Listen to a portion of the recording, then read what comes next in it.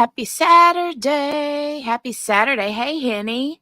So there's probably going to be a very small amount of people in here today because it's Saturday and I don't usually stream on Saturdays. But because we have both the Karen Reed trial and the Chad Daybell trial going at the same time, we kind of got to do what we kind of got to do, right? So today we are speed watching the remainder of day 19 where we ended, and then we will also be catching day 20. I'm not sure if there's any breaks or lunch in day 20 because day 20 is a shorter day, so I don't know. We'll play that by ear. I haven't looked at it so far, so I don't know. But I do want to see if we can get far enough in it. I would love to get all the way caught up into day 21, but we got to play that by ear. I don't know that we're going to be able to, but maybe part of it. So, how are you today, Henny? Are you having a good, relaxing day? I hope so. It may just be me and you today, Henny. I'm okay with that. Are you okay with that? I tell you what I'm going to do because it is Saturday. I'm going to stream and cross stitch. Yes, I am. I was up till like 4 o'clock this morning cross stitching. I couldn't put it down. Anyway, also, kids in and out, husband in and out because it is Saturday. So, ooh, been diamond painting. Nice. Nice, nice, nice. All right, Henny, ma'am, you ready to get to this? You ready to get to this? Let's get to it. We're going to get started. We're going to go to 1 point. What did I end it on? Says normal, but let me put it on 1.5. And then I'm going to mute myself and I'm going to share the screen with you guys. And then we will go. If I need to slow it down to 1.25, I will. But at this point in day 19, I think if I'm not mistaken, when we ended the last time we streamed the Speed Watch, we ended at lunchtime. So I've got it sped through to right after lunch. So that's where we're going to resume. All right, let's go. And welcome anybody that comes in late today. Welcome, welcome. If you're watching on a replay, #replay in the comments section down below. Would love for you to thumbs up the video, subscribe, all the YouTubey things, okay? Okay, let's go.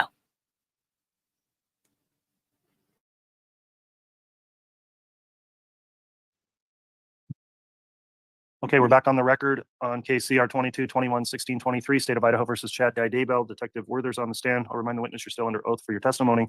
And Ms. Blake, you were conducting direct if you'd like to continue. And if you're still publishing the Exhibit 43, you can do that as well. Thank you. And we may need to go back one screen.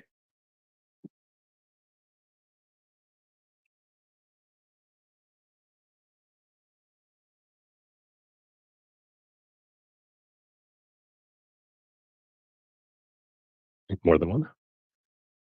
There are a few auto advances, and I think they did their thing while we were away.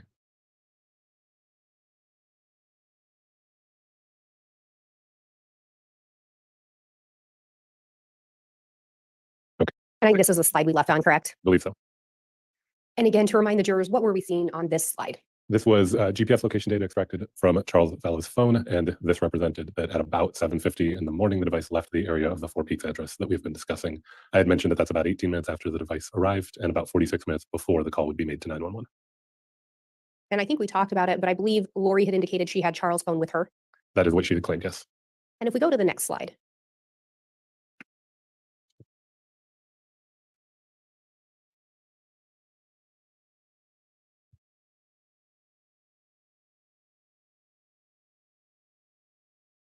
Okay. What are we seeing on this slide? This slide is representing, these are those H planes we had discussed before, indicating where a device most likely was at the time an event happened. This event is actually a call that should have stayed up. This is a call made between Alex and Lori, between Alex's device and Lori's device, rather, and shows that at 7:52, sorry, the auto advance is going to keep doing that. At 7:52, you can see the devices are communicating, and it shows the most likely location where those two devices were at that point.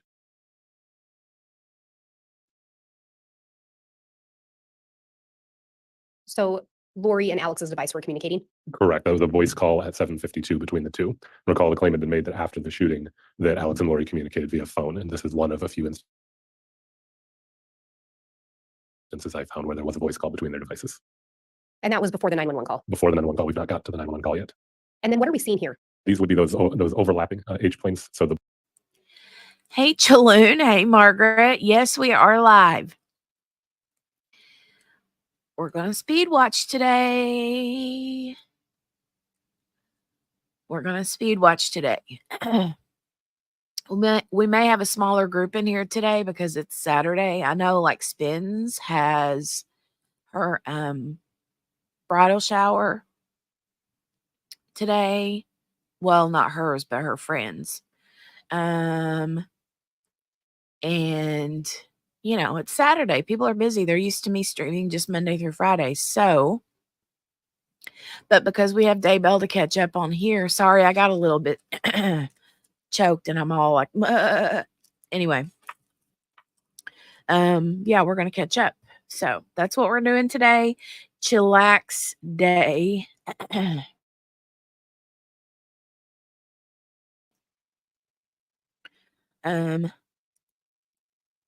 Oh, you just got home from piano. Oh my goodness, so cool.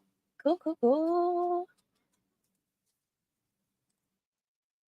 Chaloon said all my usual Saturday plans were canceled, so I'm home. Aw. Well, perfect. Then you get to catch up with us.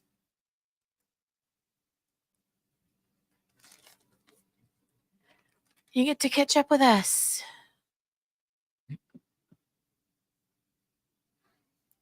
All right.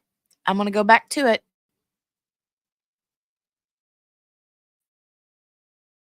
blue represents the most likely area for Ms. Vallow's device to have been, and the green is the most likely area for Alex Cox's device to have been. The green, of course, includes the Four Peaks address, and the blue includes the Burger King we're going to talk about momentarily. All right. And if we go forward, Yes. and what are we seeing here? This is location data derived from Charles Vallow's device, which shows that at about 7:55, it was in the area of that Burger King on Ocotillo Road that we previously highlighted.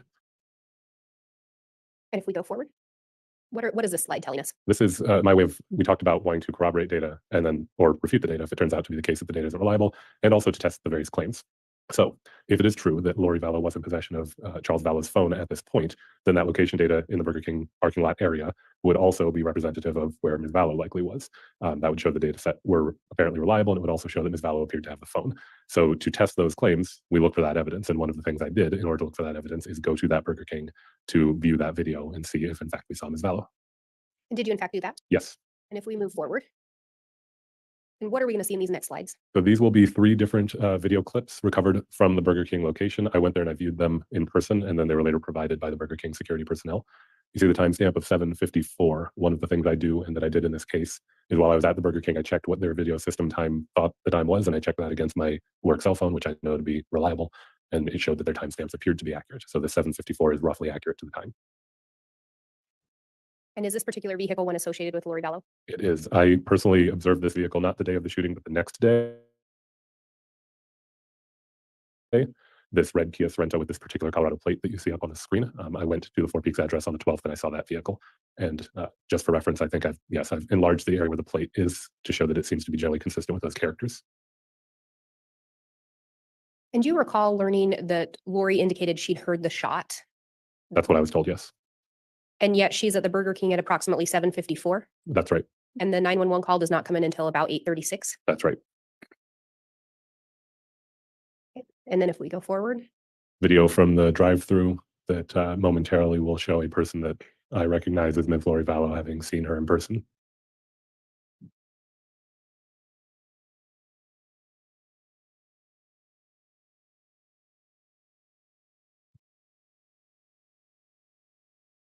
and from this video, could you tell who was in the vehicle with her? I can tell that there's at least one other person in the vehicle. I personally can't see that person clearly enough to say who that person is. And were you aware that Lori indicated she'd left the residence with both of her children? That's right.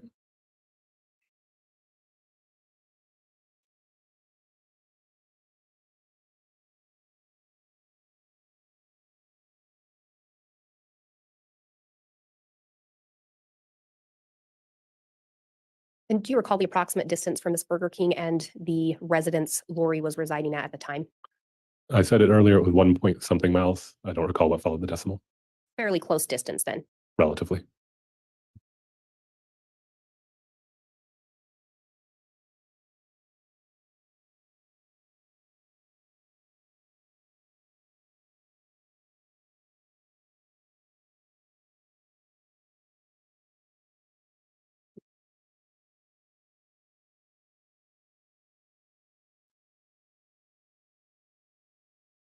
And again, according to Lori, she'd already heard the shot. So at this time, according to Lori, Charles was already shot. According to her claim, yes, And she's at a Burger King drive-through. correct.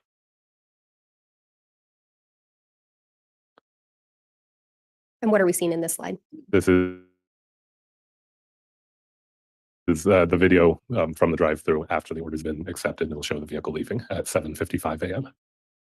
And was this consistent with where Charles' phone location showed his phone? That's correct. And what are we seeing on this slide? This just goes back to that claim. So now we have, if we see Lori there, we see Charles's phone puts the phone location data in that general area. So this would suggest that the claim that she had the phone is supported by this evidence. And if we move forward, what are we seeing here? This is going to be another call, I believe, between Alex Cox's phone and Lori Vallow's phone, and also location data extracted from Charles's phone. And as the animation continues, there will come a point where the H plane from the phone call for Lori Vallow will be overlaid, I believe. Yes, there it is. And you'll see, as I mentioned before, the H plane is where the device is likely to have been. And then Charles Vallow's GPS data also is within that H plane. So those devices are indicated to have been in the same general area.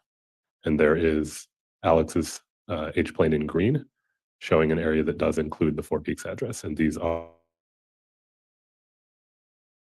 the details for each of those calls coming up on the screen now.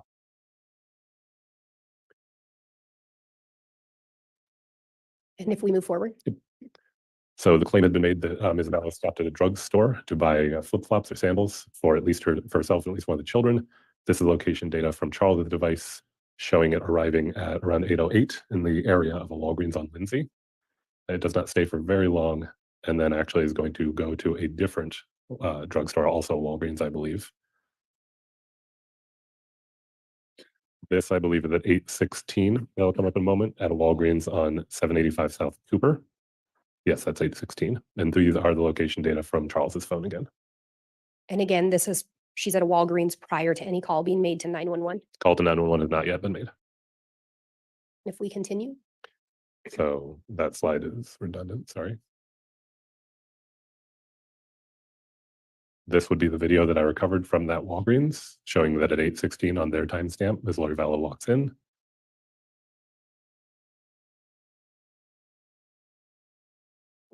And there's the register view of her buying the sandals as claimed.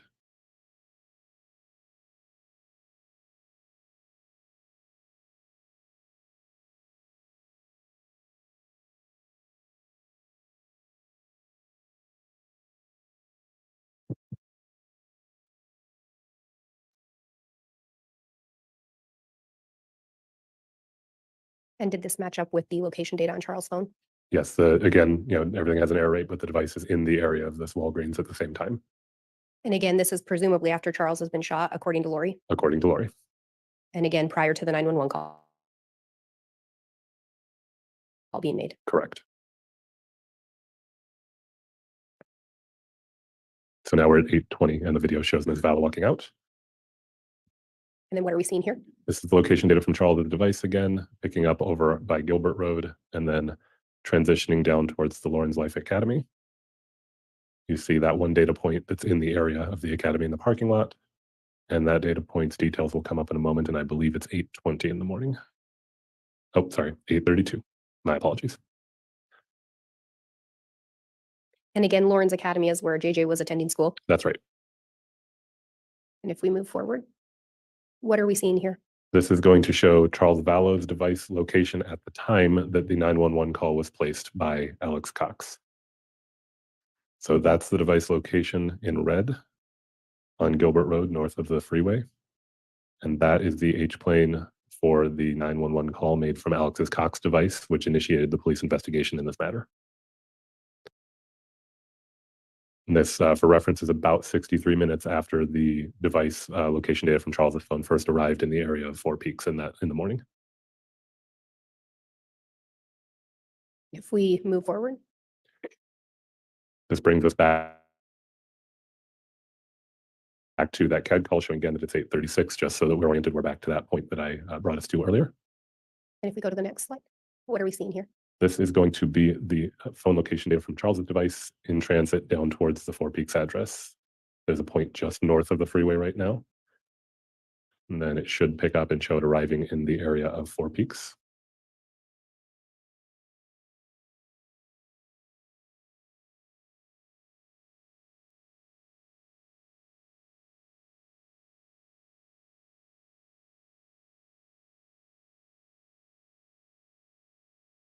This is the detail for one of those data points showing that it's about 8:49 in the morning that you see the device is now in the area of the Four Peaks address. And did that correspond with the time Lori arrived back at It- that residence? It did. And if we go to the next slide, what are we seeing here? So this is taken from Officer Krautheim's body-worn video, and one sees Lori and Tylee arriving, and I noticed that the flip-flops do appear similar to the ones that we just saw purchased, so I've highlighted those. And then because the way he had his camera oriented, I have to turn the timestamp over for it to be read. And this is represented Zua time, which is also GMT. So you subtract 7 hours, you get 8:48 in the morning Arizona time. So again, the data from Charles' device is once again corroborated by something independent, in this case, the officer's body-worn video. And if we move forward from here, what are we seeing? This is more data corroboration. So there is an incoming call to Charles' device at 10:25. And the center of the screen where I've labeled Chandler PD, that's where the Chandler Police Department main station is. So what I did to check that is if he was at the main station, there would be evidence of that. And I see that at 10:25, there's Alex in one of the interview rooms. And there's an indication that it was a missed call from M. Boudreau. Right. Do you know who that is in reference to? I'm aware that that person's related to this case. I'm not fully aware of the facts of their involvement. And would it be Melanie Boudreau? That's right. And if we go forward from here, This is another incoming call, 10:26, again, showing the H-plane does cover the area of the Chandler Police Department.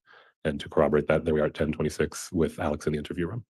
and it shows a missed call from an S. Shiflett. Do you know who that was in reference to? Yeah, I think the name is Summer Shiflett. Do you know if she's Alex Cox's sister? I believe that's right. And this is Alex in an interview room. Yes. If we go to the next slide, what are we seeing here? This shows that at about 10:40, that's Detective Nate Moffett there. He's returning some items to Alex, and that includes Alex's cell phone. So we've been seeing those missed calls and the indication the device was in the area of that H-plane, and there is the device. And I think you said 10:40. Would it have been approximately 11:40? Yes, thank you. And if we move forward from here, what are we seeing on this slide? This is an incoming call to Alex's device at 12:10, and the H-plane once again covers the Four Peaks address. And if we go forward from here, what are we seeing? This is going back to the location data for Charles's device. That was the location data from the point at 8:49 when it arrived back at Four Peaks, all the way to 12:13 where we see it depart the area of Four Peaks. And Charles Vallow has been declared deceased by this time. Yes, that's right. If we go forward, what are we seeing here? This is going to show the movement of the location data from Charles's device north and east to an area by the freeway, and it will show a voice call with Lori Vallow and shows that the H-plane again, is overlapping the area where one sees GPS location data from Charles's device. And you see that those are within 2 minutes, really a little bit less than 2 minutes of one another. There's a 12:34 and 12:36 on those, showing that they're in the same general area at the same time. And if we go to the next slide, what are we seeing here? This should show a text from the 0143 number we've been considering attributed to Chad Daybell to Lori Vallow's 9562 number.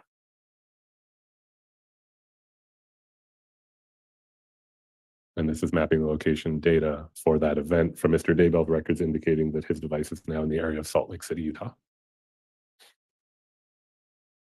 And did you determine an approximate time on that text?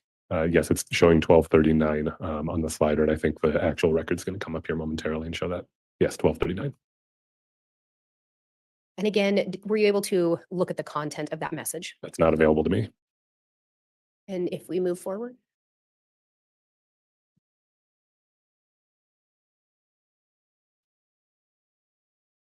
Maybe frozen. Stand by.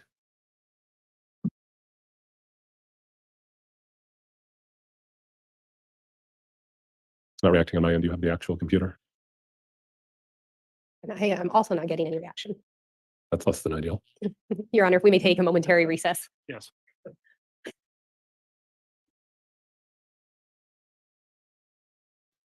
And Detective Werther, is it going to be best if I close out and Oh. reopen it? Be my best guess. If you hit escape so we're not presenter viewing, we'll see if we can note what slide we were on. That'll make it easier. But if it's not reacting at all, I think we'll have to just quit it and reopen it. And I think it has frozen up. Your Honor, I'm going to unpublish it. Okay.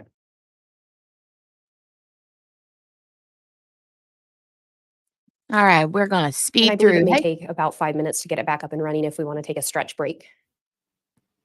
Okay, we can, yeah, we'll go ahead and do that. hey, Kel and Sherry. Did I miss Everyone anybody like to else? stand up if they want. Man, Let's speed through here. Take a stretch break.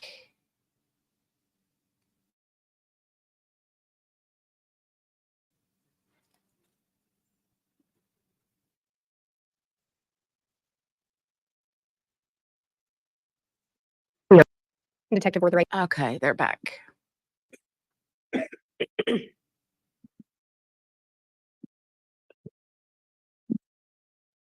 Detective Werther, I think I went back a slide, but you'd been talking about a text between Chad and Lori's device. That's right. And then what do we see on these next slides? So briefly as well, I may have misspoken. This is an incoming text from Lori to Chad. And then if we move forward. See if it'll advance now. It will not for me. Is there a chance you could hit an enter key or an arrow key? I'm going to see if I reconnect the mouse if it lets you. No. Let's see. Yeah, I'm right clicking and it's coming up with nothing. It should come up with a menu. If you hit enter, will it advance?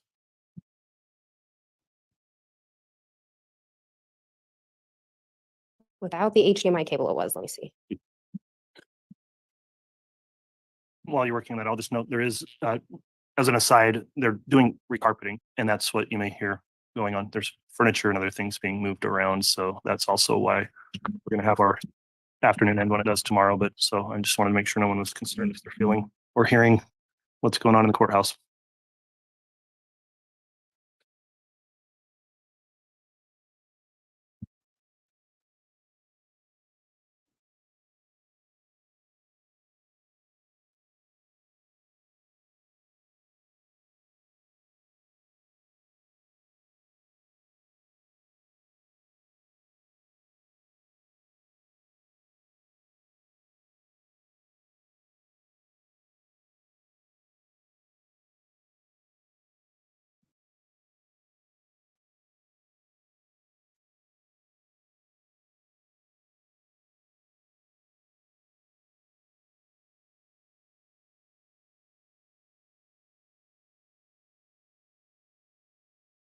Right, Margaret? Justice never stops, even for new carpet.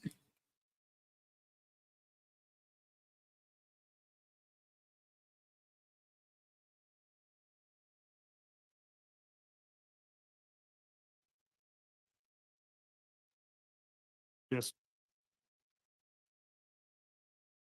And Your Honor, may we approach briefly? Yes.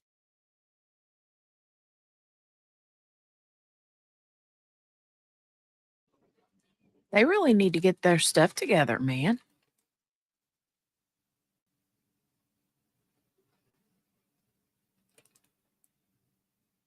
They had just had a 5-minute break and then they come right back and then still.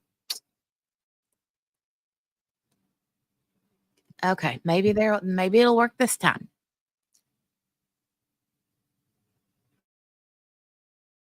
All right, Ms. Blake, we discussed proceeding with a different witness right now while you work on the technical issue on this, and I believe the state does have another witness we could call. With that, are you moving to allow this witness on direct to step down and have another witness start direct at this time? Yes, Your Honor, that would be the state's request. Okay, any objection to that, Mr. Pryor? No objection,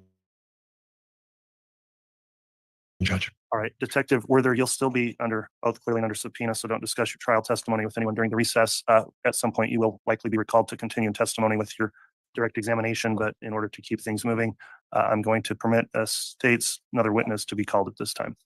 Thank you, Your Honor. Thank you. Your Honor, the state would call Tara Martinez.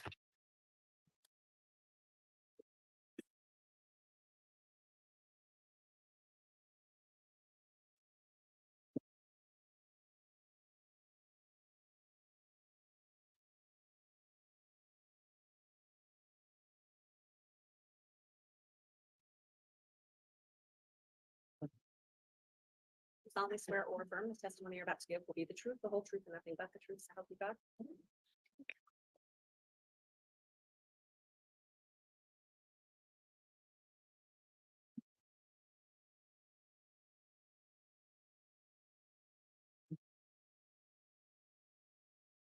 Thank you. All right, the witness has been sworn at this time. Mr. What is this witness subject to the exclusionary order? Your Honor, I guess there'd be an argument that she is not. Having said that, I don't believe she's watched any trial testimony from this trial. Okay, and again, that's sometimes not all that easy to figure out who or would or wouldn't be subject to it, but I will inquire. Have you been watching any of the trial testimony since this case began? No, sir. You haven't viewed it on the online feed or in the courtroom at all? No. Have you talked to anybody else about their testimony? No. Okay, then Mr. Wood, you can inquire on direct. Thank you. Thank you. Good afternoon, ma'am. Good afternoon. Can you state your name and spell it for the record? Yes, Tara Martinez, Martinez, And how are you employed? with Idaho State Police Forensic Services, What is your title there? Forensic Scientist 2. And what does forensic scientist 2 do? It depends what section of the laboratory you're in. So I'm in the latent print section. So that means that I process items of evidence to try to find fingerprints, and then I may compare those prints and may run them through a database. And then I also respond to crime scenes. And how long have you been with the Idaho State Lab? 8 years. And do you have any special training to accomplish your job duties? So first I have a bachelor's of science in biological science with a minor in chemistry and a specialization in forensic science. And then once I was employed with Idaho State Police, I went through an extensive training program, which included practical exercises, readings, tests, and some external training and different training classes outside of the laboratory. And are you a member of any professional organizations related to your job? Yes, I'm a member of the International Association for Identification, as well as their Pacific Northwest Division. You mentioned earlier that you process latent prints. What are latent prints? So latent print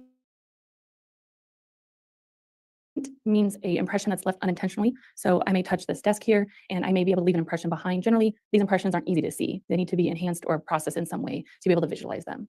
And what is the process used to develop a latent print for purposes of your examination? It really depends on the item. So when I receive an item into the laboratory, I'm first looking at the item to try to decide which methods I'm going to use. The first thing I'm looking at is the item porous or non-porous, meaning porous like paper absorbs water, and non-porous obviously repels water, like a water bottle, piece of plastic, things like that. And then once I've determined that, I may look at the color of the item or the texture of the item, and these things may help me decide which process I'm going to use. Mainly, though, depending upon whether it's porous or non-porous. And when people touch something, do they always leave a latent print? No, it depends on a lot of different factors. They can be broken down into little categories. So the first being pre-touch, like meaning the person. So some people leave really good prints behind. Really depends on how much they sweat. Maybe if they touch their other parts of their face or their body a lot, they'll have oil on their hands. So those are person factors before you touch the item. And then you have touch factors, meaning if you touch an item, how likely is it you're going to leave something behind? And that depends a lot on the item itself. Is the item dirty? Is it dusty? Is it textured? Those kinds of things would mean that you probably wouldn't leave a latent print behind very easily. And then the post-touch factors, meaning is the item left outside a lot? Is it raining? Is the print going to be evaporated by the sun? And then how the item is packaged. So there's a variety of factors to determine whether or not a latent print is left behind. If a latent print is left behind, how is it that you would collect a latent print? So again, it really depends on the item.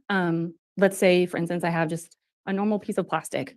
It's a non-porous item. There's just plain old plastic. So in that case, I first do a visual examination, and I'm looking here to see first if I see any prints that someone may have left just incidentally. Maybe they have some oil on their hands. So maybe they have more skin cells on their hands and they've just left a print. So I'm first looking for that.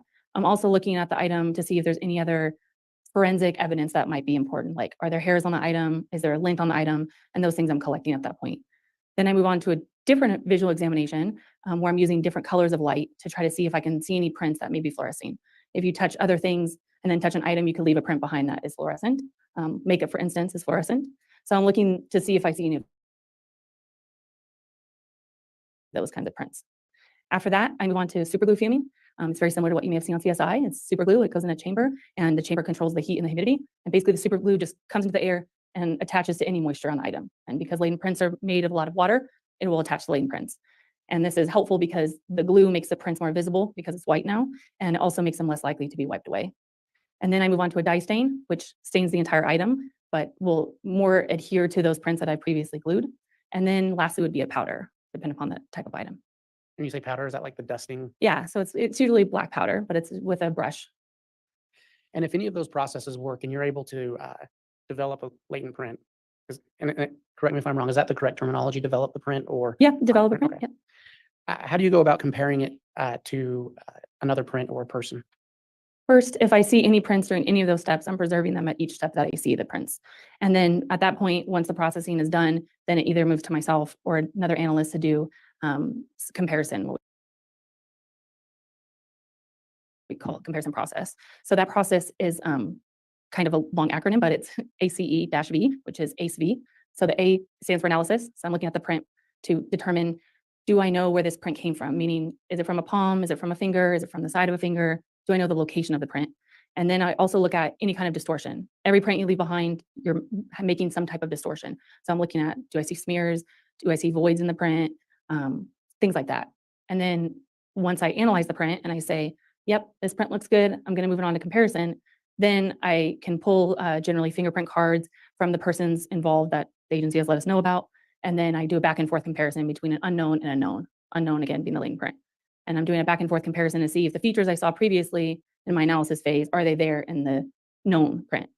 And not just are they there, but do they look similar to each other? Is their spacing the same? Things like that. And then the E stands for evaluation. So at that point, I'm saying, okay, I've done my comparison. What's my answer? Is this print from this source of this known or not from the source? Or are they the same source? And then at that point, I'll make my determination. And then V stands for verification, or another analyst goes through and does the whole thing over again. And so just to kind of summarize that, you look at the print, determine if it's sufficient to make a comparison, Yes, sir. and then you attempt to make the comparison. Yes. You evaluate that and then have it verified by someone else. Yes. And you mentioned that, how do you compare it to someone else? You mentioned a print card? So known prints are taken from people for various reasons. And so there is a database of known prints that I can access. So if I know who the agency would like this compared against, I know the persons involved, the victims, et cetera, then I'll pull cards from that database and be able to compare against them.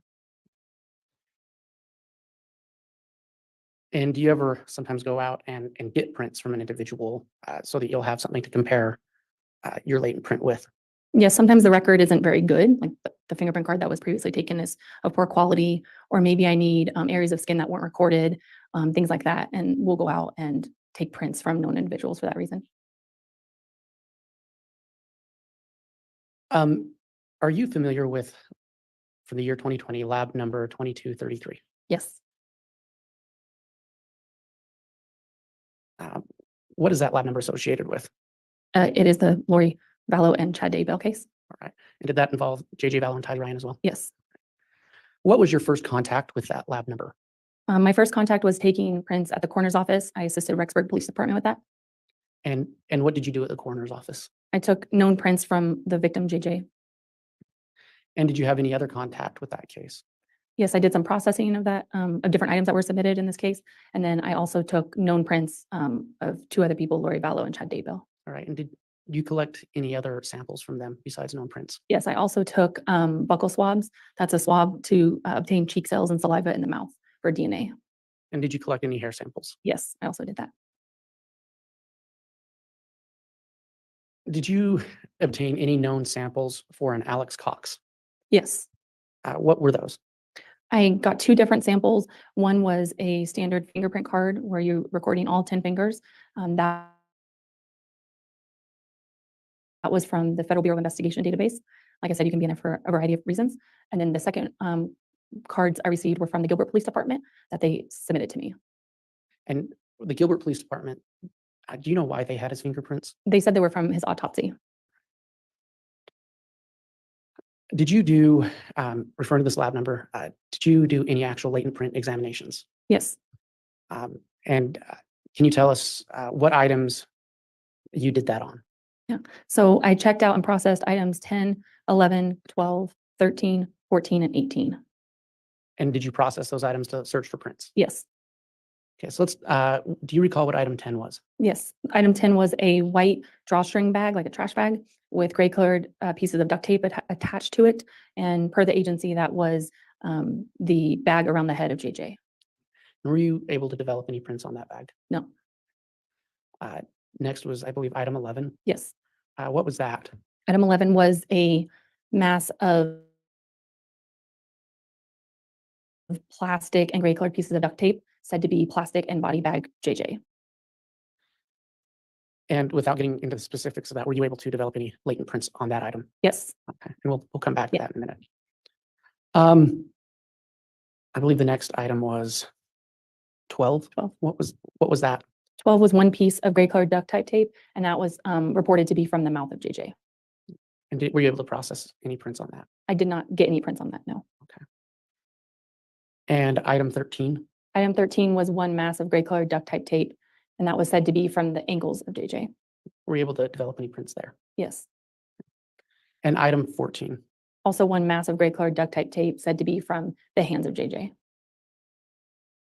And I believe the last item, was it 18? 18, yes. And what was that? One green colored piece of plastic with Lidica Corporation written on it, and it was said to be a green bucket from bag 2 of 3 from Tylee. And were you able to develop any prints from that? No. From any of those items, were you able to collect any hairs? Yes. Where were you able to collect hairs? Items 10, 11, 13, and 14. And just briefly, let's talk about item 13. You said you were able to develop some prints from that. Yes. Were you able to do any successful comparison with those prints? I did comparison. I don't know the word successful is, I'm not sure. but Okay. Let me explain. So I was able to develop 2 lane prints from item 13. Those were 13.1 and 13.2. And 13.2 was established, once it was in the comparison phase, it was established that it was not enough rich detail for comparison. So at that point, there's nothing further to do. There's no comparison to be made. Whereas 13.1 was enough to compare and moved on to the comparison stage, but no identifications or exclusions could be made. So the print became inconclusive, and that was due to the quality of the latent print. So sometimes there's enough detail that you can do some comparison, but you may not be able to render a conclusion of identification or exclusion, and to kind of just get stuck in the middle. So inconclusive is maybe the better word than Yeah. successful or unsuccessful. Yes. Okay. I'd like to talk to you about item 11. And if you can just briefly remind the jury what item 11 was. Yes, item 11 is black colored plastic and gray duct tape. The item itself is composed of multiple pieces. So I labeled them separately. So 11.1 to 11.11 is the gray colored duct tape. And then 11.12 to 11.15 is the plastic pieces.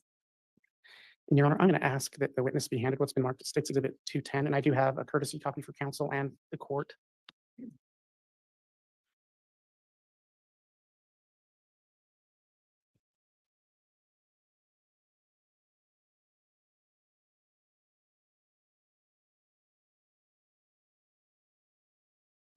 Ms. Martinez, are you familiar with Exhibit 210? Yes, When you, in anticipation of testifying before the jury today, did you prepare this exhibit? yes. And what does that exhibit purport to be? Or what is the information contained in that exhibit? Let me ask that. This contains the items broken down so that you can see photos of each of the items as well as photos of each of the latent prints that were compared. And it includes what we call our charts, which is basically like my markup of the prints. And Your Honor, I believe that this comes in by way of stipulation. But I would ask this exhibit, or let me ask a couple more questions. Did you prepare that in anticipation of testifying before a jury? Yes, And do you believe that that would help the jury understand both the work you did and the results you found yes. on this case? Your Honor, I'd ask that State's Exhibit 210 be entered into evidence. Any objection? Judge, it's entered by way of stipulation of the parties. All right, then 210 is admitted, States 210. And if I may publish, Your Honor. Yes, you may.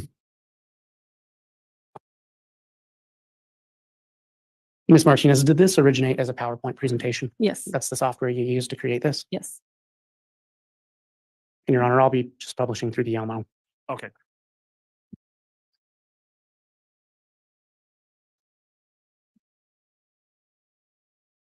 Can you tell the jury what they're looking at on this page of the exhibit? Yes, so on the left, you can see underneath it says item 11. So there's two different areas, I guess, of plastic on this photo. So the one on the left is what was processed, and the one on the right is what the one on the left came in. So it came in as this giant bag with bags inside. So the one on the right was not processed. And then on the right photo, where it says item 11.12, this is just 11.12, so being one of the pieces of plastic that was in that bundle. And then if you look at the top, right there, you can see it says 11.12.1. So that's just an indication of where the lien print was on that item.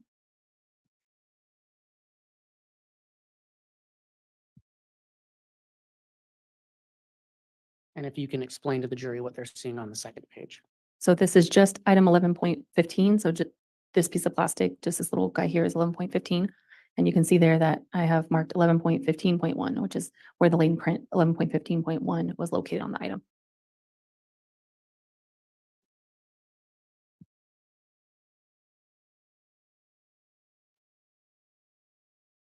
If you can tell the jury what they're looking at here. So this is latent print 11.12.1. This is it developed. So this is the way the photo, this is the exact photo that I took at the time when I developed the print.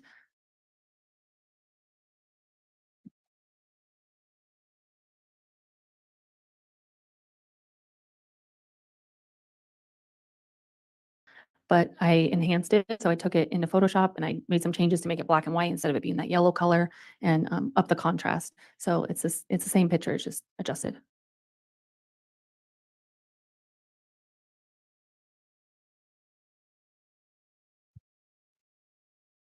And this is the analysis of the lien print. So I mentioned the charts earlier when I'm marking up the print, and analysis being the A of the methodology. So you can see here, there's a bunch of different dots on the screen, these yellows and these greens here.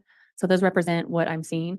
If the dot is green, I'm very confident at what I'm seeing. If the dot is yellow, I'm less confident, meaning I see features there. I just may not be sure what kind of feature it is, or maybe not exactly sure on the location. So this is my markup of the print.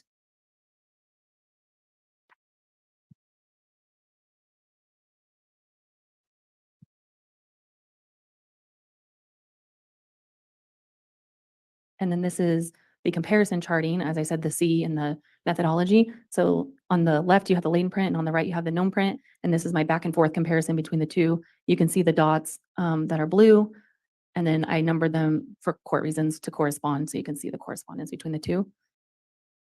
All right, and I see it says comparison of latent print 11.12.1 to known print number 5 Cox. Is that referring to Alex Cox? Yes, the conclusion at the end of this comparison was an identification to the card bearing the name Alexander Cox to number 5, meaning the right little finger.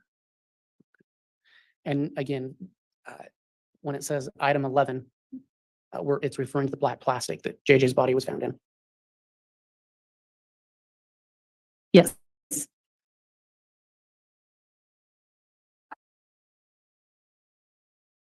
So this is the other lane print that was developed, 11.15.1. Again, this is the photo that was taken at the time when it was processed with the dye stain.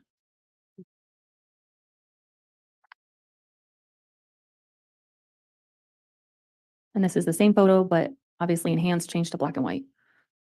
And is that, can you tell what body part that print is from? In my analysis, I believe that I wrote that it was likely a palm. That is based on the flow I'm looking at here. You can also see that it's much larger than the finger we just looked at. There's also some creases here and some other indicators that it's likely from a palm print.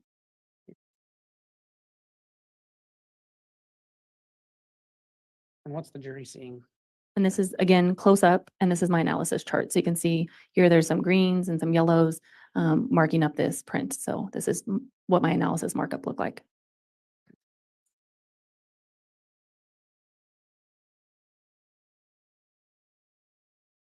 And then here's the comparison markup. Again, the blue dots, those are the correspondence with the corresponding numbers. And the conclusion after the comparison was that 11.15.1 was identified to the right palm of the fingerprint card or the palm print card bearing the name Alexander Cox. So just to be clear, this comparison matched up with the print of Alex Cox. Yes. And again, this is from item 11. So part of the black plastic bags wrapped around Yes. JJ.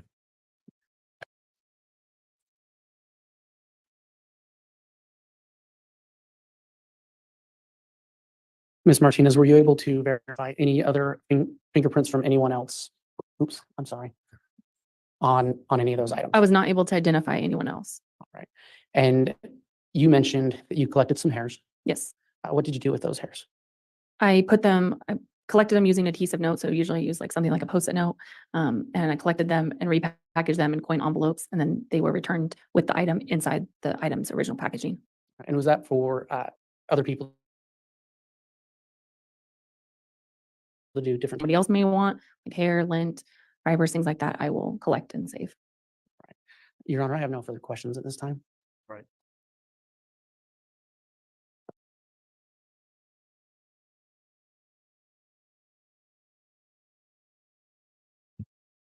All right, Mr. Pryor, cross-examination. Judge, before we start, I have Defense Exhibit 41 I'd like to have marked. And my understanding is that it's by stipulation of the parties. Oh, yes. All right, can you explain what Exhibit 41 is, please? That would be part of the report that Ms. Martinez prepared as part of this investigation. Very well. If that's being offered, I'll just take that up this time. Is the state been able to review Exhibit 41? Yes, Your Honor, we have no objection. Very well. Defense Exhibit 41 is admitted. Judge, may I proceed? Yes. Ms. Martinez, would it be fair to say that plastic is a good conduit to obtain fingerprints? Yes. It's because of the nature of how plastic is manufactured. It has an oil-based production, which would allow for fingerprints to be easily placed upon that kind of a surface. Would that be fair? Yes, it's a very good surface for laying prints, mostly just because it's non-porous. And it does have a nice coating on it. Right. And in this particular case, you were clearly able to identify a fingerprint of Alex Cox. Is that right? Yes. And the bottom of the heel of the hand of Alex Cox on this plastic. Is that right? It wasn't the bottom, but yes, a piece of the palm, yes. The piece of the palm. Of the Yes, under the two fingers right here, the middle finger and the ring finger, so higher up in the hand. Okay. And then I don't know if I saw this in your report. You collected hairs in your process of going through all of the plastic that you were provided. Is that right? Yes. Do you have a recollection of how many hairs you collected as a result of your analysis? I have to look at my notes. It's written down in my notes, but it's not something that was reported at the time. Do you have your notes with you? Yes. Are they at the table with counsel? Yep. Mr. Bailiff, could you provide the witness? And Judge, could she use those to refresh her recollection? Yes. I'll have her identify them once they're there. Thank you. Mr. Bailiff, if you wouldn't mind, please hand those to the witness. And these are notes for you to refresh your recollection, but don't read directly from them or read them into the record unless the court allows you to do that.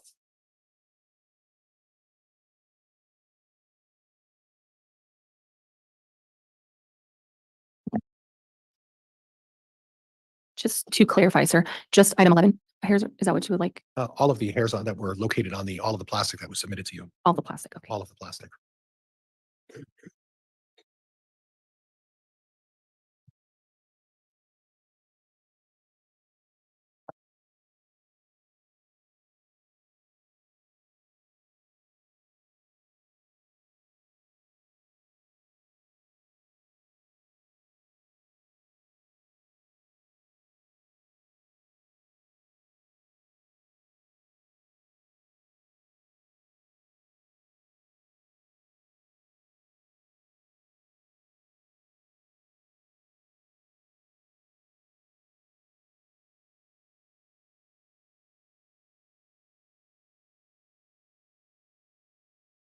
My apologies, I have horrible allergies today.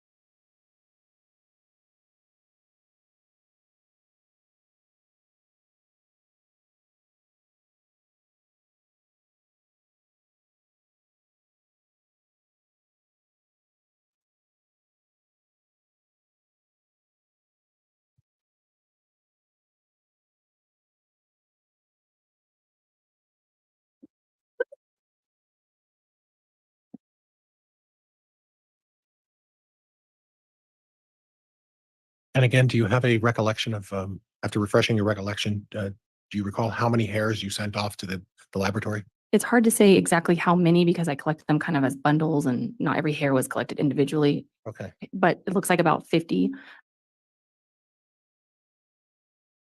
different adhesive notes were used to collect them. And that's between items 10, 11, 13, and 14. Okay. So there were a significant number of hairs that were located on the, Yes, on all the plastic that was submitted. and those hairs were sent off to Bode Laboratory, is that right? I don't know where the hairs went. I just repackaged them. Now, at any time, did you find all of those hairs on the first run through, or was that over a process of time that you were examining the plastic? It looks like over a process of time. So some of them were right away during the first visual, and then others were seen after multiple processes. And after multiple processes, you were able to identify these two latent prints of Alex Cox, is that correct? Yes, And obviously, you've already noted that you are not, it's not within your department to deal with the latent prints, is that right? it's within my department to deal with the latent prints. I do latent prints. I'm not. Do you mean sorry, DNA? DNA. I am so sorry. No problem. Yeah, no, I don't do anything with DNA. And I don't have allergies, so I don't have an excuse.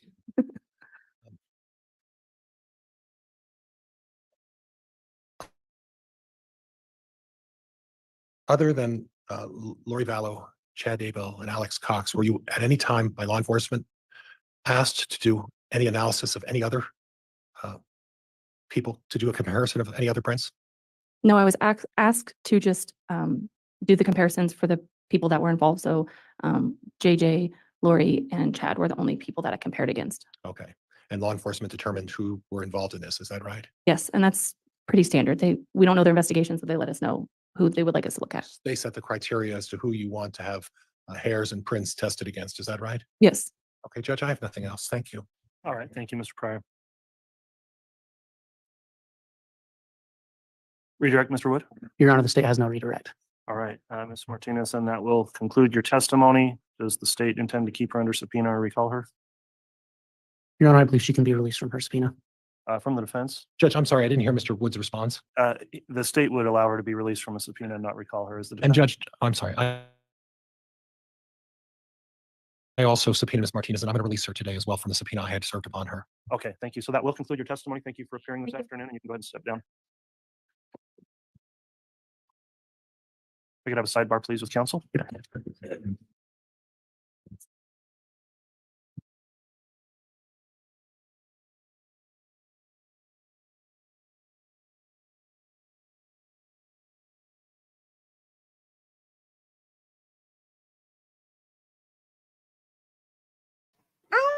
Do you like watching two trials, Miss King? Yeah. Yeah, it's I don't mind it. I just, also I will say it makes it easier that Karen Reed is doing like half day, 2 days a week. That really does help. Chaloon says, I think it's safe to say the majority of us here have some form of ADHD. So 2 trials is fine. Is just fine. All right, thank you, counsel. We are going to take a mid-afternoon recess here to allow jurors to use the restroom, et cetera. So we'll take about 20 minutes, and then the state does have another witness lined up after that. So I'll please rise for the jurors. All right, please. All right. I'll fast forward. Hold your horses. Here we go. Whee! All right.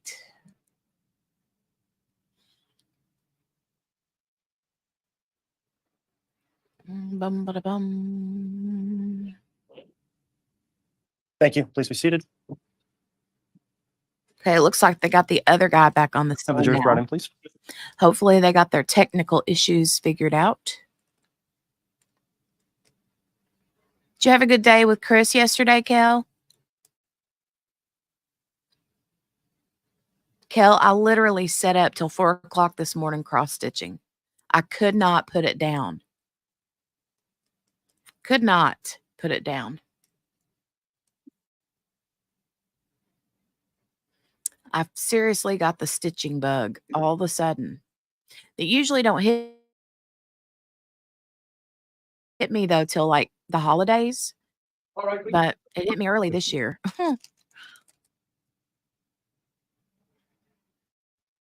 Thank you. Please be seated.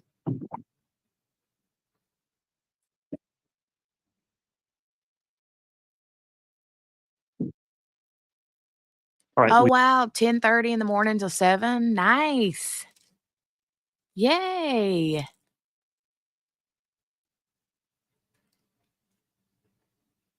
Oh, sweet. All right.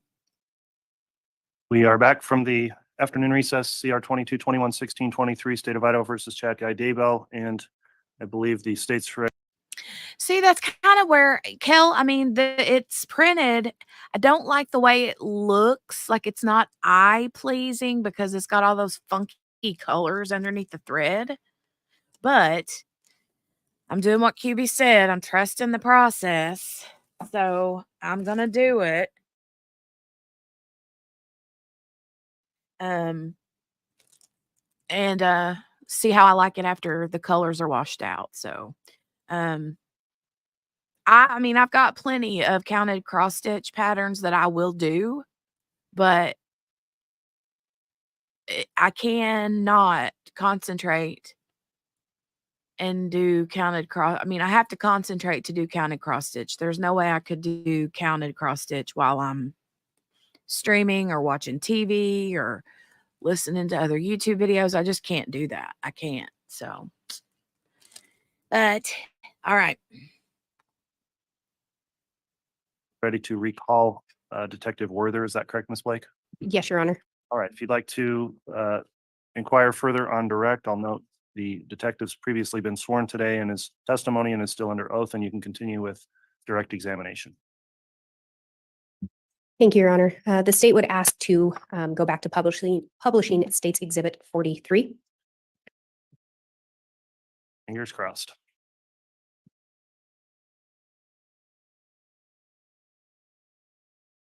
And Detective Werther, I think we left off with this was less than ideal. Was Yes. that in reference to the tech problems? It was. All right. If we turn our attention back to this slide, can you remind us what we were looking at here? Yes, we were looking at a record of an incoming text to the 0143 AT&T number that's been attributed to Chad Daybell from Lori Vallow's 9562 number at 12:39 on July the 11th, 2019. And if we advance to the next slide, Won't you do it? Stand by. Okay, yep. what are we seeing here? This is the from 750 to this seems to be out of order. Stand by. Yeah, we're out of order. We're back much earlier in the day in ground that we've already covered. We've seen these slides before. Pardon me. Because this is going to take. This guy is killing me with his standby comments. I'm like, stop it. Oh, it's not cute when he does it, but it's cute whenever Googly and QB do it. Why is it getting on my nerves that he's doing it? I think it's totally because he's on the stand and he's a witness and he shouldn't be saying those things. Stop talking. Other than when you're asked something. Right, Chaloon? Where's their tech person? They need to be there. Oh, was it you, Henny, that said that? Trust the process? Well, I'm trusting the process. I'm doing it. I'm enjoying it for sure, Sherry.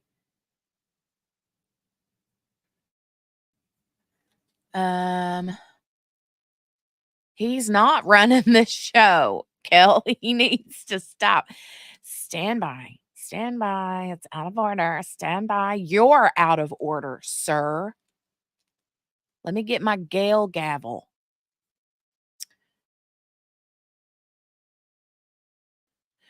Kel, so we have to remind ourselves sometimes, honey, taking a step back helps too. You're right. Sherry said, does anyone here crochet? And before I could get it out, she already said, besides Mickey Jor. Okay. Take us through the Burger King again.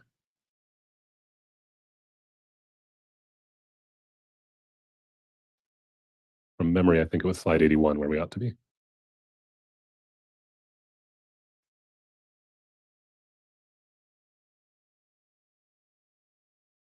And in trying to keep the tech happy, I'm just trying to get back to that slide. That's where we ought to be. And can you tell us what we're seeing here? This is showing the mapping of a voice call from Lori Vallow's 9562 phone to the 0143 phone. That one M45S signifies that it's a 1 minute 45-second duration call. It's going to zoom in and show the mapping on Lori's devices once again, essentially co-located with the device location from Charles Vallow's phone. And there we see the details of the call with the duration rendered in seconds, but that's 1 minute and 45 seconds. And if we go to the next slide. This is going to proceed showing the location data as Charles' device describes a path east and south, and then the next call record that is located along with the device location.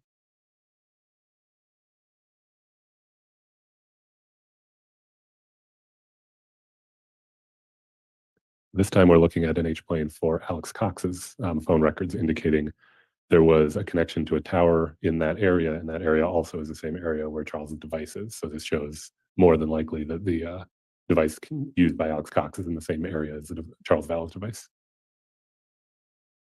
And this is almost 1 o'clock. Yep, 12:57 for the location from Charles Vallow's device and 12:59 for the voice call. And if we go to the next slide. Here we have an outgoing text from the 0143 number to Lori Vallow's 9562, and this is at 13:11, which is 1:11 p.m. So another communication between Chad Daybell and Lori Vallow on July 11th. Between their devices, yes. And if we go to the next slide. What are we seeing here? These are more data points from Charles Vallow's phone. It shows it arriving in the area of Alex Cox's home. They're on 1658 East Shari Street in Santan Valley, and the time is going to be 13:26. And if we go to the next slide. This is another text, this time incoming to the 0143 number from Lori Vallow's 9562 number, and at 13:39. If we go to the next slide. Text going outgoing at 13:43 between the same two numbers. And the next slide.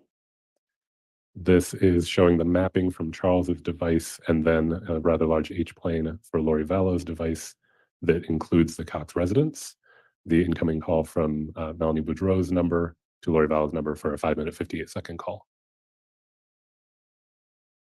And if we go to the next slide.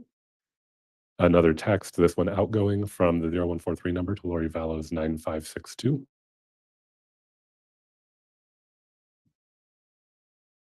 And the next slide. This is the H-plane that we left off with, and it's going to transition to show that the H-planes for both Lori's phone and Alex's phone are in the same general area. And I believe that's the next slide, my apologies. This one just shows an H-plane for Alex's for an incoming call. That negative one's a default value, so I'm not sure who called it, isn't in the records. And if we go to the next slide. This shows Charles's location data still in that area, and then location data from Lori Vallow's 5452 number with an H-plane that includes that residence. And this is at 1407 and 1408. And there's an indication there that a number associated with Lori called Detective Inclin's desk. Yes, Detective Inkland's a member of my team now. She was on the robbery homicide team at the time and involved in this investigation, and she's the one who received that phone call. And do you know if she's also the detective that interviewed Lori Vallow? Yes, she is. And if we go to the next slide. So this shows that and remember that there are two phones associated with Ms. Lori Vallow. So the 9562 H plane is the top one. The 5452 is the bottom one. Shows that they're overlapping and they're within 2 minutes of one another, basically showing that they're in a similar area that includes that residence. And was Charles' phone also located within that vicinity? It was, I don't believe, it's a data point within this very narrow time frame, but it's been located in that location, and we'll see data coming up shortly that shows it still is. And then I see a note down there, a number associated with Lori Vallow called the Valley of the Sun Mortuary. Yeah, so highlighting this number here, if you take that number, which is 480-895-9232, I'm going to advance to the next slide now. That's the phone number for the Valley of the Sun Mortuary.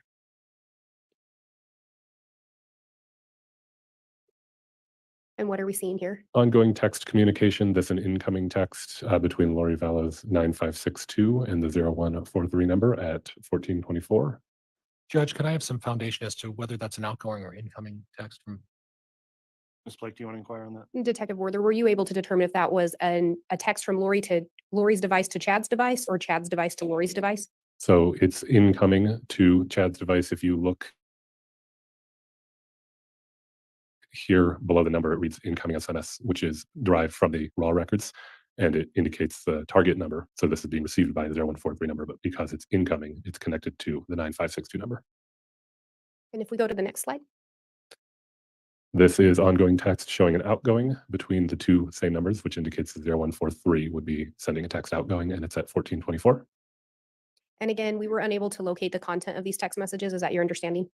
Correct. Typically, they're not preserved for very long, if at all, by providers, and I have not seen the content of any of these messages. And if we advance to the next slide, what are we seeing here? This is ongoing text, so this is an incoming text to the 0143 number from the same number, and it is at 1428. And if we go to the next slide, This picks up with those overlapping H planes down in Arizona, shows more of Charles Vallow's devices location data near the Cox residence, and it advances to an H plane at 1428. This is an incoming voice call from the 0143 number to Lori Vallow's 9562 number, and it lasts 11 minutes and 13 seconds. and if we go to the next slide, This is just showing the same call, but showing it as it was found in both record sets. This is showing the mapping related to where Mr. Daybell's device was at the time of this call, so that we see both locations.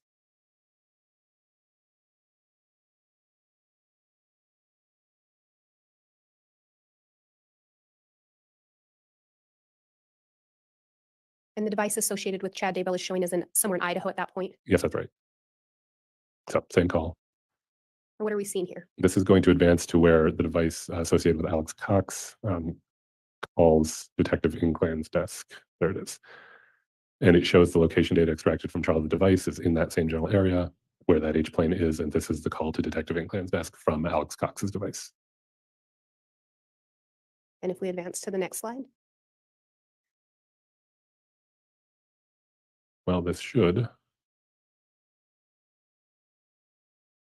show, excuse me, the animation appears not to be loading. would you like me to try from my end? Yes, let me back up. If not, the static image will ultimately show the data anyway. Could I just move to the next one? Yeah, but I think it's all right. It's just it was transitioning to the next thing. So to continue and use people's time well, this is the same data from the last slide, and then also showing, this is the data showing Charles Vallow's extracted location data, the call to Detective Inclan's desk, and then adding in a call received a minute later to Lori Vallow's phone from Melanie Boudreau, showing that all of these devices are in the same general area. And if we advance to the next slide, So this will show, and we're having computer issues today, but the animation's likely not going to play, but it will still show us where we're going. The Charles Vallow device will leave the area of the Alex Cox residence and arrives, as we see on this next still image, at 1445 hours in the general area is when it leaves the general area of Alex Cox's residence. And then it's going to move on to the Four Peaks residence, where it is turned over to detectives.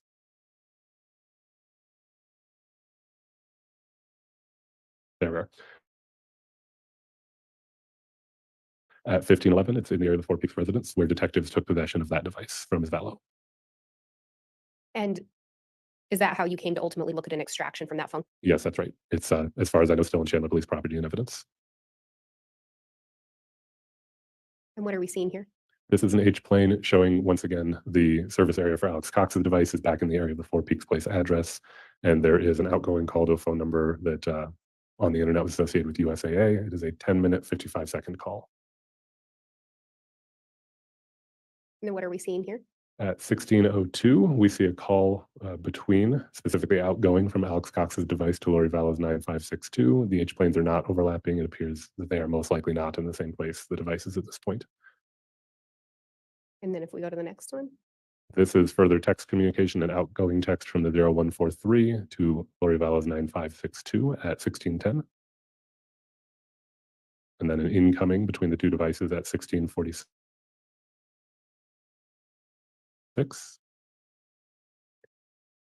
This is a voice call outgoing from the 0143 number to Lori Vallow's 9562. It is a 30-minute, 13-second call, and it is at 17:42, 5:42 p.m. And if we move on.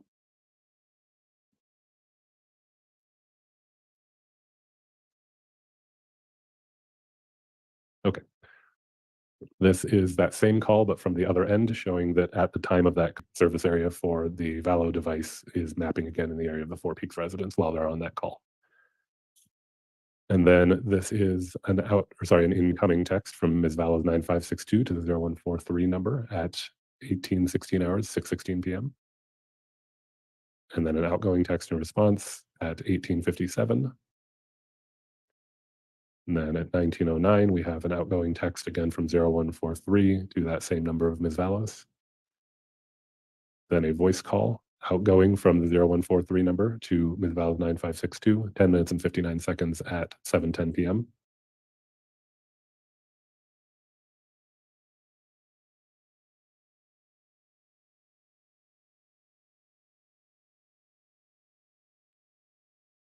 Okay. This is that same call mapped again on the Arizona side from Ms. Vallow's records, showing again in the area of the Four Peaks residence while that call is happening. Another outgoing voice call, but this one from the 0143 number to that Valley of the Sun mortuary number that we saw earlier. This is at 7:34 p.m. and the call lasts 7 minutes and 14 seconds. In my analysis of that day, which is what I did the analysis on, it's the only call or text from that device to any number other than Ms. Vallow's. And Ms. Vallow had called the Valley, or a device associated with her had called the Valley of the Sun mortuary earlier in the day. Correct. And now the device or a device associated with Chad Daybell placed a call as well. That's right. Now it is 7:50 p.m. and is an incoming text from Ms. Vallow's 9562 to the 0143 number. And then at 7:52 p.m., an outgoing text from the 0143 to the 9562. And then there is an outgoing 7-second call from 0143 to the 9562. That is at 7:54 p.m. And the 9562 number texts the 0143 number at 7:54 p.m. And then there's a 13-minute and 2-second call outgoing from 0143 to 9562 at 7:54 p.m. I believe it's just going to show us the mapping on the other end on the next slide. Yes, this is that same call in Arizona showing the service area for Ms. Vallow's device in the area of Four Peaks. And coincidentally, around that same time, there is a service area for Mr. Cox's device, and it also is in an area that covers the Four Peaks address. Ongoing text communication, we are up to 9:10 p.m. and outgoing text from 0143 to 9562. Another outgoing text at 21:35, 9:35 p.m. between the same numbers. And that brings us to the end of the exhibit. And what are we seeing on this slide? These were some takeaways from my analysis based on the claims that we had discussed previously, indicating, as you see on the screen, that it's very likely that Mr. Vallow's device arrived around 7:32 at the Four Peaks address and left around 7:50. And there are multiple instances where that device is then co-located with Ms. Vallow's devices and also her known location from video and other sources. So that seems to support the claim that she left the Four Peaks address with Mr. Vallow's device, which, as I understand it, was claimed to have been after the shooting had occurred. If all of that is true, then there's at least a 45-minute delay between that event and 911 being called. Otherwise, if it wasn't true, then it would be hard to see how they could have witnessed the event as they claimed. And then there are the communications that we've seen between the device associated with Mr. Daybell and with Ms. Vallow through the day, and the call to the Valley of the Sun mortuary. And at some point, as part of the investigation, did you learn that Chad Daybell and Lori Vallow were engaged in some form of extramarital affair, or there were at least allegations of that? That's my understanding. But on this particular day, these communications were the day Charles Vallow died, correct? That's right. And the communications between Chad and Lori were throughout the day, Yes, as we've seen. and they started prior to Charles arriving at Lori's residence. Yes, I believe the first one's in the 6 a.m. hour, Arizona time. And there was a text from Chad to Lori around the same time that Charles Vallow arrived at the residence. From that device to Lori's device, yes. I have no further questions. All right. Once you're ready, Mr. Pryor, you can cross Thank you, examine. Judge.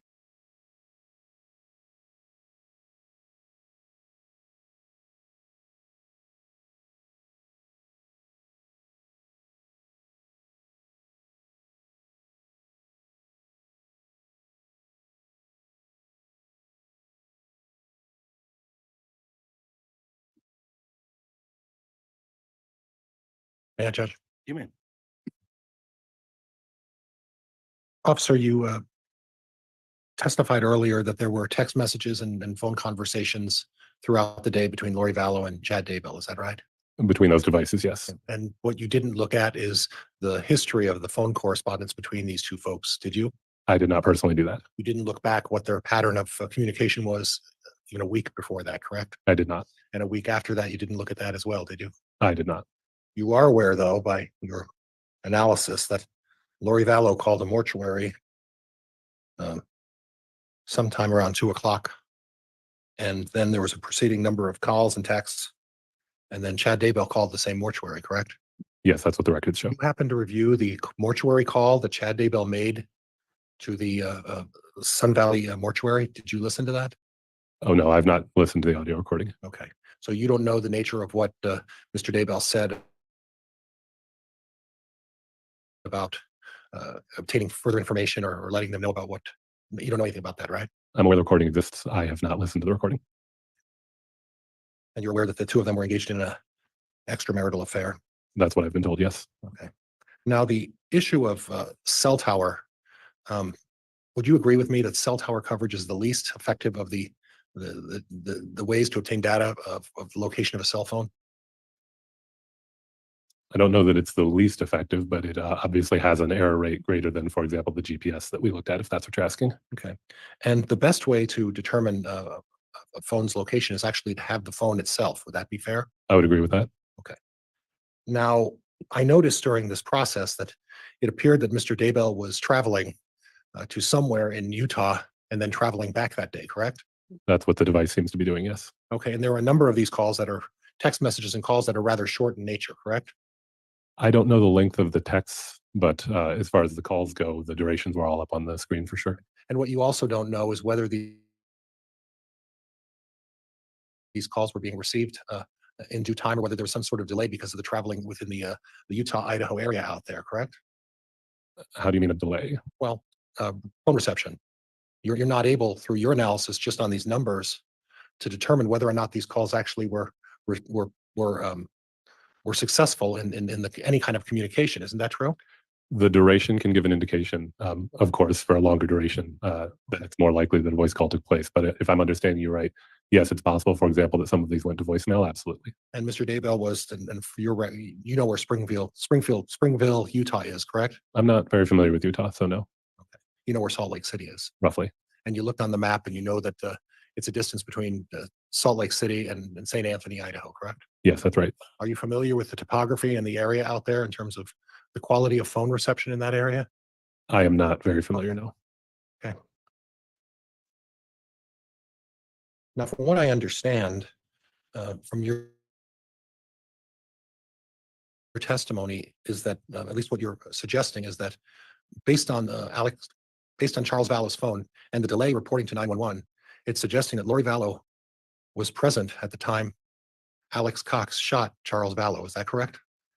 Partly, if I might elaborate. Okay. What I would say is that if Ms. Vallow makes the claim that she's present for the shooting, which I'm told she did, then the data suggests that either that claim is wrong, she wasn't actually there, or she was there. There was a very long delay before 911 was called. Either of those are possibilities in my mind. Okay. And are those are really the two distinct possibilities, correct? Yes, I think so. So either Miss Vallow is lying about being there when Alex Cox shot Charles Vallow, or the other scenario you suggested, correct? Yes, that's right. And if I noticed that on your display, you included that Tylee Ryan and JJ Vallow were also present at the time. Is that right? That's the claim that was made. Okay. And there's no indication that by way of phone records or otherwise that Lori Vallow took JJ Vallow or Tylee Ryan anywhere else. Is that right? I'm not aware of any location other than the ones that we examined. Now, I looked at the tape of the Burger King, and you had mentioned that you saw at least one person in the vehicle. When I examined it, it appeared there were at least three people in the vehicle. Is it possible there were three people in the vehicle at the Burger King? I'd say it's possible and indeed likely. And indeed, what? Likely that there were three people.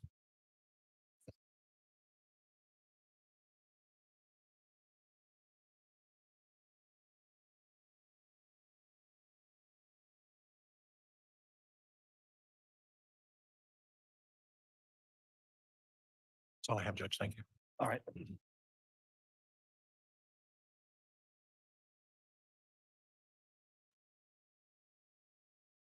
Any redirect?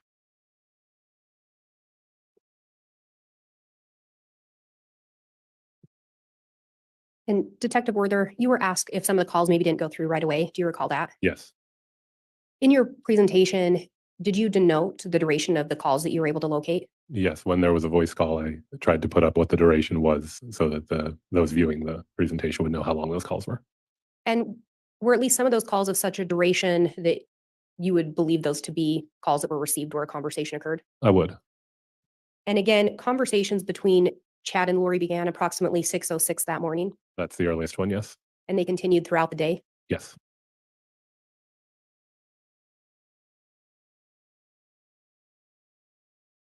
And you learned Chad and Lori were having an extramarital affair, correct? Judge Aston answered. That's my understanding. And on July 11th of 2019, what call did you respond out to again? That was a call involving a shooting incident, the fatal shooting of Charles Vallow. I have no further questions. That will conclude the testimony then of Detective Werther. So is he going to remain under subpoena from the state? The state would release him from a subpoena. What about the defense? Judge, I haven't subpoenaed the detective. I have no intention of calling him back. Okay, that concludes your testimony then. Thank you for appearing and testifying today. You may go ahead and step down. Thank you. Thank you.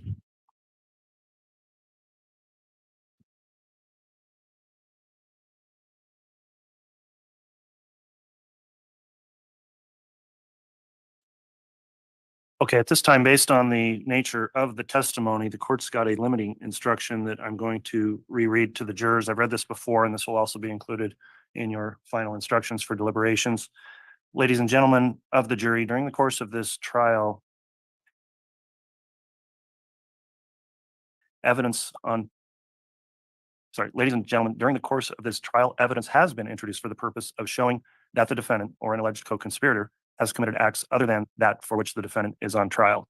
Such evidence, if believed, is not to be considered by you to prove the defendant's character or that the defendant has a disposition to commit crimes.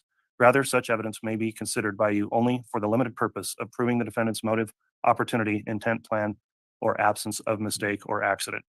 So that's the limiting instruction. With that then, let me inquire from the state, given the time where we're at, does the state intend to call or seek to call another witness this afternoon? Your Honor, can we just briefly, I know people are probably getting tired of the sidebar, so if we could just briefly chat about the schedule. Yeah, let's do that quickly in a sidebar. Thank you, counsel.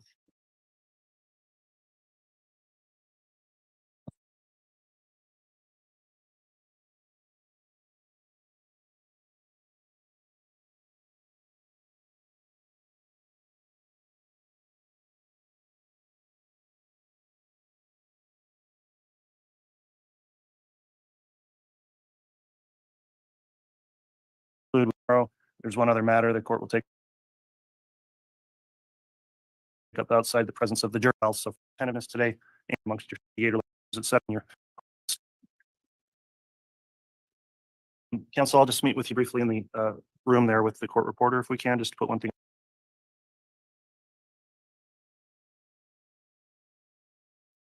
All right, that was it for day 19. We got that done in an hour and a half. So let me go. I have it open. Let's see.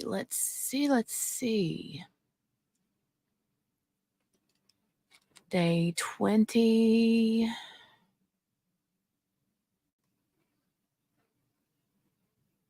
Share this tab. Let me exit out of that one and let me scooch this one over here. All right.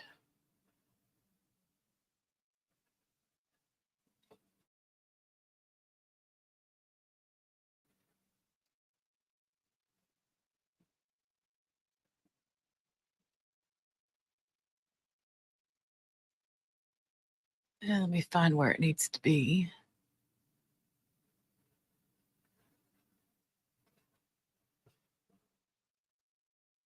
All right. All right. Are we ready for day 20? This is a short day. This is the one that was like 5 hours and something. 5 hours and 40 minutes. So we'll see. I don't know if there's going to be a lunch break in this one or not. I guess I can kind of scooch through and see.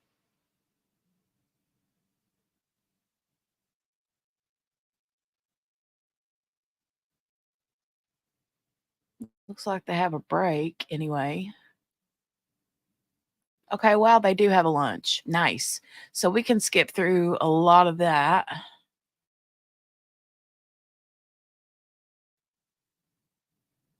All right, let's do it to it, you guys. Let's do it. I'm drinking my water, as QB says, my water. I'm drinking my water, and I'm bound to have another cup of coffee soon. So I'm going to hit the play button, and then probably going to go make me a cup of coffee. So let's get to it. Oh, Chaloon, no. You're too cute, Chaloon. You're too cute.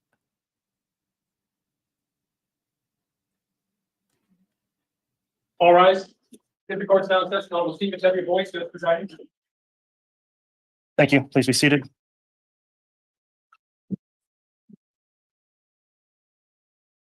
All right, good morning, everyone. Let's go ahead and have our jurors brought in, please.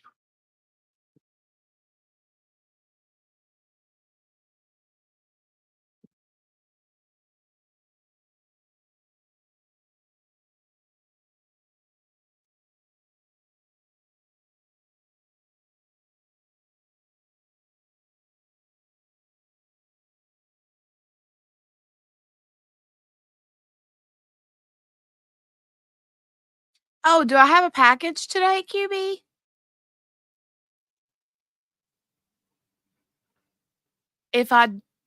It should have been delivered by now. He does have on a yellow tie, Miss King.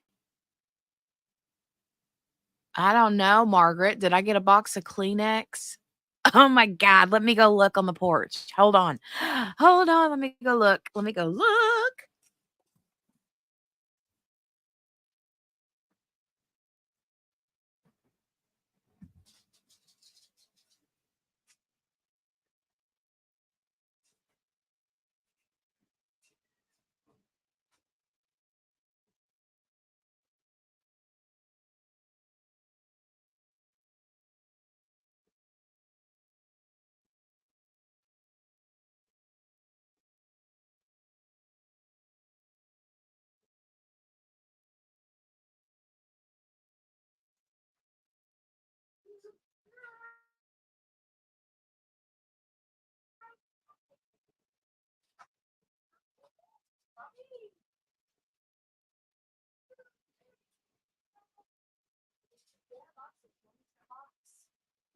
Yeah, Mommy got a package.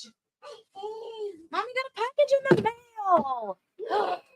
Look, we got a package. We just got a package. We just got a package.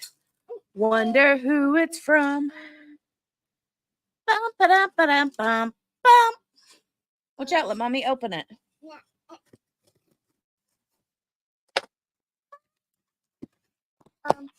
Oh, I'm opening it, y'all.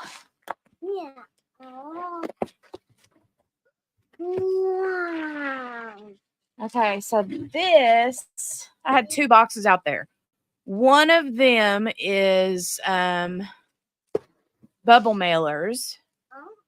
That's one that I ordered for myself.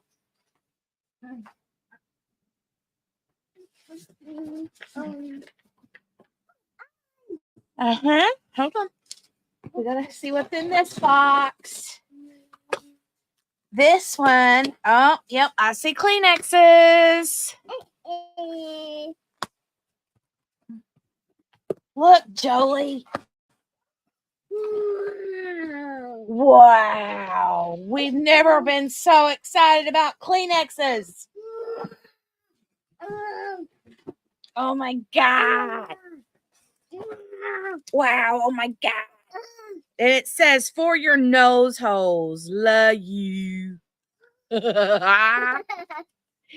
Thank you, QB. Now I got Kleenex. Yeah, I got Kleenex. Yeah, you got Kleenex too, Jolie. Wow.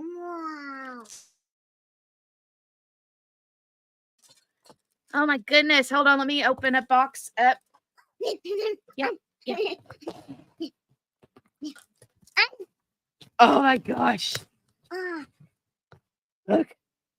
What's the Kleenexes? Do you want to go blow your nose? Yeah. Yeah. You want to blow your nose? Yeah. Yeah. Hold on. Mommy, pull this little tabby thing off. Yeah. Okay. Here you go, baby. Here's your Kleenex. Go blow your nose. That was her just blowing her nose. She goes, blow your nose again. Good job. Go throw it in the trash now. Go throw your Kleenex in the trash, baby. All right. You want your very own box? Mommy will share with you. Which one do you want? You want the purple one, the yellow one, or the one with the little birds on it? Which one do you want? Oh. This one? Yeah. Yellow? Yeah. Okay. Here you go. Wow. Okay. That was a lot of fun. A lot of fun. Yes, she gets a box. Yay. Thank you, QB. Now we got Kleenex. Kleenex, Kleenex, Kleenex. Yeah. I'm going to keep one of them specifically on my desk. And the other one will go with the other paper goods in the storage closet. Margaret said, I'm glad I was here for it.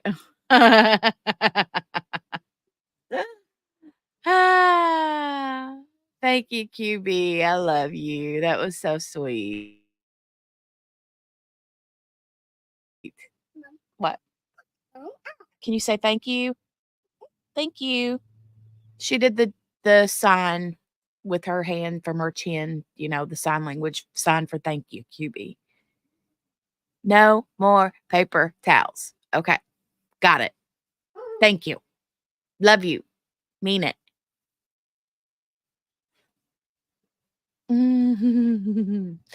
All right. Now let's get back to it. Never been so excited to get paper towel or get Kleenex in the mail. Never. QB, she knows like 3 signs. That's it.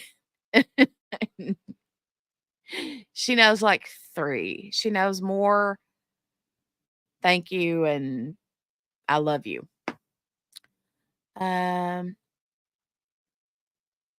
Oh, Margaret said she got her mom a box of Kleenex as part of her Mother's Day care package. Aw. That's so cute.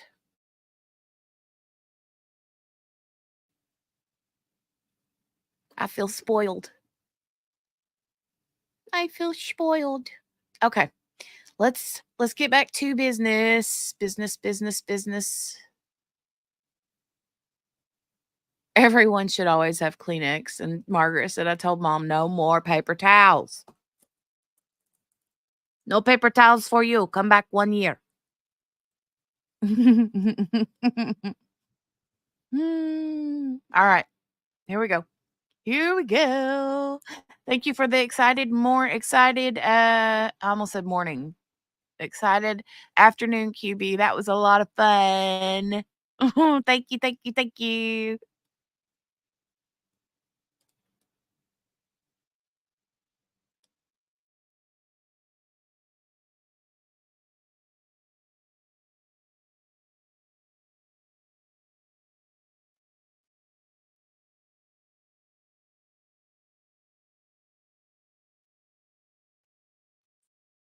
All right, good morning, everyone. We're on the record now on case CR 22-21-16-23, State of Idaho versus Chad Daybell.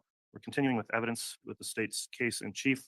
Court will note the jurors are all present, properly seated and accounted for, and the court has received the signed juror affirmations of all of our jurors. So thank you again for continuing to follow the court's instructions. At this time, then, I understand the state will be calling another witness, and who is going to be examining the witness, and who will the witness be? I will, Your Honor, and the state calls Katie Dace. Very well, you may call your witness.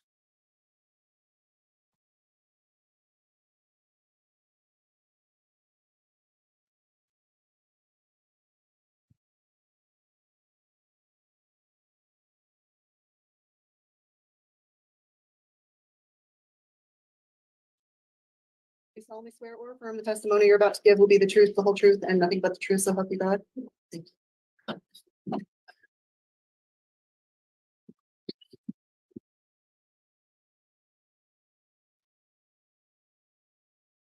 Okay, this is the first one. Thank you.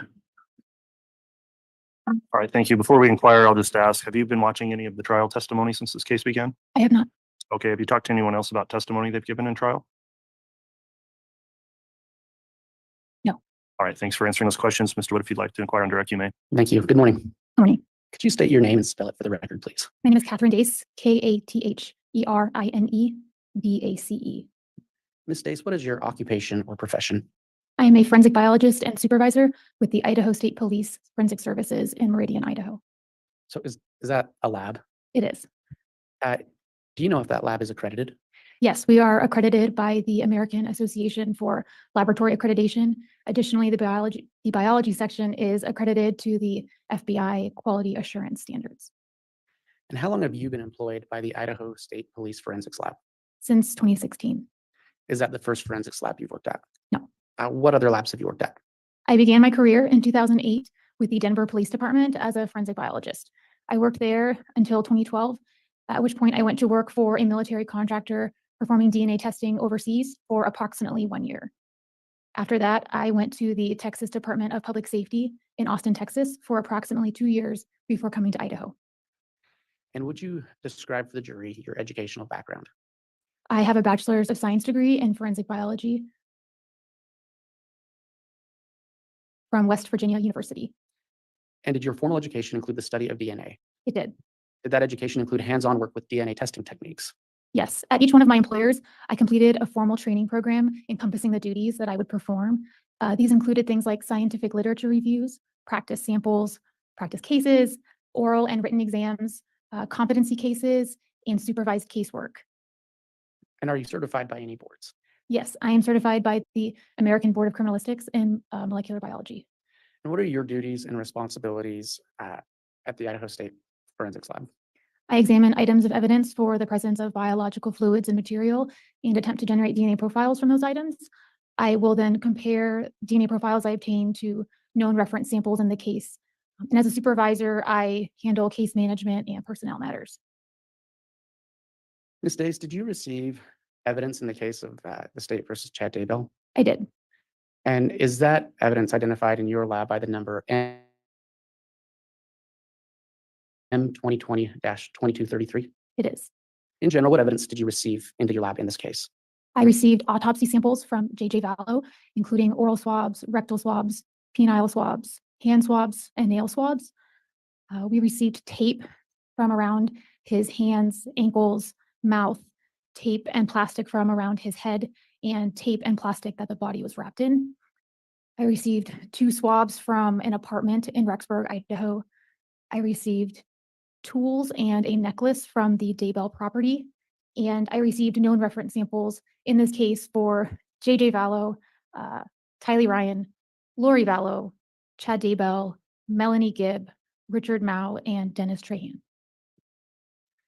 And did other individuals in your lab also perform work on this case? Yes. Your Honor, I'd ask that the witness be handed State's Exhibit 421. This is an Idaho State lab report by Riley Nolan. I believe it comes in by way of stipulation.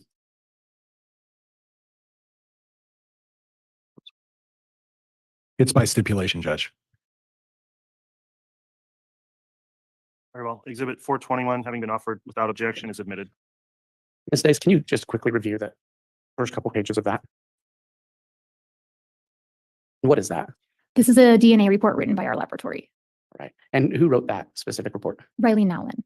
And are you familiar with Riley? Yes, she is my supervisor and our laboratory manager. Right. And do you know what the purpose of that report was?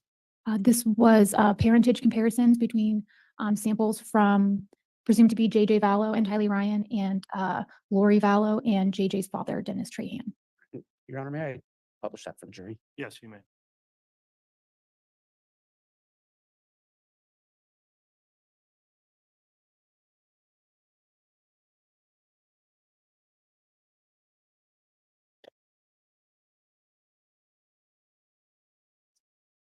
I almost called you Ms. Nallen. Ms. Dace, can you explain to the jury the evidence description, the items that were being tested in this specific report? There are molars presumed to be from Tylee Ryan. There's a reference sample from Lori Vallow, a reference sample from Dennis Trahan, and we previously obtained a DNA profile from a tooth presumed to be from JJ Vallow. Can you just read into the record the conclusions and interpretations of that report? Yes. So based upon evaluation of the DNA profiles obtained from item 23 and 25, Lori Vallow cannot be excluded as being the biological mother of the deceased individual said to be Tylee Ryan. The single parentage index for the loci examined is 2,528,000,000. At least 99.9999, there's 4 nines, of the female population would be expected to be excluded from the possibility of being the biological mother of Tylee Ryan. So that's not language that most of us usually use, right? Can you explain to the jury what that conclusion and interpretation means? So you get half of your DNA from your mother and half from your father.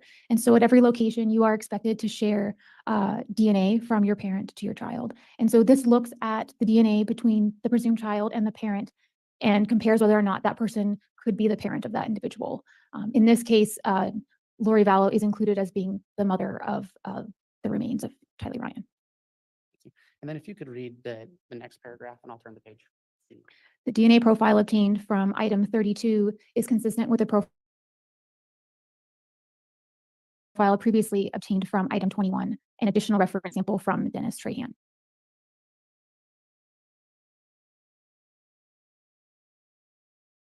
And if you could read that top.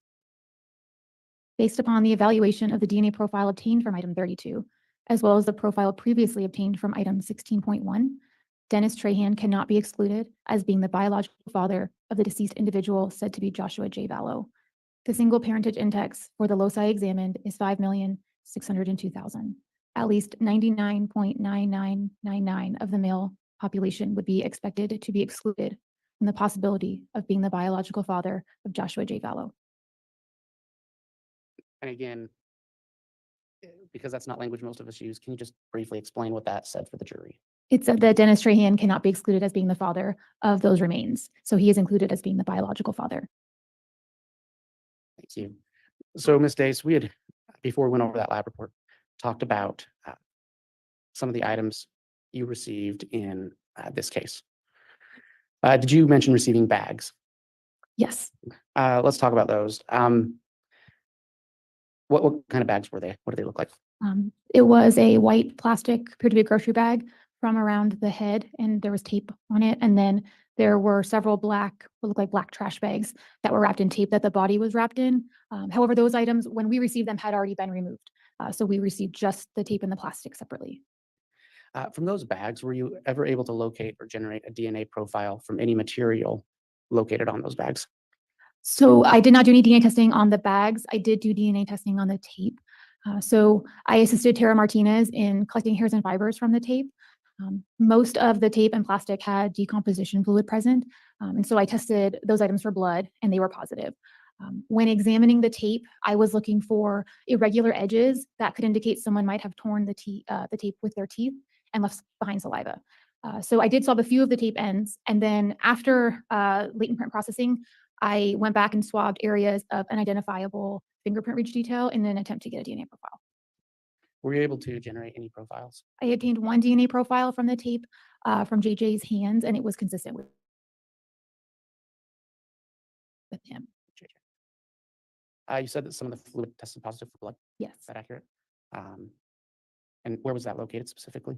On all of the tape and the plastic. And did you do any DNA testing on that blood? No. Why not? It was presumed to be the victims. During decomposition, your body breaks down, and so decomposition fluid often has blood in it. And a lot of the tape still had lots of small hairs and apparent skin attached to it in addition to the blood, and all of that would be expected to be JJ's DNA. Did you receive a chain and a pendant as part of the items that were brought to the lab? I did. Did you test those for the presence of blood? I did. It was negative. You mentioned some swabs from an apartment 175. Yes. Tell us what you did with those items. There was a swab from a knife blade, and it was negative for blood. There was also a swab from a wall, and it was very weakly positive for blood, and that would have been consumptive to test for DNA, so we did not perform DNA analysis. I want to talk to you about some of the tools you received. Do you recall, in general, which tools you received? Yes, I received 18 tools from a garage barn on the Daybell property. They included a post hole digger, a garden hoe, shovels, a pickaxe, axes, shears, and hand saws. Did you do any type of testing on any of those tools? Yes, they were requested for blood and human remains. So I did find quite a few small stains on handles of many of the tools that did test positive for blood. They were very small and would have been consumptive to test. So I did not perform DNA testing on those. On 4 of the tools, I located what I thought could be human remains, and I collected that material, I photographed it, and then I performed DNA testing on a portion of it.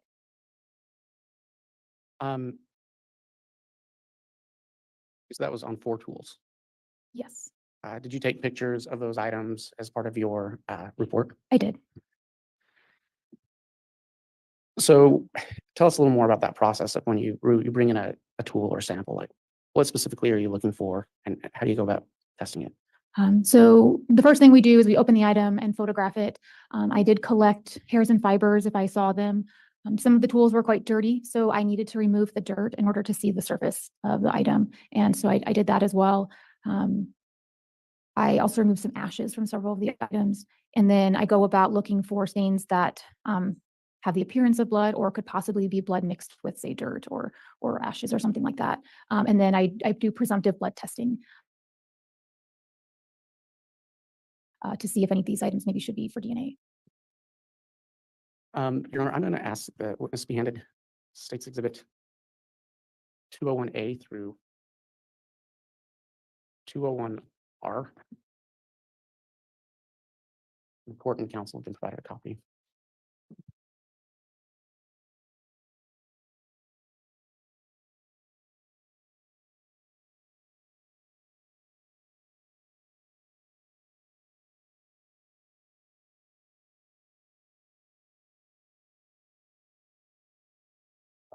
And on that exhibit, Mr. Wood, it appears that all of those letters are inclusive, A through R, correct?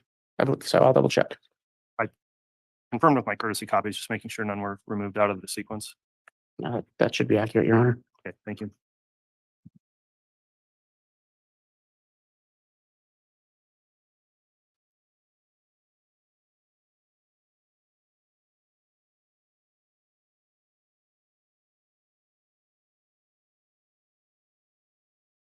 Thank you.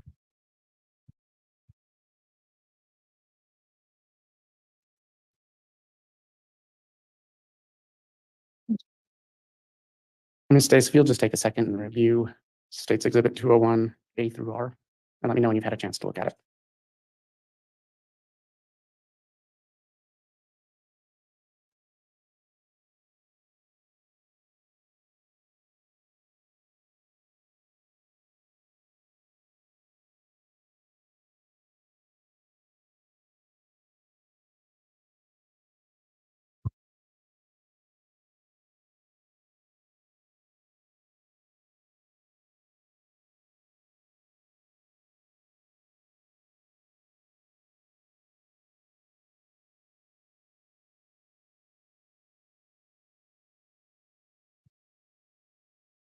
Okay, Do you recognize States Exhibit 201 A through R? I do. What does that report to be? These are photos I took during my examination of the tools and of hairs and fibers collected from the tape. And you said these are photos you took yourself. Yes, Now, some of these photos have markings on them. Are these markings that you placed on photographs? yes, or the item itself, depending on what it was. And are those markings a part of your regular testing procedures? Yes, And are these pictures true and accurate copies of the photographs you took? they are. Your Honor, I'd ask that States Exhibit 201 A through R be entered into evidence. No objection. Okay, exhibits 2201 A through R are all admitted.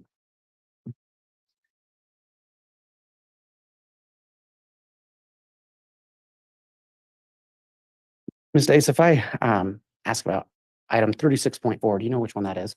It's a shovel. And is that a number that your lab assigned to that tool? Yes, item 36 was a collection of tools from the garage barn. Can you tell, well, Your Honor, I'd ask that I be allowed to publish. You may.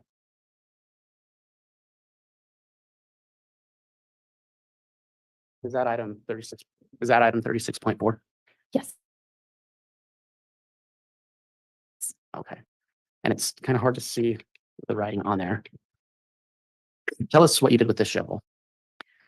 I examined it for blood, and I swabbed all of the ends of the tools. I did not run them for DNA, but we did swab for preservation. So those dashed blue lines that you see indicate the sampling I took from there. And then I also collected some possible human remains from this item. Can you tell us what we're seeing in States Exhibit 201B? Zoom out for you. So the area on the right side of the photo was what I thought could be possible charred flesh. It's a little hard to see here, but it had a little bit more of a pinkish tan hue than the rest of the dirt and everything around it. So I collected that, and then I took a photograph and I ran a portion of it for DNA.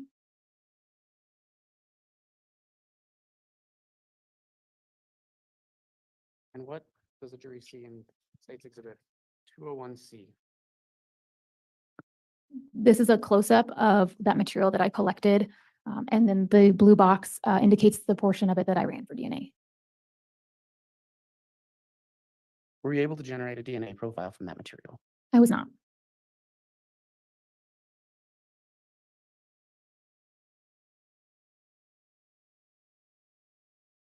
Can you tell me about lab item 36.5? I believe it's another shovel. I'm going to show you what's been marked as States Exhibit 201D. Do you recognize that image? I do. I took that photograph. Is that item 36.5? Yes. And what did you do any type of testing on this item? I did the same as with the other tools. I tested for blood and then examined the tool head for blood or human remains.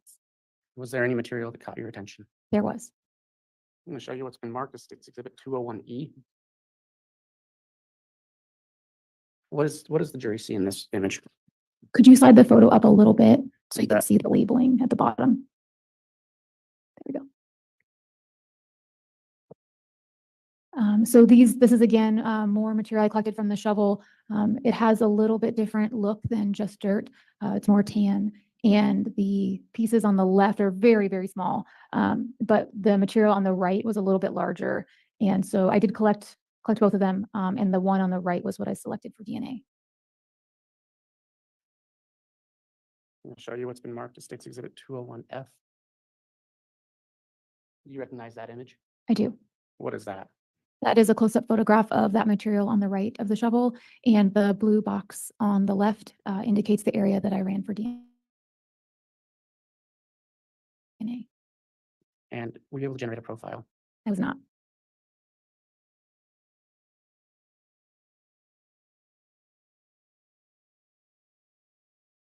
Your Honor, I talked with the court yesterday about bringing in items or State's Exhibits 172 and 173. I'd like to ask those be brought in now.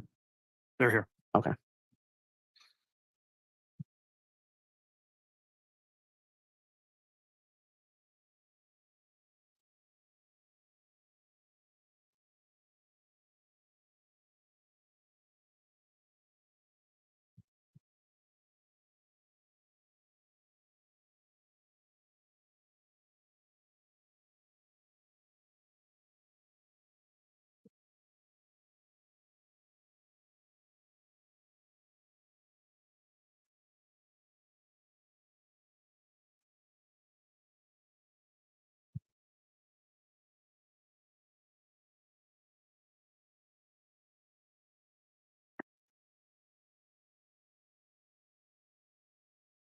Your Honor, is there a handheld microphone? Yes. Thank you, Mr. Bailiff. Ms. Stace, if you could approach this table. Can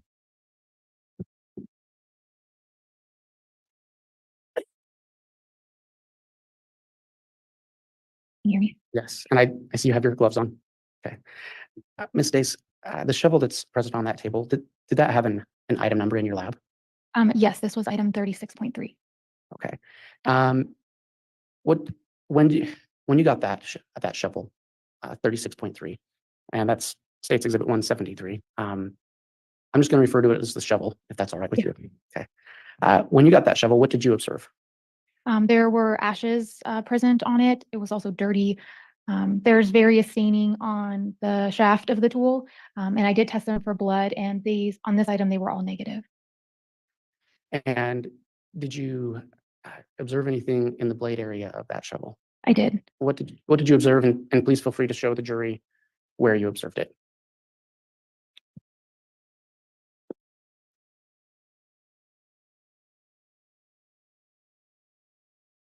On the back of the shovel, there's a lip on the back edge, and there was some material adhered to the back of the lip that I thought could be human remains.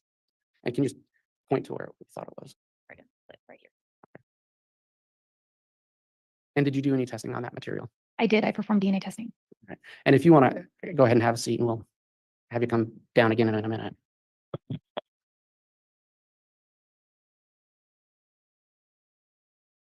And Your Honor, I'll continue publishing through the Elmo. You may.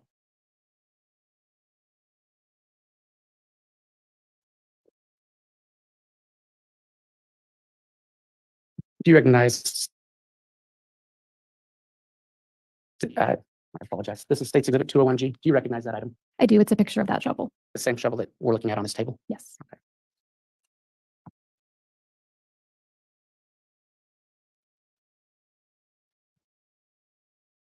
I'm going to show you what's been marked as State's Exhibit 201H. Do you recognize that picture?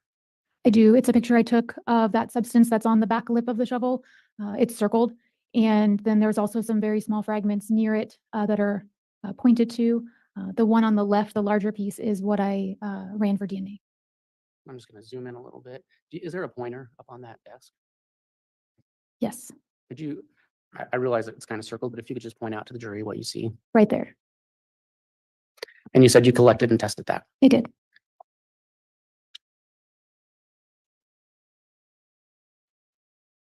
I'm going to show you what's been marked as 201I. Do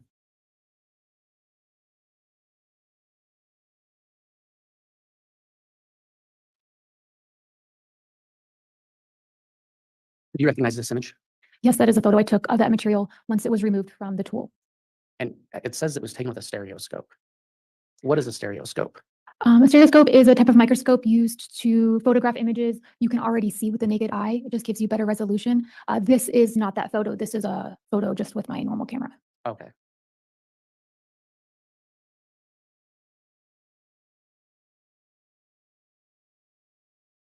I'm going to show you what's been marked as State's Exhibit 201J. And what is that? This is the photograph under that stereoscope of the material, and the blue box on the left is the portion that I ran for DNA.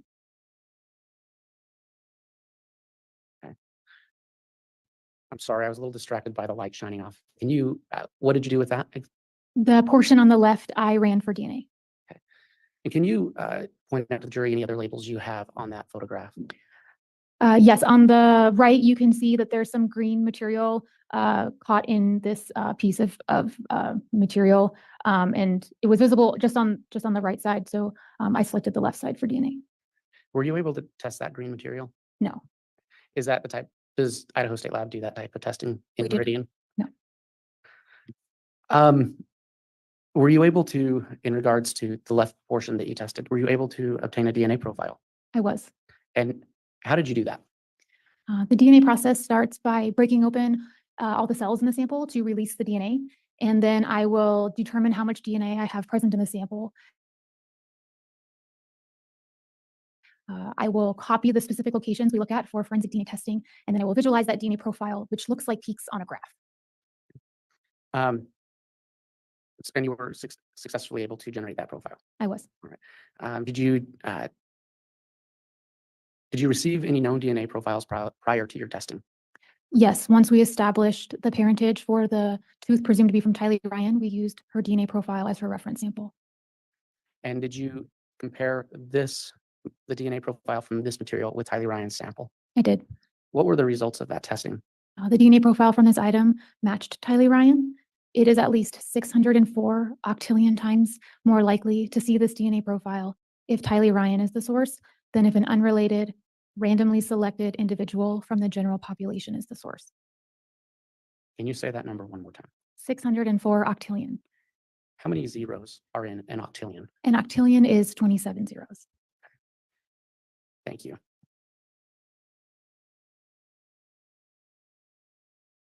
Ms. Dace, can you tell me about lab item 36.1? It is a pickaxe. Do you see that lab item in this room today? I do. Would you be willing to again approach this table? Yes.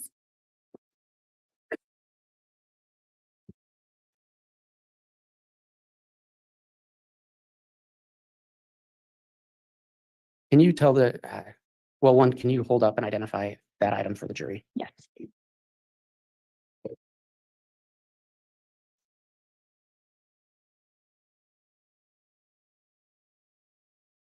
One side has labeling, and then one side has no stickers. I can't hear you. One side has labeling, and then the other side does not have any stickers. Ms. Dace, what, if anything, did you do with this pickaxe? Again, it's State's Exhibit 172, lab number 36.1, and for clarity's sake, I will just refer to it as a pickaxe. What did you do with this pickaxe when you received it into your lab? I examined it for blood, and it did have some stains that tested positive for blood.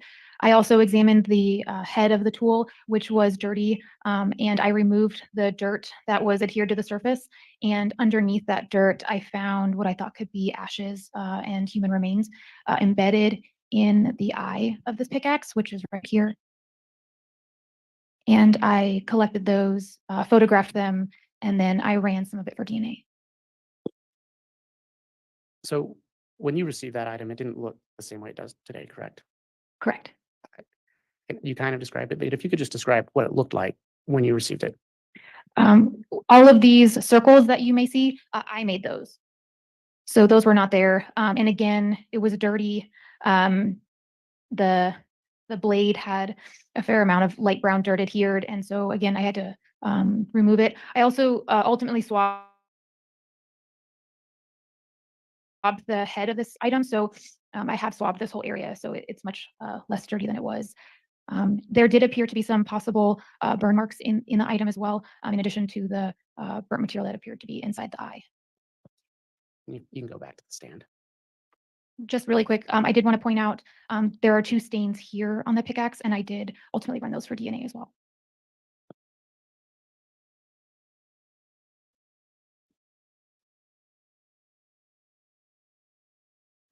Ms. Dace, I'm going to show you on the Alma what's been marked as State's Exhibit 201K.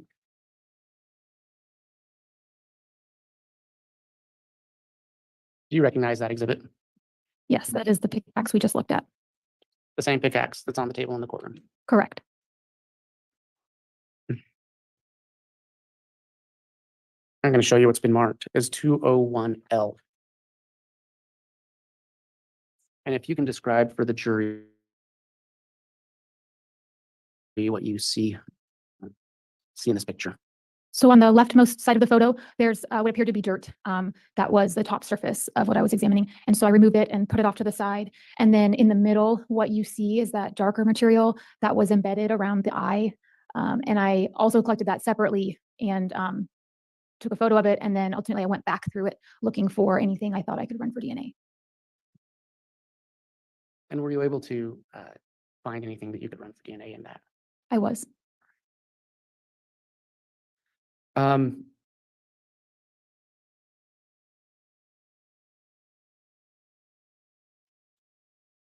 You to look at State's Exhibit 201M. Do you recognize that image? I do. What is that? That is a photograph of some stains on the handle that tested positive for blood. Were those the two you pointed out to the jury? They were.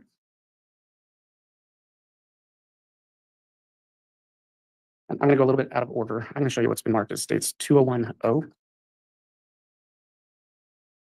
If you can tell the jury what you observed in this image and what you were doing. So that is a photo of the tool once I removed that top layer of dirt, and I haven't removed the dark material from the eye. As you can see, it's all around the shaft, and it's a little hard to see because it's dark, but it's basically in between the metal and the shaft as well, and then it's adhered to the surface of it.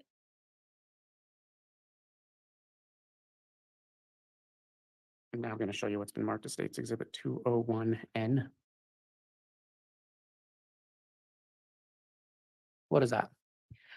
That is a photograph of some of the larger pieces of material that I removed from that dark pile of debris from the eye.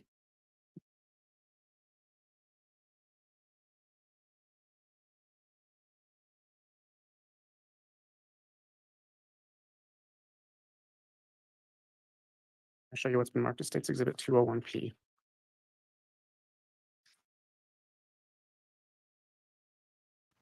You recognize that picture? I do. And what does it represent? It is a portion of what was in the previous photo. It was the largest piece of material I found. What did you do with that? The area in the blue box is the portion that I ran for DNA. Were you able to obtain a DNA profile from that subject? I did. I obtained a partial DNA profile. And can you explain for the jury what a partial DNA profile is? It means that at some of the locations we tested, we did not get results. That's very common in samples with a low level of DNA or samples that are degraded. And when you say degraded, what could cause degradation? Heat. So being subjected to a fire could cause that degradation. And when you obtain a partial DNA profile, are you still able to do a comparative analysis against a known profile? In this case, yes. Okay. Is it accepted in the scientific community to do a comparative analysis with a partial profile? Yes. What were the, and in this case, did you do that comparative analysis? I did. What did you compare it against? I compared it against the known reference samples I had in this case. And can you just remind the jury what those known reference samples were? At this time that I was doing this examination, I had a reference sample from JJ Vallow, Tylee Ryan, Vallow Daybell, and Chad Daybell. And from your comparative analysis, did you come to any conclusions? Yes, Tylee Ryan was a possible contributor to that partial DNA profile. It is at least 159 trillion times more likely to see this DNA profile if it originated from Tylee Ryan than if it originated from an unrelated, randomly selected individual from the general population. And again, that's kind of, for lack of a better word, scientific speaking, just from a layman's perspective, how would you describe that? So it means that all of the locations we tested where we had information, the peaks that were present were the same peaks that were present in Tylee Ryan's reference sample. Thank you. I'm going to go back to State's Exhibit 201M. You mentioned, I believe, that you did some testing on those two spots. Yes, I tested them together for DNA. And did they initially test positive for blood? They did. And can you tell the jury how you, the process by which you performed your DNA testing on that blood, on those blood spots? It was the same as what I explained previously. I would swab those stains, and then I would break open all of the cells, determine how much DNA is present, copy those locations that I test, and then visualize that DNA profile. And if I do get a DNA profile, I will ultimately make comparisons to reference samples in the case. Were you able to obtain a DNA profile from those samples? I was. And did you perform, I'm sorry, did you perform a comparative analysis between that profile and any other known profiles? Yes, Were you able to reach a conclusion from that comparative analysis? I was. What was it? This DNA profile also matched Tylee Ryan. And again, it is 604 octillion times more likely to see this DNA profile if Tylee Ryan is the source than if an unrelated, randomly selected individual from the general population is the source. Ms. Dace, you spoke earlier about examining duct tape. I did. Is there a priority of different types of forensic testing for an item such as duct tape?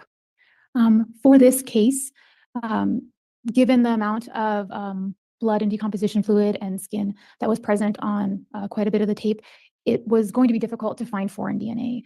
And so we did collect hairs and fibers, but ultimately we gave the preference or the priority to latent prints that could better establish a direct connection between the tape and the person who handled it. And you mentioned collecting hairs. Yes. I'm going to show you what's been marked as States Exhibit 201Q. I don't know if you'll be able to make out what's on there, but you recall taking these pictures. I do. I understand it's difficult to see after it's been photocopied, but what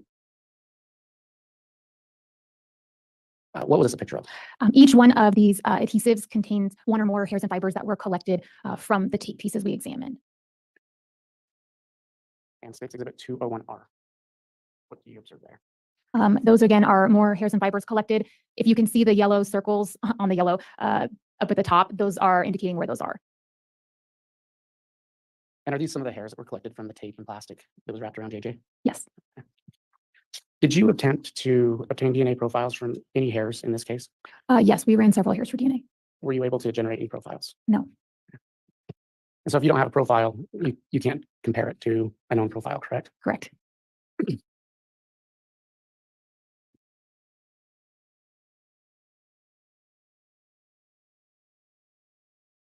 Ms. Dace, are you aware if any of the hairs collected were sent to private labs? Yes, I believe some of them were. Your Honor, I'm going to ask that the witness be handed States Exhibit 200. Court and counsel have courtesy copies, and I believe this will come in by way of stipulation.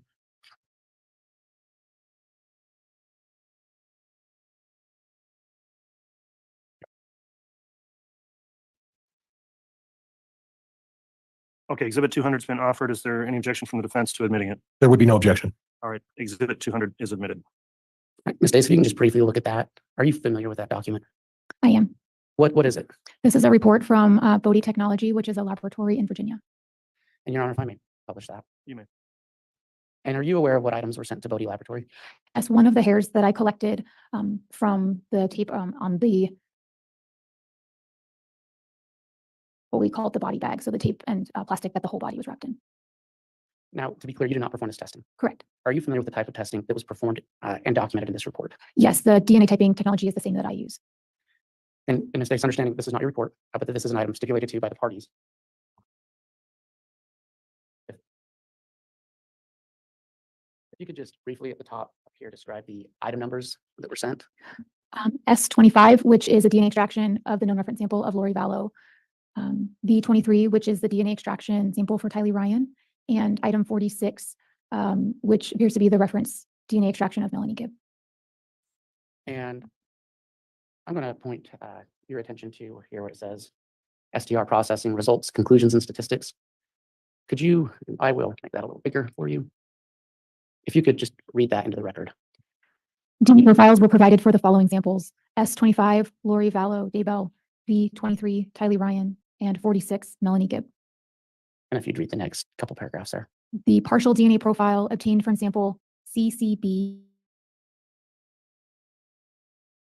2235-0241-E-01 is consistent with a female contributor, female 1. This partial DNA profile matches the DNA profile provided by Lori Vallow Daybell.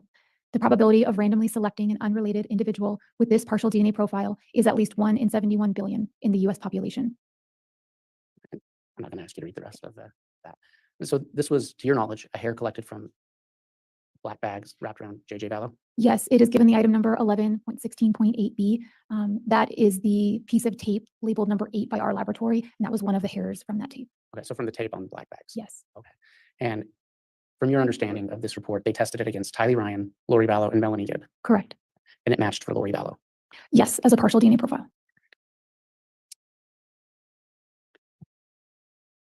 Your Honor, may I have a brief sidebar?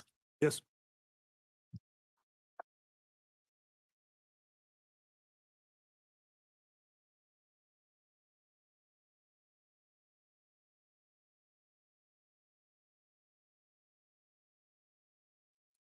Y'all diamond painters, I just put it in the chat. Or anybody who likes little rhinestoney things for whatever reason, like if you make jewelry or bling things up, then head over to check out our very own TMI Steph here in the chat. She's having a party, a live scoop party. Run over there. Get you some scoops. And then come back and catch back up on Daybell. And go tell her who sent you. I've got another tab open. I'm kind of watching too, so.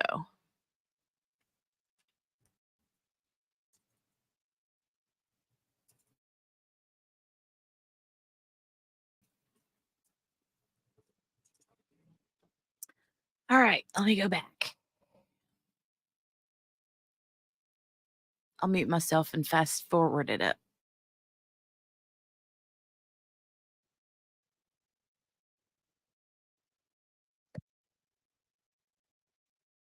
Okay, we'll get those for you. In addition, Judge, I'm going to move for Defense Exhibit 48, which represents the Bode Laboratory report. My understanding is this is being, there's a stipulation regarding the admission of Exhibit 48. It's been previously provided to the state. Any objection on 48? State doesn't have an objection to the Bode Lab report coming in. I do believe we've already just admitted it though. So I don't know if we want two exhibits with two identical exhibits with different numbers. Okay, And I'll we just do leave that have to the the court. Bode Technology Laboratory report, 3 pages, that's already states Exhibit 200. Yes, Is that the same thing as Exhibit 48? from my understanding it is, unless it's. Judge, my recollection was that it was a little longer than that.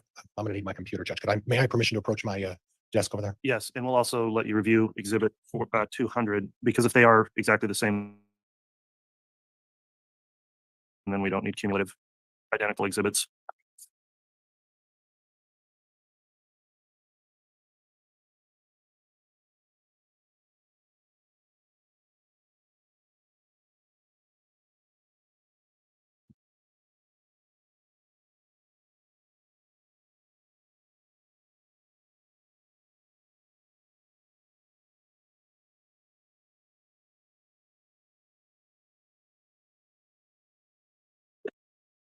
Judge, my review of my Exhibit 48 also includes some of the chain of custody information as well as a complete report, including all of the analysis.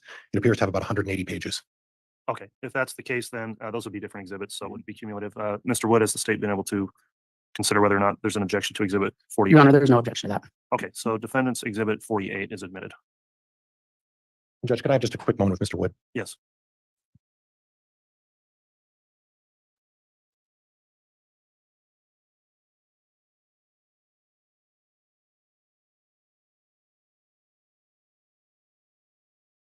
Judge, in addition, defense has an Exhibit 49, which is an Astria report.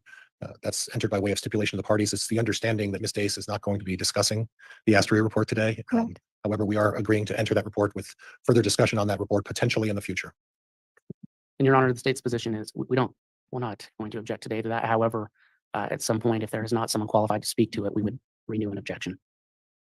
Okay, at this point, although there's a stipulation, if this witness has nothing to say about the report and where it is a technical report, I'm going to deny admitting it at this time without prejudice to renew and offer to readmit it if someone's qualified to discuss what it means. So Exhibit 49 is not admitted at this time.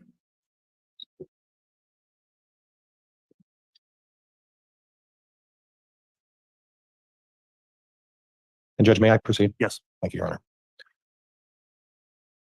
Ms. Days, can you tell me approximately how many tools you were provided to you in this case for your analysis? I believe there were 18. Okay.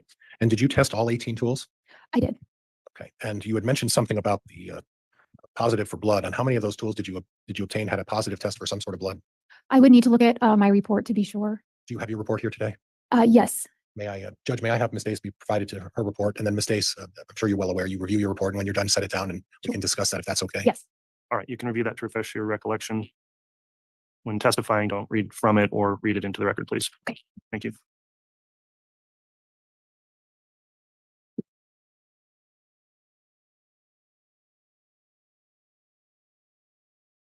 I'm finished. So of the first 10 tools that I looked at, all but one had small stains that tested positive for blood. And were you able to determine whose blood were on all 10 of those? I'm sorry, how many? 9. None. Yeah. Of the 10 you initially tested, the 9 were positive for blood. Did you do any follow-up to determine whose blood was on those 9 tools? No, all of those stains were very small and they were consumptive for testing. Okay. Now you mentioned that your occupation obviously is to do DNA analysis of things for the state police. Is that right? Yes, our laboratory serves all Idaho law enforcement agencies and prosecutors' offices and public defenders' offices. Okay. And can you talk to me a little bit about the manner in which DNA can be, in terms of how DNA gets on various tools? Well, there's more than one way. So obviously the most direct way is primary transfer, which is the blood or whatever we're looking for makes direct contact with that tool and leaves it behind. There's also what's called secondary transfer, which is if the blood was on something else and then it touched another object, it could potentially transfer. Dried staining is much harder to transfer. But when it comes to things like handler or touch DNA, that can be more common. And that's not the only limitation on DNA. DNA can be placed on an item by way of something like sweat. Oh, yes, yes. So there's different ways to leave DNA. Obviously, the major fluids are blood, semen, saliva.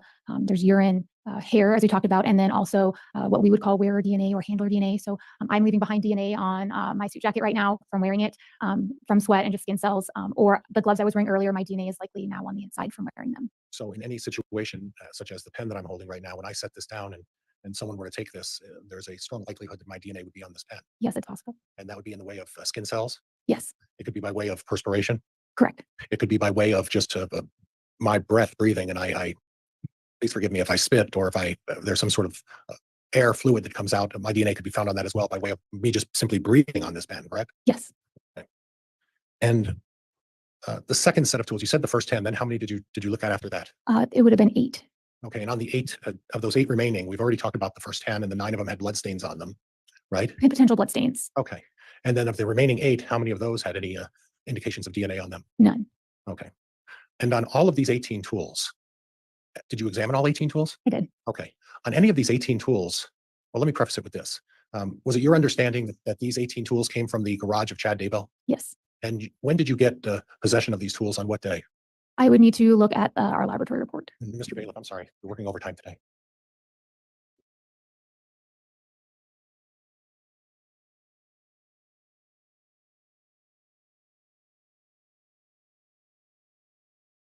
The first 10 were obtained on July 30th.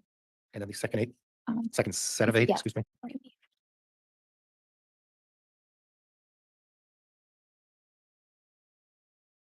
Those were also on July 30th. I did not examine all 18 at the same time, so I have a report with the first 10 and then a report with the second 8. And the year that these were obtained would have been what? 2020. Okay.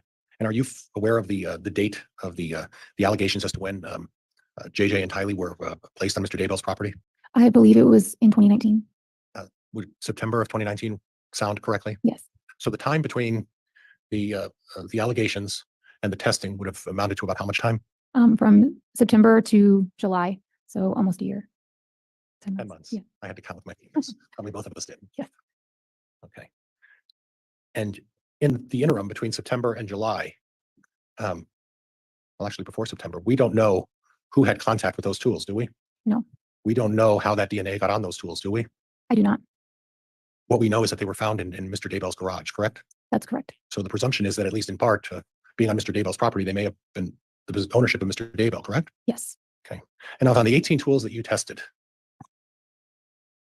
how many of those had Mr. Daybell's DNA on them? None of the stains or material I tested had Chad Daybell's DNA. What about the handles of all of those tools? Did you find Mr. Daybell's DNA on any of the handles? We did not swab the handles for DNA. We generally do not do that testing upfront when the ownership of the item is not in question. But there's no certainty as to who handled those tools. Is that right? No, and if they had been owned at the property for years prior to the crime, you would expect to find any of the family members' DNA on there through non-criminal means, such as buying the shovel, using the shovel in a different day, things like that. So in fact, if someone had owned those tools for some time, it would be your expectation that at least somewhere on the tools, you would have found Mr. Daybell's DNA. Would that be fair? Yeah, yes, it's fair. And it doesn't necessarily mean the handle, the base or the shaft of the, you tested the shafts of these, obviously, correct? I did not run those samples for DNA. I simply swabbed them for preservation. Okay. And when you did that, at no time on the shafts of these handles or even on the blades of these handles, did you ever find any of Mr. Daybell's DNA? Is that correct? I did not run those samples for DNA, but nothing I did run for DNA had Chad Daybell's DNA on it. Okay. The necklace that was found on the property, did you find any latent fingerprints or any DNA of anyone on that? I did not do latent print analysis. That is not my specialty. And I did find some possible material on the necklace that I could have run for DNA. However, it's consumptive. So I did not get a request to consume it.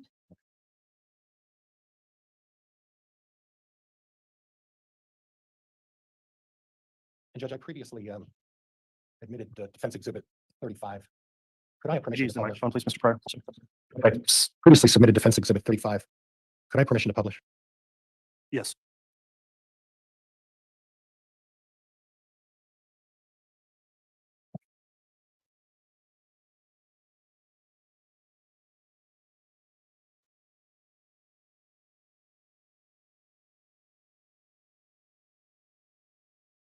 Stace, I don't know if you can see that or not. Yes, Do you recognize any of those tools? they do appear to be some of the tools that I received. Could you reference which subpart of that it is, Mr. Pryor, for the record? I believe that's 35F, Judge. Thank you. And Judge, if we could turn off the HDMI for just a moment, please. Stop the publication. Thank you, Madam Clerk.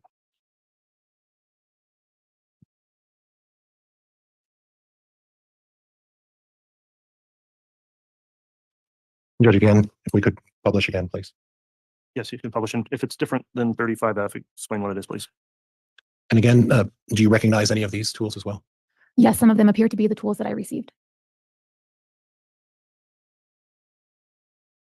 Now, I zoomed in under the black shovel and the rake at the handle of the long black shovel. You see that?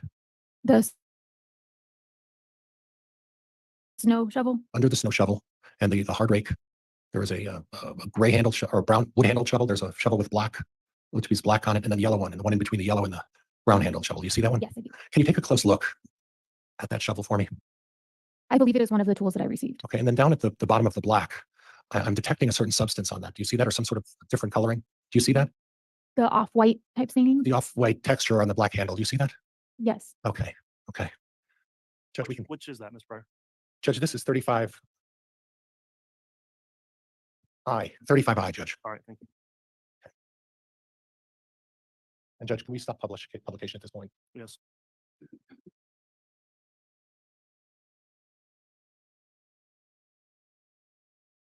Judge, could I have the State's Exhibit 201A?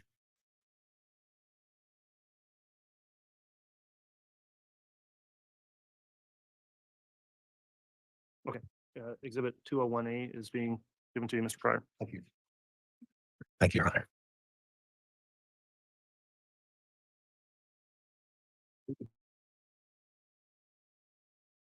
Use the Elmo, Judge.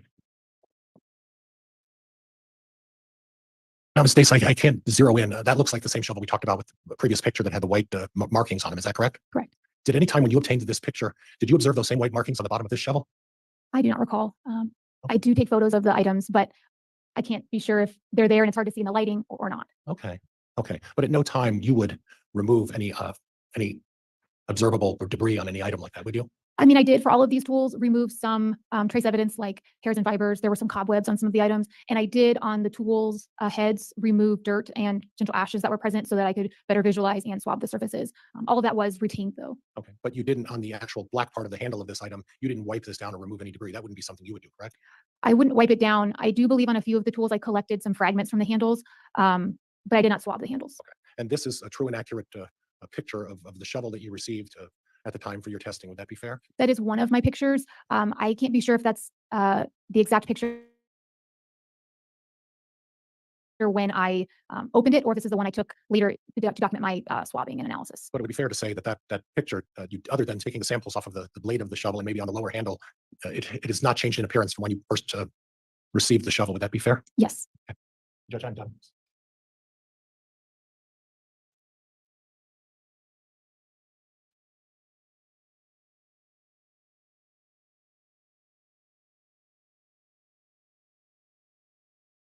When you were conducting your investigation of the plastic and the tape, you talked about some DNA that was found on a piece of tape. Is that right? Yes. And whose DNA was that? It was JJ Vallow's. Okay. And then other DNA was found on some of the plastic. Is that what you? No, that was the only sample from the plastic or tape that I obtained a DNA profile from. And then the hair samples came from where? The tape that was on the plastic. So those hair samples weren't just floating freely; they were attached to the actual tape. Correct. So at some point, do I understand that the hair samples were, and this is not a technical term, please forgive me. The sticky side of the tape, is that where the hair samples were found? Yes, the adhesive side of the tape. The adhesive side. Thank you for the word. The adhesive side of the tape is where these were found. Is that right? Correct. So the suggestion would be that however the hairs got on that, we don't know that how, right? Correct. At least the adhesive side was in a position where the hairs could come in contact with the adhesive and stick to the adhesive. Would that be fair? Yes. Okay. And again, how many hair samples did you gather? I am not sure. There are a lot. Okay. Would you need to be able to refresh your recollection with your notes? I do have all of the hairs itemized. However, some of those adhesives have multiple hairs on them, so it would take a little bit of time to count them all. Okay. But I know that I had adhesives going from A to Z, so 26, and then an AA and a BB. So there were 28 adhesives, and then there were one or more hairs on each one of those. So multiple hairs. Yes, multiple hairs and fibers, and multiple hairs that we determined could be possibly tested for DNA. Okay. And those hairs were located at different times as part of this investigation. Would that be fair? Yes, the majority of the hairs that were collected initially prior to latent print processing to protect them from what was the initial latent print processing. And then when I went back and swabbed the unidentifiable fingerprint reach detail on the tape, I did locate a few more that I collected separately. And do you recall approximate dates as to when the first set of hairs were found and then the second set of hairs were found? I would need to look at my reports. Could we provide that, Mr. Bailiff? Would you mind, please? Judge, in the interest of time, I don't know if the court has an interest in taking a break and allowing her to look at that so that we could accomplish that at the same time. I'll obviously defer to the state's position in the court. Yeah, I think it's a logical time to take a mid-morning recess, so we'll go ahead and do that at this time. We'll come back on at 10:25, so we'll take a 20-minute break and come back then. Thank you. All right, please.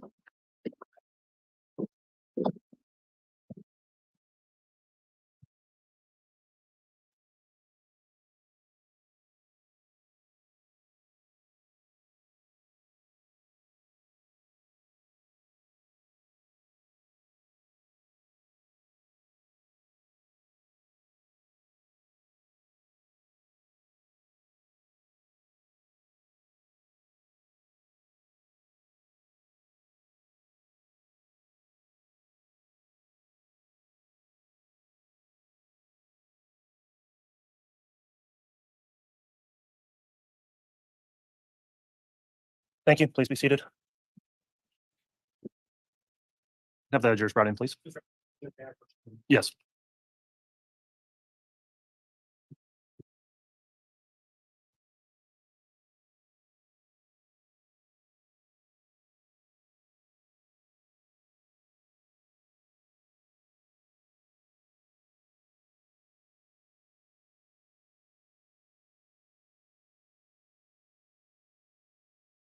All right, please.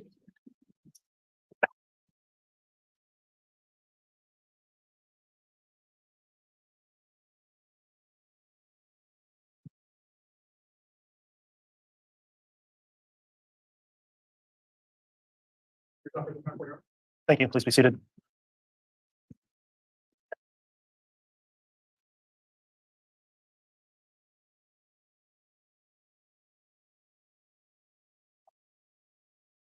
All right, Mr. Pryor, if you'd like to continue with cross, we're back on the record on CR 22-21-1623, State of Idaho versus Chad Daybell after the mid-morning break, and you may continue with your cross. And Judge, can I have the last question right back to me, please?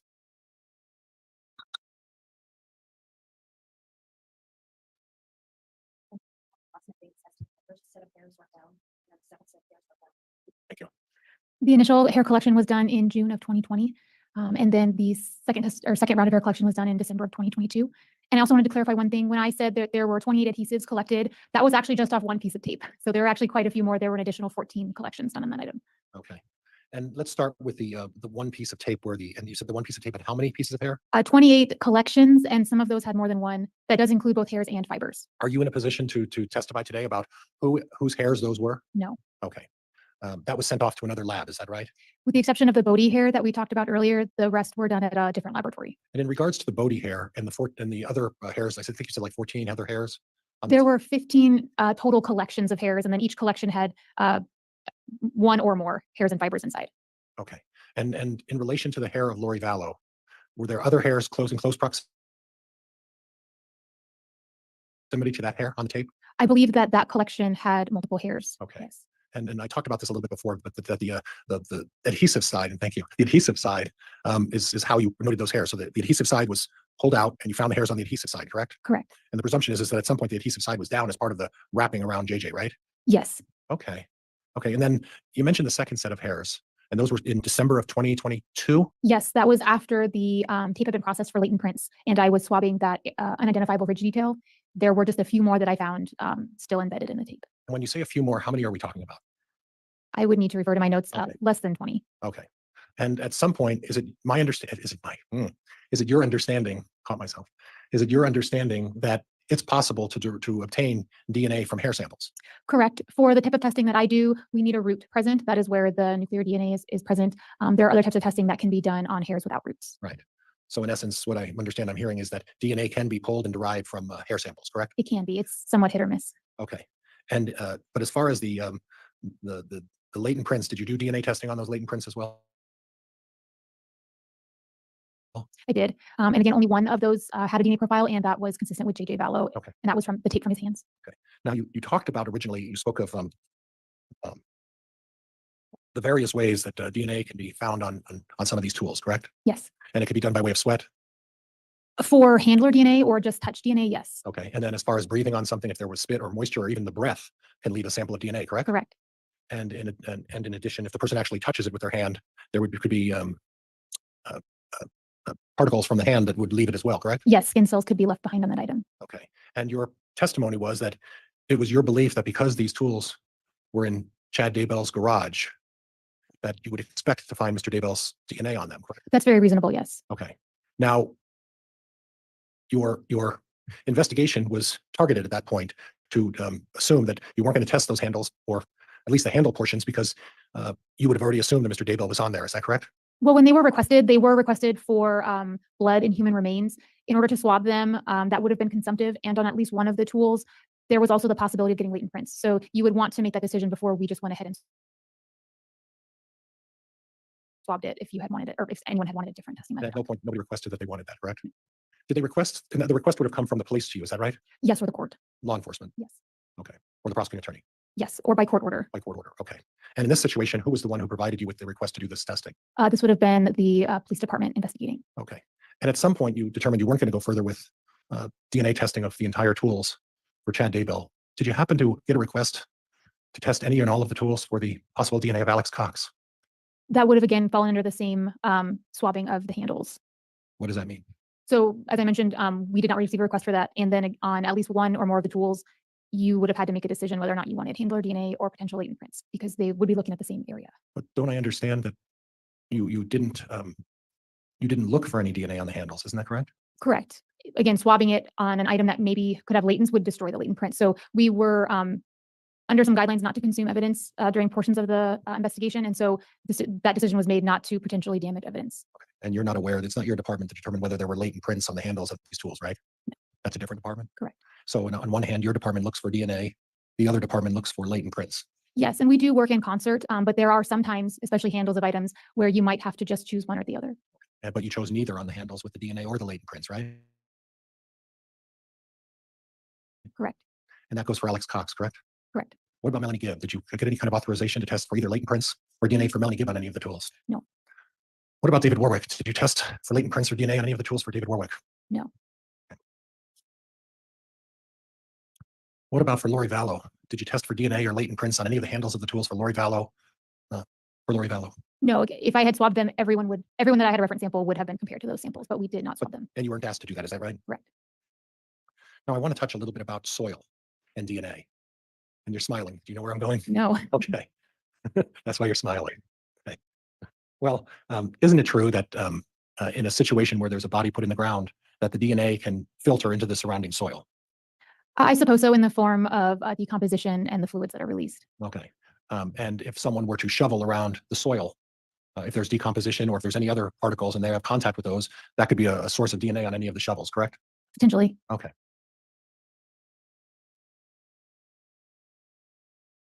Can you tell me the date and time that the DNA and latent prints that you found were placed on those, were found, or strike that, Judge, I apologize. Give me a moment. Can you tell me, I want to make sure, the date and time that the DNA came to be put on those tools? I cannot. Okay. Can you tell me the date and time when any latent prints would be put on those tools? I cannot. You can't ascertain when the DNA was on there. The only thing you're doing today is determining that there was DNA. Correct. And if I understand correctly, there's no DNA of any kind that you are responsible for of Chad Daybell. Is that right? That's correct. And the DNA that you found on the tools had the DNA of Tylee. It did. Okay. And you didn't check for Alex Cox, correct? No, the only samples I ran were, again, blood or potential human remains. And you didn't check for Melanie Gibb, right? No. And you were testing DNA in general on these tools. It wasn't that. Well, were you targeting it for just Tylee when you did your evaluation? No, it's compared to all the reference samples that we had at that time. So in other words, if whoever provides you with the reference samples, you use their reference samples and are limited to that target group of reference samples when you make your decision. Is that right? For this case, yes. Okay. Okay.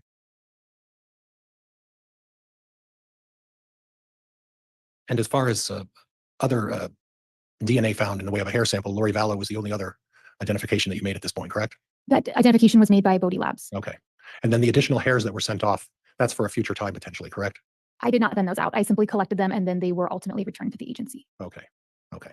All right. Okay, Judge, I don't think I have anything else. All right, that'll conclude cross-examination then. Redirect. Just very briefly, Your Honor. Ms. Stace, in some of the questions you just answered, you mentioned consumptive testing. Yes. What does it mean when you say consumptive testing? It means that in order to obtain a DNA profile, we would need to use the entire sample. So on a very small blood stain or the root of a hair, you would only get one try at it. Is it fair to say that one of your guidelines is you generally try to preserve evidence as much as possible? That's leading. Overruled. Yes, it is our policy to receive permission to consume evidence in cases. And you were asked about the amount of DNA testing you do, or you did in this case. Have you ever been on a case where you tested every single possible DNA sample? In general, on a big case, no. I mean, there's sometimes where there's only one in a small case, but in a large case, no. It is our policy that we test to answer questions and then do our best not to overly consume evidence, just to test more of the same thing. And you were asked about testing against Melanie Gibb. You did see that Bodie lab report, correct? I did. And was Melanie Gibb one of the test subjects in that? She was. Your Honor, I have no further questions. Judge, I'd like some follow-up based on the Your Honor, I didn't go anywhere that he didn't go and cross. Yeah, I agree. There's no recross on that narrow redirect, so that'll conclude the testimony of Ms. Dace. Is the state intending to keep her under subpoena or recall her?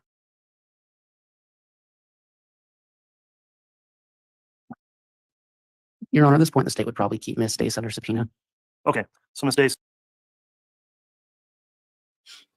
The judge is like, no prior, shut your pie hole. You're not asking any more questions. We're done with this witness. Thank you. Goodbye.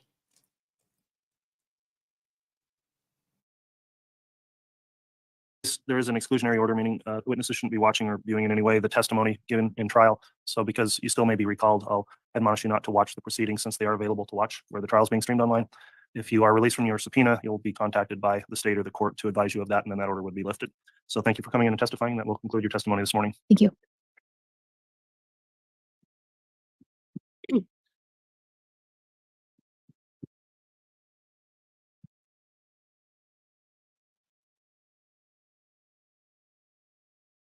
All right, the state would like to call its next witness. You may. It would call Colin Nesbitt, Your Honor.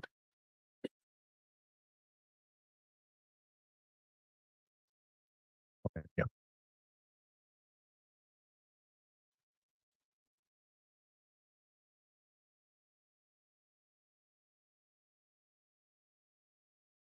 You solemnly swear or affirm the testimony you're about to give will be the truth, the whole truth, and nothing but the truth, so help you God.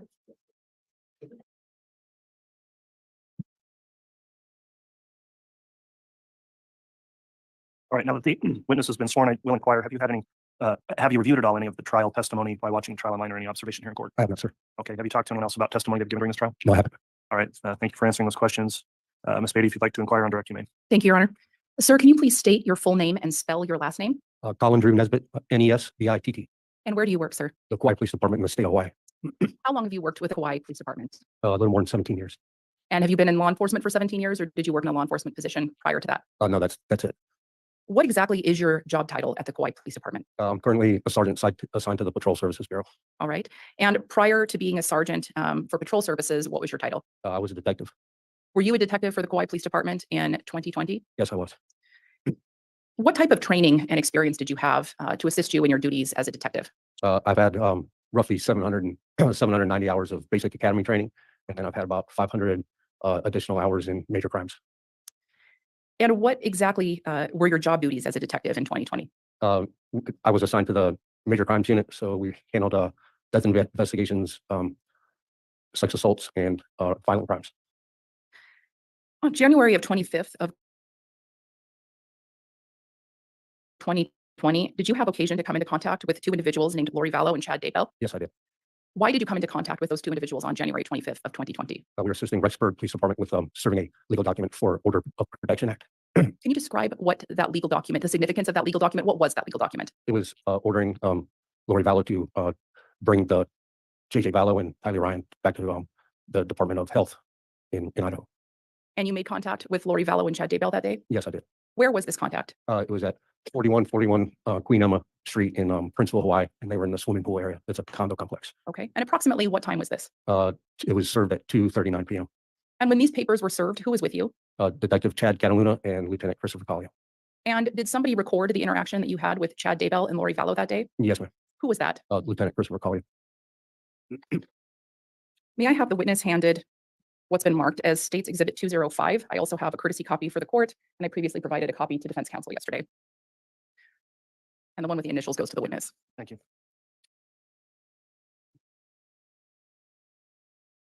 Thanks, sir.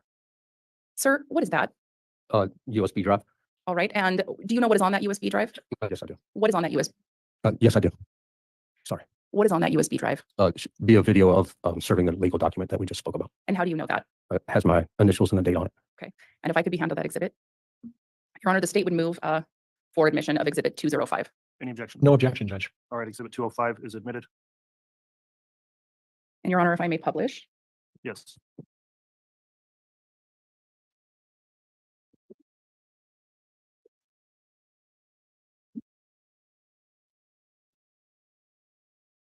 Come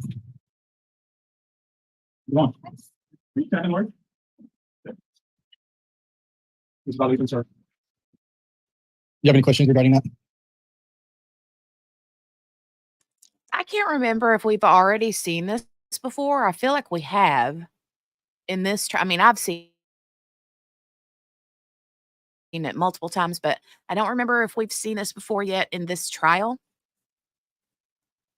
But yeah, this is where they're served in Kauai with papers where she's given so much time to return JJ and Tylee.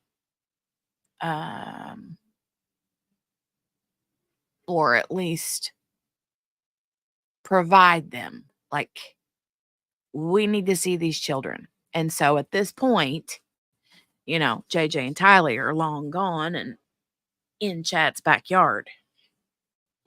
And here they are just gallivanting out here on the pool, sunbathing like nothing in the world's wrong. She's reading a book, probably something. I don't know who wrote whatever book she's reading. It's probably something Chad Daybell wrote. Laguna Lemon by Chad Daybell. Gross. Hey, Gail. We're just chillaxing and relaxing and catching up on some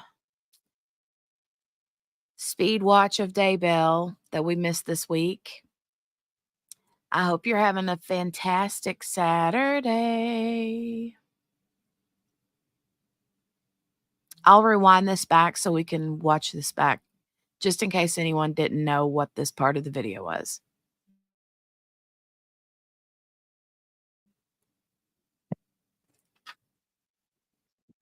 Second word. One. Second word. Ms. Vallow, you can start. You have any questions regarding that? Oh, wait, let me rewind it back and put it at normal speed so we can hear it better. Oh, Gail, honey, I'm sorry.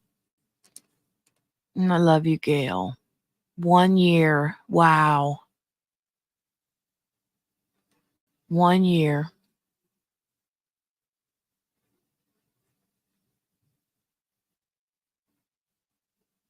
I'm sorry, babe.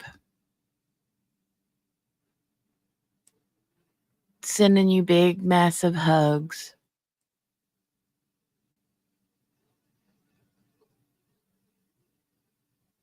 Big, massive, squishy hugs.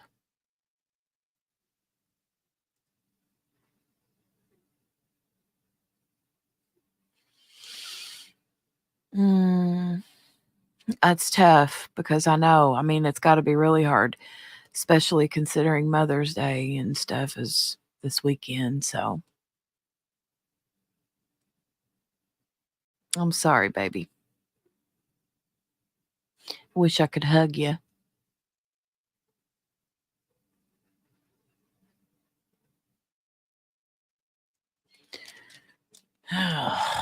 Okay.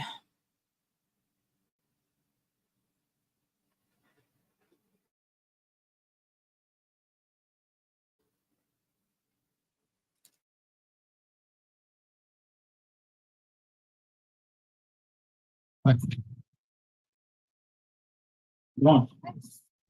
Second word. Ms. Vallow, you can start. You have any questions regarding that?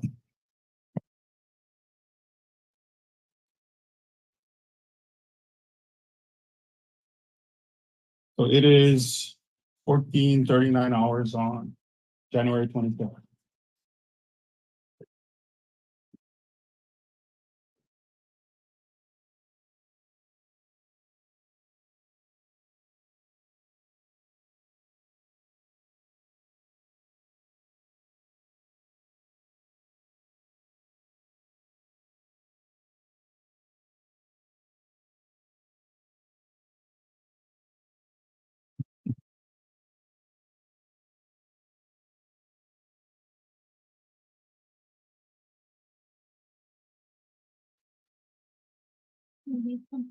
Any questions? You have any questions for that? No. Okay. All right, have a nice day. Have a nice day. Sir, did you have any further interaction with Chad Daybell and Lori Vallow on January 25th beyond what was seen in that video? But not on January 25th. At some time after January 25th, did you have further interaction regarding Chad Daybell and Yep. Lori Vallow? Yes, I did. What day was that? January 26th. And why did you have further interaction with Chad Daybell and Lori Vallow on? And Judge, just as a matter of, could we ensure that we have a clear record of the year that they're referring to? Because I think that's been left out, counsel.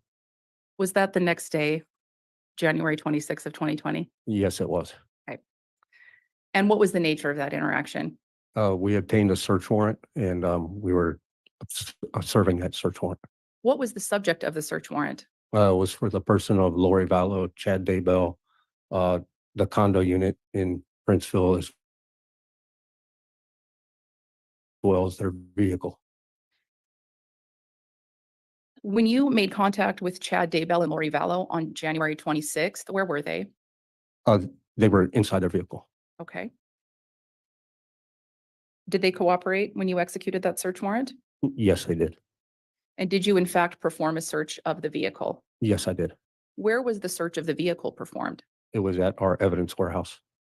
So the vehicle was taken from the location where they were picked up, and then the vehicle, or where you made contact with them, I should say, and then the vehicle was taken to a second location. Correct. Okay.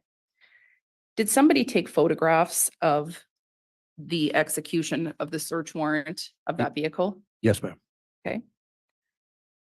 And if I could have the witness handed what's been marked, the state's exhibit 234A through Z. There's a courtesy copy for the court, and defense counsel was provided a courtesy copy yesterday.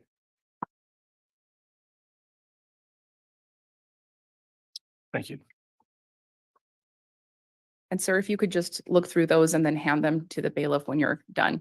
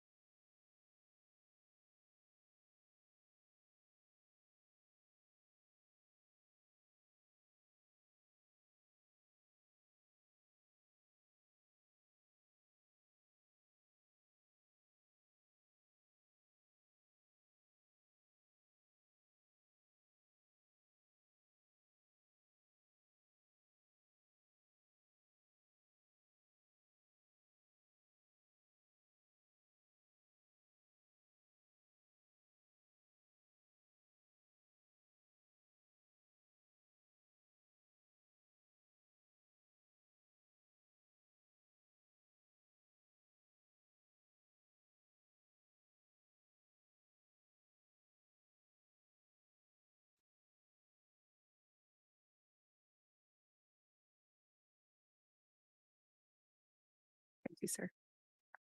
Can you tell me what's depicted in State's Exhibit 234? Those are the photos from the search warrant And what date were those photos taken? on the 28th, 2020, January. So just to be clear for the record, the actual search of the vehicle took place 2 days after Chad and Lori were served with a search warrant? That is correct. Okay. And who took those photographs? Our crime scene lab technician, Christian Vlouten.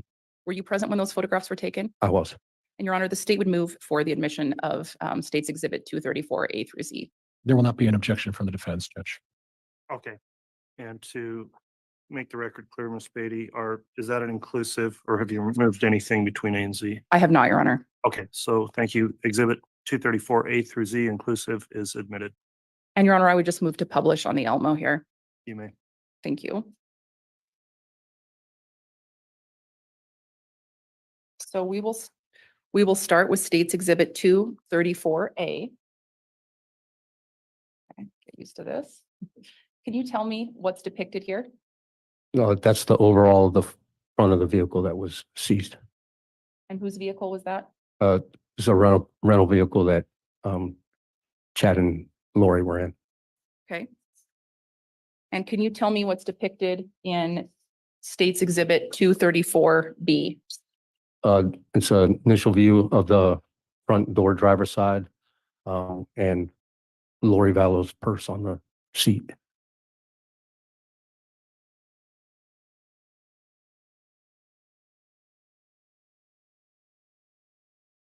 And 234C? Close up of the same. Okay. I'd like to pause here for a moment and ask, did you find anything of evidentiary value in Lori Vallow's purse while you were searching Chad Daybell and Lori Vallow's rental vehicle?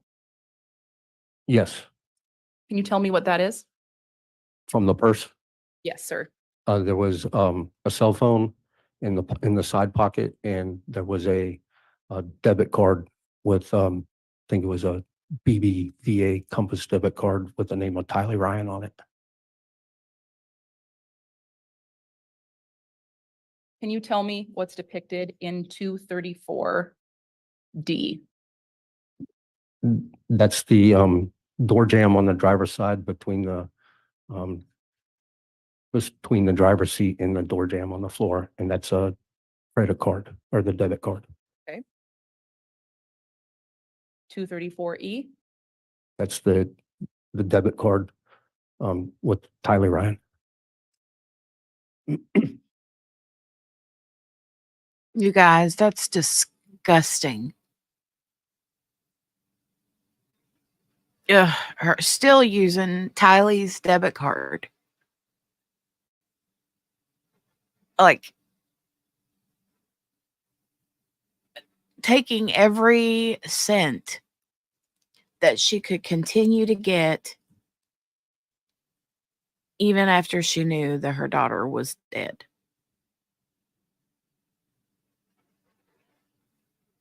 I can't with her. She's disgusting.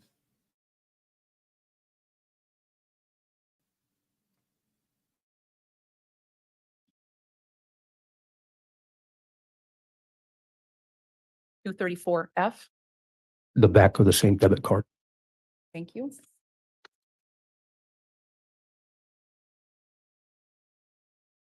Can you tell me what we're looking at in 234G? That's the cell phone that was in the side pocket of her purse. What was done with that cell phone after the execution of that search warrant? All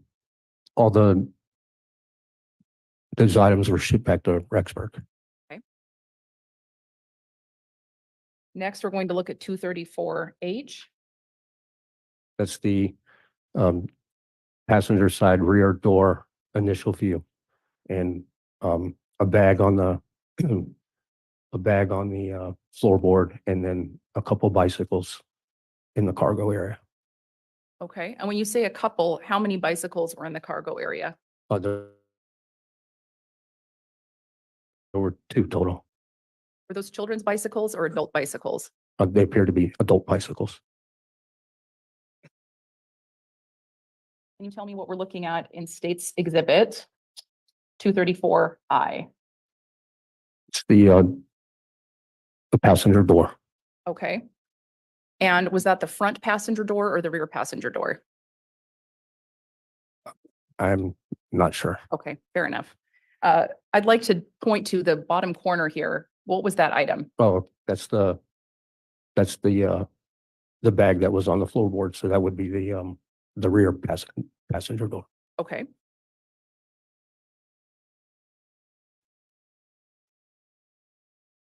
$234J. The initial overall view of the rear cargo area with suitcase, a JanSport backpack, and a couple bicycles. Okay.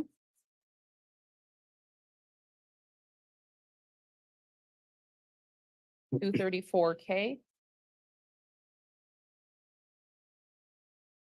It's a Hawaii Robin Ruth handbag.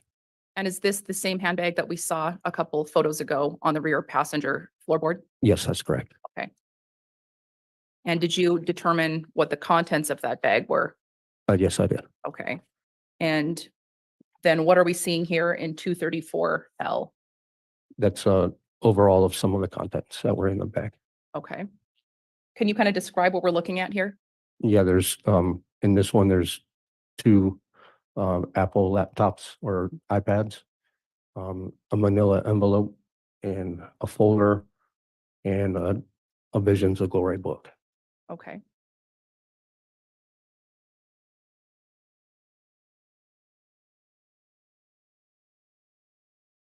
$234M. That's one of the iPads. Okay.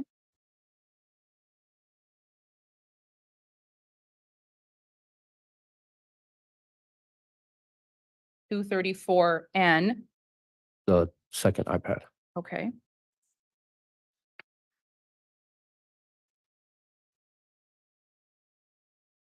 234O. So another iPad in a black otter box. And what do we see on the back of that iPad? JJ written in red.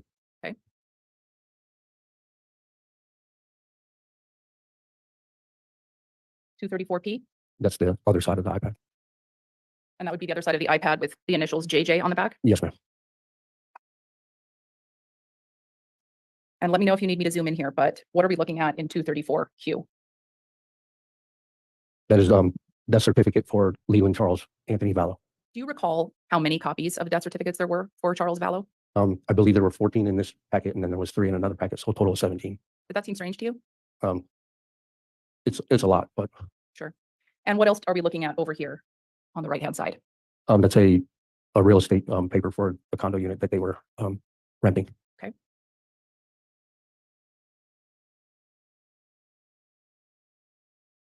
$234R.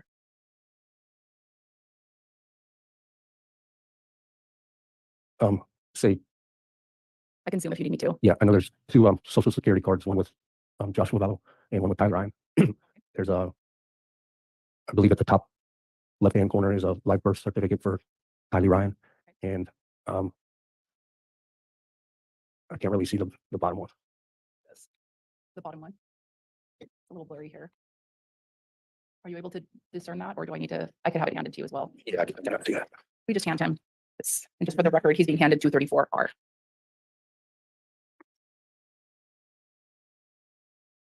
Can you tell me what we're looking at there?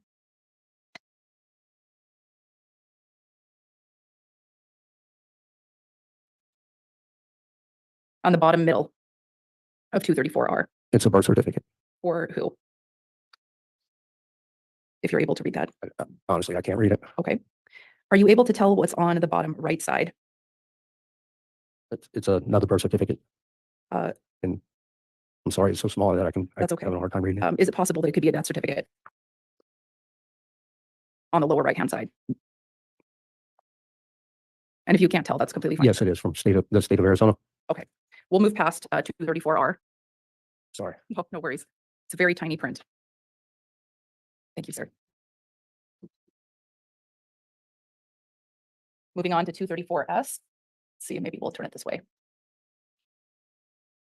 you tell me what that is? Yes, certification of birth from the state of Louisiana for Trey and Kanan Todd.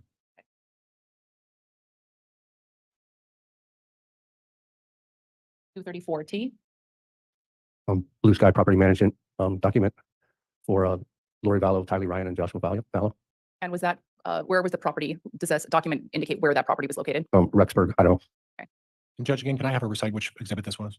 That would be 234T. Thank you, Mr. Pryor. Okay. And all of these items were found in that blue bag? Yes, ma'am. Okay. 234U. Can you tell me what this is? That's a letter from Chad Daybell, from Chad Daybell to Alexander Cox. Okay. What's the date on there? November 24th, 2019. And what is the title under that date? Patriarch Chad Daybell. Okay. This was also found in the blue bag on the passenger side of the vehicle? Yes, ma'am. Okay. And then 234V. Can you tell me what that is? It's a JanSport black backpack that was found in the rear cargo area by the bicycles. Okay.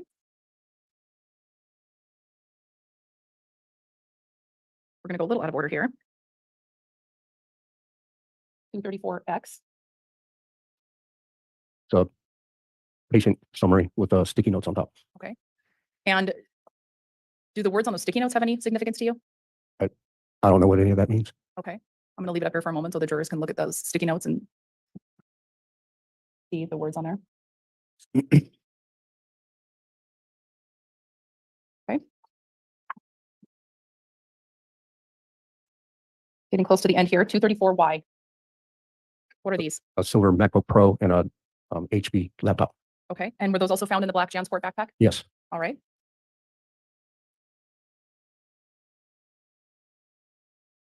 What's this?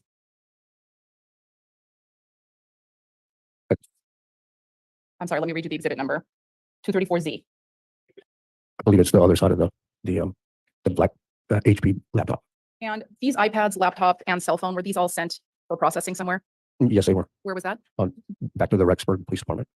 The last thing I want to show you is States Exhibit 234W. What is that? Envelope with US currency Where was that found? in the backpack. How much US currency is in there All total, there was 10,500. in cash? Yes. Your Honor, if I may have just a moment. And Judge, can I ask again the last exhibit, what number was that? 234W.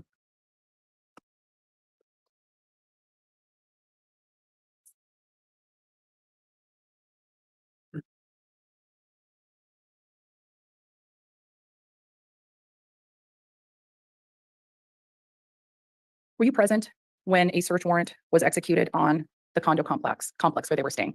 Yes, I was. Did you find anything of evidentiary value in that condo complex? Yes, I did. And let me back up just a little bit. What date was that search warrant executed? That was condo complex. It was the 26th of January, 2020. Okay. And did you find anything of evidentiary value? Yes, I did. What was that?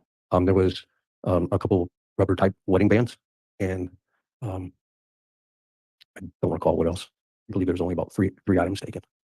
When you were searching the condo complex, was there any sign that children were living there? No, ma'am. Was there any sign that children had ever been there? No. I have no further questions for this witness.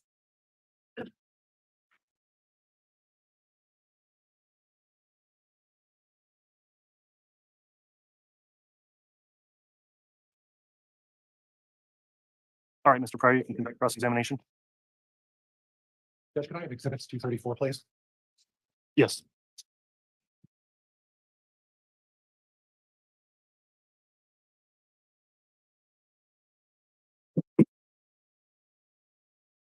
I was just checking. Good morning, officer. Good morning, sir. Now, sir, you viewed the video at the time and you saw it up at the screen, correct? Yes, correct. At any time during that video, did you recall Mr. Daybell making any comment? No, I do not. Do you recall seeing Mr. Daybell looking over to see what the papers were? Yes, I did. Okay. And would you interpret his actions as trying to read or understand what Ms. Vallow was being served with? Yeah, it seemed like he was looking to see what that was. You had an interest in seeing what this was all about, correct? Correct. Okay. And you mentioned previously that this was an order regarding was it a health and welfare order? It was an order for Lori to bring the kids back to Idaho. I believe it was the Department of Health for Rexburg. Okay, so it was an order of custody to turn the kids, a custody order, turning the kids over to authorities back in Idaho. Yes, sir. So in essence, it was when Mr. Daybell would be reading it, that's what he would read, is that there was an order, custody order, saying that the kids are to be returned back to Idaho. Is that right? Yes. Okay. Discussed a little bit about the credit card that was found on the driver's side, correct? Yes. And who was driving that vehicle? Lori Vallow. Okay. And then the other items you said of pertinent interest were in the back seat of the vehicle, correct? The cell phone was in the purse on the driver's seat, and then other items in the back of the vehicle. Yes. And in this particular situation, you testified previously that Lori Vallow was the actual one driving the vehicle, correct? Yes, that is correct. And then there were 3 other seats, correct? Yes. And where was Mr. Daybell sitting? He was sitting in the front passenger seat. Okay. And you found nothing of evidentiary interest on Mr. Daybell's side of the vehicle, is that right? That is correct. And then in terms of the, I noted that on one of the exhibits, 234B, and Judge, I may ask that the witness be handed 234B.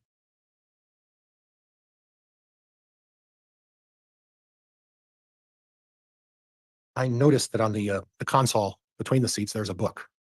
Do you have any and it's terribly difficult to see that, but do you have any recollection of what that book is? Not really. You don't know of what faith that book comes from? No, I don't. Okay. Judge, or Mr. Bailiff, thank you.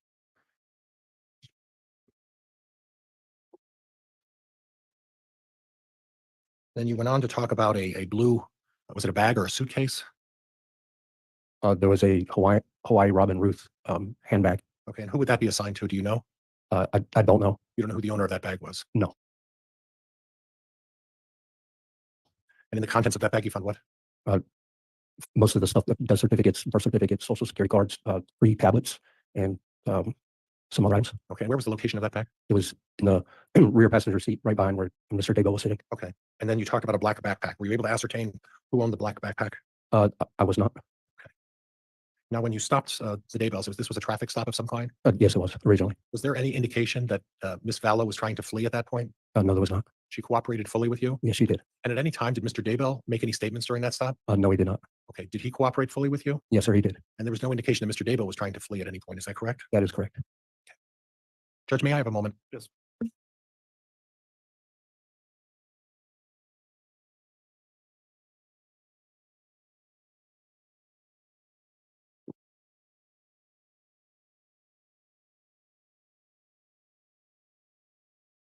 And I noticed that on Exhibit W, you had talked about the currency. Where did you locate the currency? That was in the backpack. And again, you don't know who owned that backpack. I don't have definitive proof who owned the backpack. And again, can you identify the specific items that you found in that backpack again? There was a silver MacBook Pro and a black HP laptop. Okay, were you able to ascertain who was the owners of those respective devices? No, I did not. Okay, what else did you find in the backpack? The currency. Okay, anything else? There was, yes, there was like a wallet with 4 credit cards in there. And whose credit cards were those? Chad Daybell. Okay. Any other items found in the backpack? There was, yes, there was a death certificate and a marriage license. Okay. Anything else? That's all I can recall at this time. Okay. Judge, I have nothing else. Thank you. All right, that'll conclude the cross-examination then. Any redirect, Ms. Beatty? Oh, sorry. We have a brief sidebar.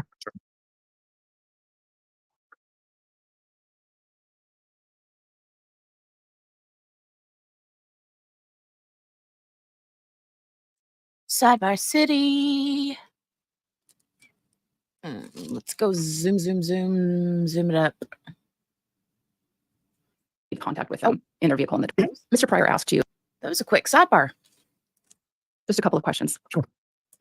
Mr. Pryor asked you if Mr. Daybell said anything when you made contact with him in their vehicle on the 26th, correct? Yes. And he didn't say anything. Not that I recall. He didn't say, what's this about? I don't remember him saying anything. Okay. And you were asked if the defendant or Lori Vallow tried to flee, correct? Yes, I was. And you were contacted by the Rexburg Police Department? Yes, I was. Well, not me directly, no. Of course, your agency, fair to say your agency was contacted by the Rexburg Police Department. Yes, correct. Is that because Chad and Lori had left Idaho? I assume so. Okay. And just to clarify something, you were asked about whether anything of evidentiary value was found in the passenger side of the vehicle. Yes. Okay. Was anything of evidentiary value found in the passenger side of the vehicle? Not the front seat, but the entire passenger side. Yes. Just as a clarifying question. Yes. Okay. And what was that? That was the Hawaii Robin Ruth bag with all the contents. And was one of the contents of that bag a patriarchal blessing? Yes, it from was. Chad Daybell? Okay. I have no further questions. All right, thank you. That will conclude the testimony then of this officer Nesbitt. Is the state intending to have him recalled No, thank you, Your Honor. from the defense? Judge, there's no subpoena on this witness, and I'm not calling him back. All right, Officer Nesbitt, then you are excused. Thank you for coming in and testifying today, and you can go ahead and step down, and I'll ask the state to call another witness. Your Honor, the state's going to be calling Ben Dean. I do apologize. I did make a mistake this morning, thinking I brought up my folder for Ben Dean with his exhibit. I did not, so I'm going to ask for just a very quick break to run down to our room and grab that. And I do apologize for wasting anybody's time. Well, that's fine. We'll take a brief recess to allow you to get that, Mr. And then Wood. we'll have him on very shortly. Okay, if everyone wants to just stand up for a moment, I don't know.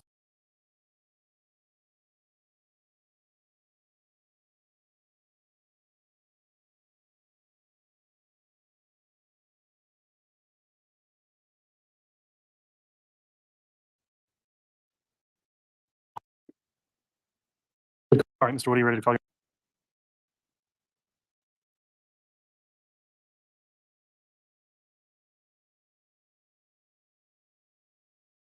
All right, Mr. Wood, are you ready to call your next witness? Sorry. That's fine. So we call Ben Dean. Very well.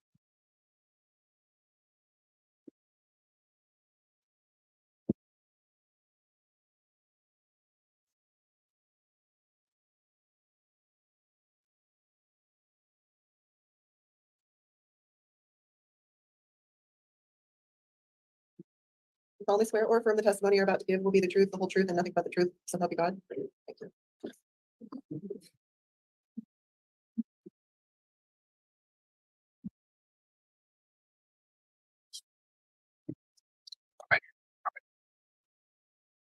All right, the witness has been sworn. I have a few questions before we start the direct examination. Mr. Dean, have you watched any of these trial proceedings on the court's online streaming or through any other source? No, Your Honor. Okay. Have you talked to anyone about any testimony they've provided here at trial? No, Your Honor. Okay, thank you for answering that. Mr. Wood, if you'd like to inquire on direct, you can do so. Thank you. Good morning. Can you state your name and spell it for the record? Benjamin Dean, BNJAMINDEAN, And where are you employed? the Federal Bureau of Investigation. What position do you currently hold at the FBI? I'm an intelligence analyst, And how long have you been an intelligence analyst at the FBI? about 8 years. Can you describe your educational, professional, and training background to hold that position? Yes, I obtained a bachelor's degree in foreign language and foreign area studies. And then my first position in the FBI was with the language services section, where my job was to review and report on the lawfully obtained electronic communication. Later, I became an intelligence analyst after attending and completing the basic field training course at the FBI Academy in Quantico, Virginia. And that was a 3-month course that consisted of classroom instruction, exercises, and exams on a number of different topics, including analytical writing, threat analysis, and raw intelligence reporting. And what office of the FBI are you currently assigned to? The Salt Lake City field office. What are your day-to-day responsibilities? My main job is to review or is to analyze information and make assessments regarding specific threats. And so some of my day-to-day tasks might include reviewing information from a broad range of sources, looking for trends and patterns in that information, and then writing reports or giving briefings with findings and recommendations. And then since I currently work on a criminal investigative squad, I often provide support to active cases. Do you have any specific training or experience in reviewing electronic communications? Yes. Can you explain that experience? Sure. During my time with the language services section, I attended a week-long course focused on best practices and techniques in monitoring and reporting on electronic communications records. I later at the FBI Academy received training in digital evidence collection and exploitation and in the use of telephone analysis software. Since then, I've completed virtual and in-person trainings on that topic, on its subject. And of course, as an analyst in the field, I've had several occasions where I've reviewed those types of records in support of active cases. And so while I'm not an expert in the field and I'm not a digital forensics examiner by trade, I have been able to gain some working knowledge and familiarity with the subject. Have you been involved in the investigation into Chad and Lori Daybell? Yes. When did your involvement in this case, in the Daybell case, begin? Began in late March of 2020. What was your initial assignment in the case? My initial assignment in the case was to review tips that had been submitted by members of the public in response to a press release that was issued by the FBI and the Rexburg Police Department on the 5th of March, 2020, regarding Tylee Ryan and JJ Vallow, who were missing at the time. And both Tylee and JJ had been seen at Yellowstone National Park on the 8th of September. And so the press release requested that the members of the public, anyone who had been to the park that day, who had visited and had taken photos or videos during their trip, to please send those in so that law enforcement could review them in hopes that they would aid in finding the children. And do you recall, oh, you already answered this, you started working on this late March of 2020? Yes. Can you briefly describe the volume of tips and media you reviewed as part of that initial assignment? I would estimate somewhere between 600 and 800 unique tips were submitted by members of the public in response to that press release. Some of the tips had only text information that the tipster thought could help, and other tips had multiple media file attachments, photos, and videos. And so in total, I would estimate I reviewed several hundred photos or videos as part of the initial assignment. Were you ever tasked with another assignment in support of that investigation? Yes, I was. What was that? I was asked to assist with the review of electronic devices that were seized from Chad Daybell's residence on January 3rd of 2020. And do you recall what devices you were to look at? Initially, I was assigned to review data that was pulled off of a hard drive and a thumb drive. And when did you complete your review of those devices? I completed my review of those devices in May, sometime in May of 2020. Were you asked to review any other data from any other devices? Yes. What were the additional devices you were asked to review? I was asked to review the contents of 2 Blu-ray discs, each of which contained data that was extracted from electronic storage devices seized from Chad Daybell's property on January 3rd of 2020. So the data you were provided was on Blu-ray discs? Yes. Were the discs labeled? Yes, they were. How were they labeled? Both discs had a unique FBI specimen number written on them. So one disc had the number IWR091201, and the other one was labeled IWR091202. And also both discs had the words working copy written on them.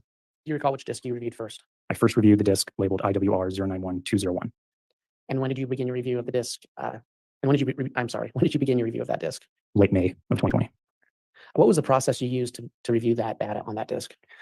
So I used a Blu-ray disc reader to open up the contents of the disc on my work computer. I saw that the main file folder on the disc was titled IWR091201. I went into that folder and found a subfolder with an application file. It's called cellbrightreader.exe, and also a UFDR file with the name IWR091201 report.ufdr. So I double-clicked on the application file to launch the Cellbright Reader software, and once it was fully loaded, I used it to open the UFDR file. Can you briefly explain to the jury what is Cellbright Reader? Cellbrite Reader is essentially, it's a software program, and it allows for the review and analysis of data pulled off of electronic storage devices. And yeah, that's basically what it is. And you mentioned a UFDR file. What is that? So UFDR file is basically a report containing all of the data items pulled off of a device, and UFDR files can be opened and viewed with Cellbrite Reader. How does the data appear in Cellbrite Reader when you open it up? When you open Cellbrite Reader, you'll see a list of categories on the left-hand side. And so that's because Cellbrite Reader organizes all of the data items that are on the device into categories based on the item's file type. So some examples of categories would be autofill items, calendar items, device contacts, things of that nature, and also communication items such as emails, phone calls, SMS or text messages, or multimedia or MMS messages. All right. And what file types do you typically look at to determine the user of a given device? Typically, I look at 4 areas.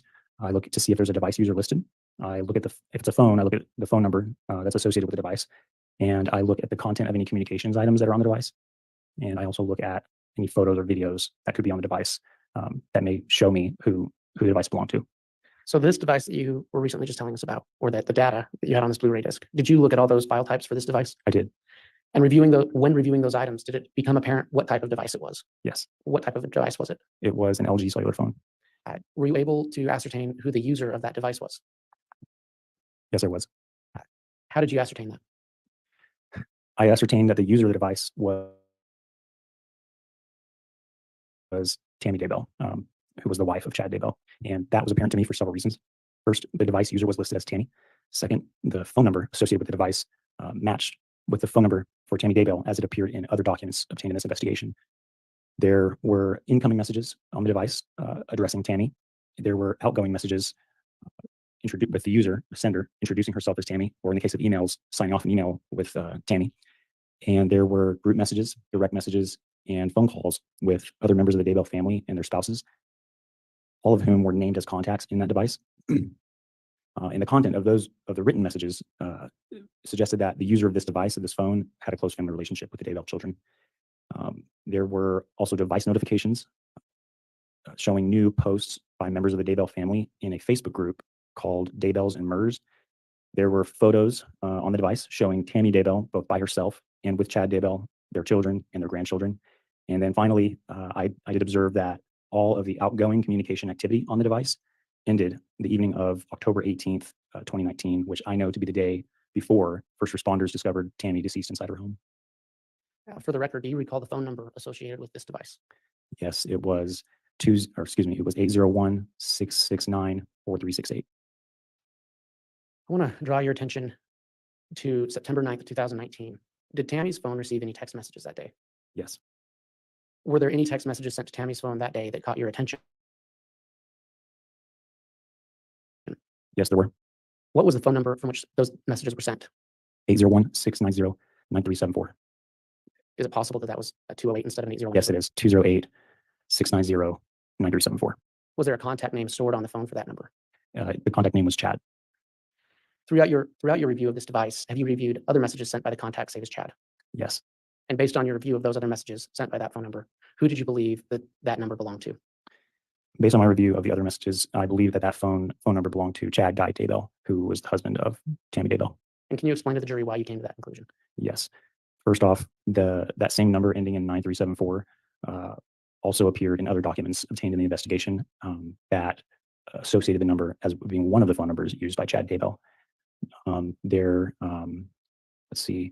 were that number ending in 9374 was also part of group messages with other members of the Daybell family and their spouses. Again, all of whom were named as contacts in this device. And the content of those group messages also suggested that the user of that phone number ending in 9374 had a close family relationship with the Daybell children. And also the communication, the content of the messages between the device user, Tammy, and user of this phone number ending 9374 suggested or made it clear that they both lived in the same home and that there was another individual named Garth who lived in that home with them. Your Honor, I would ask that the witness be handed what's been marked as State's Exhibit 229. I provide a copy to counsel and have a courtesy copy for the court as well. Very well.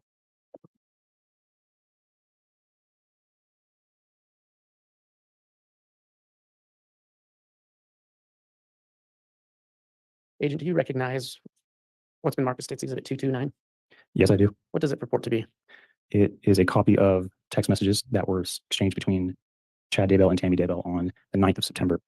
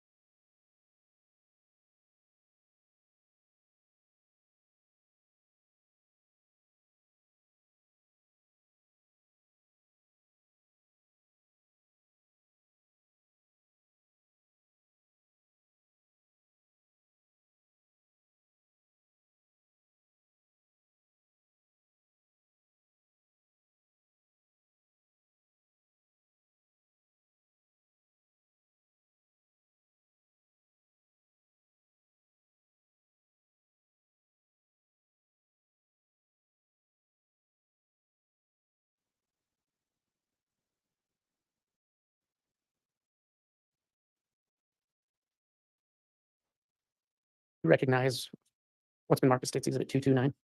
Yes, I do. What does it purport to be? It is a copy of text messages that were exchanged between Chad Daybell and Tammy Daybell on the 9th of September.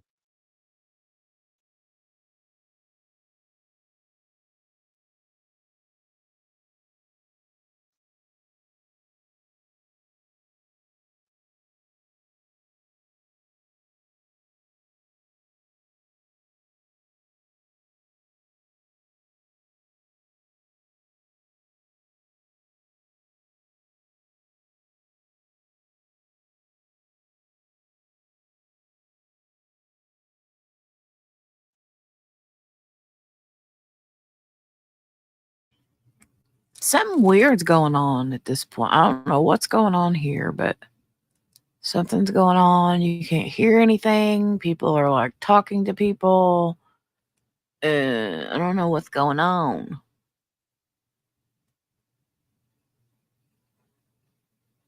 And he's excusing the jury. I don't know what happened. It was very weird.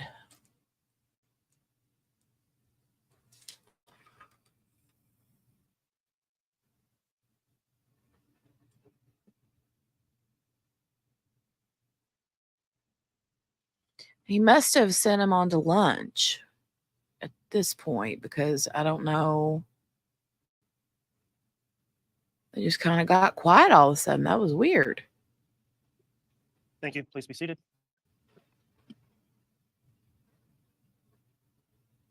All right, I believe we've got the text sorted out here. So the agents on the stand, if we could have the jurors brought back in, please. Thank you.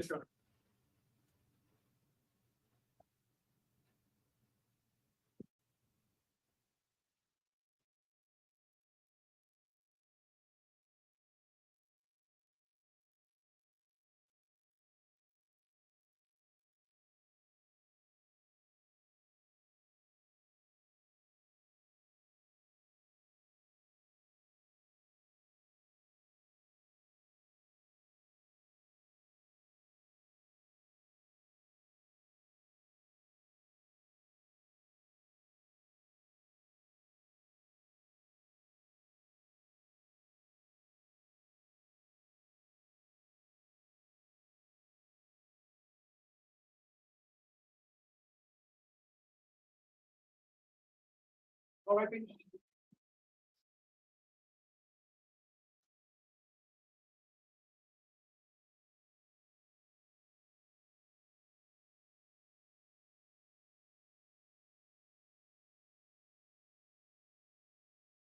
Resolve President 1049. All right, thank you. Please be seated.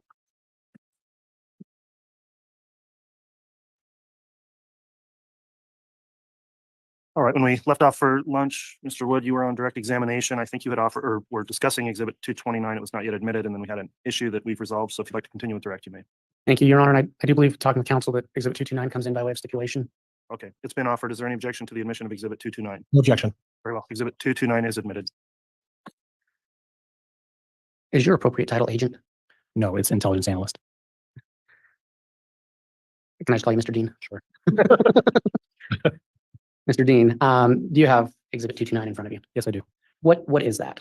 It's a copy of the text messages that were exchanged between Tammy Daybell and Chad Daybell on the 9th of September of 2019. And how do you know this? I know this because I reviewed these same messages during my review of the contents of Tammy's phone. Other than the text messages themselves, what other information is shown on this page? There are additional details for each of the messages on this page, including the direction of each message, whether it was incoming or outgoing. Different timestamps for each message are shown on the page, and also there are the source paths indicating where on the phone, where inside the phone, the raw information for these messages was maintained and stored. Your Honor, may I publish Exhibit 229? You may.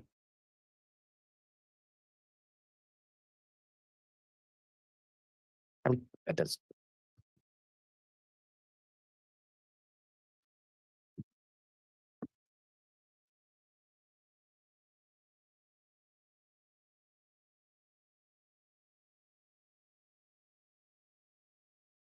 Agent, you mentioned, or Mr. Dean, you mentioned that there are different timestamps shown on this page for each message. Have you seen those timestamps associated with these messages before? Yes. And can you explain to the best of your knowledge why different timestamps are associated with these messages? Yes.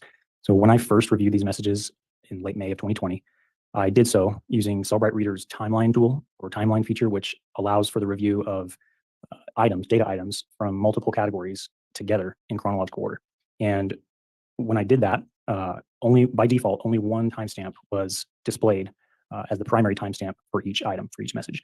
And so it was that default timestamp that I used whenever I referred to these messages in written documents or when providing court testimony on previous occasions.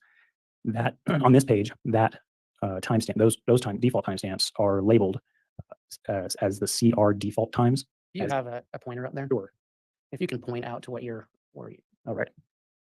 So these times right here, CR default, those are the timestamps that I'm talking about now, and they're labeled CR default here because they're the default times shown in Cellbrite Reader. So recently, as I was refamiliarizing myself with the contents of this device and with these messages in particular, I still saw in Cellbrite Reader that these CR default times were still being presented as the primary timestamp assigned to each of those items.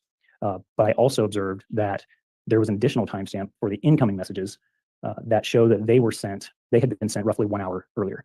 And those earlier timestamps were only visible when viewing the metadata for each individual message, or by accessing a separate section of the extraction report in Cellbrite Reader to see the raw information for the messages within the phone's internal SMS database. And so on this page, those earlier timestamps for the incoming messages are labeled as the sent times right there.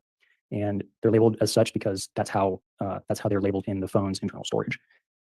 And with regard to those incoming messages and those two different timestamps, were you able to determine which of the two timestamps is most accurate? Yes. How did you make that determination? I was able to make that determination by consulting telephone toll records for both Tammy's and Chad's phone number covering this time period.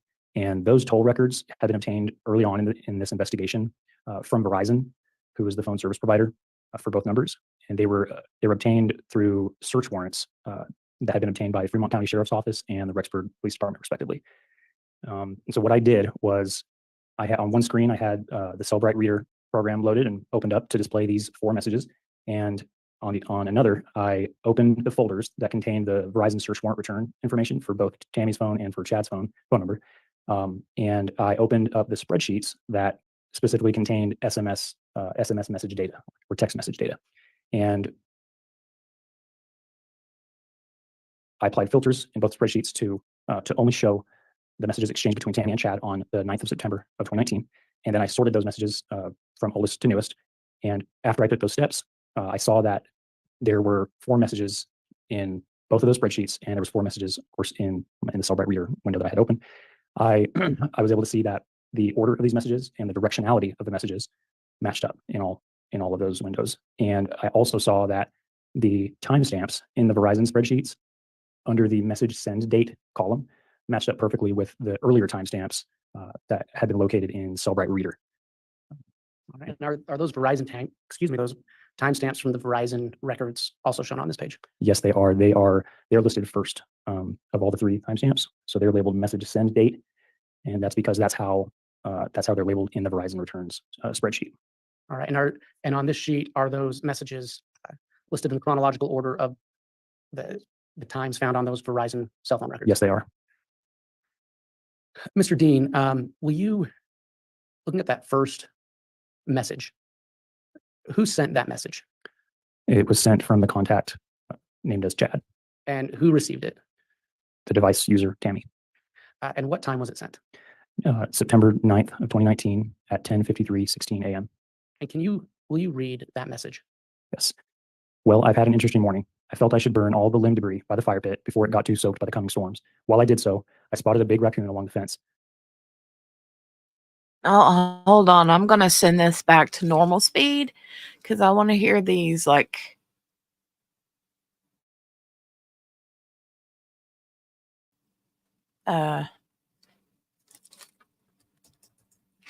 What was it, Sherry? You said I want to hear that again. And then Sherry went, okay. Okay.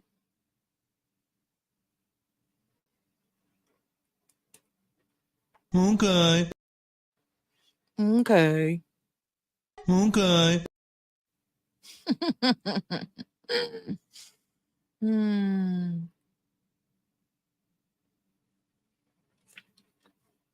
Okay. Let me hit the play button because I want to hear this at normal speed. When he said, I can call you Mr. Dean, and they laughed. Oh.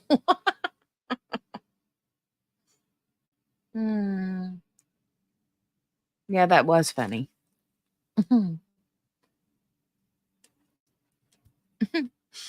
It was sent from the contact named as Chad. And who received it? The device user Tammy. And what time was it sent? September 9th of 2019 at 10:53:16 a.m. And will you read that message? Yes.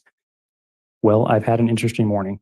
I felt I should burn all the limb debris by the fire pit before it got too soaked by the coming storms. While I did so, I spotted a big raccoon along the fence. I hurried and got my gun, and he was still walking along. I got close enough that one shot did the trick. He is now in our pet cemetery. Fun times.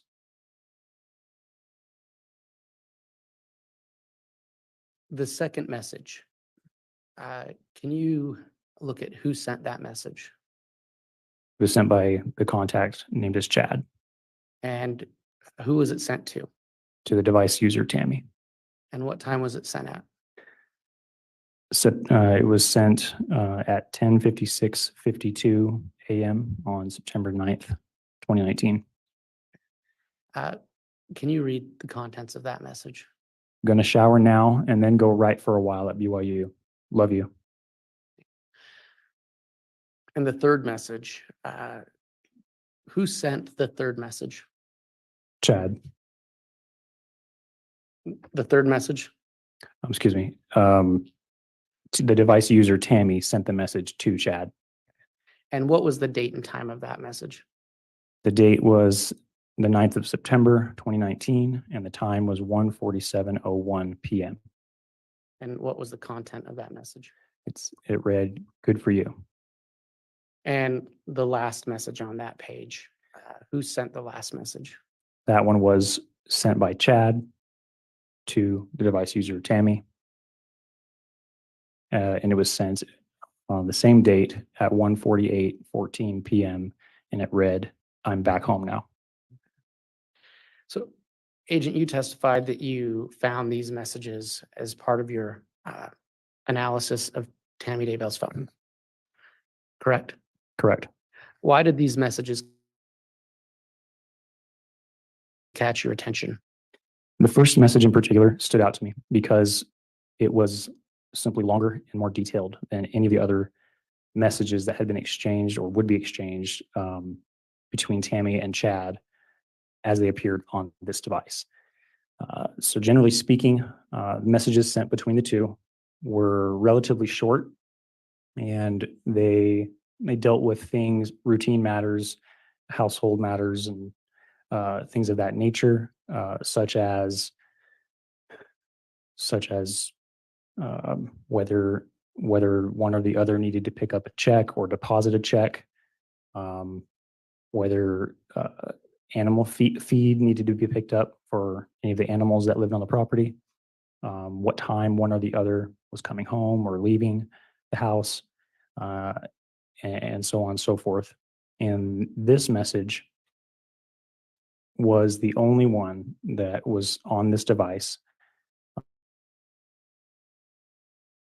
in which Chad wrote to Tammy such a lengthy and detailed explanation of his day's events. Okay.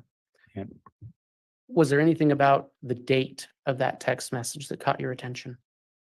yes, the date also caught my attention because if you recall from earlier in my testimony, my first assignment in this investigation was to review tips that were submitted by members of the public in response to that 5th of March 2020 press release by the FBI and Rexburg PD, in which the members of the public were asked to send photos and videos if they'd been in and around Yellowstone National Park on the 8th of September of 2019, in the hopes that that information, those photos, those videos may give law enforcement a clue and aid an investigation to locate both Tylee Ryan and JJ Vallow. And so after having reviewed hundreds of photographs and video files taken from all across Yellowstone National Park on the 8th of September of 2019, I was very much aware that that date was the last day that Tylee Ryan was seen alive. And so upon reading this first message here on this page, in which Chad. Judge, I'm going to object at this point. This is becoming quite a narrative, and there should be some questions, I believe. I can ask some more, Your Honor. Go ahead. So just kind of, in summary, what was it then that caused you concern about this text message? It was the fact that this longer, more detailed text message, longer and more detailed than others on the device, was sent by Chad to his wife Tammy, explaining with some amount of care that he had started a fire, shot a large animal, and buried that large animal on his property. And it was the fact that he did those things. He was telling his wife Tammy that he did those things on the day after Tylee Ryan was last seen alive. And were you ever made aware in your investigation where Tylee Ryan's remains were found? Yes, Where were they found? they were found in the pet cemetery on Chad Daybell's property. Your Honor, at this time, I have no further questions. All right, thank you. The exhibit is.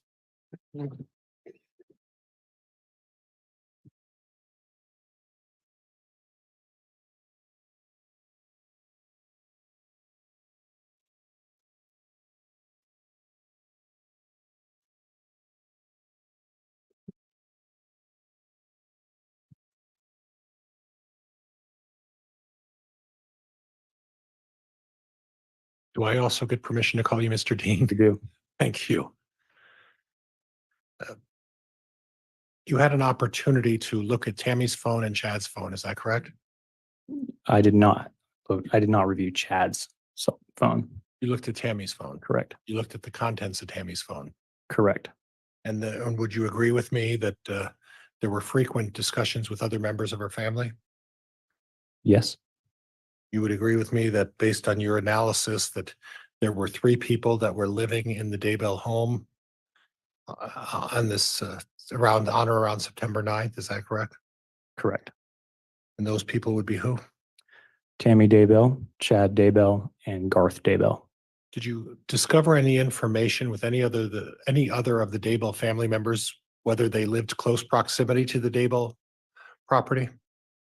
Not during my review of Tammy's device that I can remember, but over the course of other assignments that I had in this case, I did become aware that that yes, there were other members of the Daybell family and their spouses living nearby. And who were those? I believe it was Emma Murray and her husband, Joe Murray. And do you know where approximately they lived? I believe they lived sort of catty corner to the Daybell property. Now, it's not your position that the mention of animals in communications from Tammy is unusual, is it? Finally, somebody says it right. Way to go, Mr. Dean. You said it right. It's catty corner, and Spins isn't here to say otherwise. Mention of animals. It happened a few times. Okay. And in those communications, the range that you used in this thing started around the 27th of July. Is that right? Of 2019? For SMS messages, Yes. particularly?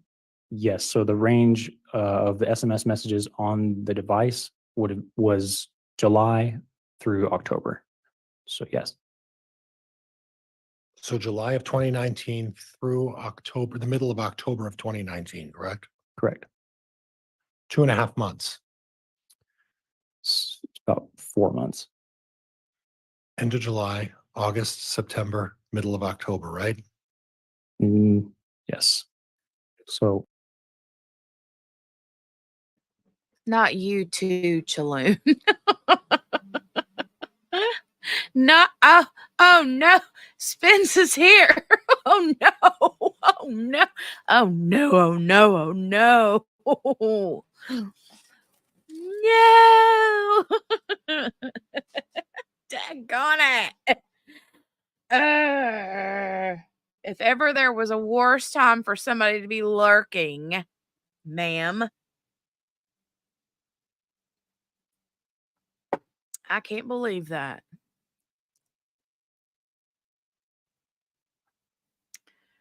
Chaloon said, I agree, Sherry, when they laughed at the faster speed. I loved it.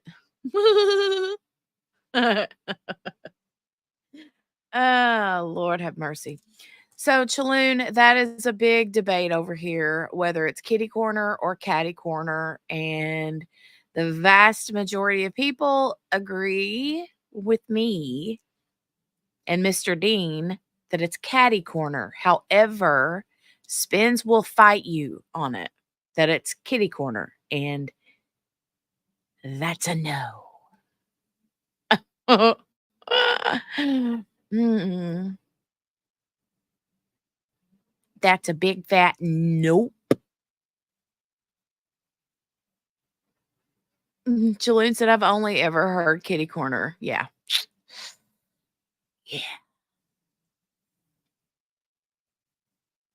Okay. Well, you can sit in here at the cafe. You can sit over there with Spins in the kitty corner.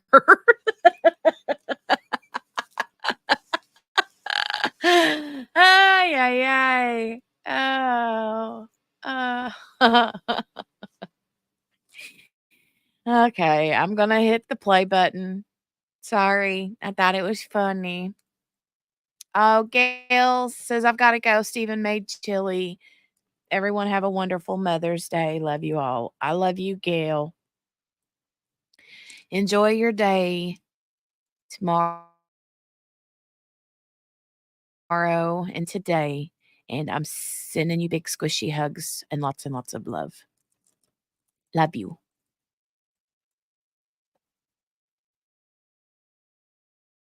So where's 4 months come from? well, I think that the messages on the device started in mid-July. So if I was counting July, Oh, I see. I see. But your date of evaluation started on the 27th of July, correct? the date the very first SMS message appeared on appearing on the phone. No, the date, the range of your evaluation of the phone started on the 27th of July of 2019 and ended on approximately the 17th or 18th of October. Is that right? That's for the outgoing communications on the device ended on the 18th of October. Right. There were some messages after that. But the range of what you're talking about and testifying about is the range we just discussed, the July through October. Is that right? That's right. And the evaluation that you're presenting to this jury is that in that 2.5 month period, this was a lengthy SMS message. Is that correct? That's correct. But you didn't look at, do you have an idea of how long Chad and Tammy Daybell were married? Quite some time. I couldn't give you an exact date. It was a significant length, wasn't it? You didn't evaluate their history of 30 years of marriage on their SMS communications, did you? No, I did not.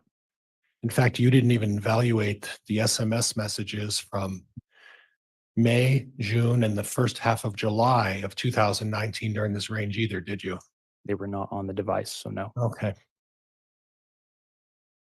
So you really can't say, all you can say is that in this specific 2.5 month period, you found this to be a generally, and that's was your term, right? Generally longer than some of the others, correct? So generally speaking, their messages between the two of them were shorter and dealt with everyday affairs, everyday matters. And this message stood out because it was longer and more detailed than all of the rest that were on the device. And did you have an occasion to look at any other devices that Tammy Daybell may have had as part of your investigation? No. Were you aware as part of your investigation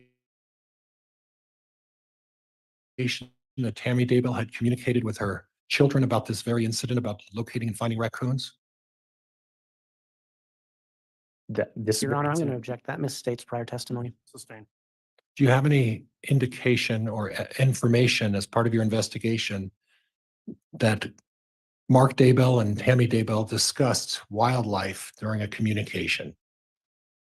From my review of this device, no, I do not have knowledge of that. Okay.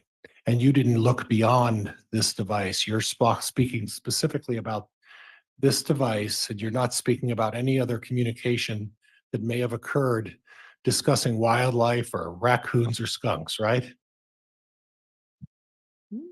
Correct. And on this device, Okay. that's what I'm speaking to. Okay. And again, the phone number for, just so we have a clear record for Tammy Daybell was what number? The phone number for Tammy Daybell was 801-669-4368. Thank you.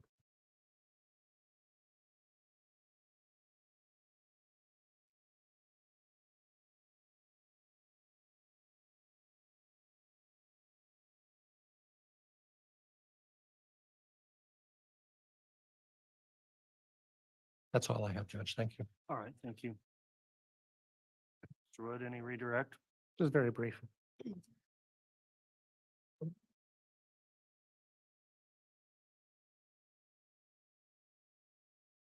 You were asked how long the Daybells were married, or Chad and Tammy Daybell were married.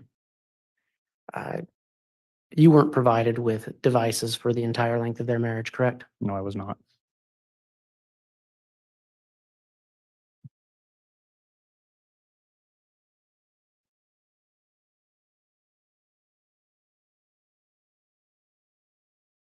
And you were asked about the length of this message, and part of what stood out to you was the length of this message. That's correct. Okay.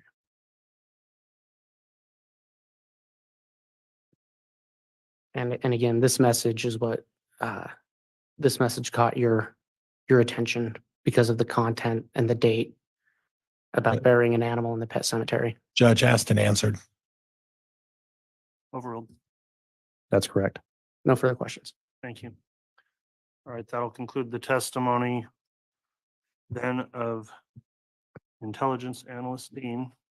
And we will ask, at this point, I'll just inquire if he may be recalled.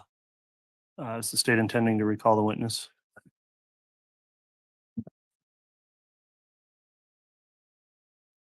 Pryor, I'm sorry, buddy, but no matter what you say or how hard you fight, excuse me, Chad Daybell didn't shoot no daggone raccoon and bury it out in the backyard. Okay? I mean, he may have very well, but that's not what he did that day.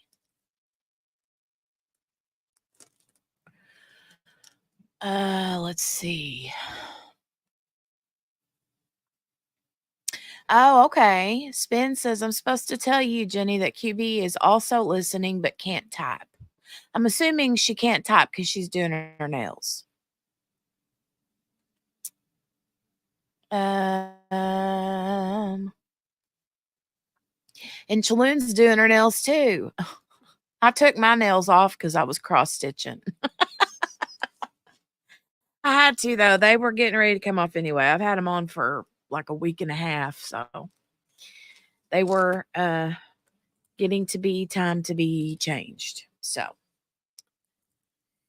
but hi, QB. I'm glad you're listening. I'm so glad you're listening. I hate it here.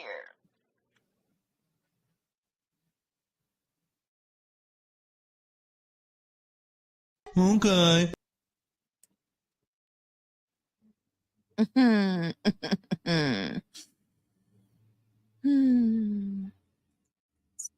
Your Honor, we're not planning on it. We have been, just as a matter of course, not releasing law enforcement from subpoenas just in case, but, so we wouldn't release them at this time. All right, so, Mr. Dean, then with that being said, because of the court's exclusionary order, I'll direct you not to observe or watch any continuing trial testimony in the case or discuss with anyone else any testimony they give in the case. With that, you can go ahead and be excused. Thank you for testifying. Your Honor.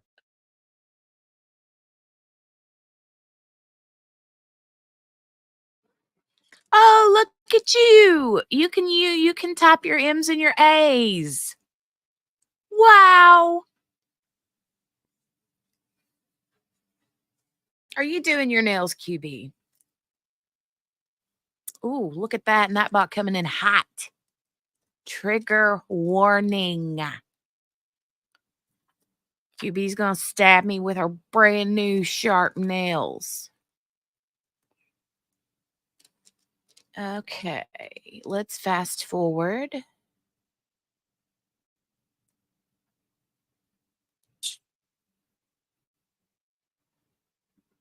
And the state can call its next witness. Your Honor, at this time, the state calls Janet Anderson. Janet Anderson. Who's this chick?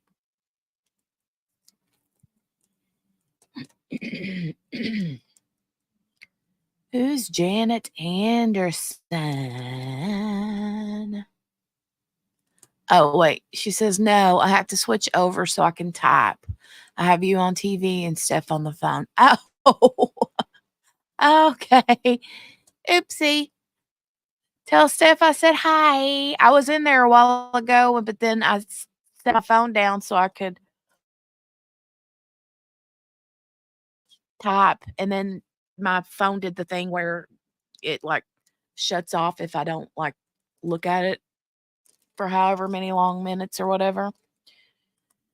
So yeah, it did that. So tell Steph I said hi. I can't believe is she still scooping? Okay.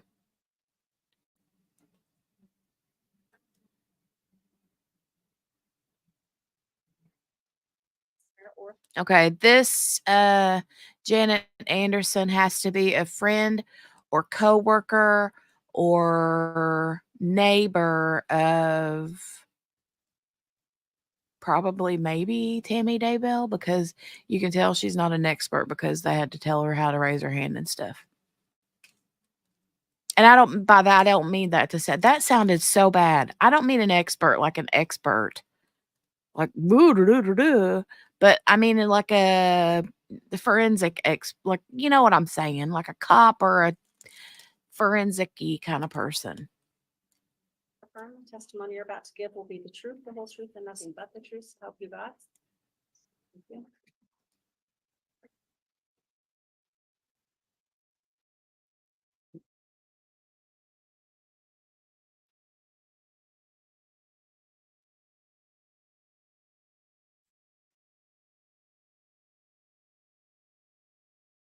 Okay.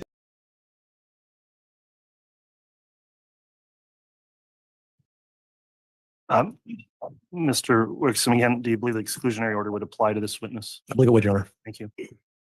Ms. Anderson, then having been sworn, I'm just going to ask, have you watched any of the trial online or from any other source or observed any of it in here? No, Okay. Have you talked to anyone else about testimony they've given in their trial? no. Very well. Mr. Wixom, if you'd like to inquire on direct, you may. Thank you, Judge. Ma'am, will you please state and spell your full name for the record? Janet Anderson, JANET ANDERSEN. Thank you. And where do you live? I live in St. Charles, Idaho, And where is that? by Bear Lake. Where did you live 5 years ago? I lived in Lyman, Rexburg area. When you lived in Rexburg, what type of work did you do? I was the secretary at Central Elementary in Sugar City, How long did you work in that job? 15 years. Do you recall working with the Tammy Daybell? Yes. Can you recall which years you remember working with her?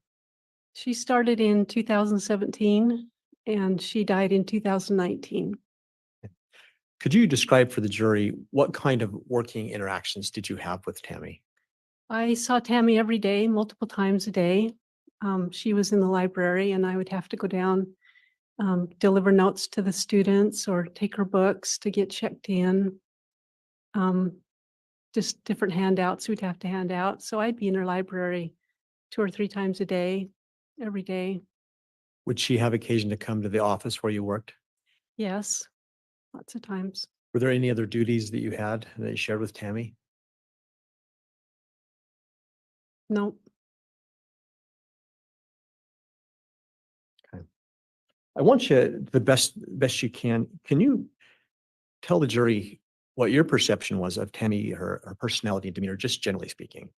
She was easy to get along with. She was very quick to get her duties done. She was very efficient, organized. She was easy to talk to, and she didn't ever have anything bad to say to anybody. And she was a friendly person. She's friends to everybody. Everybody loved Tammy. How often did you have interaction with her? Was it every day? Every day. Mhm. And with respect to her attendance at work, do you recall, was she someone who called in sick or missed work? I don't Judge, I'm going to remember her- object unless there's some additional foundation. Overruled. You may answer. I don't remember any days of getting a substitute for her. She just wasn't ever sick. She never had a cough or a sniffle or a limp or anything that I noticed. Was Tammy ever one to complain of her health or talk about her health? No. At any point in time, let me withdraw that. Thinking back to just the last few weeks before she passed, did you ever notice anything about her and her health? No, she was very energetic. Like I said, she was the Energizer Bunny. She just was everywhere and got everything done she needed to. And Would you mind elaborating on that for the jury? When you use the word Energizer Bunny, what do you mean by that? she just never quit. She was always where she needed to be. She had multiple jobs. She was lunchroom duty. She was computer lab, librarian, recess duty. She was always quick to get to wherever she needed to be. She didn't talk very much, stop and visit very much. And if it was brief, and then she went to where she needed to be. How did you first learn of her passing? Mr. Garner called me Saturday morning. And other than possibly grief, what was your reaction to that news? I thought, how could this be? I just barely saw her Friday at 3:30, 3:45. She was happy. She was healthy. She was laughing about curtains she'd had to put up in the computer lab so the kids would quit knocking on the door to say hi to her. And it was just really quite a shock. I didn't know how it could happen. When you talk about this, her stopping or putting up curtains, did you have a specific interaction with her regarding that? Yeah, she stopped at the office on their way out. Her and Emma stopped at the office and told me about what they were doing in the computer lab to put up the curtains, and they were laughing about it, how it's so funny that the kids had to say hi when they just barely saw her an hour before, but they'd have to knock on the window and say hi to her, and they thought that was really funny. Tammy had quite an interesting sense of humor. I loved it. She was happy most of the time about lots of things. Thinking about that interaction with the curtains, when did that occur relative to her death? That was at 3:45 on Friday. And I guess she passed away that night or morning. So as you recall, you last saw Tammy at 3:45 the night before she passed? Yes. Okay. When you had this interaction with her about the curtains, did she appear sick at all to you? Nope. Did you make any other observations about her health? She was just normal, healthy all the time. Did she have any appearance of having had a hard work day, tired, anything like that? Actually, no. She seemed like she had energy, no matter what time of the day it was, morning or evening or whenever I saw her. She just was always on the go. And then just last question, over the last few months before she passed, did you happen to notice whether or not she'd gained or lost any weight? I don't think she gained or lost any weight. She looked the same. She walked the same. She was always really fast walking to wherever she had to go. In my office, I would see all the halls. And so I could see people coming and going wherever they went. And they put me in that spot so I could. So I saw Tammy a lot, but she was just always on the go where she needed to be. Thank you, Your Honor. I have no more questions. All right, thank you, Mr. Rickson.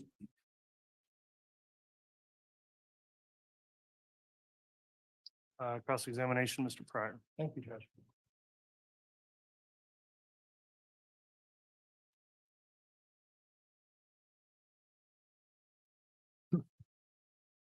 Ms. Anderson, do you have a recollection of being interviewed by Officer Mattingly, Who's that?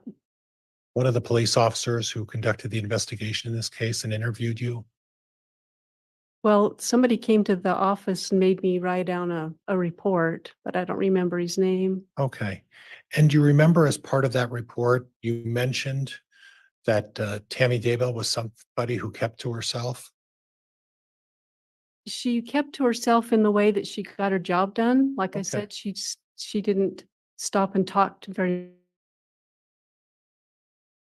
many people for very long. So Okay, so when you say she kept to herself, it was in her, and I don't want to suggest that it was a shy manner, but she kept her personal business to herself. Would that be fair? well, she never said much personal things to me, so that's probably why. Yeah. In fact, she never said anything about her health to you, did she? Never.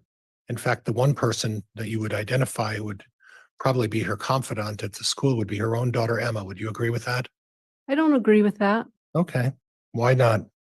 I think she had lots of friends. She talked to lots of people, and there could have been a time when she would have said something to one of the other staff members. And despite the fact that she had a tendency to keep to herself, according to you, you're telling me now that she must have talked to other members but you don't really know that, do you? Objection, argumentative, Your Honor. Overruled. You don't know that, do you, ma'am? I don't. Okay. But you do know that her daughter worked at the same school with her, correct? Correct. Okay. And would you say it's fair to say that her daughter that they spent a lot of time together when they had downtime at school? No, I don't think they did. Okay. Now, on the day that you're describing and the day that the Friday, the last day of school that Tammy was there, do you remember the efforts that were being undertaken by Tammy to prepare for the book fair that day?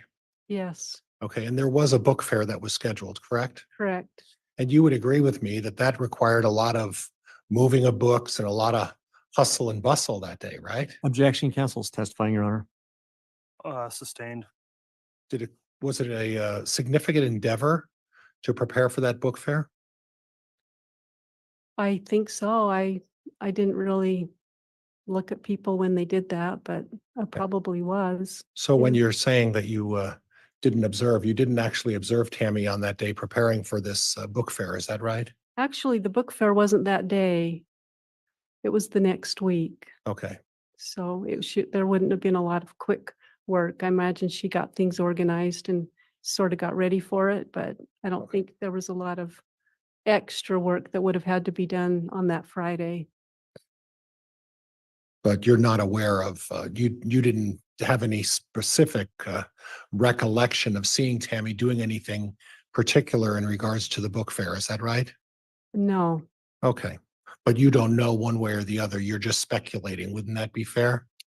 that would be fair. Yeah. Okay, thank you, Judge, I have nothing else. All right.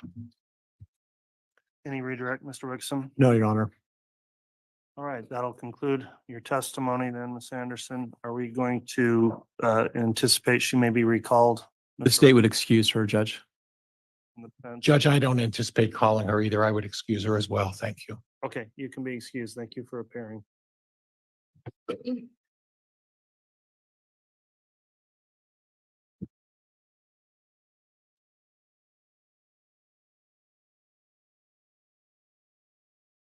State can call its next witness. State would call Tammy Gee. All right, next witness.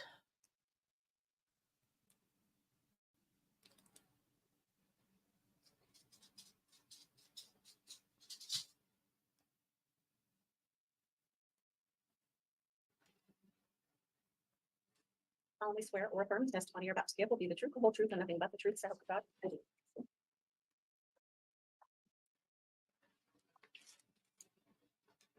That was quick. Okay.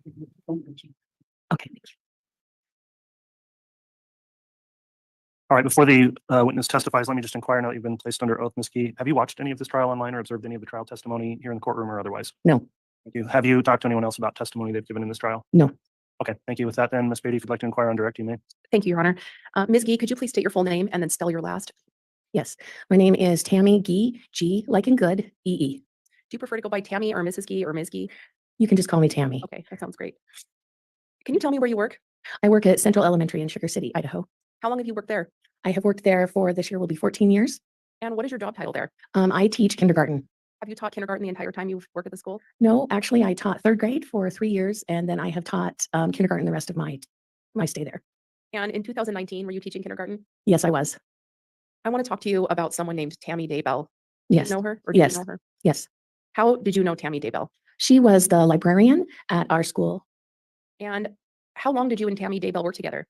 From the time she was hired on until her passing. And do you know about how many years or months that would be? I would say that was about 3 years. Okay. And at some point in time, did you learn that Tammy Daybell had passed away? Yes. Okay. I want to talk to you about the very last time that you ever saw Tammy Daybell. Do you remember that? Yes. Do you remember when that was? Yes, it was the day before her passing after school. Can you tell me about what time you spoke to her during the day? I spoke to her at about 3:20, between 3:20 and 3:30 is usually when I get back from duty. And I spoke to her then about one of my students. Do you remember her demeanor during the conversation? Yes, she was very animated. She was very friendly and kind. Did you make any observations about what her health was? I didn't see any health issues. We talked just like I would on a regular day. How would you describe her energy level? Great. And at some point in time the next day, did you receive a phone call? Actually, our principal texted us all, and yes, we heard it the next morning. What was your reaction? I was shocked. I was shocked, shocked. And why were you shocked? I had just talked to her the day before about one of my students and how we were going to help him, and I didn't see any indication that she was sick. I have no further questions for this witness. All right, thank you, Ms. Beatty. Cross-examination, Mr. Pryor. Good afternoon, Ms. Gee. Good afternoon. Do you recall on that Friday if there were, are you aware of any preparations that were being done to prepare for a book fair the following week? Not that I know of. Okay. Not that I remember. Okay. And would you agree that Tammy was a bit of a private person in terms of her personal life, she tended to keep to herself? Not really, but not really. I wouldn't say that. Judge, I have nothing else. All right, thank you. And Your Honor, I have nothing further for this witness and she may be excused from her subpoena. All right, unless there's any objection from the defense, you may be excused from your subpoena. Thank you for appearing and providing your testimony this afternoon. Thank you. You're welcome.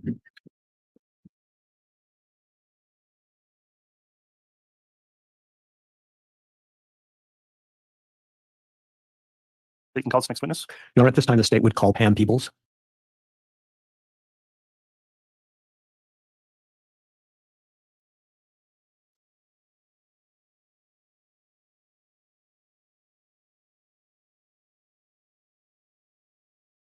Or her testimony you're about to give will be the truth, the whole truth, and nothing but the truth.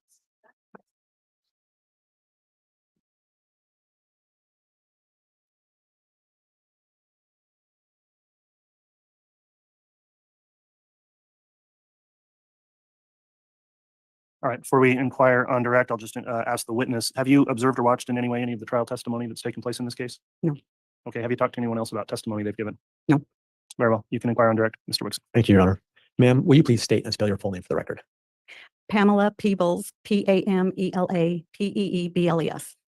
And ma'am, where is it that you live? I live in Rigby, Idaho. And where do you work? I work at Central Elementary in Sugar City, Idaho. What do you do there? I'm a Title I teacher. What is that? We help children that are not on grade level in their reading. We just kind of help them to get their reading up to grade level. How long have you done that? Probably around 14 or 15 years. As a Title I teacher, did you have and do you have regular interaction with the library? Somewhat, if I'm out in the hall or whatever, and I go there to get books frequently. I want to draw your attention back to 2019. Do you recall working with Tammy Daybell? Yes. And the best you can recall, how many years or how long did you work with her? Probably a couple, 2 to 3 years. Could you just describe for the jury your day-to-day interactions with Tammy? What would those be? I would see her around the school every day because she was running around doing her library and computer stuff with the children. So I would interact with her every day, and sometimes she would come in our room, but mostly I was out at recess duty twice a week with her for a half hour each time. What did recess duty entail? So we were just out there to ensure the safety of the children, and Tammy would be able to run around with them and interact with them. She knew each child by name, in all of them in the school. She loved the children and they loved her very much. So she would interact with them a lot. And it was a joy to watch her. And she was a good friend as well as a coworker. As you sit there and reflect back on what you were trying to explain about recess, would you say that's an active, physically active duty? Judge, I'm going to object at this point. It's becoming leading. Sustained. Did you get a chance to watch her during those 30-minute sessions of recess? Yes. And specifically, what would she do? What would you observe her to do? Well, she would engage with the children with their playtime, and she would make sure that they were okay. And she was very involved with the children. Okay. How did you first learn of Tammy's passing? One of the teachers that I work under let us know that she had passed away. In other than perhaps grief, what was your reaction? Judge, I'm going to object. Grounds? Judge, it's argumentative. Overruled. What was your reaction when you learned of her death? Mostly surprise. Why? Well, because I was with her on Thursday at recess duty, watching her with the children and speaking with her like we always did. And I saw nothing wrong with her. So I was shocked. To that point, thinking to your interactions with her day-to-day at work, did you make observations that you had a perception of her health? Well, I thought she was quite healthy. She had been training for a race. Judge, I'm going to object at this point. There's been no foundation for that testimony. It's a narrative. Sustained. Ma'am, did Tammy ever say anything to you about whether or not she was training for a race? Yes. Judge, Go ahead. when did she say that? She had said that. Judge, I'm going to object. It calls for hearsay. Judge, it goes to her state of her physical well-being under 8033. Overruled. When did she tell you that? She told me that several times, but Thursday we talked about it. And what specifically did she say about that? She had told me that she felt like she was in the best health of her life. She had been eating better and losing some weight and training. And she said she felt very good about her health. And we discussed that a little bit. Based on your observations, was anything about that she was sharing inconsistent, or was that consistent? It was consistent. She seemed very healthy to me. Had you personally, just off of observation, noticed whether or not she gained or lost any weight in the few months before she passed? Well, she had lost some, and I was a little jealous of that. So we talked about that a little bit, and she looked good, and she was happy that she felt better and had changed some of her habits and stuff. Thank you, ma'am. Your Honor, I have no more questions. All right. Thank you, Mr. Royce.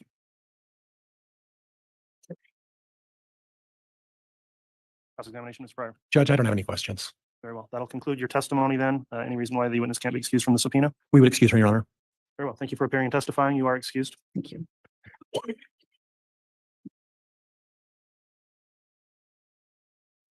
Oh, good grief. Pryor drives me crazy. Let me catch up in the chat.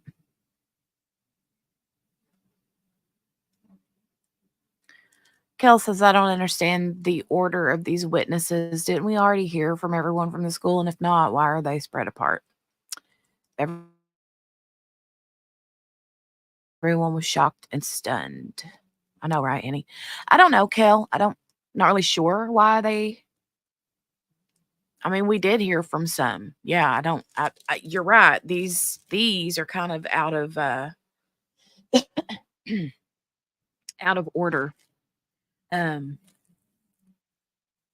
So I'm not really sure.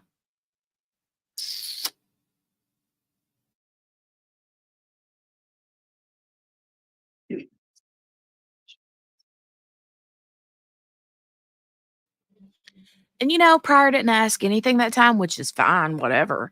But, he could have been like, oh, hold on a minute. He could have been like, maybe try to discredit the weight loss. I mean, this would have been very minor, and he probably wouldn't have even been able to get away with it because the other gal said, oh, no, she didn't look like she lost any weight or gained any weight. She looked the same to me. And then this one is saying, oh, she lost some weight. She's been, I'm jealous because she lost some weight. So, I mean, if anything, listen to me. What, if anything, he could have at least stood up and been like, are you sure she lost weight? You know what I'm saying? But then we would have griped because he did that. And that would have been the only question he had because there's really nothing else that he could have said. So, all right.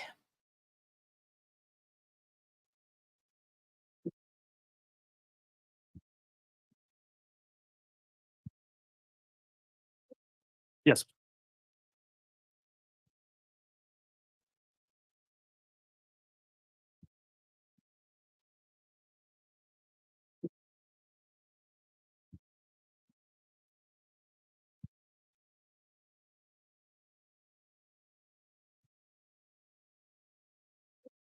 Yes.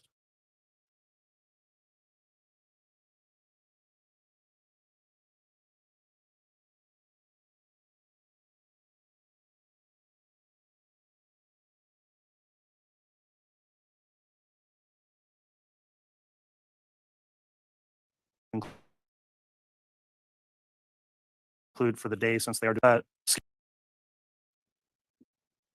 Okay, we discussed scheduling here with counsel in that sidebar. we are going to go ahead and conclude for the day since they are doing this courthouse maintenance this afternoon just behind the courtroom here. We are intending to just have a regular scheduled day tomorrow of 8:30 till 3 or 3:30, depending on when we break for the weekend tomorrow. So that concludes evidence for today. There is another brief issue I'll take up on the record outside the presence of the jurors once they've been excused from the courtroom, if counsel will remain for a moment. And so I will, amongst yourselves. All right, the court just wanted to clarify something on the record as it goes towards exhibits.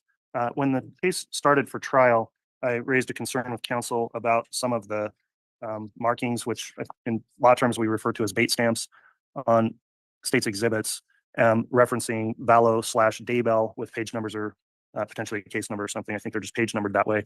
When we started trial, I did have a concern about the references to Vallow, being that we previously had a separate trial in that case, potentially having some impact if the jurors would lead to speculation about why that was there. Now that we've gone through significant evidence, I was originally requesting the state and they were redacting that Vallow reference from exhibits. At this point, with all the references, I think the parties have agreed in the court also that it doesn't appear there'd be any kind of prejudice or cause for speculation to have those references on exhibits. And so exhibits are now being admitted without that redaction. And one example would be the 234 exhibits, which were admitted today, which have those markings on them, are now unredacted. So that's how the court is handling those exhibits. And I understand the state and defense don't object to that being contained on the exhibits. Is that accurate from the state's perspective? That is, Your Honor. From the defense perspective? Yes, Your Honor. Thank you. Okay, thanks, counsel. I just wanted to clarify that on the record for any future reference. Is there anything else we need to take up before we conclude today? The state needed to take up, at the conclusion of Melanie Pulowski's testimony, the state had indicated that we were requesting she still be held under subpoena. The state at this point is releasing her from her subpoena. Okay. Do you intend to potentially recall her? No, Judge. All right. Well, you can advise her then that she's released from subpoena and watch the trial if she wants to. Okay. Thanks, everyone. And Judge, just a quick sidebar after we're okay, done. we can take a sidebar as well, and I'll discuss on or off the record, Mr. Pryor. Off the record in a sidebar, Judge. Okay. Thank you. We'll be. All right, so that was a quick one. We got through that one pretty quick. Now, you guys, do we want to go on into day 21? I'm leaving it up to you guys. Do we want to go on into day 21? I don't know that we'll finish day 21, but do we want to go into day 21? Oh, Margaret, right? Margaret says, I watched Judge Boyce's speech to Lori when he handed down the sentence. You could see the emotion in his face. Yep. That was a very, I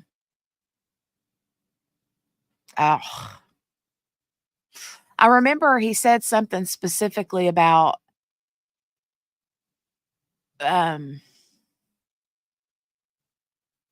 the way that she believed, and he said, and maybe even still believe, talking about her religious beliefs. And he was just basically in a nice way telling her she's still cuckoo for Cocoa Puffs. So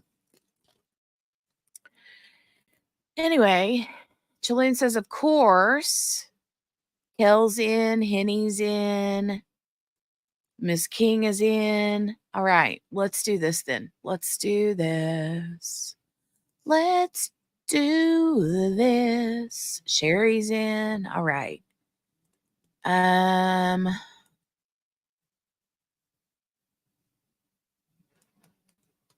Let me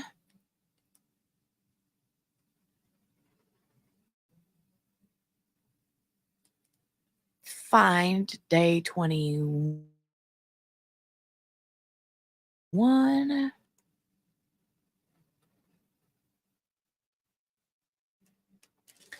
Give me just a second to find it.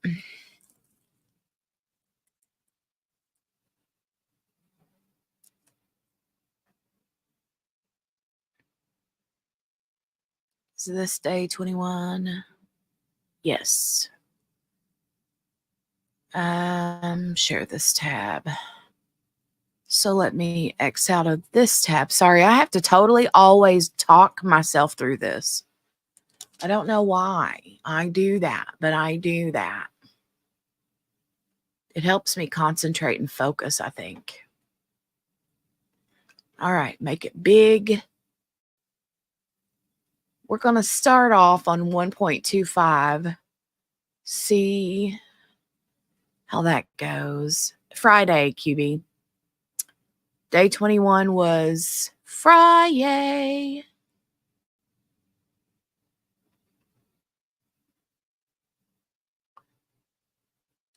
Margaret says, I'm in too. I'm getting on the treadmill and watching. Ooh, look at you.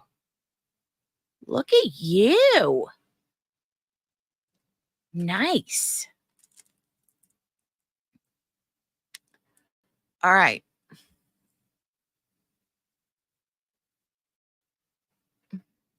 Jaloon said, I've started talking to myself, especially since 2020, right? Especially at the grocery store. All right, let's hit. Why have I got it muted? I didn't mean to mute it.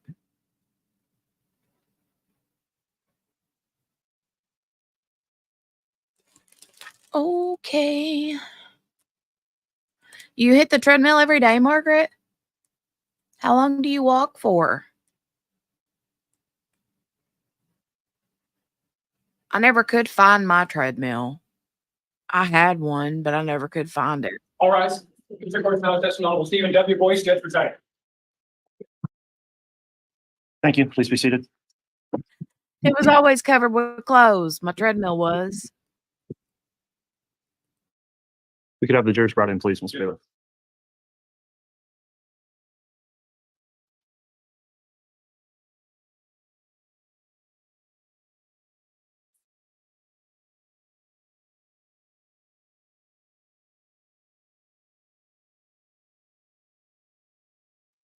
I want to be like Margaret when I grow up.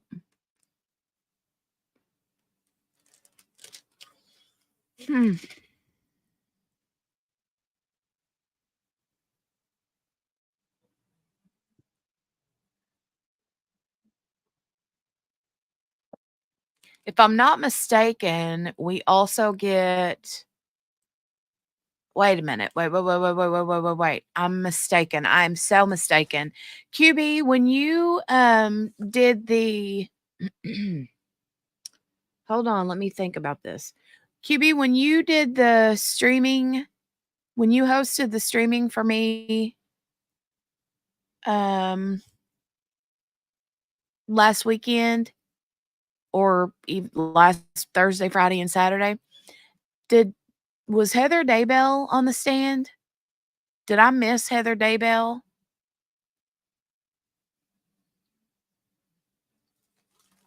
Margaret says, gets my work schmirk stress out. Work schmirk.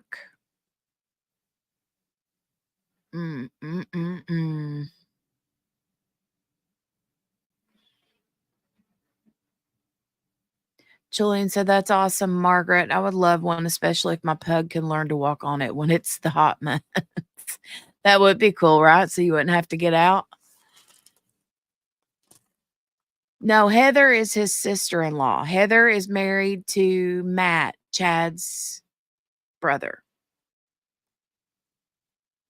Chad and Heather did not get along. She had, by the way, if you ever get a chance and you're watching, I can't remember if it was on Mormon Stories or if it was on East Idaho News with Nate. She did an incredible interview with one of them.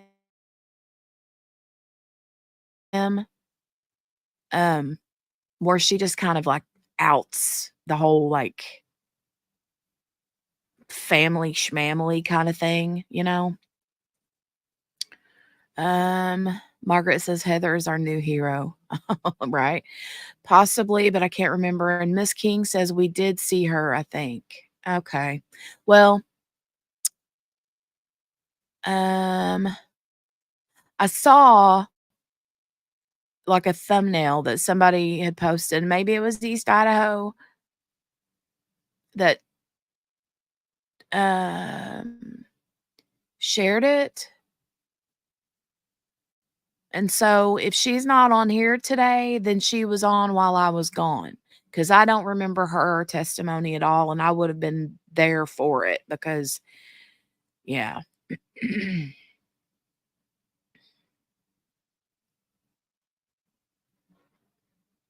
I'll have to go back and look for that on my own time, on my own time, of course. But okay, Margaret says she was on while I was gone. Okay. Okay, I'll have to catch that one. Do you remember, Margaret? Was it good? Was it juicy? Did she get under Pryor's skin, or did Pryor get under her skin? Heather's sassy. I like Heather.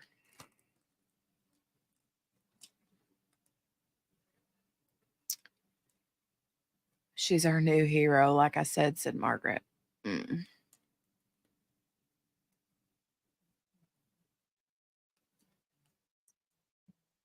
The pot stirrer. Oh, it was good, was it, Miss King? Yeah, okay, awesome. Then I want to go back and watch that. I need to go back and watch it. I do, because I love her.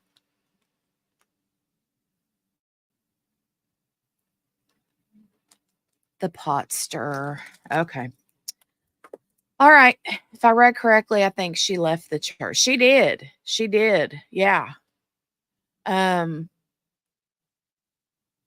pretty positive she did.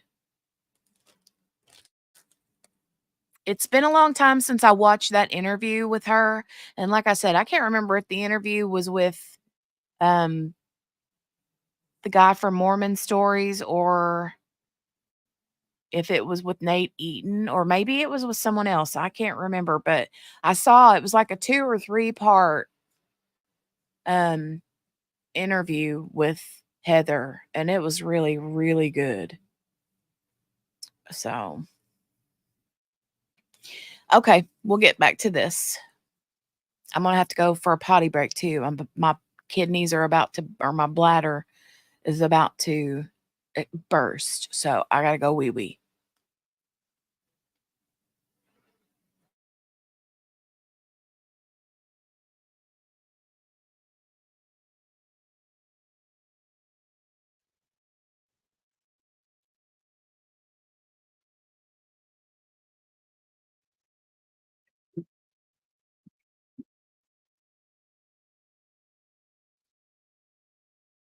Here's our president counter for you, Honor.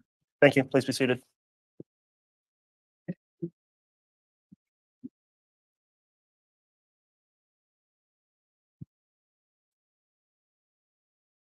All right, good morning, everyone. We're back on the record on KCR 2221-1623, State of Idaho versus Chad Daybell. State's present, as well as the defendant and defense counsel.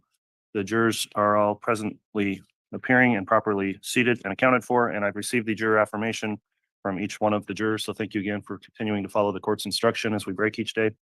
At this time, the state is continuing in its case in chief, and I believe has additional witnesses to call today.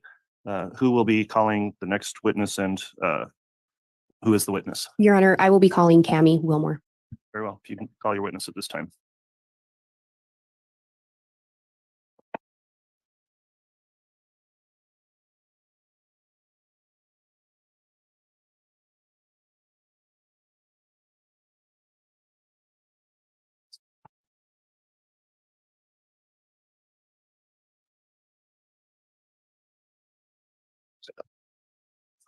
Or affirm the testimony you're about to give will be the truth, the whole truth, and nothing but the truth. So help you God.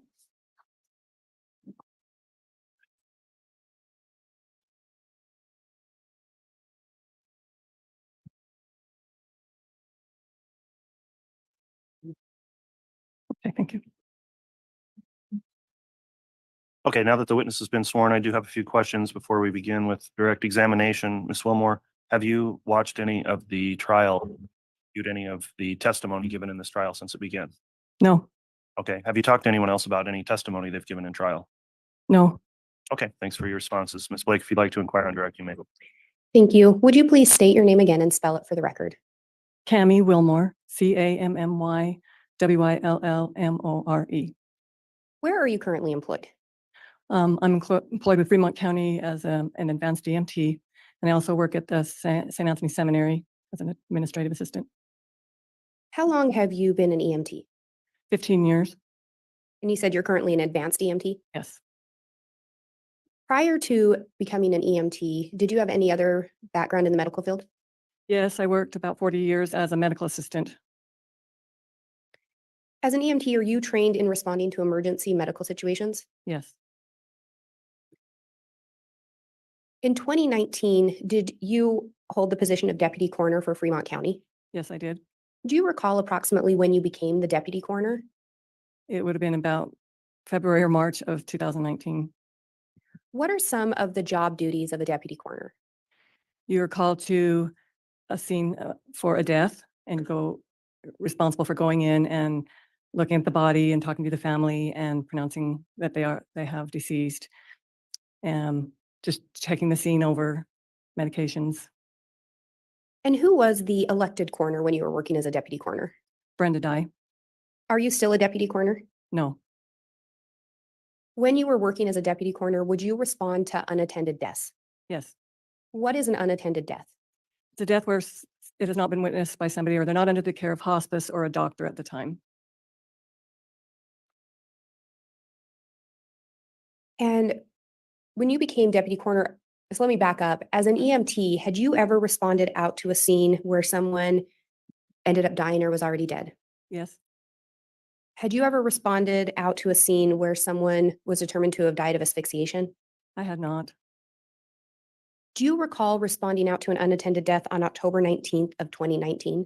Yes. Prior to responding out to that death scene, do you know approximately how many unattended deaths you'd responded out to as a deputy coroner? At that time, only like 5 or 6. I was new. When you responded out to the unattended death on October 19th of 2019, did you learn who the decedent was? Yes. And who was that? It was Tammy Daybell. Had you ever heard the name Tammy Daybell before that you recall? No, I had not. Did you know Chad Daybell? I did not. When you arrived on the scene, do you recall who else was present at the residence? A Fremont County Sheriff, Allie Greenhall, was there, and then Chad. Do you recall making any initial observations of Chad Daybell? Just when I came in, he was distraught. It was appropriate, crying, stating that his wife had passed away. At some point, did you see or meet someone else at the residence? Yes, his son came in later into the bedroom when we were in there. And did you learn his son's name? Was Garth Daybell. Did you make any observations of Garth? Garth was very quiet, did not say hardly anything. And as part of responding out to an unattended death, do you generally try to gather information from individuals on scene? Yes. Did you do that in this case? Yes, I spoke with Chad about her history and what he felt had happened. And what do you recall him telling you? He said that I asked if she'd had any medical issues, and he said that she hadn't, but that in the last month or so she had not felt. She'd had some hypotension and some lightheadedness, and that she had been a little bit clumsy, but that she didn't have any other major medical problems. And when you use the term hypotension, what would that mean? Like low blood pressure. Did you also ask him about the circumstances surrounding her death? Yes, what had happened, And what did he tell you? he said that they'd been sleeping and that she was coughing and had gotten up and gone into the bathroom and she was vomiting. And so he'd gone in there, she was vomiting. And then after she was finished, that she seemed to be okay. They went back to bed and went back to sleep.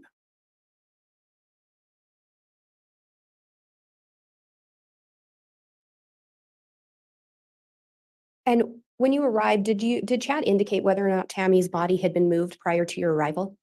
Yes, he did. He told me that he made it a point to tell me that he thought that she was menopausal and that she liked to sleep with one leg outside of the covers, and that he thinks that's how she was sleeping that night, and that at some point that she must have passed away, and he maybe moved in bed or something, which caused her body to fall out of the bed. He said like she kind of slept on the edge of the bed with her leg out, and that he felt like that's how come she had fallen out.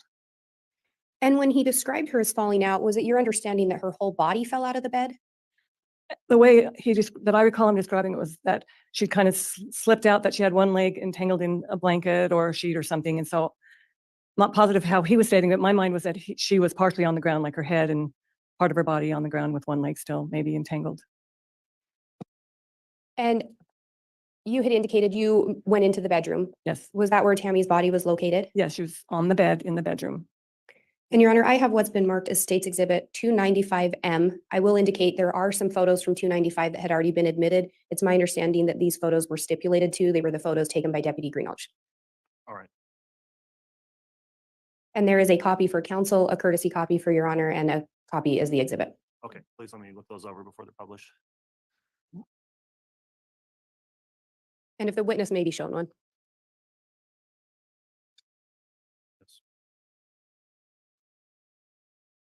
And I'm not sure if the court would prefer that this not be broadcast on to the public. This one appears fine to me.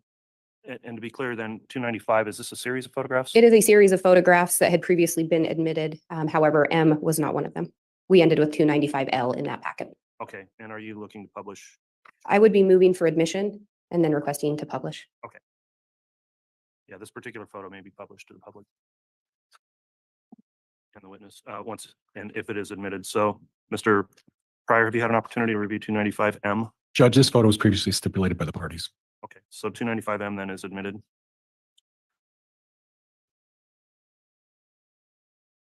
And I believe Your Honor said so, but may I have permission to publish? Yes, you may.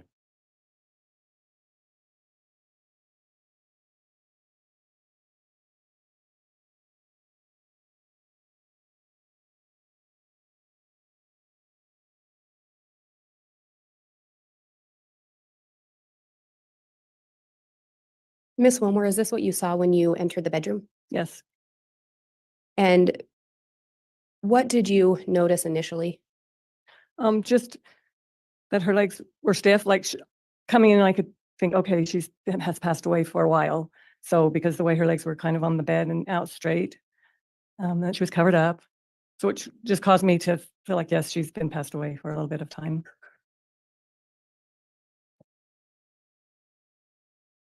And Your Honor, if I may hang on to this momentarily, I would want to publish it one more time. Very well. Ms. Wilmore, what other observations, if any, did you end up making in regards to Tammy's body? So we took the sheet down to just kind of look at her body to see, and I looked for things on her face and neck and stuff all around her. All I really saw were a few bruises on her bicep at the time that I felt just looked like somebody had bumped into something, or not a fresh bruise, more of a older looking bruise to me.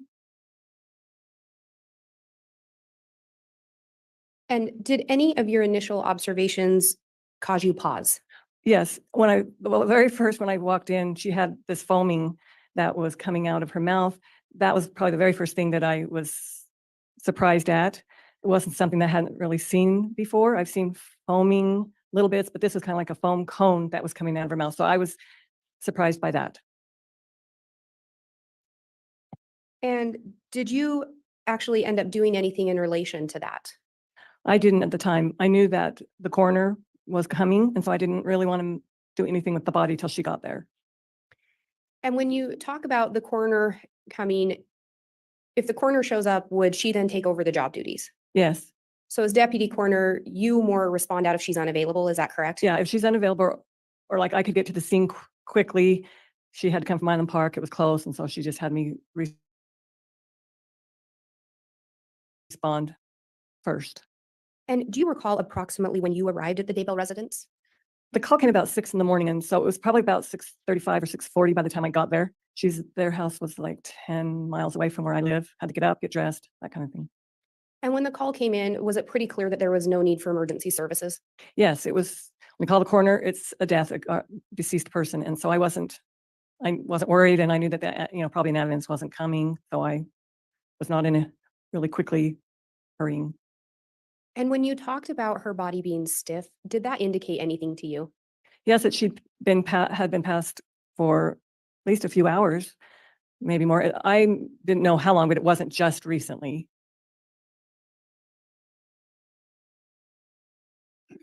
And did you, in relation to the bruises, you indicated you noted them, but couldn't really tell what caused them? No, yeah, they weren't really large or anything. And did you do anything in addition to the bruises to try to verify the age of them? No. And would that be something that you would normally do? No, just noticing the color of them, not on a scene like this. Maybe if there had been a ton of them, it would have been, there wasn't a lot. And generally, in looking at the age of bruises, is that something that a medical examiner would do? Yes. When Brenda arrived on scene, the coroner, Mhm. did you go in and observe Tammy's body again with Miss Dye? Yes. And was a further examination done of Tammy's body at that time once Miss Dye arrived? Yes, she came in and did the same thing. She also wiped the foam off of her mouth at that time, which I wanted to do, but it didn't do because I wanted her to see that. But as soon as she wiped that away, it came again in just a very short time, which I remember feeling like that was weird, that I hadn't really seen that before. And Your Honor, if I may publish 295M again. You may.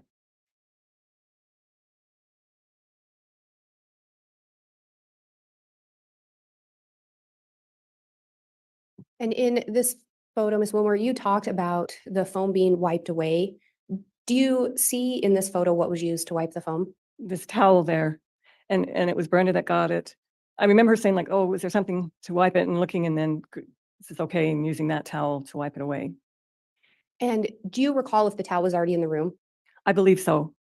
Not 100% sure, but I believe that she bent down and picked that up and said, "Use this. Can I use this?" And do you know one way or the other if the foam had been wiped before your arrival? I don't know if it had or not. And when you say the towel, are you talking about the white object by that blue mat? Yes. Yes.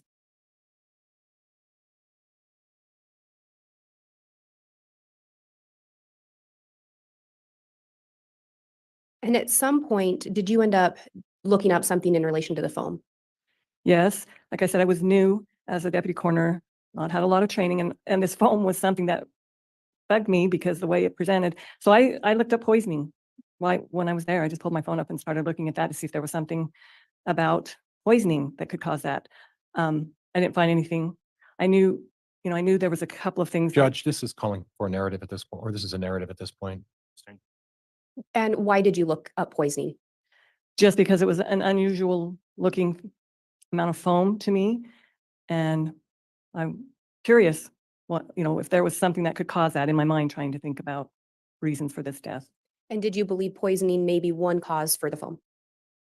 I didn't find in that short time anything that read about foam, but that just came to my mind. And in that photo, there appeared to be a nightstand next to the bed. Do you recall that? I do.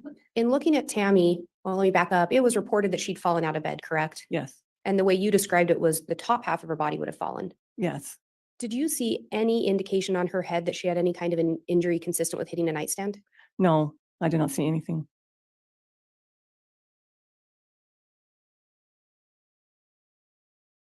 When Miss Dye arrived on scene, are you aware if she also spoke with Chad Daybell?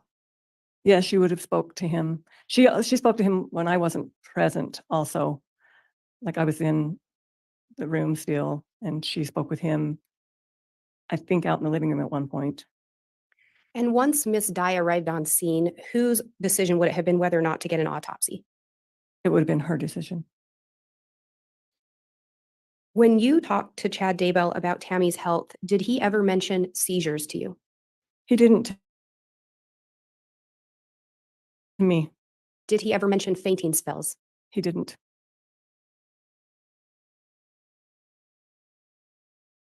Did you inquire of Chad whether or not Tammy was taking any medication? I did. He said that she didn't go to doctors, and I noticed on her nightstand there was a homeopathic book or naturopathic type book. Because I worked in the medical field, my mind went to oh, she probably had some illness that she was treating herself that maybe caused this death. Because she was her age, I couldn't figure, I was thinking, boy, she's young. So I thought, well, maybe that's why she's passed away. She wasn't seeing a doctor and was treating herself. And when you respond out to unattended deaths, do you have the benefit of getting anyone's medical records? No, not at that time. So you were relying on information provided by the family? Yes, I was by Chad. And Chad was the only one providing information at that time? Yes. At any point, did Garth chime in and say anything about his mother's health? No. Was your concern that possibly the homeopathic remedies would have caused her death, or just something she may have been treating for? I was more thinking that it would be something that she was treating herself for, thinking, she had something major going on and wasn't being seen by a physician. Outside of what Chad told you, did you have any knowledge of whether or not Tammy was actually using those homeopathic remedies? No, I didn't. I did ask to see her medications, and I did look in a cupboard in the kitchen area. Did anything catch your attention in relation to the medications in the cupboard? No, there wasn't anything that stood out to me. There was a few herbal type things, and no, I was more looking for a, maybe prescription type medication. I didn't see anything that stuck out. And when you talk about her maybe having an illness she was trying to treat, are you talking about something more than like a common cold? Yeah, if could she have had a stroke, or just something underlying that she wasn't aware that she'd had.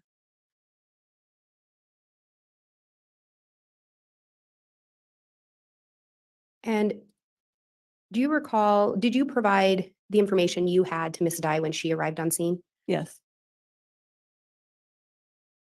And at some point, and let me back up as well, when Miss Dye arrived on scene, did you defer to her? Yes. And she then took over any Yes. additional? Yes. Were you involved in a conversation regarding whether or not an autopsy should be conducted? Yes, I was. And at the conclusion, did Miss Dye determine not to have an autopsy ordered? Yes. Do you know if Chad Daybell wanted an autopsy? We distinctly asked, I remember us asking him, would you like an autopsy performed? And he said, no, he did not want one. And when you respond out to unattended deaths, will you also consider external information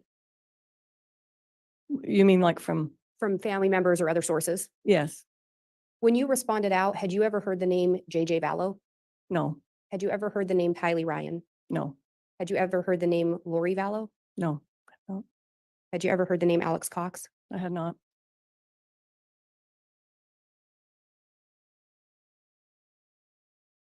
Have you since heard of those names associated with Chad Daybell? Yes, I have.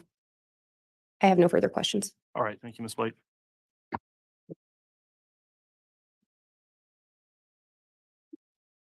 Mr. Pryor, cross-examination. Thank you, Judge.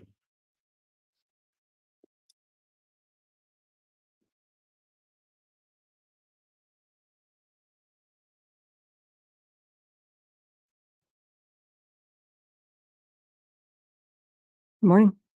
We'll try that again. Good morning, Ms. Wilmore. Good morning. I have a mental block about turning the speaker on for some reason. So, initially,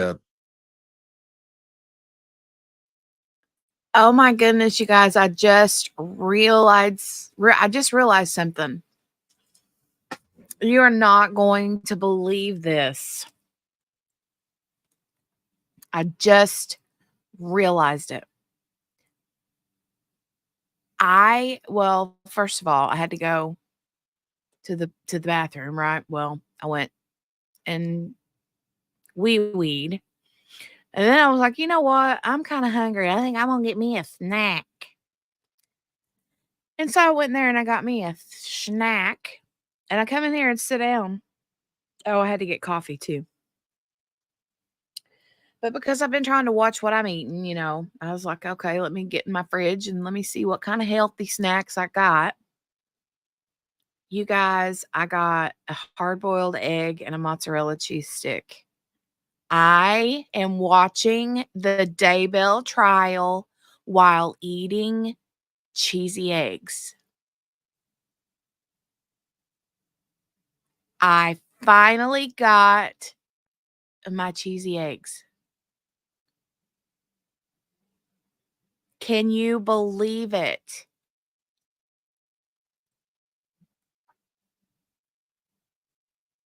I got my cheesy eggs. I don't care if that's how you make it, Steph. I still got cheesy eggs. It's a mozzarella cheese stick and a hard-boiled egg. Hey, I mean, it was a different recipe.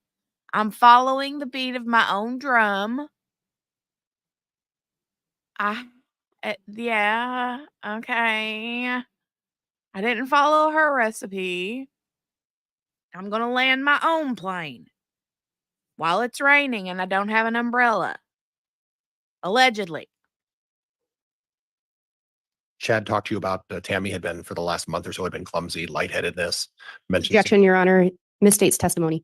Sustained. Move to strike. Strike that.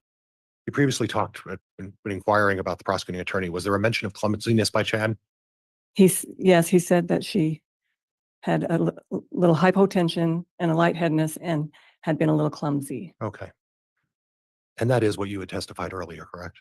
Yes. Okay. Now, I understand that you had, I saw your interview with the FBI. Remember, do you recall talking with the FBI? I do. Okay. And in that interview by the FBI, you noted that you had some 40 years as a medical assistant. Yes. That you were a trainer in EMT and EMR. And can you explain to me what those are? Well, they're just levels of in the EMS system. You start out as an emergency responder, then you become an EMT, and then you become an advanced EMT, and then, well, it doesn't have to be in that order. Like you could be an advanced EMT going through, but I train people that are going to be EMRs or just basic EMTs. Now, I noted in the interview with the FBI, you made mention that you saw a book on the nightstand, and it notes for homeopathic and natural remedies. Is that what you saw? Yes. Then there's a comma and it says essential oils and herbs. Did you see on the nightstand essential oils and herbs? No, just like on the book, the cover, the title on the book. Okay, so the title of the book was on the nightstand talking about essential oils, herbs, homeopathic and natural home remedies. Yes. Okay. And then when you looked in the cabinet, were you able to confirm that there were some homeopathic medicine? No, yes, a few. I don't recall what the names were, but there was a few, couple. Okay. Now, at the time that you spoke with Chad about a autopsy, was anybody else from the Daybell family there at that time?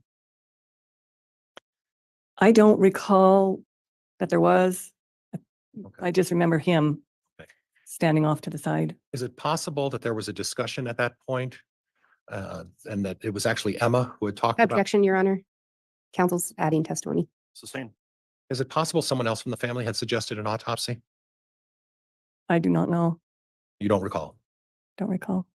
And your recollection is that it was just you and Chad and the coroner there at the time discussing that. Is that right? And the mortician was there also. The mortician was there as well. Okay. Are you aware as to whether or not there was a previous discussion with the Daybell family and Chad about on the topic of a autopsy? I'm not aware of any. Okay.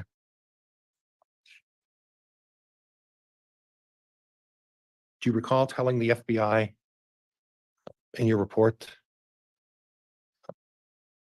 that Chad mentioned you, Tammy, had not seen a doctor about her illness? Yeah, that she didn't go to doctors Well, much, that she just didn't go to doctors. Okay. The expression my recollection is that it was, she did not, what you were quoted as saying by the FBI, she did not go. Objection, Your Honor. I think if counsel wants to show her a report to try to refresh her recollection, that's one thing, but Sustained. I'd object to it being written. Is it possible that you told her, is it possible that Chad told you, Tammy didn't see any doctors about her illness? Like a specific illness. I think what all I recall was just because I'm medical field, me saying, well, does she have any other illnesses? And he said, well, she just doesn't really see doctors much. So it wasn't specific to that illness. It was more of a history type. Okay.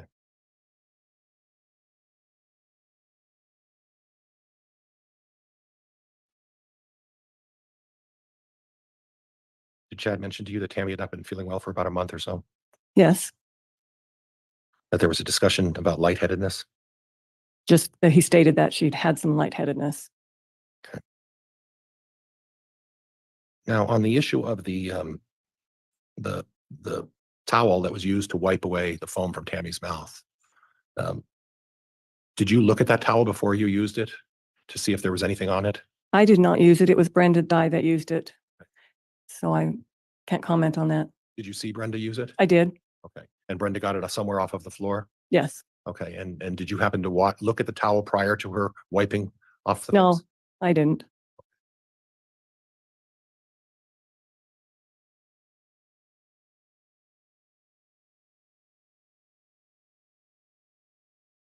You talked a little bit about the bruise and in your medical experience, you mentioned that the bruise was nothing of significance. Is that what you testified to previously too? Yes, that's Did- how I felt. Did you observe that bruise?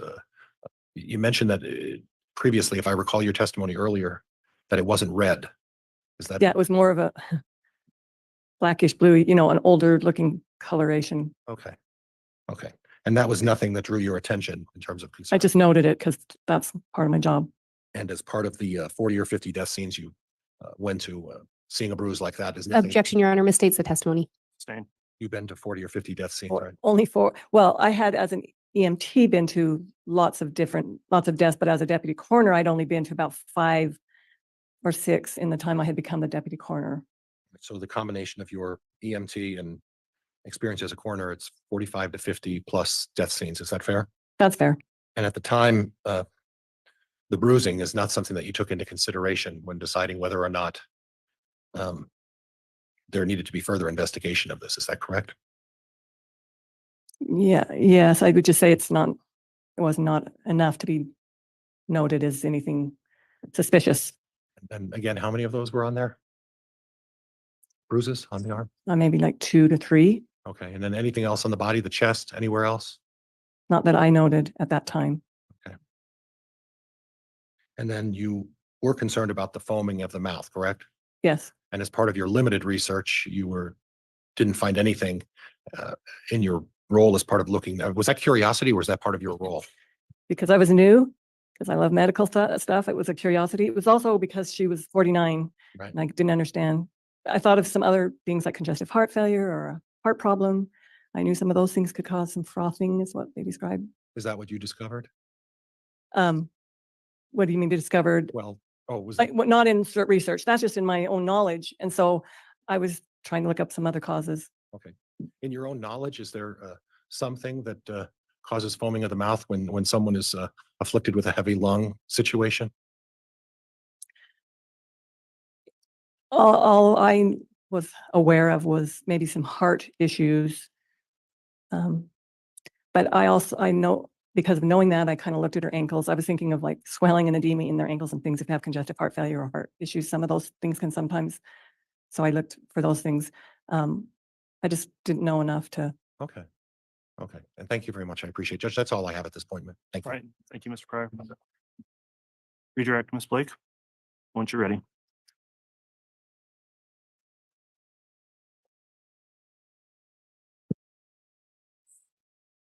You were asked about being told Tammy didn't go to a doctor. Do you recall that from counsel? Yes.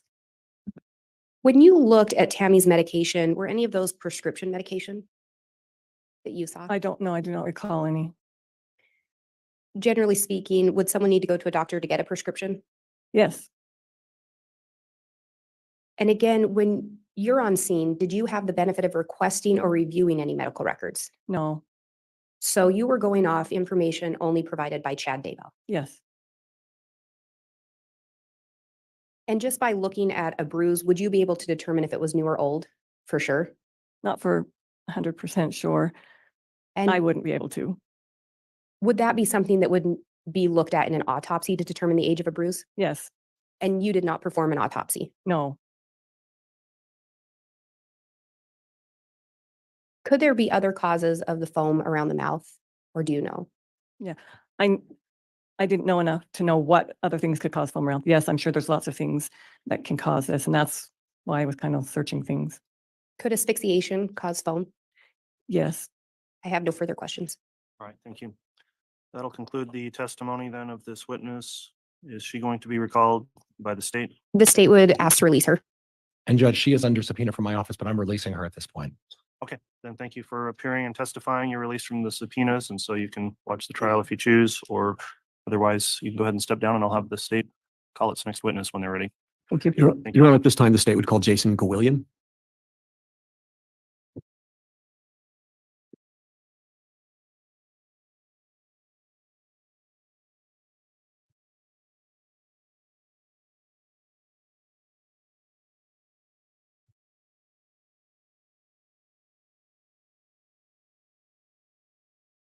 solemnly swear or affirm the testimony you're about to give will be the truth, the whole truth, and nothing but the truth, so help you God? Yes. Thank you.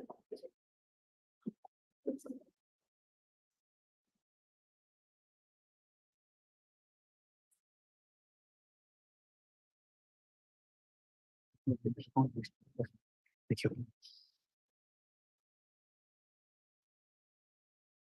All right, counsel, the court made a determination that this particular witness is not subject to the court's exclusionary order, so you can inquire on direct, Mr. Wixon. Thank you, Your Honor. Sir, will you please state and spell your full name for the record? My name is Jason Gwilliam, Jason Gwilliam. And where do you live? I live in Springville, Utah. How long have you lived there? I've lived there approximately 28 years. Are you related to Chad Daybell? I am related to Chad Daybell. Can you tell the jury how? I married Samantha Gwilliam, who is Tammy Daybell's sister, making Chad and I brother-in-laws.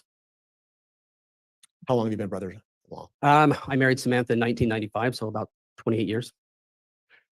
During the time that you've been married to Samantha, have there been a number of years that you've lived around Chad Daybell and Tammy Daybell and their family? Yes. About how many years did you live in the same community as them? When my wife and I were first married, we spent approximately 2 years, year and a half in Cedar City. And Chad and his family at that time were in Ogden. We moved into Springville. Well, I'm going to go on and say about 26 years. We moved into Springville in the winter of 96. And I think they moved in shortly after that in 97. So from 1997 until they moved to Idaho. When did they move to Idaho? Moved to Idaho in 2015. So 18 years, does that sound right? Yes. When they moved to Springville, did you live in the same neighborhood? When they first moved in, we actually lived across the street from each other. After that, sequentially, we moved around the corner. We were probably within a block for that entire time.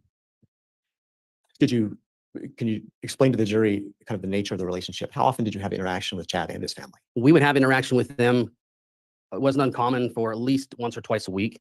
In Chad and I's case, probably sometimes 3 to 4 times or more a week. Did you go to the same church? We did attend the same church. Did you and Chad ever spend any time working together? We did spend some time working together. Chad and I had opportunity throughout that time to share, I think, at least 3 shop spaces together. And previous to him moving up to Idaho, he and I worked together for 6 months before he went up there. Could you explain to the jury, do you feel like you were someone who was close to Chad? I felt like that Chad and I were very close.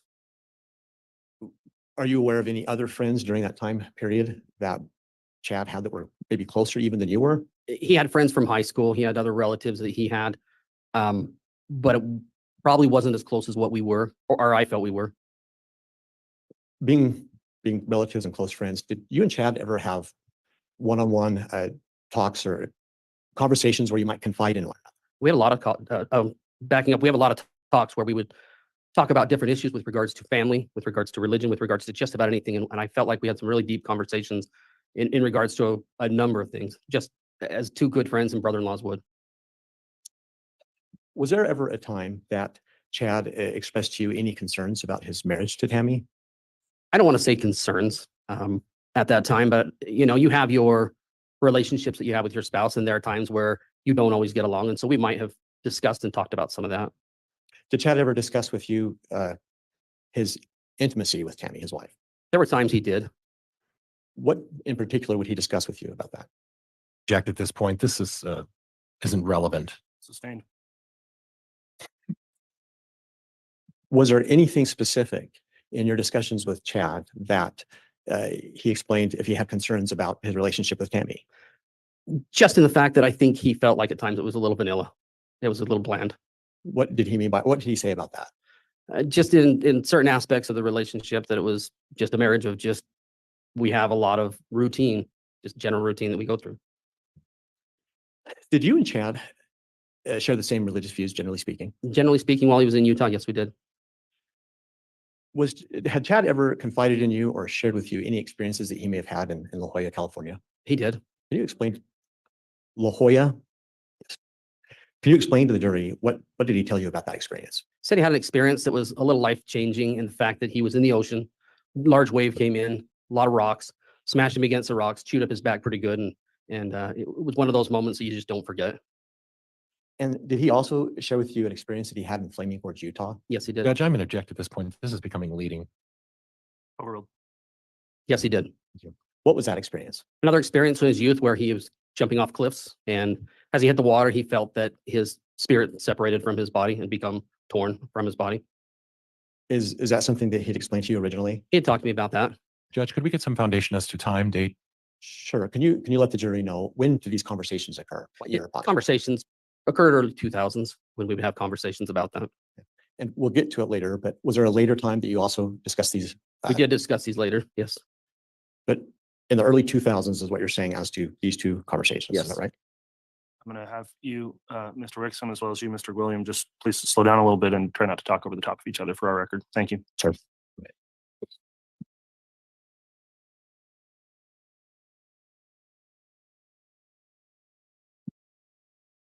At some point in time, did Chad's religious views change?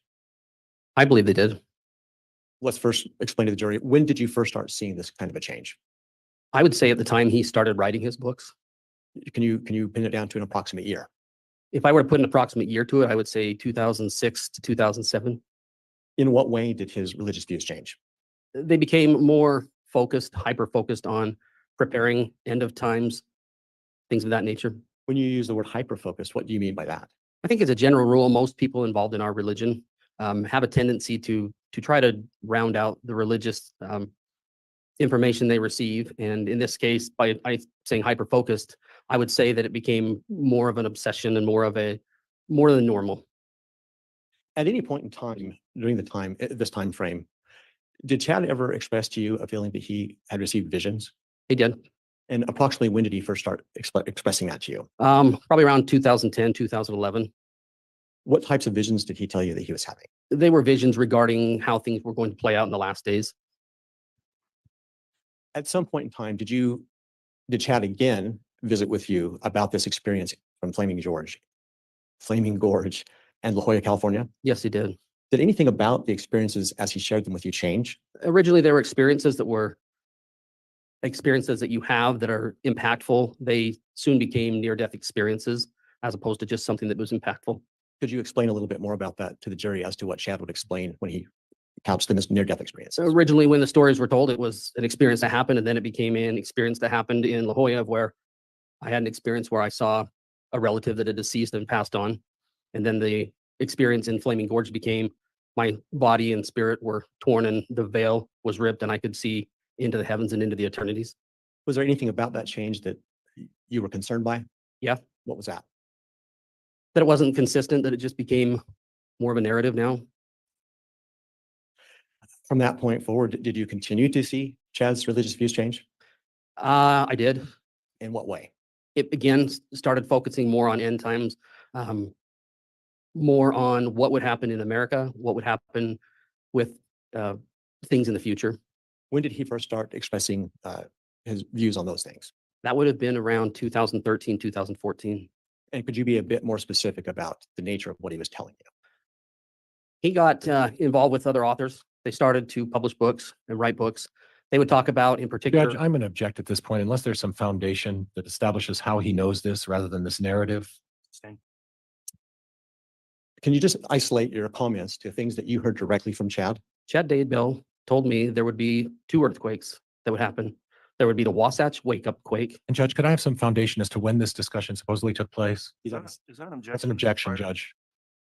Overruled. Go ahead, please. These conversations started in 2013, 2014, and continued on until he left to go to Idaho and continued on past that. And I think before we had an objection, I'd ask you to explain to the jury kind of the nature of the things he was telling you about his change in view. I was informed that there would be earthquakes, that there would be destruction in America. I was informed that there would be invading troops that would come from various different countries into the Americas. Did those views that he shared with you, did they cause you any concern? Sure. In what way? Well, it's a fear tactic. What do you mean by Judge, I'm going to object. It calls for speculation. Overruled. You may continue. In my opinion, it's a fear tactic. It's a way to let people know I know more than you, and therefore you should listen to me. Why did you perceive it that way?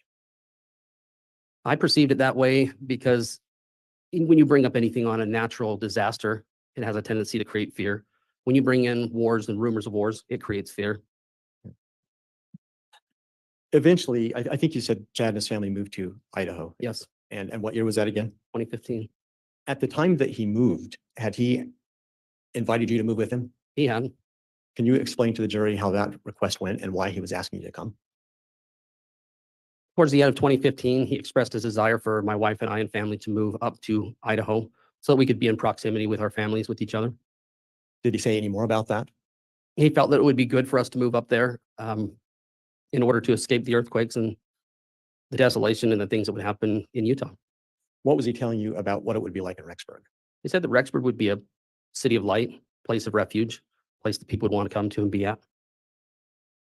And what was your reaction when he asked you to come up? My curiosity at first was piqued because I wanted to know. I don't want to be in the middle of a giant earthquake. So naturally, I thought, okay, this is something that might be of interest. Did you take stock in any of his visions? Did you believe any of those things? Originally, yes, I did. At that time, were you still embracing maybe some of what he was teaching? During that time frame, yes. So why did you eventually not move up to Idaho? Didn't feel it was right. Any specific reason why? There were things that were going on that to me, it didn't feel right. We had opportunity to visit. Idaho's a beautiful place and a great place for some. It just, for us, wasn't going to be a place that we needed to be at. Did you tell Chad no, you weren't going to move? We did. Did he ever ask you to come up again? He did.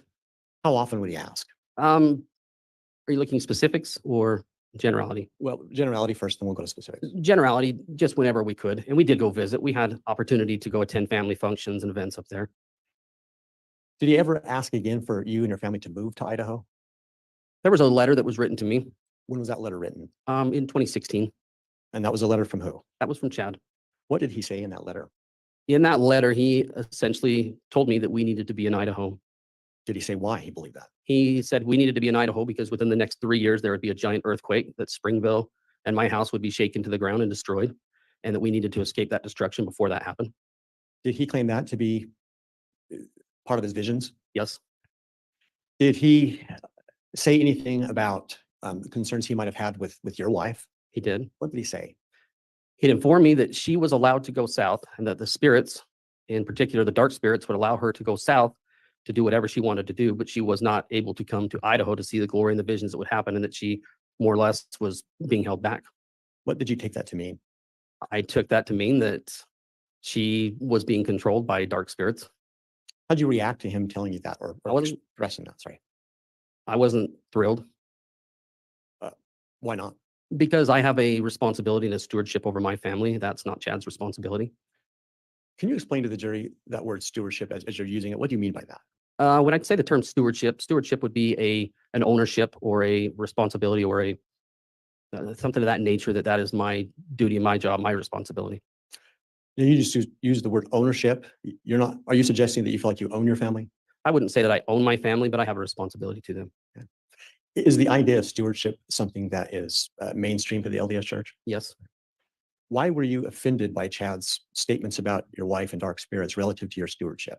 I felt that he was trying to take a stewardship over my family and trying to tell us what we needed to do and where we needed to be. Did you express any concerns to Chad about that? Not at the time. Did you ever, I'll withdraw that. I think you explained that there were some times after they moved to Rexburg that you would come up and visit them. Yes. Was there ever a time that, I'll withdraw that. When you come to visit, what would Chad tell you? He would, at that time, we didn't talk in depth about any of the different opportunities to come up there because typically there was another event going on. And he would just explain to me how nice it was and just talk about how things are going up there and that things were wonderful. Did he ever explain any more about his visions of what was going to happen in Rexburg? He did. He actually invited me to come up on a trip. I took a day trip, went up there and was shown around Rexburg, was taken to BYU, Idaho. I was taken to other various places throughout town. You remember when that trip was? That trip would have been in 2016. I think it was the spring. And what kinds of things was he sharing with you as he took you around Rexburg? He was showing me that this would be a place of city of light, that there would be a refuge for people to come, that it would be a safe haven, areas of where there would be tent cities, areas of where he would expand his property or take his property and turning it into a tent city. At that point, did you continue to believe or at least be open-minded to his visions as you had been before? That was probably the first time after I left that I thought, I'm not supposed to be here. Any reason why you had that thought? Just my gut feeling of who I am and what I was doing. Did you ever express that to Chad? I just told him that I wasn't going to be coming up. That wasn't for us. I want to stop here for a few moments and talk a little bit about Tammy. Could you just explain to the jury your relationship with Tammy? I was Tammy's brother-in-law.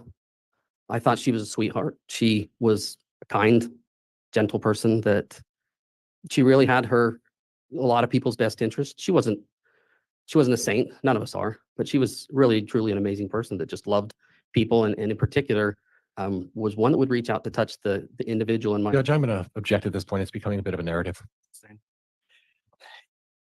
Did you get any sense from your interactions with Tammy after they started planning a move to Idaho that this is something that she wanted to do? Judge, objection, foundation.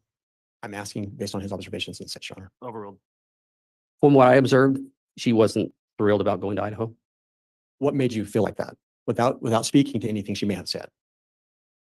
Tammy was a gal that loved to be around her family and liked to be where she was in Springville and had a good relationship with my wife. Did Tammy also have other family in Springville? Yes. Who else was in Springville? She had cousins, aunts, nieces, and nephews. The majority of my wife's family was there. And did your family, you and your wife, have a lot of interaction with these extended family members? Yes. Did you ever make any observations about the way Chad and Tammy interacted with each other? I did. What observations were those? Some of the observations I had were that they were happy while they were in Springville. They were a loving couple that were kind and nice to each other. And did that change once they moved to Idaho? Judge, I'm going to object unless there's some foundation as to how and when he observed the relationship personally. Did you have any specific times that you came to Idaho that you observed Chad and Tammy together? I did. And when might some of those times have been? We had opportunity to attend weddings of Chad's children together. Do you remember approximately what years that happened? I know there was one in 2018. Did you make any particular observations in 2018 about Chad and Tammy's interactions with each other? I felt their interactions were fine and appropriate. After 2018, during 2018 up until Tammy's passing in 2019, to the best you can recall, can you tell the jury how often were you seeing Chad and Tammy, either in Idaho or Utah? From what years, excuse me? The last year of Tammy's life. We had opportunity to interact with Tammy and Chad at a Christmas party in 2018. After that, the next opportunity that we had to interact with them was in the spring of 2018. They had an opportunity to come down or come to Utah for one of Chad's family functions. Judge, before an objection, can I void your native objection? There's no pending questions, so go ahead, Mr. Wixom. Thank you. Are there other contacts that you had in that last year that you haven't mentioned yet? Other contacts that we had that I personally had would not be until Tammy's passing. So in the 2018 interaction, can you describe what that was? Chad and his family came down, stayed at our residence. We had an opportunity to sit together in a hot tub with my wife, Tammy, Chad, and myself. Interaction was happening, but Chad seemed withdrawn. What do you mean by that? He wasn't engaging in the general conversation of the group. Was that something that was abnormal for you guys when you visit together?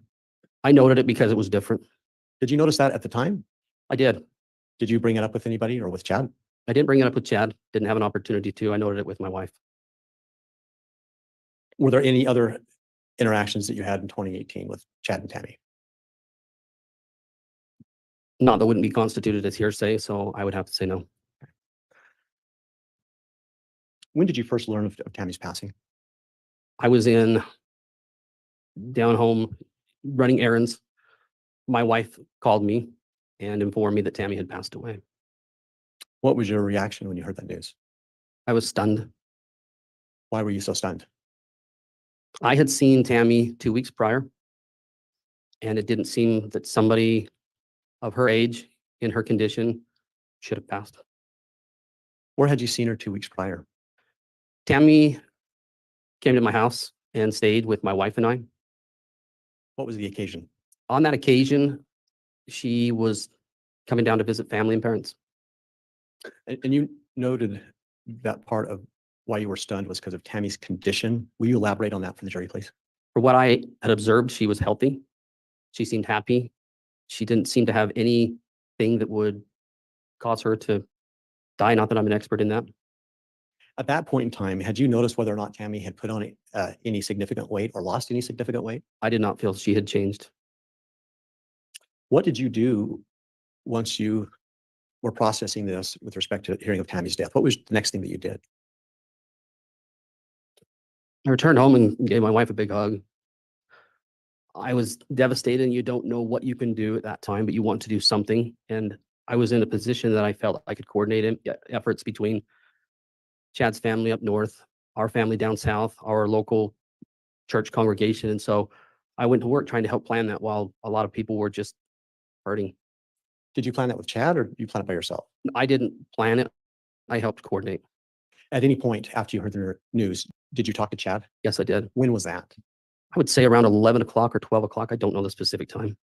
Of what day? Of October 19th, 2019. Would that be the day of her passing? Yes. And when you say around 11 o'clock, would that be in the morning or in the In the evening? morning. Did Chad call you, or did you call him? I don't recall. I think I reached out to him. What kinds of things did you and Chad talk about in that conversation? We discussed getting in touch with a local mortician where we were at. We discussed getting in touch with the head of the congregation, just arranging the basic things that you would for a funeral. What, if anything, did he say about his desire for the funeral? Said he wanted to do it Tuesday, which was a little surprising to me. Why? I just felt it was very quick. Did you talk about the circumstances of Tammy's death? I asked him what had happened. What did he say? He said that he was woken up by her rolling out of bed and that she passed away. Did you press him for further information? I just had asked because you want to know what happened, and we talked about it, and the only answer he could give me is, I don't know. I don't know. I left it at that. In that conversation, did he mention anything about concerns that Tammy had had with her health? No. Did he mention any specific ideas that he may have had about her cause of death? He did not.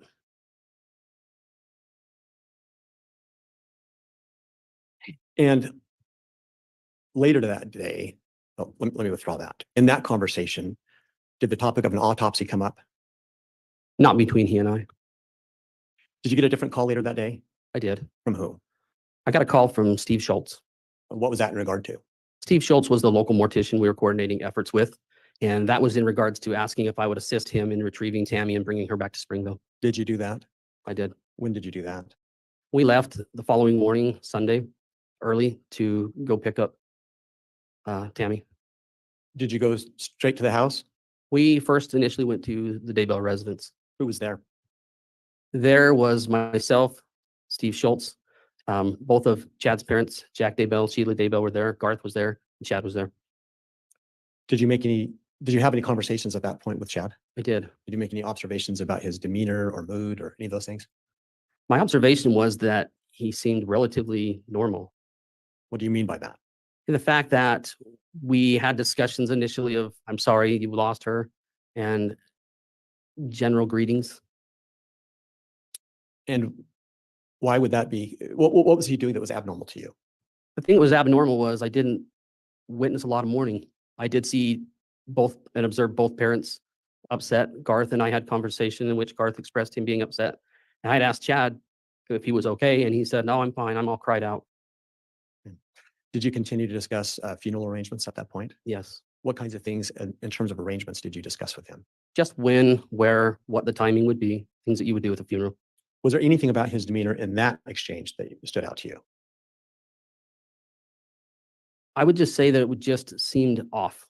And by that, I didn't feel like, at the time, I didn't feel like it was normal when someone lost a spouse, but everybody does grieve differently. And so I didn't think any more about it beyond that. Was there any more talk with Chad about the circumstances of Tammy's death at that point? No. Did you then, did you help Mr. Schultz remove the body and take Tammy to the We mortuary? did. We went from there to the funeral home and picked up Tammy, placed her in the vehicle, and proceeded to head south. Do you feel like at any point during that transport or the transport to Utah, did you get a chance to observe Tammy's body? I didn't get a chance to observe Tammy's body before transporting, no. Did you after? After, I had an observation of just her area from the shoulders up to observe her face. And when was that opportunity? That was when we dropped her off at the funeral home. Did you make any observations about her at that point? I didn't make any observations other than I wanted to see if she would be or look appropriate enough that my wife might want to help do her hair and makeup. After taking her to the Utah mortuary, do you recall, did you attend any viewings for Tammy? I did. Which viewings did you attend? There were 2 viewings associated with her funeral. There was one that was on Monday night, and then there was one before the funeral Tuesday morning. Did you have any interaction with Chad at the one the night before? I made attempts. We didn't have a whole lot of exchange. He was busy. I was busy. And so I wanted to try to connect with him, but every opportunity I had, we just missed each other. Was that necessarily unusual given the circumstances? I don't feel it was unusual with the circumstances, no. So is it fair to say at that point you didn't have any concerns about? No, I didn't. And then did you attend a viewing the following morning? I did. Did you interact with Chad at that point? Maybe small talk, nothing substantial at that time. Did you have a chance to observe him at that point as well? I did. Did you notice anything during that interaction that caused you any concern? The family prayer, which is customary at a religious event that we have with a funeral, seemed a little off. He was really shaky and very unsure on his feet and almost just seemed different. Could you expand on that? When you say off and different, what do you mean? He was rocking back and forth and side to side and giving the prayer and not crying, but trying to cry is what I felt. Did you hear the words of his prayer? I did, but I couldn't recall them right now. Anything besides what you just explained at the viewing that caused you any concern? No, I did have a chance to observe Tammy in her coffin at various times, and she seemed at rest, peaceful. And you attended the funeral? Yes. Did you make any observations about Chadder's behavior during the funeral? During the funeral, I was watching one of their grandchildren in the back, and so I did not have opportunity to observe as much as I might like to, and so I did not. And then after the funeral, did you attend, was there a family luncheon held? There was. Where was that held at? That was held at the same place that we had the funeral. Was that directly after the funeral or what time frame? After the funeral, we proceeded to the cemetery where she was interned, and we were there for what I felt like was longer than normal. Considering everybody wanting to visit, I thought, okay, this is fine. We'll stick around for a while. And then after that is when the luncheon occurred down at the church. Anything that stood out in your mind at the luncheon? At the luncheon, we all arrived at the church, and while we were there for probably 25 to 30 minutes waiting for Chad to arrive. Didn't want to start, felt it might be inappropriate if he was not there. And I finally had a phone call that he informed me that he was still running behind and that we should just go ahead and get started without him. I don't know if I missed this, but did you say how long it took for him to eventually get to the luncheon? I didn't mention it, but I would say probably an additional 15 minutes. So how late was he for that? From the time that we arrived until he arrived, I would have to guess approximately 45 minutes. Did that cause you any concern? It didn't seem concerning per se, other than we did want to visit. We did want to have some interaction and talk with him. Did you get that opportunity? I did not. Did you try? I did. What was the response from Chad? The response was, we have a memorial to do tomorrow. We're going to have to load everybody up and we got to go back to Idaho. I felt it was pretty abrupt in the exit. Was that unusual given the long history you had with Chad and his family? Given the long history, I felt it was unusual. After Tammy's funeral, did you notice any change or difference in terms of the relationship that you had with Chad and with his children? He had taken off for a time, and so immediately after the funeral, within the first 30 days, not necessarily, but I didn't know what to expect following the death of a close loved one. And if we could help the jury understand, how close were you, if you were at all, with Chad's children before the funeral? Before the funeral, it wasn't uncommon if we wanted to reach out text message or phone call to have interaction and conversation with them. When you said you attended weddings earlier in Rexburg, was it for Chad's children? Yes. So did you regularly attend their life events? We would make every effort that we could. And the time that they lived in Springville with you, would you say that you had a close relationship or not? We did, yes. So how did that relationship change once the funeral was over? Not necessarily immediately, but in the days and weeks following. The relationship changed primarily after we had learned of other things that had gone on. We'll come back to that. At some point after the funeral, did you ever reach out to Chad? I did. When was that? I remember reaching out to him approximately 30 days later to call to see how he was doing. I understood that he had spent some time in Hawaii, and I just wanted to do a follow-up to check in on him to see how he was doing with his wife's passing. What kinds of things did Chad explain to you in that conversation? In that conversation, I was informed, or I was actually asked, have I been speaking with Heather Daybell? That was the first thing he mentioned on the phone call. Did you find that unusual? Yes, I did. Why? Because I wanted to talk to him and not about Heather Daybell. And so the jury understands, was Heather Daybell someone that you had a close relationship with? No. How are you related to Heather Daybell, just to put it in perspective? To put it in perspective, Chad's brother Matt married Heather, making her Chad's sister-in-law. And so at these family functions, if it was extended, we would see her. We were cordial. I didn't have anything against her, but we weren't close by any means. Did you ever, in that phone call that you made to Chad a month after the funeral, did you ever ask him why he was asking if you talked to Heather? Conversation was such that he asked if I had been talking to Heather Daybell, and I said no. He had said, well, she's spreading rumors about me in Rexburg, Idaho. So I asked why. And he said, well, it's not important, but while I was in Hawaii, I got married. Was that the first time that you learned that he'd been married? Yes. Were you surprised by that? Very. Why? Because it is not common to marry somebody. At that time, I thought within a month, maybe, of a wife passing when he was as close as he was to his spouse. Did you find it in any way unusual or not with respect to the fact that all this history of years of closeness with Chad that he hadn't told you before this that he got married? We hadn't had opportunity to talk, so this is the first opportunity to talk. I'm not surprised that that was what he would tell me. How did you react to that when he said that? I remember literally standing there and just not knowing what to say. Did you eventually speak? Yes, I did. What did you say to him and ask him about? I asked him the first thing that came to my mind, which is, who is she? What did he say? He told me her name was Lori Ryan. Had you ever heard that name before? I had not.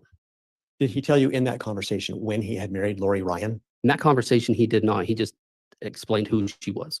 Did he describe her in any way, tell you anything about her? He did. What kinds of things did he tell you?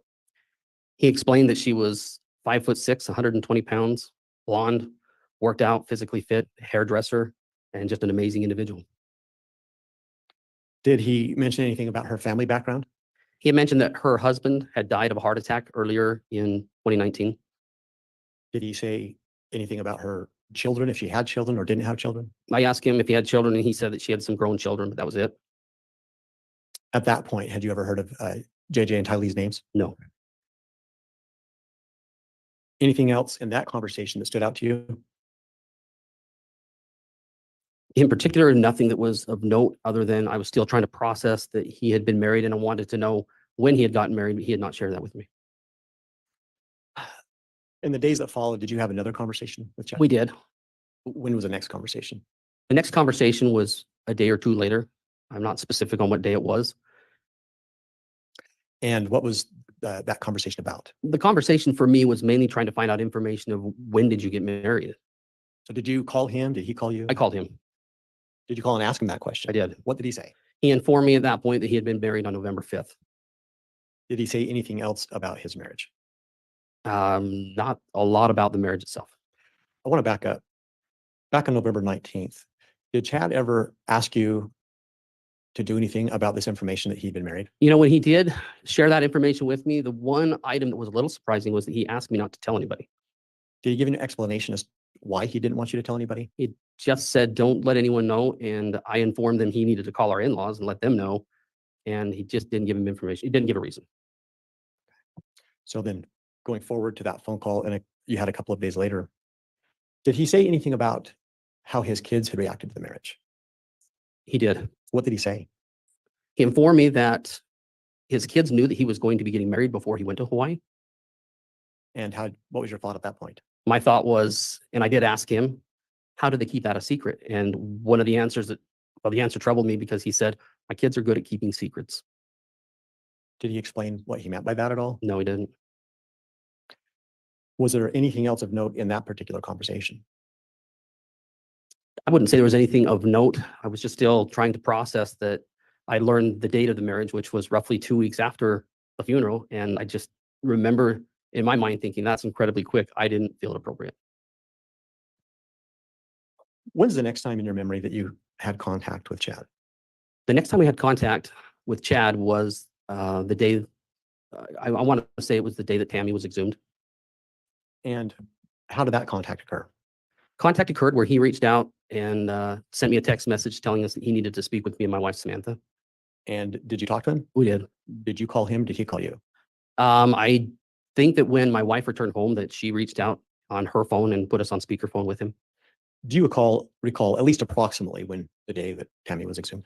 I want to say it was the 13th of December, but I could be wrong. So when you spoke to him on this occasion, what specifically did you talk about? There were more conversation between him, my wife, and he, as there was to he and I. However, we were all on a speakerphone together. And it was a conversation in which he had asked us if we had known that Tammy was exhumed and had we been responsible for that. And I just want to invite you in these questions, just speak to what you heard from Chad, not what your wife may have said, okay? Sure, of course. So what did he say about it, if anything? He wanted to know if we knew that she had been exhumed. He wanted to know if we had any responsibility for her being exhumed. And in both cases, we did not. We did not know anything about it. Did he explain at all why he wanted to know if you had responsibility for that? No. What else did he ask or say to you? During that conversation, there was a lot, but I probably couldn't testify to much of that at this point. Did he have any comments that he made to you in regard to Tammy in that conversation? He did have conversation regarding Tammy. What did he say about Tammy? In conversation regarding Tammy, the thing that stood out was that he had mentioned the day of the funeral that she had appeared to him and told him that it was time to move on. How did you take that? I took it to mean that if she did have conversation and told him it was time to move on, that likely it didn't mean within 2 weeks.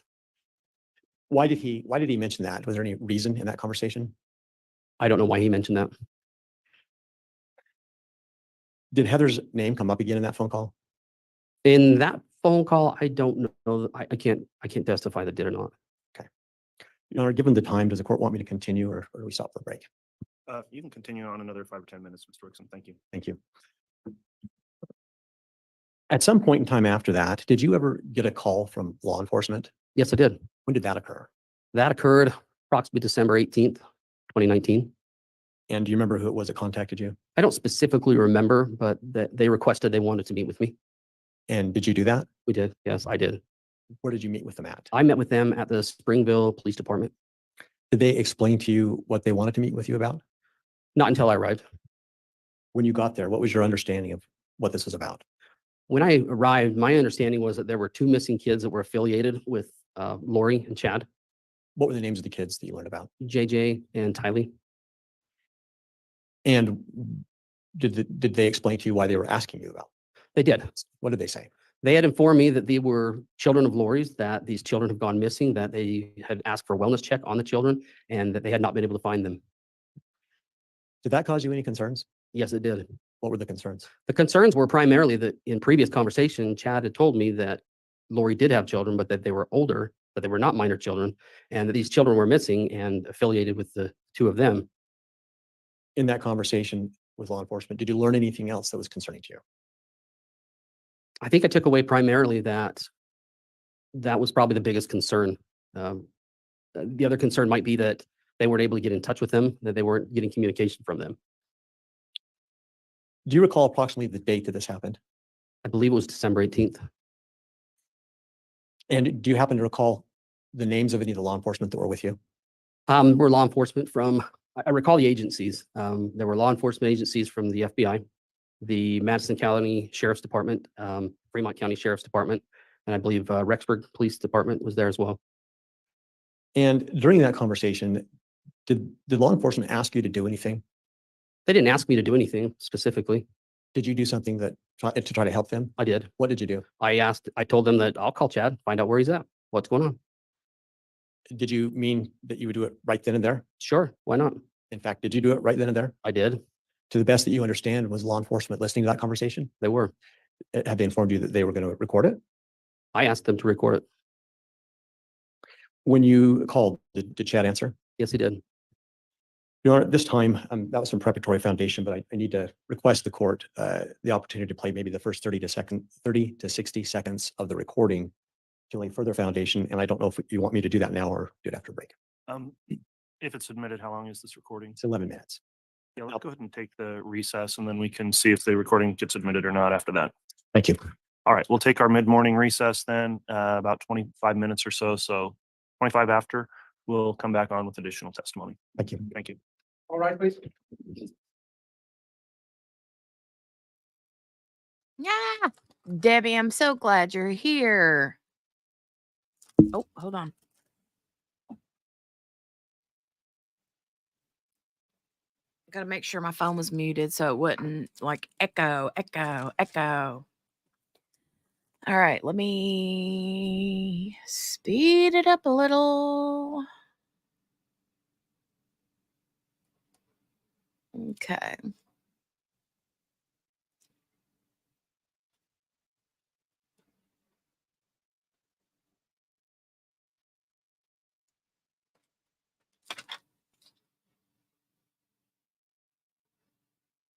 Oh, and Kel, on my cross stitch, like I said, it's so hard to tell even where I've cross stitched because there are like the only contrasting colors on this Ada cloth is I mean, there's like bright neon, bright yellow, bright red, and the colors that I'm putting on here are like you can't differentiate hardly between the pattern and the finished part that I've already cross stitched. It's weird. It's very weird. Just saying.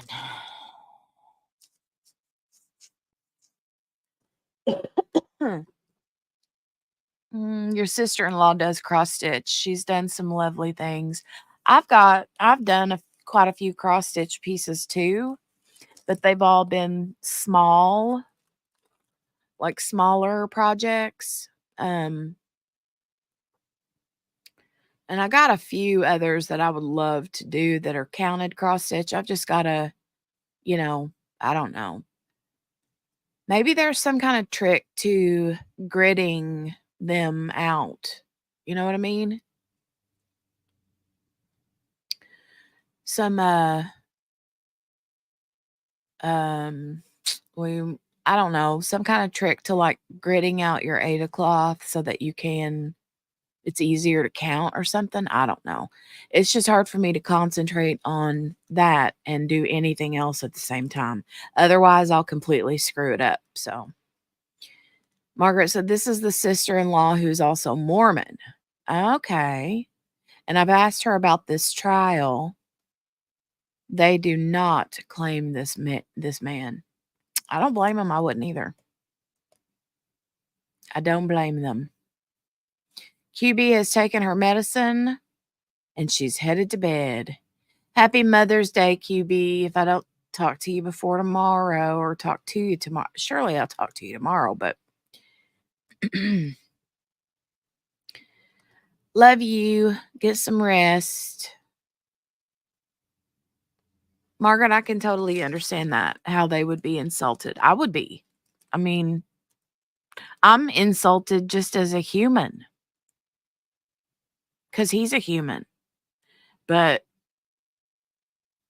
no, I wouldn't claim that man either as a human. Ay, ay, ay.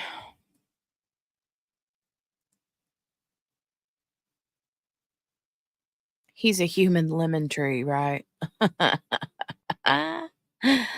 And that insults lemon trees. Absolutely, it does. Lemon trees are beautiful. Chad, not so much. Oh, Debbie's glad she's here too. I love you, Debbie. Have you ever seen a lemon flower? I don't know that I have. What's the song about a lemon flower? You'll have to put the lyrics in the chat.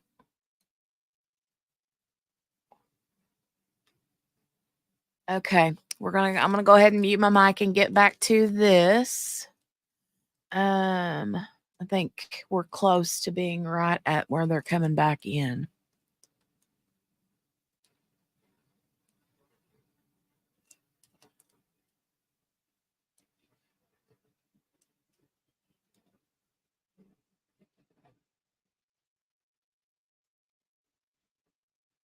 District Court's again in session. Thank you. Please be seated. We could have the jurors brought in, please. Thank you.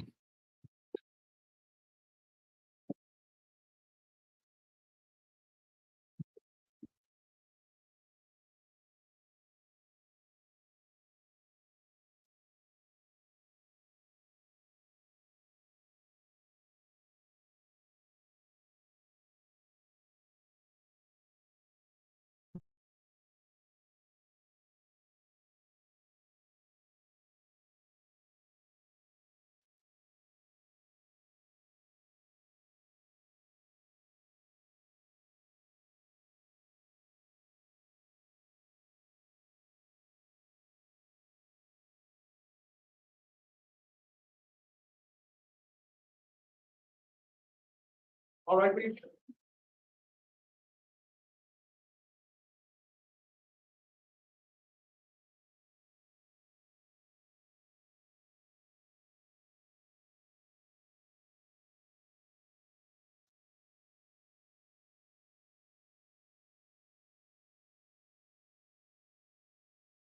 Please officer for you. All right. Thank you, Mr. Bailiff. Please be seated.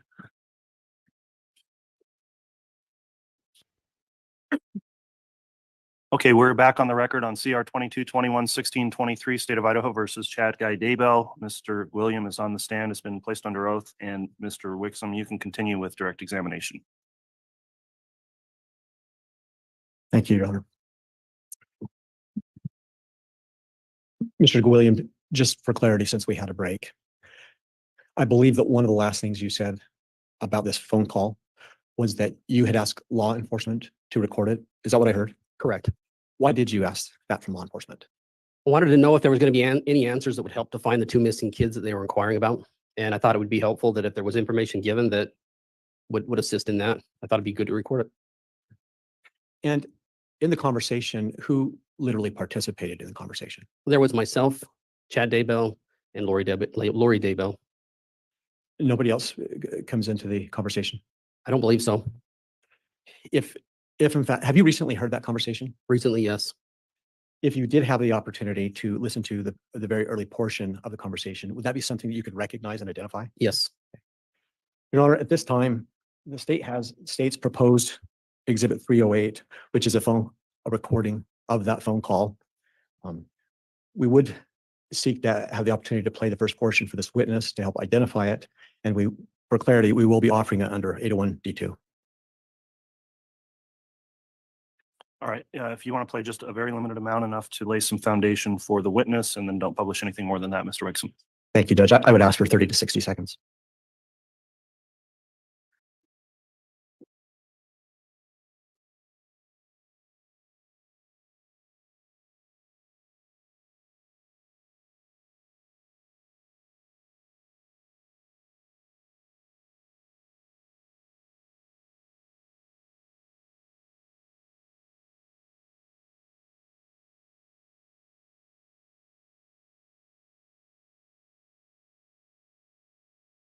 And Your Honor, I don't know if Madam Clerk needs to do anything. I did connect the HDMI, so I intend to play it to the, so she did.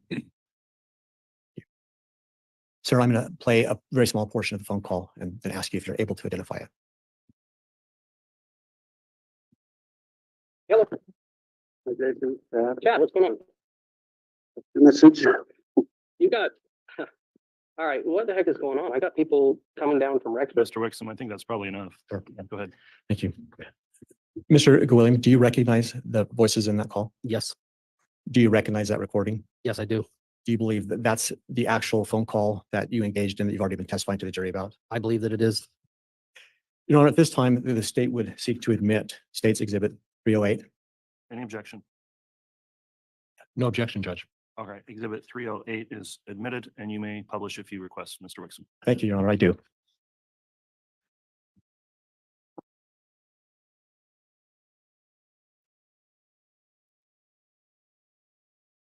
So I'm going to continue to play this call. I may stop at points and ask you some questions.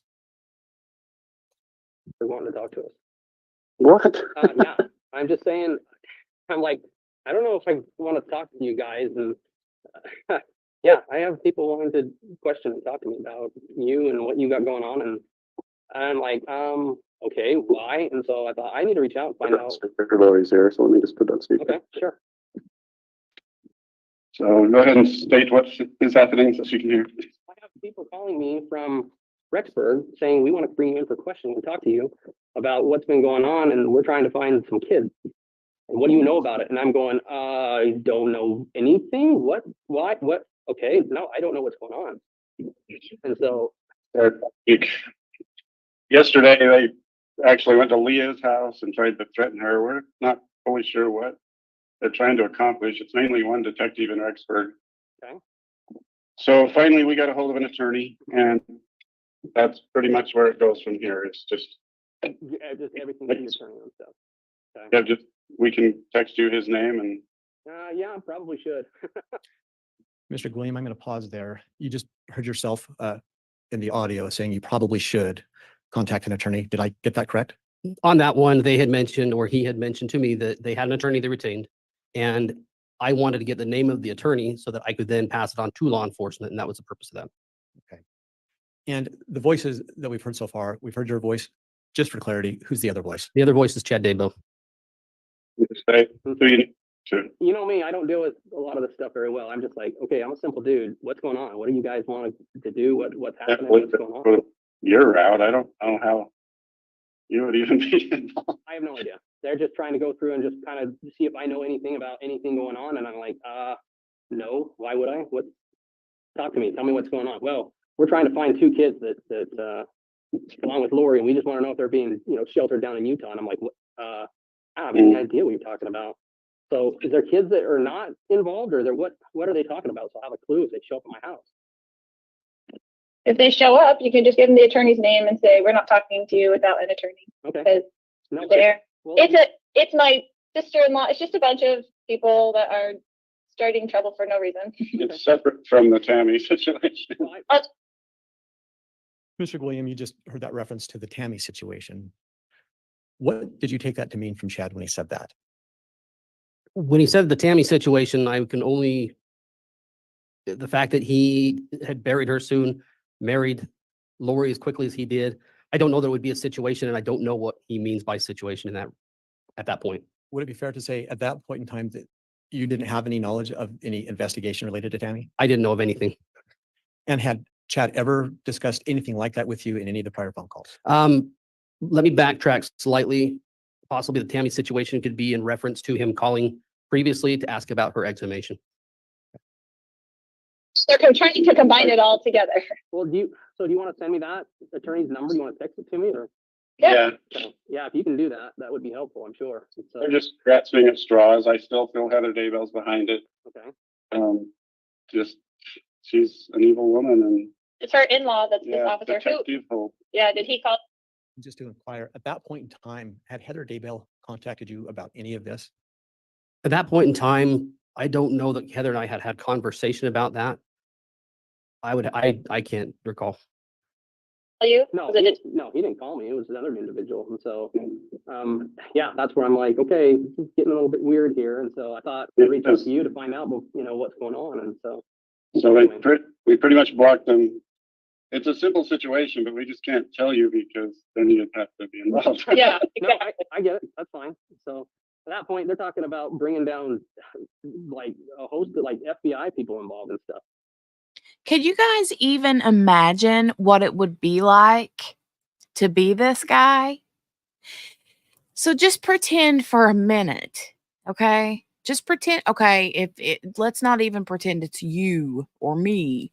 Let's just pretend that we know someone, okay? Or our neighbor.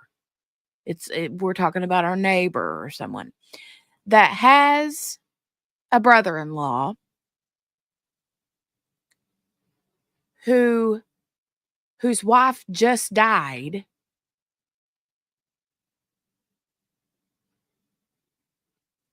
and he remarries in 2 weeks, And then the next thing you know, the wife is being exhumed.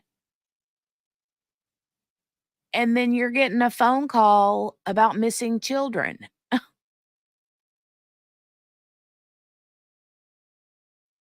I mean, he's being very calm on the phone with Chad. If it were me, I'd be like, what in the name of God is going on with you right now? Where are you? What are you doing? Where are the kids? Why is Tammy being exhumed? I mean, how does any one person deal with all that all in one? I don't even know. The words escape me. The words escape me.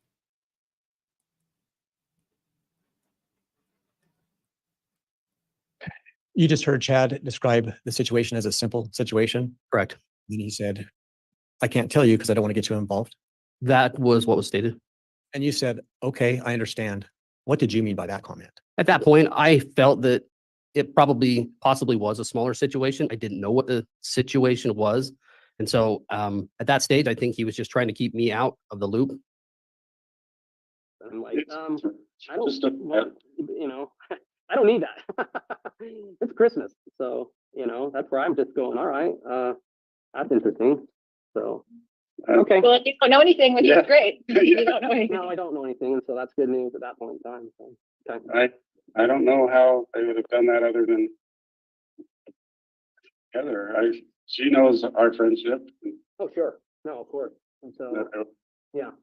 And that's why I was like, yeah, maybe I better get a heads up about what they might have to say or what's going to happen or what they're talking about doing. And so if you've got that name on that, I'll just say, hey, look, you know what, you may just want to go talk to these people. I don't need to, be involved in the whole thing.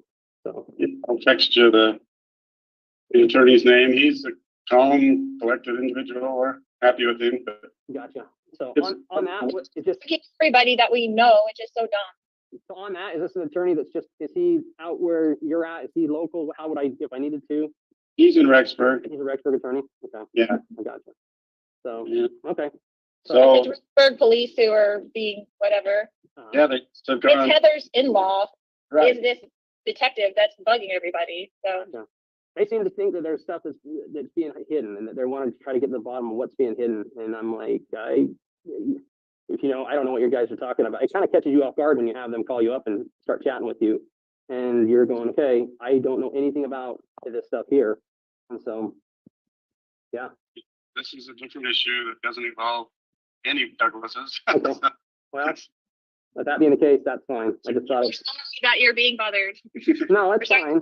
Being bothered. I think they're just trying to Just to be clear, Mr. William, who are the Douglases that are being referenced? that would be in reference to my wife's family. We all lived within a close proximity to each other. Is Douglas your wife and Tammy's maiden name? Yes, it is. Just go down every possible route and road that they can, I suppose. And so, And so if they happen to bother Ron and Phyllis or anybody, just the same attorney. okay.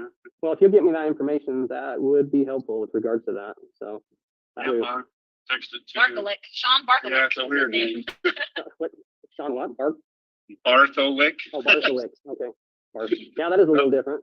Same name. But Yeah, that works out just fine. So, this detective is Matt and Heather's daughter's father-in-law. okay. So there's a relation to Heather with regards to everything. Or what? He is We don't know just if so he's getting paid off or what, but he's bugging everybody we know for no reason. basically And he won't even call us. He doesn't call us ever to ask us any questions. He's just trying to get information from anybody else that will give him information. Sweet. So should I tell him to call you and you'll give him the information so they'll leave me alone? Yes. All right. Maybe I'll do that. If they say come over, I'll say, hey, you got their number, call them. And so It's like he's circling us rather than talking directly. so he's basically taking every angle possible and trying to come in and chat with you guys rather than just saying, hey, pick up the phone and call you and you'll chat with him. Nice. I'll change this number. What And Garth gave him my number 3 weeks They've ago. had the numbers. Oh, no kidding. Well, Just won't call me. I'll just tell him, pick up the phone and call the guy. Hello. That's not that hard. Reach out and touch someone. So I'll probably just start with the attorney's I'll just number. say, here, you know what, go talk to Mark or whatever you are at. So anyway, so You can say that. You can say that we've been instructed by our family attorney to not speak to any police, and here's his number. You can contact him, and that he can cover the whole entire family. okay. Jason, at that point, from your perspective, did you see any need not to talk to police? I did not see a need for them not to communicate with the police. Did you personally have any concerns if the police were going to interact with you about this issue? No. We heard the name Ron and Phyllis. Who is that? Ron and Phyllis are Chad and I's in-laws. No, that's fine. So you guys, By our family attorney. This is his name, so here you go. well, no, that's fine. That's what I'll do at that point. Just all your And then I'll just turn around and say, by the way, if you want to just pick up the phone and call him, why don't you? So anyway, that's. Told him. Oh, did he? So are the kids, what are their plans for Christmas then? Are they just gonna be hunkered down? Are they back in Rexburg at home? Emma's gonna stay. Garth and Leah are gonna go on a little vacation. Okay. Are they, At that point in time, Mr. William, when you said, are the kids going to be back in Rexburg, which kids were you referring to? I was referring to my nieces and nephews, Chad's children. At that point in time, did you have any information or ideas where JJ and Tylee were? I had no idea. Did you have any information at that point about where Chad and Lori were? I did. Did it come from Chad? I don't recall who it came from, whether it was through him or through his children. I don't recall. going before, we were talking, I do that trip every year that I take the kids on. Right. That I just get away beforehand. And I actually thought about going up to the hardware ranch, and I was gonna call Garth and say, hey, everybody else is married. Why don't you come go to the hardware ranch and have a square or something with us? I think they're gonna leave the 23rd, so Oh, okay. That would put him, that's gonna head out to, I think Garth's actually going down this weekend to. I did hear he was coming down. He was gonna be down. They didn't make it last weekend. I guess it snowed quite a bit, or I don't know what happened. I don't want to drive the Moab Pass in a snowstorm either, so. Yeah. So anyway, in terms of Tammy's autopsy or whatever, I did talk to, you probably heard from Ron and Phyllis how that went. Yeah, I did. Well, I didn't. Samantha did, and I haven't been home to get a chance to chat with her about it all yet. And so. One day last Wednesday, a week ago, I haven't heard a thing. Oh, no kidding. Because I have not heard a thing. If Lori and I didn't hear through relatives, we would have no idea. No, and that surprised me because someone had said, hey, go check out the cemetery. And I'm going, okay, why? I don't go to the cemetery. I'm not the former Chad Daybell, the guy that digs up. And so I go over and I'm like, where's the grass? Of course, Samantha at that point, okay, what's going on? I don't know. I don't know. So when we talked to you last week, I hadn't heard anything. And then a couple of days later, people are going, hey, there's stuff going on around here. You may want to go take a look. Okay, that'd be good to know. So anyway, yeah. What do you got planned for Christmas then? Anything good? Did I lose you? Oh, are you there? Hello? Oh, there you are. I say, as far as Christmas goes, what do you got planned then on that? We're gonna stay where we're at for now. I think it's very tough on me. What was that? We're not going to Idaho. No, you don't want to go to Idaho, so that's for sure. He's going to be hanging out doing I'm just curious to know how Mele Kalikimaka Hawaiian Christmas works out. So I guess I'm just jealous more than anything else. So anyway, did I lose you? I think I lost you. I lost you. Mr. William, I'm just, again, having listened to the full audio, is there any reason for you to think that the audio was altered in any way? I don't believe it was. You captured the full conversation? Yes, sir. What did you mean when you told Chad, you don't want to go to Idaho? What was your reference about that? He had informed me that basically he didn't want to have to talk to cops face to face. He'd rather just them call. And so I just making small talk at that point. At that point in time, or any time subsequent to that, I'm sorry, did you ever talk to Chad again? That was the last communication Chad and I ever had. Ever had? Yeah. No other communication. Why is that? Couldn't tell you. Did you make efforts to reach out? There was another time after the first of the year that I made an effort to make a phone call and it was unsuccessful. The number that you called, was that the same phone number that you had been calling for this call, for example? Yes. When you say unsuccessful, did nobody answer? Were there voicemails? I mean, I couldn't testify to, I can't recall. You just didn't contact them. Right. Do you ever recall any follow-up missed calls back from Chad to your phone, any emails, any text messages? No. And at some point, did you learn of where JJ and Tylee had been found? I did. Your Honor, I have no further questions. And for the record, I have State's Exhibit 308 as played. I'd like to give back to the marshal. All right, thank you, Mr. Wixom.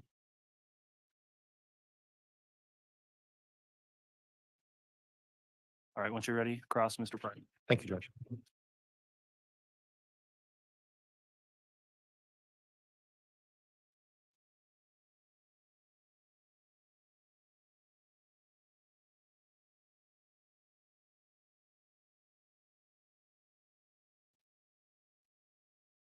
Morning, Mr. William. Morning, Mr. Pryor. Mr. William, you had mentioned that you were a close brother-in-law with Chad from approximately 1997 to 2015. You recall that? Yes, I do. Okay. And during that time, were both of you, well, let me rephrase that, Judge.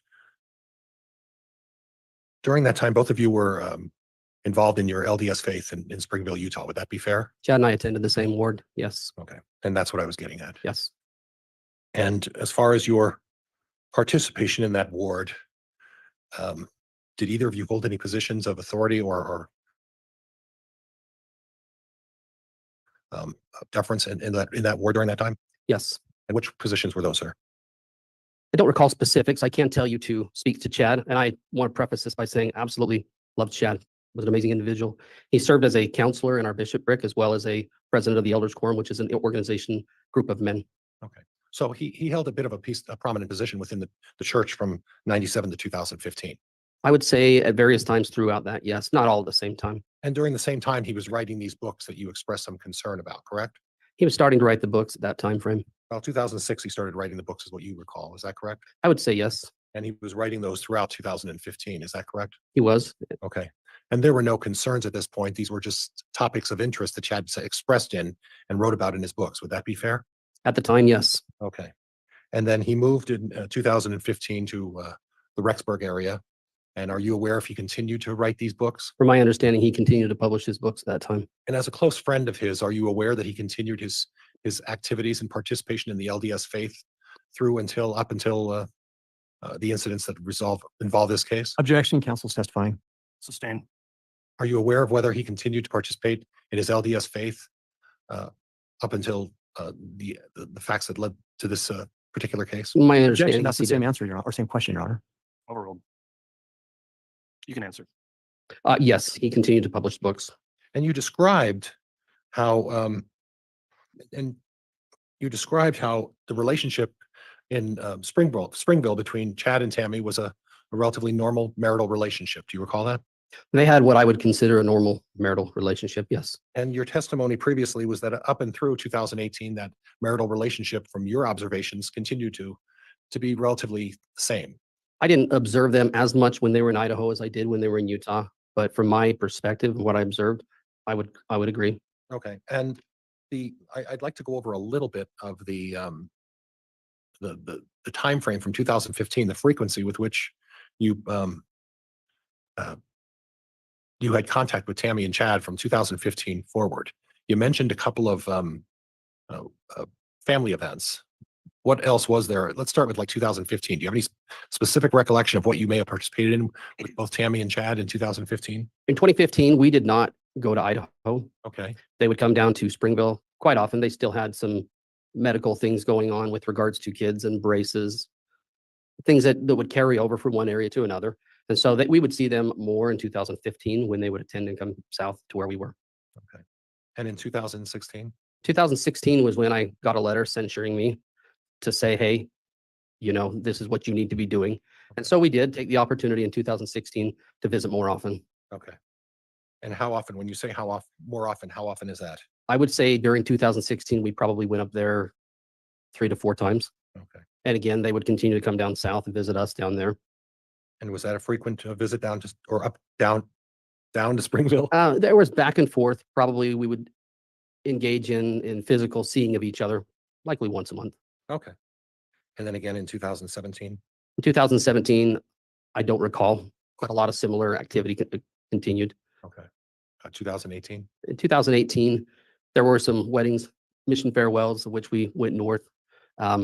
They did, again, come down south for just various activities. There was a family Christmas party, and there were times that we would get together for various reasons. Yeah, and you mentioned something, at least my notes reflect that there was an event in spring of 2018.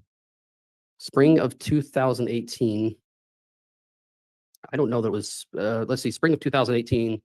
I don't think it was spring of 2018. Excuse me. No, I'm not going to testify to that. I don't recall. Okay. And then there was a Christmas party in 2018, correct? There was. That was that 2018 going into 2019, or was it 2017 going into 2018? It was 2018 going into 2019. And nothing particular, again, the relationship between at least what you observed seemed to be relatively similar to what you've From my experienced. observation, yes. Okay, all right. And Chad still engaged with his children, still engaged with Tammy, engaged with the extended family as well, correct? Typically, when Chad would engage with the extended family, it was more he and I going off, communicating, having conversation about various things in life going on. Okay. And then what I understand you're saying is after 2018, that after Christmas, that's when you may have observed some changes. Is that fair? I would say in 2019, we did not see them as much. Okay.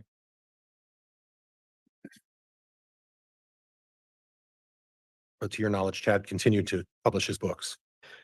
To the best of my knowledge, he continued with his book company. And when we talk about, and were you aware about what Tammy's involvement was in regards to the publishing company? I knew what she was involved in when she was in Springville. Okay. You didn't have an occasion to delve into how she participated or what her participation was in the publishing company. Is that right? Not when they were in Idaho. I just didn't observe that. Okay.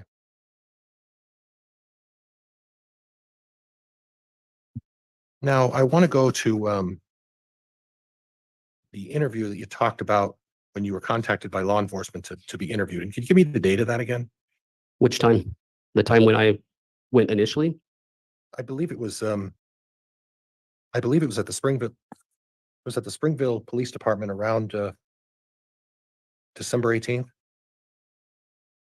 That sounds accurate. Okay. Do you recall who was there for that? Again, I can testify to agencies. I can't tell you individual people. Okay. Did those agencies, when you were there, identify who they were? They did. Okay. And which agencies? The agencies that I recall would have been FBI, Okay. Springville Police Department, because they were hosting. There were individuals from Rexburg, meaning I don't know if it was police department or Madison County, and there were Fremont County representatives. Okay. When you say representatives, were those all police officers? From my recollection, I believe they were all police officers. Okay. No one represented themselves as anything other than a police officer at that time? At that time, it was represented as law enforcement. Okay. I'm going to have you look to my left, and the gentleman sitting at the seat with the red tie, do you recognize him? I do. And he was there at that time for the interview. Objection is to relevance, Your Honor. Overruled. He was there at that time during the interview of you as well, correct? I couldn't recall whether he was there or not. Okay.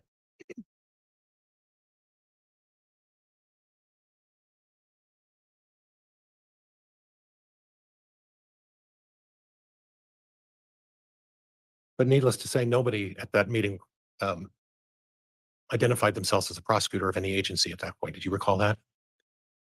At that meeting, there were individuals that were speaking.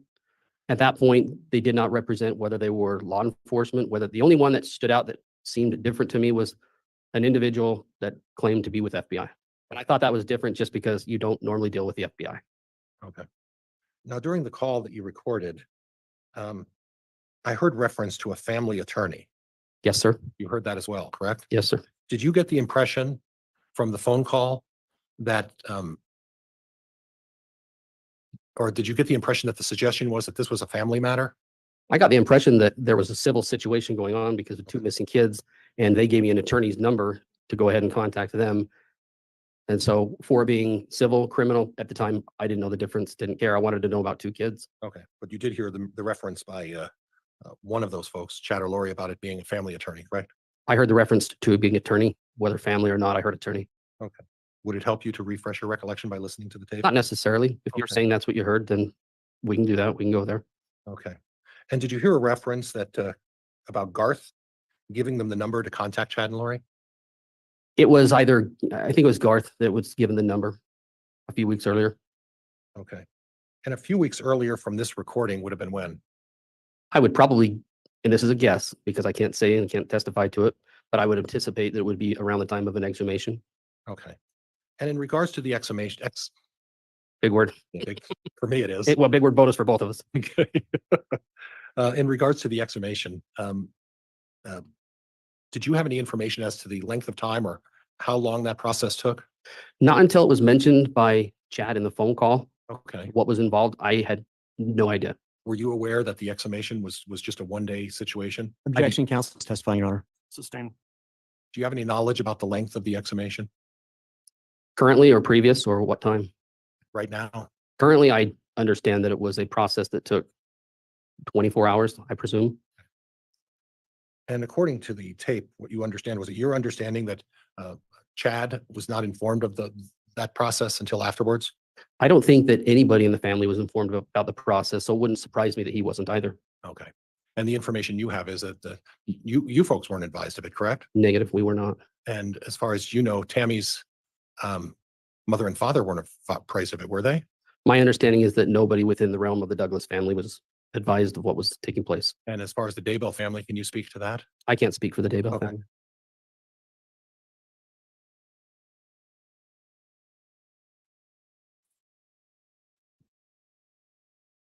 There was some mention of a detective who was related to Heather Daybell. Do you recall hearing that on the tape? There was. Chad identified him, if you listened closely enough, Detective Hope. Detective Hope? Yes, sir. Thank you. And do you recall what the relation is between Detective Hope and Heather Daybell? The relation as he described it was Chad's brother, Matt, and Heather had a daughter, and that their daughter married Detective Hope's son. Little convoluted, little long way around to get to the relationship there. That's my understanding. Well, it's not unusual. And as an example, Springville, Utah is a very tight knit, you know what I'm saying? I know where you're going. Yes. Very tight knit community. Sure. Very deeply faith LDS community. I would say that it is. Okay. And in regards to Rexburg, St. Anthony, Salem, same thing. Very, very tight knit community. My understanding is that they're very similar communities. Yes. Right. And it's not unusual to have extended relatives and that everybody, for lack of a better word, everybody knows everybody else. There are a lot of people that talk in smaller towns. I would agree with you on that. Okay. Okay. Now, at the time, Chad made a comment, it's a simple situation. Do you recall him saying that on the tape? It's on the tape. Okay. And that discussion of a simple situation, what did you take that to mean? I'll be honest, I don't know what he meant by a simple situation at that time. Could it have been that he was merely reflecting that they had a family law attorney and that the family law attorney was going to take care of the simple situation? I think it could have been any number of things at that point in time. There was a lot going on, a lot of moving parts, and a lot of information starting to come out that didn't make a lot of sense. Okay. There was also some mention of an officer allegedly harassing Leah. Did you hear that? Yes, it sounds to me like there was an officer that may have been communicating with her, or in his terms, harassing her. I don't know what that was about. And Leah is who? Leah would be Chad's third child, second daughter. And Leah lived where? At that time, my understanding is she would have lived up in Idaho.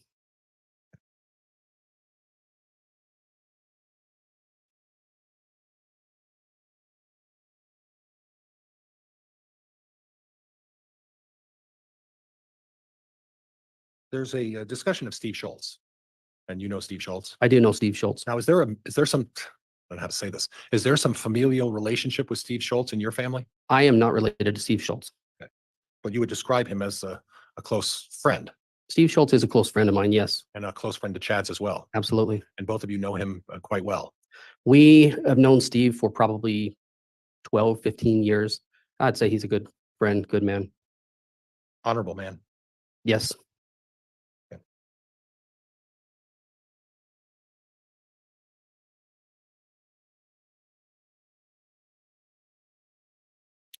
The time that you came up to Rexburg for the visit, do you recall talking about that with the prosecuting attorney? Which visit are you referencing? The one where I think it was shortly after 2015, where you came up and were looking around and Chad took you over to It would have been in 2016. I'm sorry, 2016.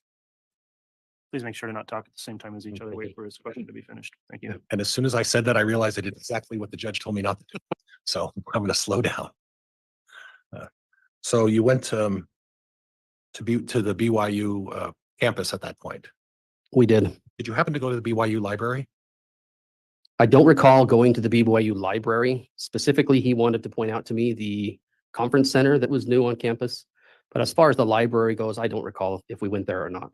Did you have any knowledge as to whether Chad made it an occasion to go to the BYU library on a regular basis? I don't know what his habits were with that. Okay.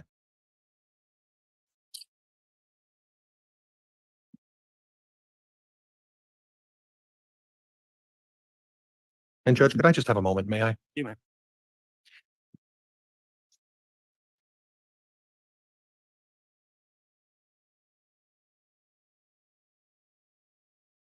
And at the time when you showed up to see Chad at Tammy's passing, you went there obviously with Mr. Schultz, correct?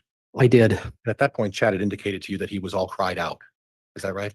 That was the expression, or as close to the expression that he used with me that I can recall. Okay. And when he did the family prayer, was it your understanding that he wanted to cry, he just wasn't crying? I wasn't sure what he was doing at that moment. It Okay. didn't seem as conventional as I thought from my perspective. Have you read any of his books? I've had occasion to read a few of his books, yes. And do you understand those books to be fiction or nonfiction? When I first read them, my understanding is that they were stories that he had just made up. I later come to understand, and he told me that these were based on events that were to occur. With some literary license, correct? Likely. Yeah. Embellishment in any event, correct? I would presume so under the circumstances. So if when you read his books initially, you felt that they were just nonfiction, correct? It's a simple reading, yeah. Right. And then you discovered that he has a pattern when he writes books. He draws from personal experiences, correct? He has a tendency to draw from personal experiences, bring personal characters into based on people that he knows and or has an interaction with. Right. He wrote a book about his, boy, she'll kill me if I say this, the oldest daughter, Emma. Yes, sir. There was a series about Emma. Is that right? That were based loosely around. I think that's correct. Yeah. And that was consistent with his pattern to write books and then either embellish or take some literary license, correct? I would think that at first he wanted that to be the case, but as he explained to me, these are things that are going to be occurring and that will happen. I would say the literary licenses would come with who the characters are, right, and what the character development, maybe. I don't know for sure. And on this issue, you talked a little bit about visions and some of these events that took place. Is that something, having visions and expressing those beliefs, something that's inconsistent with the LDS faith? I would say with the general LDS faith of the general membership, that to have visions and to share them publicly is not something that's very common. But to have visions? I would think that people receive inspiration and guidance for themselves. I don't know that you would constitute them as visions, and I wouldn't say that everybody does, but I can't speak for a general populace of several million. So, and that's fair. Yeah. And quite frankly, it's not the having guidance or having some inspiration or divine vision. What you have issue with, if I understand, is the expressing and telling people about those respective visions. Is that fair? I would say that most people don't have expressive visions. I would think that that's not really the case. I would think that people have general inspiration with regards to their lives and what they might do, but probably not express them as much. Okay. And I can't speak for what everybody does. I don't know.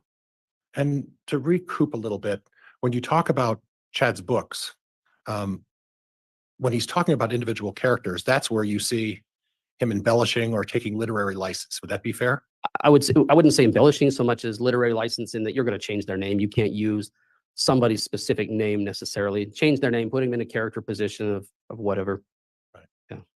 And maybe for purposes of trying to sell the books, maybe flavor the stories a little bit so that they're a little more marketable, correct? I can't speak to what he does. I did talk with him about his books often, and in cases of where it was at, he would finally tell me, no, these are how things are going to go. This is what's going to happen. These are how the characters are going to be.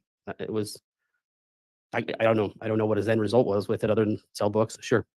Okay. But in terms of the predictions and the visions, that was him where he had a faith and belief in that, correct? I think he did. Okay. I think he felt that was a direct, sorry. No, I interrupted you. You're good. But in terms of the actual individual characters, that's where you could expand on things and make it more marketable, correct? If you're going public with something like that, possibly. Yeah. Okay. All right. Judge, that's all I have. Thank you. All right. Thank you, Mr. Pryor. Redirect, Mr. Wixom. Thank you.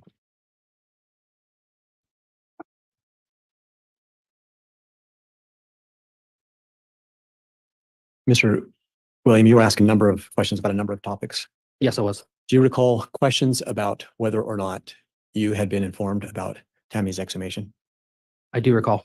As you sit there today, are you concerned at all that you weren't informed about Tammy's exhumation? I'm not concerned that I wasn't informed. I would like to have known, certainly, but it wasn't a tipping point for me. You were asked some questions about who was present at various law enforcement interviews that you've had. Yes. And if I heard you correctly, you don't remember any names. Is that right? Having that question at me in that moment, I don't recall any names. If I search deep enough, I'm sure I could recall some names. Let me ask this question. Reflecting back, let me withdraw that.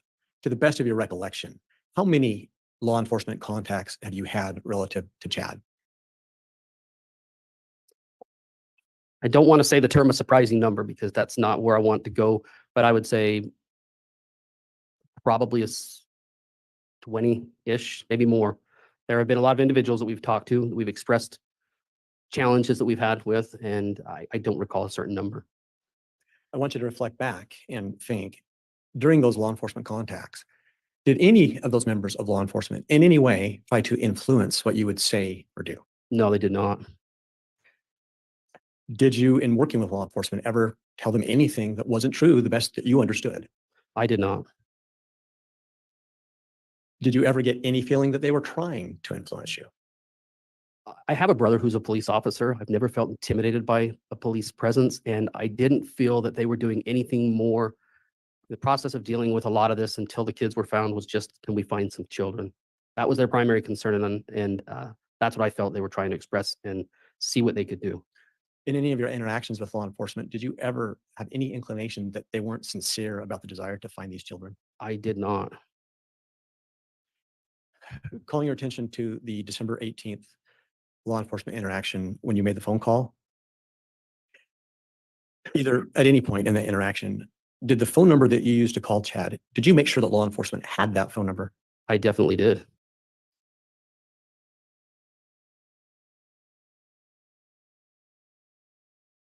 You were asked a lot of questions about Chad's book publishing. Correct. From 2015, 2014 forward, did you have any concerns about his book publishing and how they might be influencing Chad? On his book publishing or authors he published? Or any part of his book publishing that may have influenced Chad, or concerns if you had those? I was concerned with one particular author that he really seemed to push a little more, but that might be it. You were asked about potential embellishment. I do want to draw your attention back to the La Jolla, California and Flaming Gorge incidents we talked about earlier. Yes. I think you explained that originally they were experiences. At some point, Chad explained them to you as a near-death experience. Correct. Was there some point that Chad began talking about or teaching near-death experiences? I would say yes. About when was that? I would say probably around the time frame that he moved from Utah to Idaho. That became more of a focus in talking about and dealing with near-death experiences, and had a couple of authors that had similar views. Did that cause you any concern? Initially, no, because I was fascinated a bit with that. But over time, as I thought and reflected on it, it became a little bit more of a concern because of the consistency and frequency and the number of people within the group that were still having those particular experiences. Why were you concerned in that regard? I was concerned because it just seemed like it was almost to an unhealthy level. What do you mean by unhealthy? It became a focus of sorts, that and primarily that. Mr. Pryor had asked you a question in relationship to Chad's statement in the phone call that was recorded about it being a simple situation. Do you remember that question? I do. At some point, did you learn that Tylee and JJ were buried in Chad's backyard? I did. Do you consider that a simple situation? I think it's far from a simple situation. Your Honor, I have no further questions. All right, Mr. Pryor, any requests for recross? Yes, sir. Yes, I'll allow some limited recross.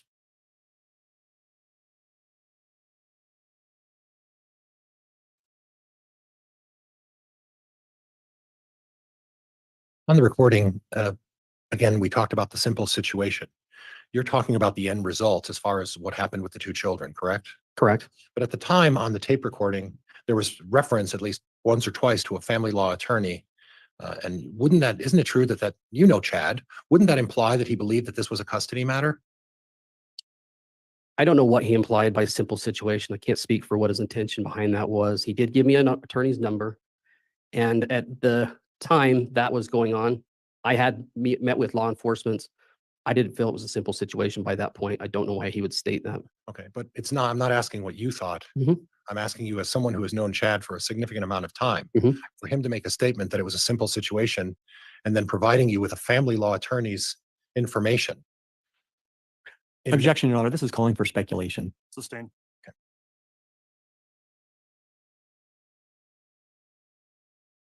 The prosecutor brought up on the number of people that were at that December 18th meeting. Do you physically recognize the prosecutor at the end of the table closest to me? Asked and answered. Objection, Your Honor. Sustained. Okay. Nothing else, Judge. Thank you. All right, thank you. That will conclude the testimony then of Mr. Gwilliam. As I mentioned previously, not subject to the exclusionary order, so he can go ahead and step down. That concludes your testimony. I don't know if he'll be recalled or under subpoena. If there's anything anyone wants to tell him regarding a subpoena, you can do that. Otherwise, we'll just move on to the next witness. Your Honor, at this time, the state doesn't have an intention, but he's excluded from the exclusion order, so we don't have any concerns with releasing him from the subpoena today. All right. Mr. Pryor, is he under subpoena on the defense? Judge, he's not under subpoena. And Judge, I apologize. I was distracted. Did the state say that they're going to keep him available? At this point, we'll release him, but I'm No not objection, waiving Judge. the right to perhaps call him later. Okay, you are released from your subpoena then, based on the statement of the state. So you may go ahead and step down. Thank you for appearing and testifying.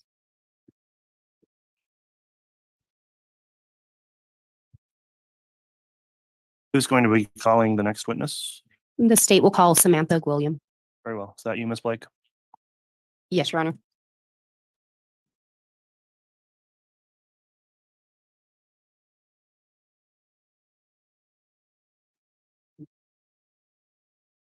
Solemnly swear or affirm the testimony you're about to give will be the truth and the whole truth and nothing but the truth. So, yes.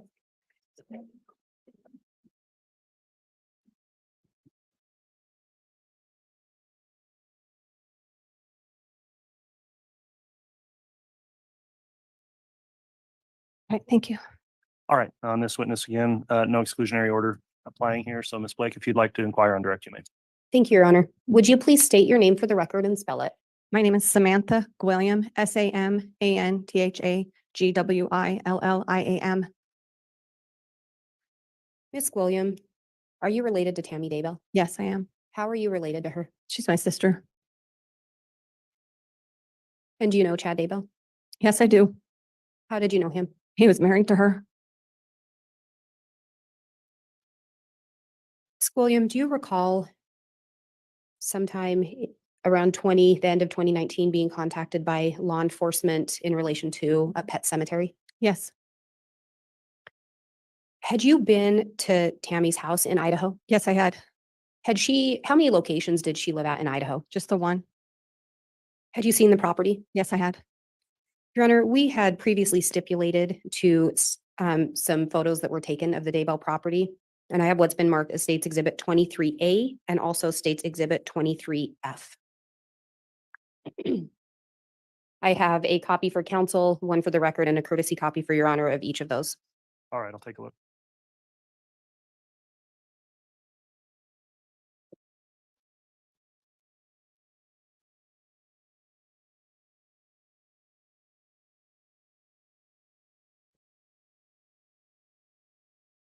And if the witness may be shown one of each.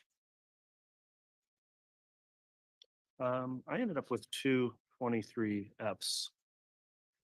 I think the witness. I have the same. Yeah, let's try to sort these out. Okay, thank you. Thank you. Ms. Gwilliam, do you recognize what's in those photos? Yes, I do. And Your Honor, based on the fact that these were stipulated, the state would move for the admission of 23A and 23F. Any objection? No, Judge, these were stipulated to and there's no objection. Very well. So both 23A and 23F are now admitted. Your Honor, may I publish State's Exhibit 23A first? You may.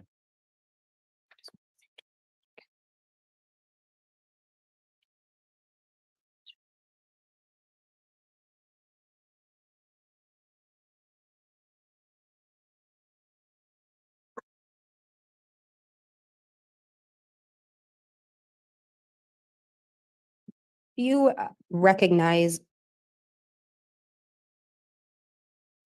Let me back up. Are you aware whether or not Tammy had a pet cemetery? She did.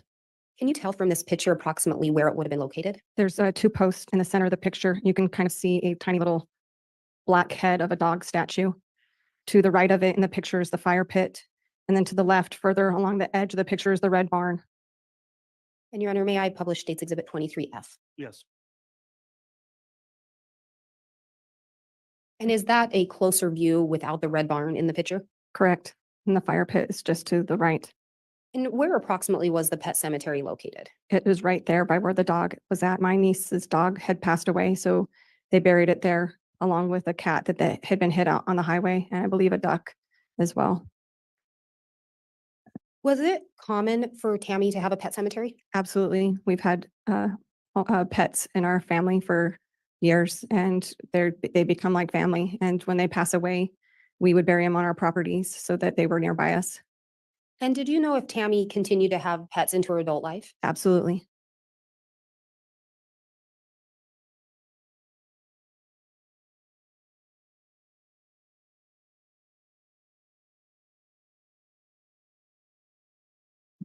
Your Honor, I have what's been marked as State's Exhibit 298 now.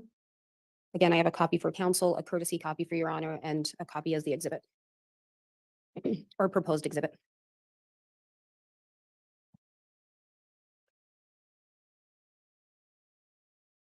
May I have the witness shown a copy? Yes, you may. Ms. William, do you recognize who's in this photo? Yes, I do. Do you know approximately when this photo was taken? In 2015-ish, it was a family picture. One of our neighbors took family pictures of the Daybells. Does this appear to be a close-up from one of the family photos? Yes, it is. Your Honor, I would move for admission of State's Exhibit 298. No objection. Very well. Exhibit 298 is admitted.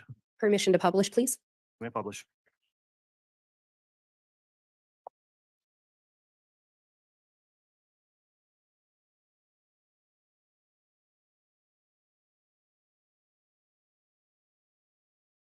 And again, Ms. William, who are we seeing here? This is my sister, Tammy Daybell.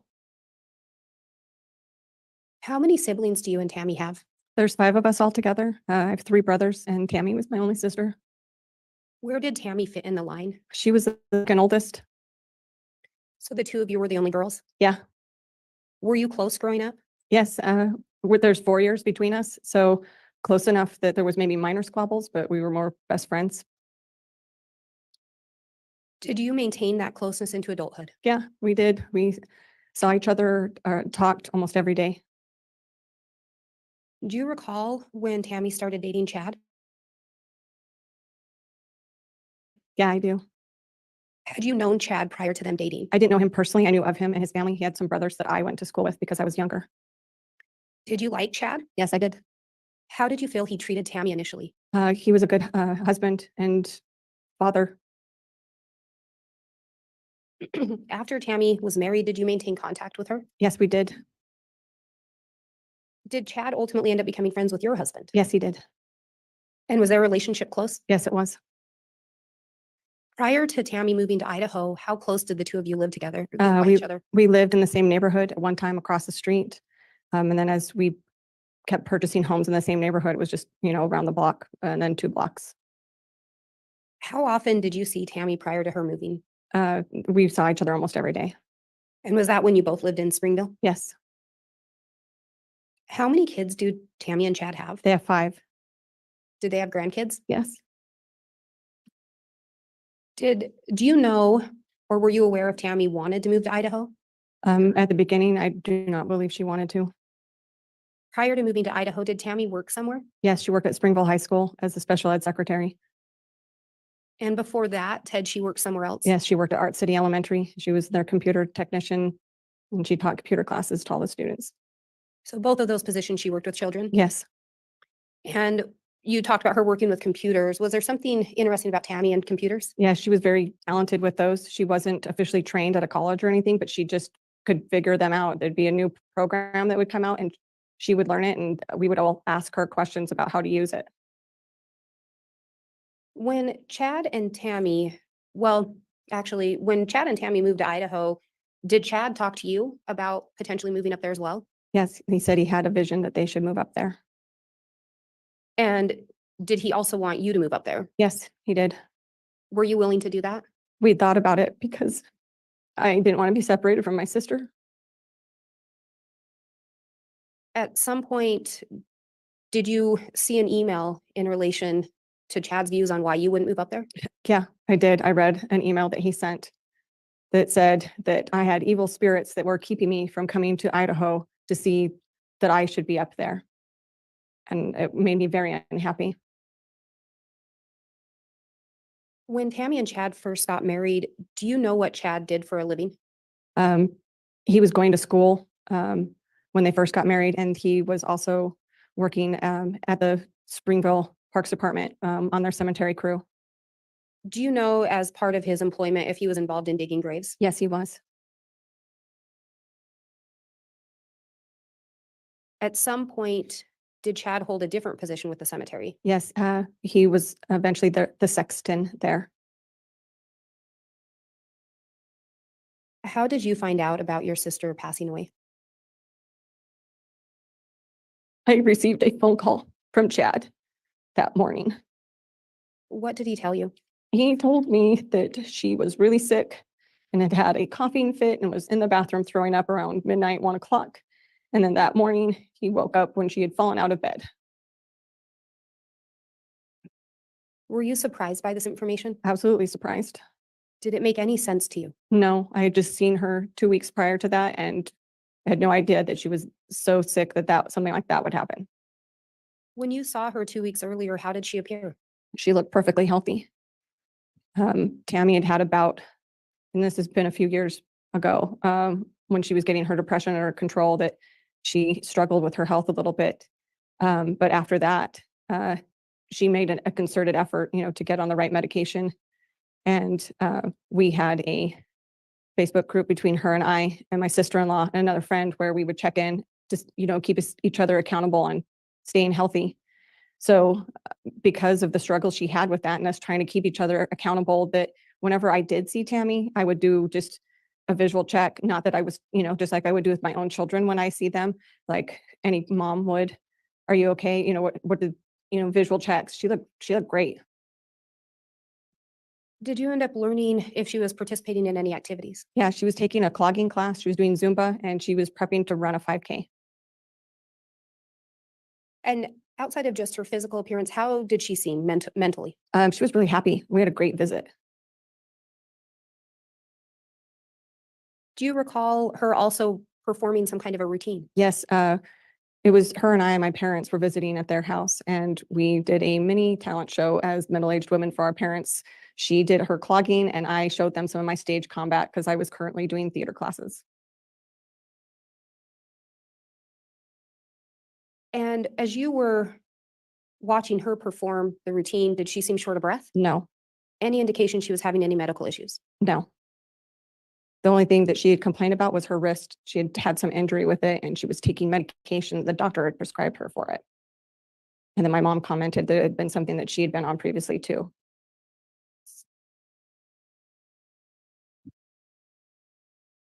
And how old was Tammy? 49, the same age that I am right now. Did Tammy end up talking to you during her visit about you moving to Idaho? She did. She wanted me to move up Judge, I'm there. going to object to calls for hearsay. Sustained. And Your Honor, if I may. Just ask another question, please, Ms. Blake. Did Tammy appear to be making plans for the future? Yes, she did. She wanted me to move. Judge, I'm going to object to calls for hearsay. Overruled. She wanted me to apply for a theater teaching job in Idaho so that I could be close by her. We had always made plans to live by each other as we got older. And when she moved away, we were still trying to figure out ways to make that happen. That was our joke, that we would be old ladies together, living side by side.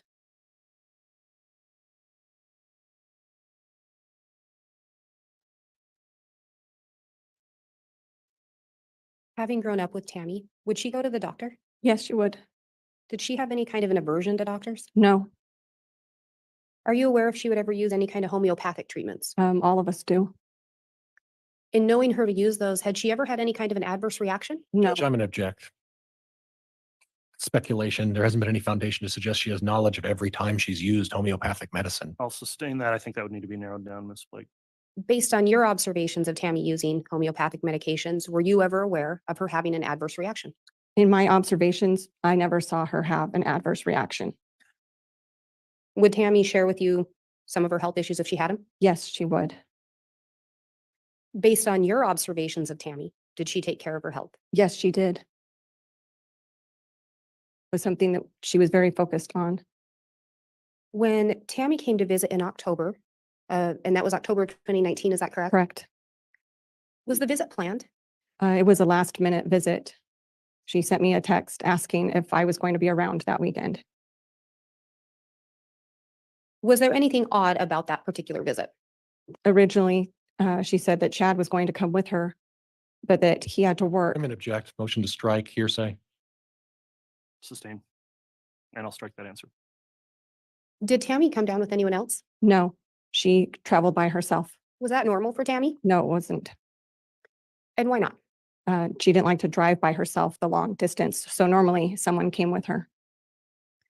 When Tammy would come visit, was Chad usually with her? Yes, Did Chad's family also still live in the Springville area? yes, they do.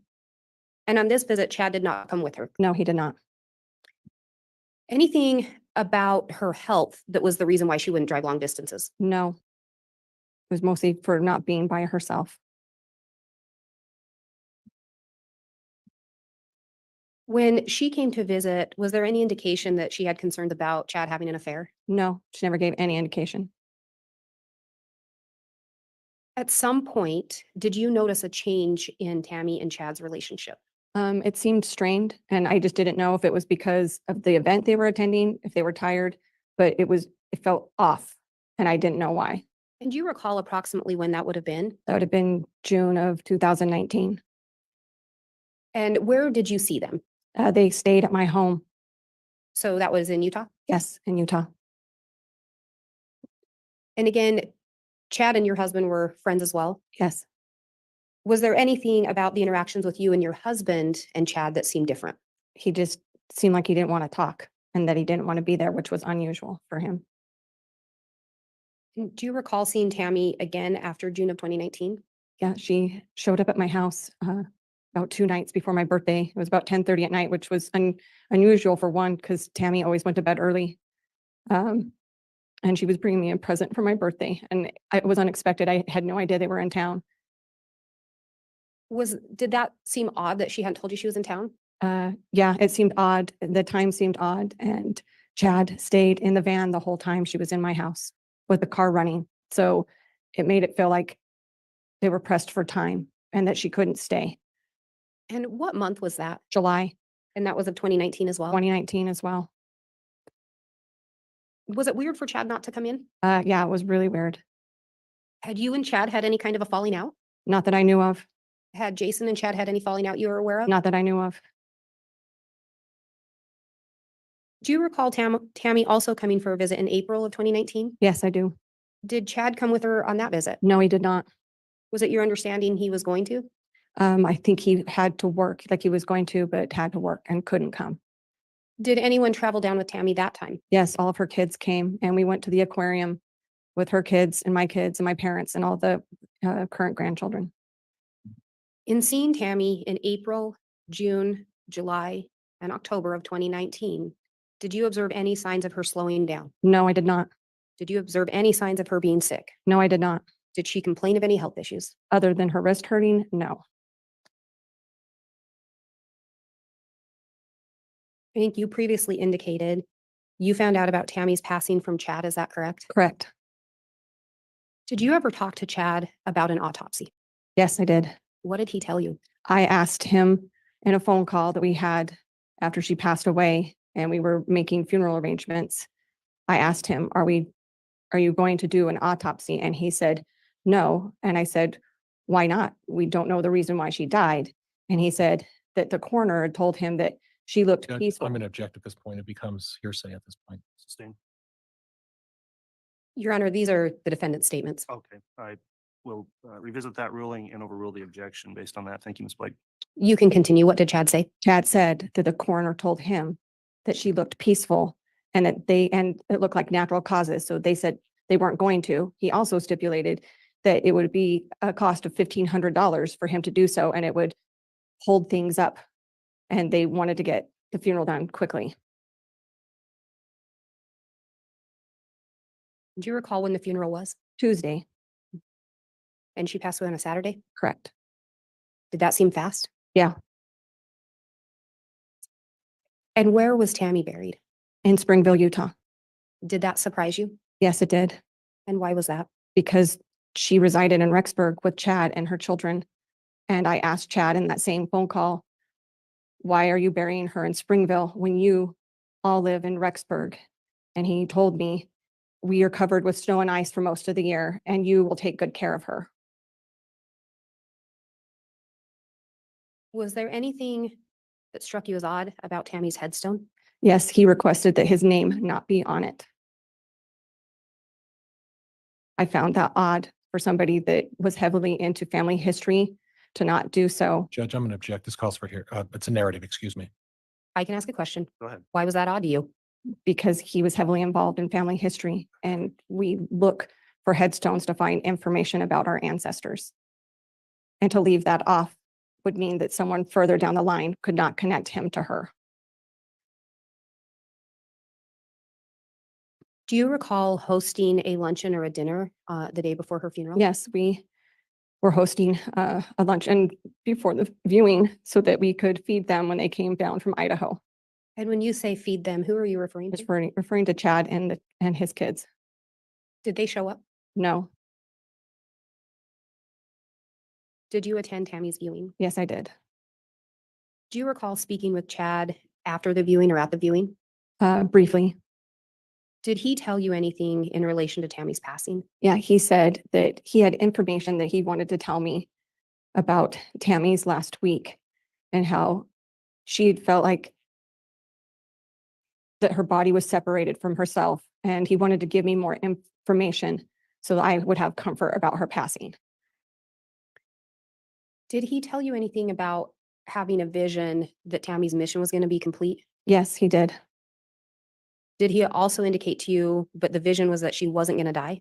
That was what I took from the conversation. And you said, or let me back up, did you attend Tammy's funeral? Yes, Did Chad indicate anything about wanting to talk to you after the funeral? that is what we thought was going to happen. Did you in fact talk to Chad after the funeral? No. Why not? He made himself unavailable. At some point, did you learn Chad was remarried? Yes, I did. Do you recall how you learned that? My husband, Jason, told me that he had talked to Judge, I'm Chad going to on object the at this phone. point. Sustained. Move to strike. And I will strike that response.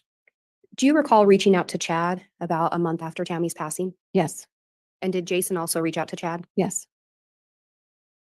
At some point, did Chad tell you his new wife's name? Lori Ryan. Did he indicate anything to you in relation to Lori Ryan having a previous spouse? Yes, he said that her previous husband had died of a heart attack. And that was why they connected. He told me that they both had lost a spouse and that was why they met up and had their marriage. And you learned about the marriage approximately a month after your sister had passed away? Correct. At some point, did you learn when Chad had actually gotten married? Yes, I did. It And when was that? was November 5th, 2 weeks after she was buried. At some point, did you learn of another name associated with Lori Ryan? I did. And what was that name? Vallow. And did you learn of some other names associated with Lori Vallow? That there were children, JJ and Tylee. At some point, did you talk to Chad or have a conversation with him about that? Yes, I did. And what did he tell you? I asked him in a phone call, please tell me about this woman that you've replaced my sister with. And I asked him questions about her name because what we found out was different than what he told us. And he said, well, she had a complicated past and was trying to move on from it. And that's why they had told us the name that they had. Judge, could we have some foundation as to when this phone call supposedly took place? It took place December 13th. And was that of 2019? Correct. Did you know where Chad was at that time? I think he was in Hawaii. At that same time, do you recall Chad telling you something about Tammy visiting him? Yes, And what did he tell you? because I was questioning him about this marriage. He asserted to me in this very, spiritual like tone that, Samantha, I am telling you now that when I was at the cemetery, Tammy showed herself to me and said that I should move on. And I responded with, when most women say that to their husband, it's in 2 years from now, not 2 weeks after I'm dead. Judge argumentative. Did you ask Chad about whether or not Lori had any minor children? I did. What did he end up telling you? He told me that she had some adopted children, foster children, and older children. And I asked him, so when Mark comes home from his mission, will you be raising kids together? Because I was trying to figure out what adopted or foster children meant. And he said, no, we will be empty nesters. So I took that to mean that there were no young children.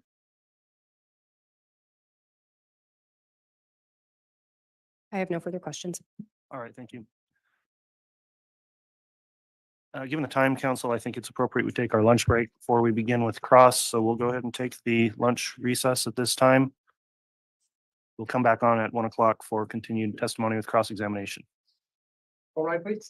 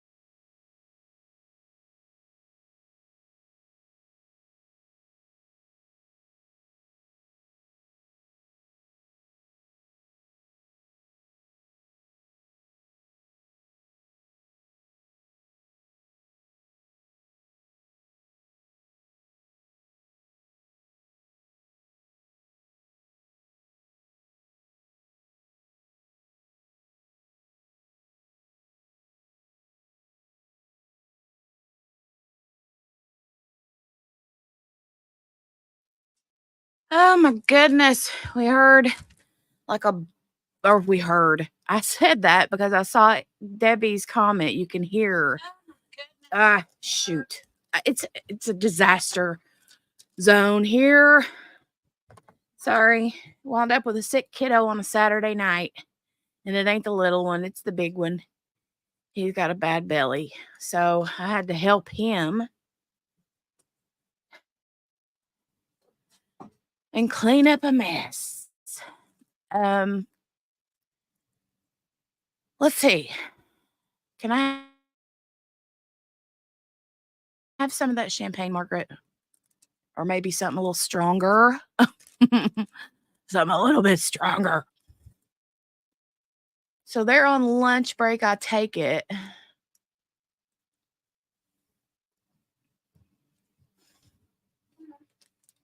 It's okay, Margaret. They like to keep kids like to keep things, exciting on a Saturday night, right? Yeah. Anyway, I'm out of breath now. I need a swig of coffee. I need stronger stuff here. That's going to be happening here before long. Just saying.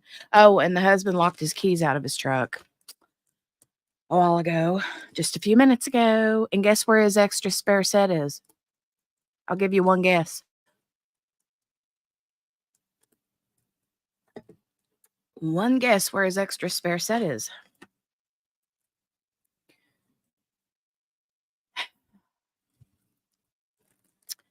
All right, let's click the play button. And we'll scooch on along. It looks like we got what? A little bit of time left. No, Sherry, they're in the truck. His spare set of keys is also locked in the trunk.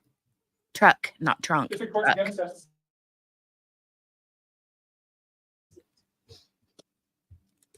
Thank you. Please be seated. Yeah.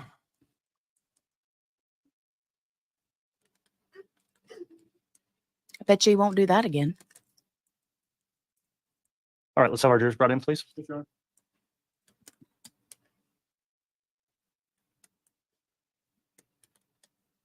Thanks, Debbie. I need them.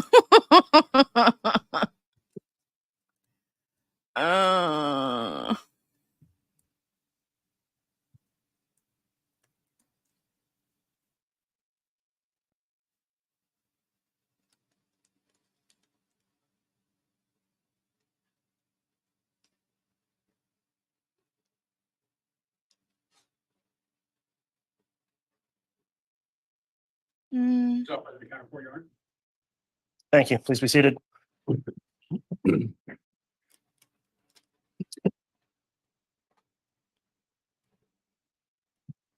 All right, we concluded our lunch break. We're back on the record on CR 22. Right, Kel? Right.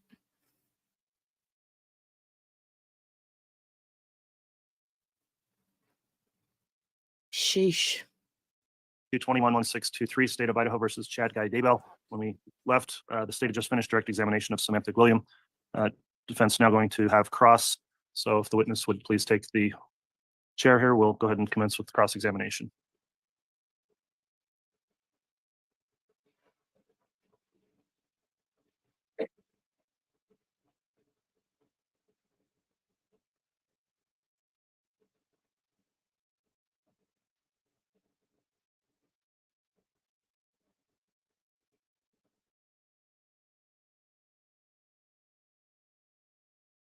All right, you can proceed, Mr. Pryor.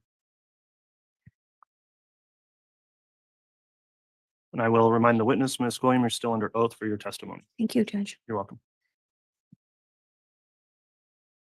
Good afternoon.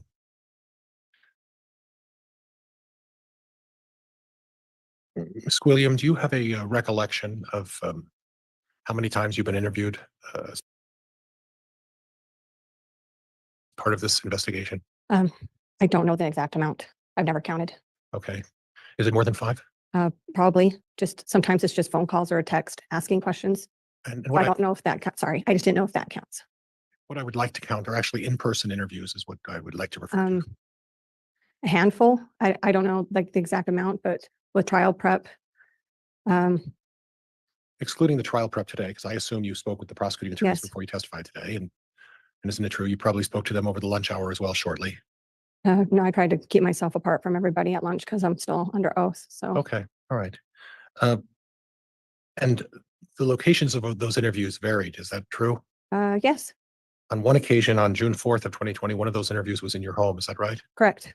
And present at one of those interviews was, do you recall which officer of agency?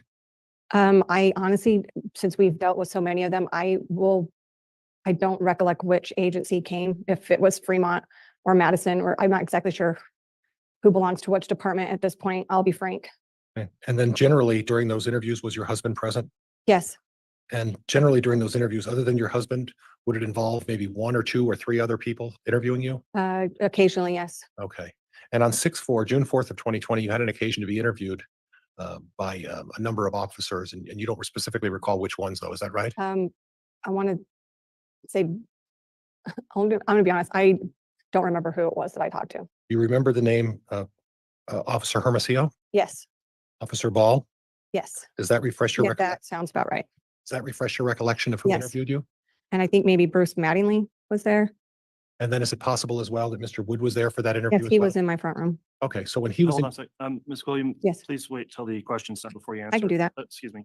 We need to talk only one at a time for the record, so please try to do that. Thank you. Okay. and once again, Judge, I did it as well, so I think I was baiting her on in some way. So, and during that interview with Officer Hermosillo and Prosecutor Wood was there as well, correct? Correct. And at the time, there were just a handful of you there, right? 3 or 4. Ew, did he just say leading her on in some way? I mean, I know what he meant, but ew. Ew. Was leading her on in some way. Gross. Ugh. of you? I believe so. Okay. That it is. We need to talk only one at a time for the record, so please try to do that. Thank you. Okay. And once again, Judge, I did it as well, so I think I was baiting her on in some way. So, and during that interview with Officer Hermosillo and Prosecutor Wood was there as well, correct? Correct. And at the time, there were just a handful of you there, right? 3 or 4 of you? I believe so. Okay. And your husband was there as well, correct? Correct. Did he actually sit there with you during the interview? Yes, he did. So he would have been able to identify everybody who was there during that interview. Is that correct? Objection, Your Honor, calls for speculation. Sustained. Were the people who were there for that interview, as far as from your perception, all in plain sight of the other folks who were being there for the interview? Your Honor, may we approach? Yes.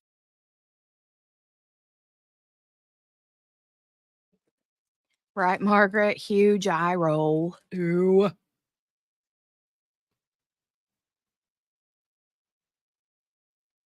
Approach, approach, approach, approach, approach.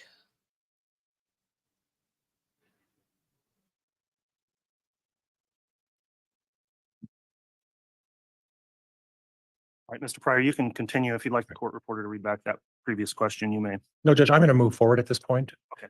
And again, Ms. Gwilliam, there was another meeting in December of, I believe, 2020 as well. Do you recall that Yes. with law enforcement? Yes. Was that at a different location? Yes. And again, do you recall who was present for that meeting? I stood outside of the room, and I was not present inside of what took place. Okay. Now, you spoke briefly about the animals that were in the pet cemetery. The ones that I knew of, yes. Okay, and then you're anticipating my question. You don't know all of the animals that were put in the pet cemetery, correct? No, I do not. Okay. And you testified earlier that it was Tammy who had one of these pet cemeteries at her home in Springville, Yes, and that was her habit to do that when animals would pass. it's our family's habit. Oh, it's your family's habit. Yeah, we do. Our whole time growing up, we would have a cemetery for our Okay. pets. And she continued that tradition. Correct. And she would have been the one who would have tendered that pet cemetery, cared for it, prepared it, all of such, correct? On some occasions, I do remember one occasion in Springville where Chad helped us bury some pets too. Okay. But primarily in Springville, it was Tammy's responsibility for care for the pet cemetery. Would that be fair? I can't testify that was just her. I don't know if her children helped either. Okay. And you don't know who tendered or cared for the pet cemetery in their home in Rexburg area, correct? No, I just know that they all lived there and they all had different pets that got buried there. So Okay.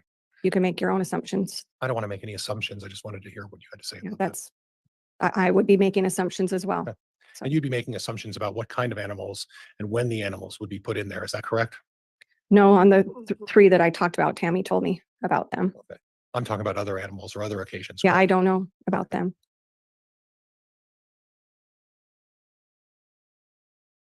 Now, you've mentioned that Tammy was quite proficient with computers. Correct. Were you aware that she would have been the primary manager of the publishing company? Yeah, for the most part, from what I knew, she was She did most of the, the book work. right. Chad wrote the books and Tammy did everything else. From my understanding, yes. The name Steve Schultz came up. Correct. And that's someone is that a family friend or is that someone you just know? As a family friend. Now, you mentioned that Tammy would would go to the doctor if there was a medical issue that she needed to address. Would that be Correct. fair? Yeah. And that was something that she would do without hesitation? For the most part, yes. Okay. Now, you know her children, correct?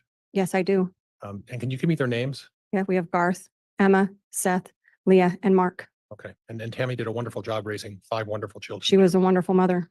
And she did it. And if I could just finish my question. Sorry. That's okay.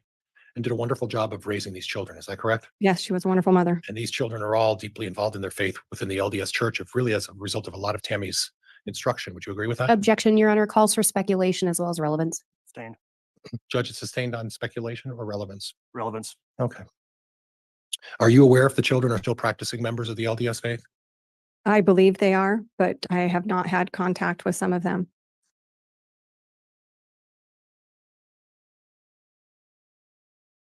And specifically, you did mention that you talked about Tammy and you discussed the idea that you folks kept track of what medications each of you were on, from what I understood. What medications was Tammy on? She took something for her wrist and she was taking something for her depression. That would be the only medication to your knowledge, That's the only 2 that she told me about.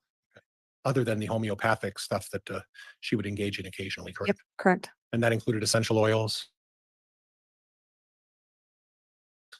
I don't know. I never saw her use them, so I don't know what she used. Okay. And you mentioned that Tammy went to bed early. What does that mean? It was her habit from a young age that she was always the first one that would go to sleep. You don't know specifically what time, just very early. It would depend on the day, but 9 o'clock was always late, considered late for her. And you did mention that she drove out to see you on, I think you mentioned like 3 occasions, or was it more than that? Which year? 2019, July. Yes, And 4 if you count April. and the vehicle that she would drive is what? I don't recall what car she drove. Okay. Did she stay at your house? Yes, she did for a couple of the occasions.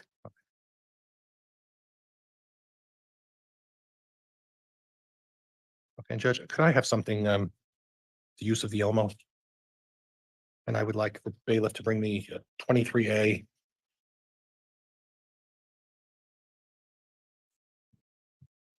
F, it looks like. Okay, we'll have those exhibits brought over 23A and F. With permission to publish those on Elmo. Yeah, they're admitted and they may be published. Thank you, Your Honor.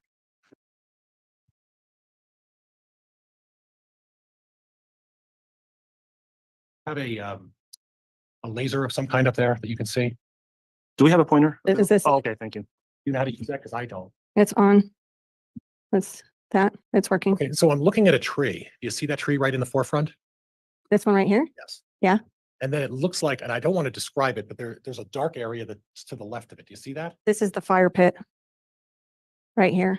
Okay, but before that, where the tree is, there's like a dark, it looks like, is that a shadow or is that part of the pet cemetery? No, that's a shadow. And that's a shadow coming, from what you can tell, that's a shadow that's coming off of the tree? Yes, Okay, so if you have the pointer, point to where the pet cemetery is. right here in the center. You can see the little dog statue right there. Okay, and then which side of it is on of those posts? It's on the left side. So put the red mark where that would be. I just had it on there. That's it right there. Okay, thank you. And then in regards to the house, where would the house be? On which side? The house is off to the left. So there's the red barn and then the home would have been over here.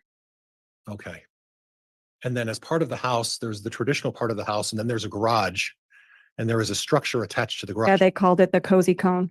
And that wasn't really the original part of the house, correct? The previous owner had added it onto the house and there's stairs that go up to a room where they had musical instruments and Mark would sleep there. Occasionally. Yeah. And that's to access, what did you call it? The cozy what?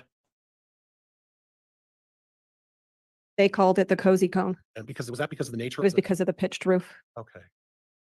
Okay, and I'm going to try to slow down so we don't interrupt each Yeah, other. sorry. That's okay. And that cozy cone, you access, and you've been inside the house, is that right? Yes, I have. And that cozy cone is accessed by going out into the garage and then to the back. Objection, Your Honor. Counsel's testifying. I move to strike. Sustain. You know how you would access? Hold on, Ms. Pryor.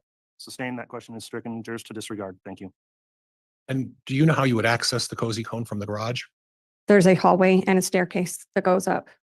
It's just through a doorway from the house. So it was like a hallway. Okay, and that's what your recollection is? Yes. Okay. Okay. And your recollection is it's a hallway that goes through the house, not through the garage? It's part of the garage there's a door from the kitchen and you would just take a step down through the garage and it was a hallway. It was connected. Okay. And this hallway that you're speaking of is in the garage? No, the hallway's not part of the garage. It was part of the annex for this attached structure. Okay. And is this attached structure attached to the back of the garage? Yes, and to the home. They're all connected Okay. to one another. And Judge 23, All right, 23F's being published now.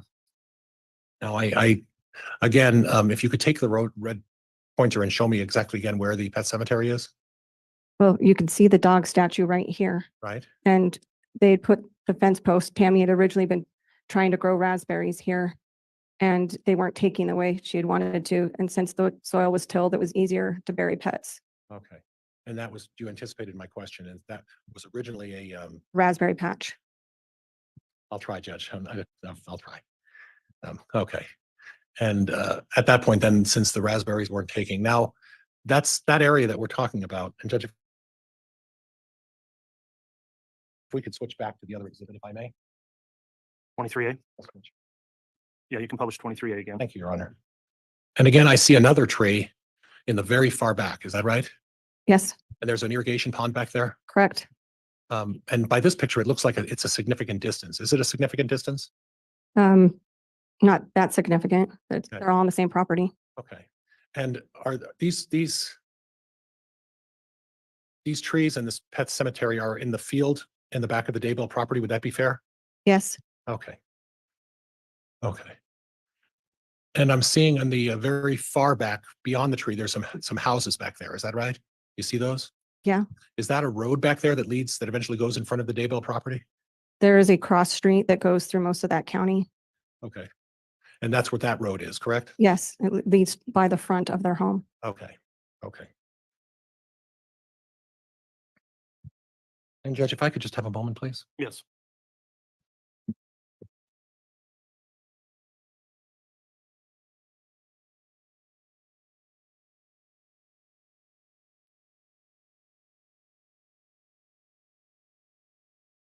That's all I have, Your Honor. Thank you very much. All right. Ms. Blake, does the state wish to redirect? Yes, Your Honor.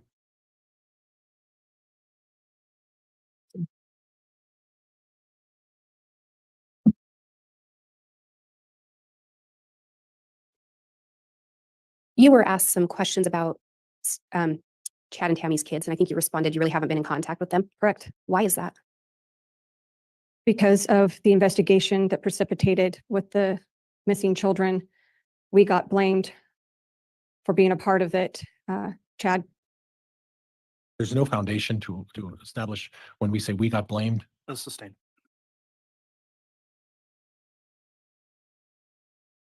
Prior to Tammy's passing, did you have contact with Chad and Tammy's kids? yes, I did. Is it fair to say at least some of them were close with your family? Yes, we raised our children together and we did a lot together. Subsequent to the investigation, did that contact change? Yes, Have you attempted to have contact with the children? we have.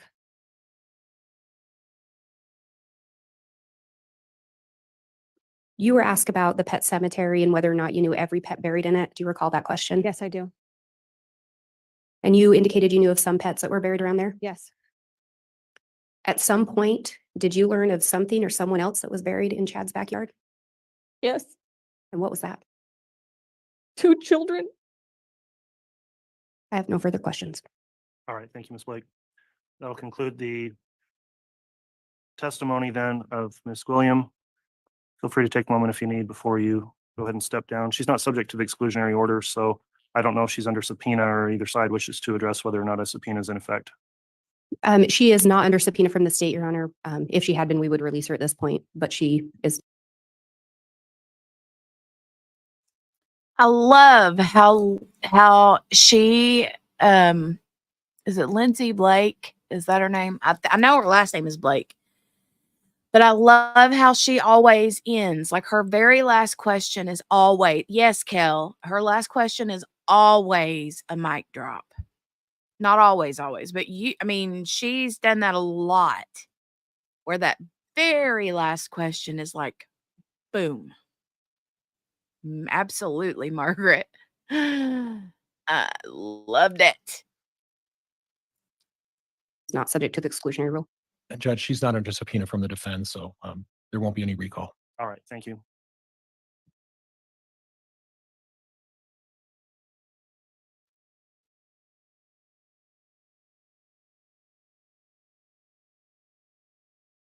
All right, we'll have the state call its next witness, if you would, and if you could tell me who the witness is and who will be examining the witness, please. Your Honor, the state is going to call Nicole Heidemann. I will be examining the witness. I would ask if we could approach just briefly before this next witness. Yes, you may.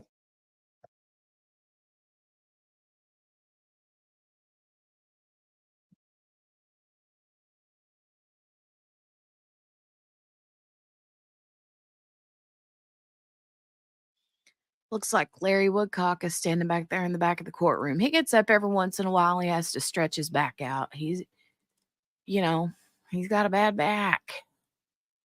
Sitting in those hard seats all day will put a hurt on you. Ooh, coloring on a Happy Color app? I need to look that up. Do you do it on your phone or your iPad, Sherry? That sounds fun.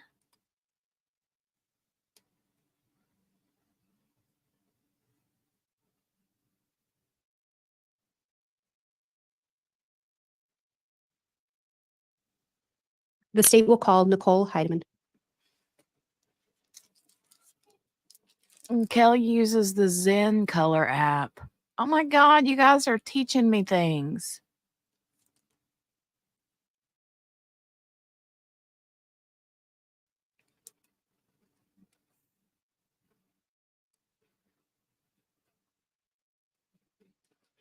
Kel, that sounds nice.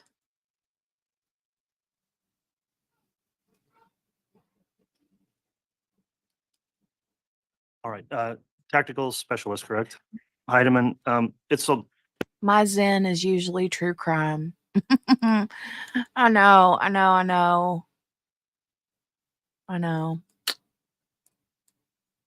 However, I did fall asleep last night watching Outer Range.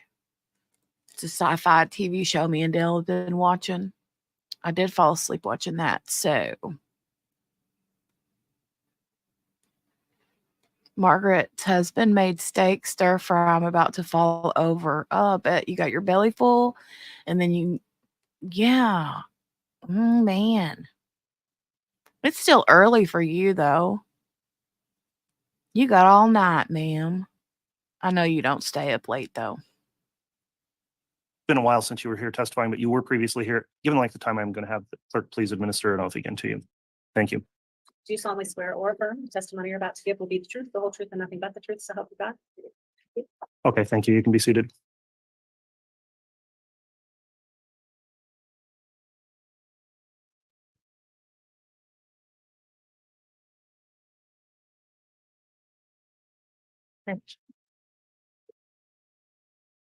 All right, tactical specialist Heidemann, if you would just confirm whether or not you've watched or observed any trial testimony since you were here earlier on in the trial and testified. I have not, sir. Okay, have you talked to anyone else, including anyone from your agency or any other law enforcement office about testimony they have given? No. Okay, thank you for confirming that. Ms. Blake, when you're ready, you can direct. Thank you, Your Honor. Ms. Heidemann, it's been a while since you were here before. Can you remind the ladies and gentlemen of the jury where you work? I work for the Federal Bureau of Investigation. And how long have you been employed with them? Almost 16 years. What is your current title or position? Tactical specialist. And at some point, did you become involved in the investigation regarding missing children? I did. As part of your role, were you asked to look specifically for evidence of wedding planning? I was. And who was that wedding planning in relation to? Chad Daybell and Lori Vallow. In looking for that, did you review phone data? I did. Did you review data recovered from search warrants Yes. and the responsive documents to those? Yes. Did you discuss the case with other investigators, detectives, or officers? Yes. Did you also read reports of interviews? I did. And in preparation for your testimony today, did you create an exhibit? Yes. And Your Honor, I have what's been marked as State's Exhibit 185. I will indicate it is actually a jump drive. However, I do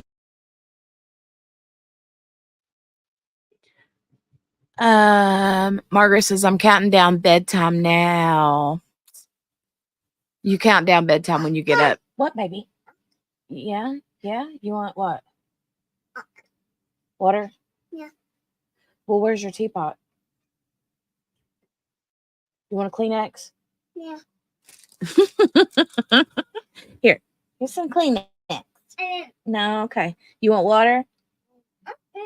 Well, what do you want? The box? Yeah. No, you have a box. Uh,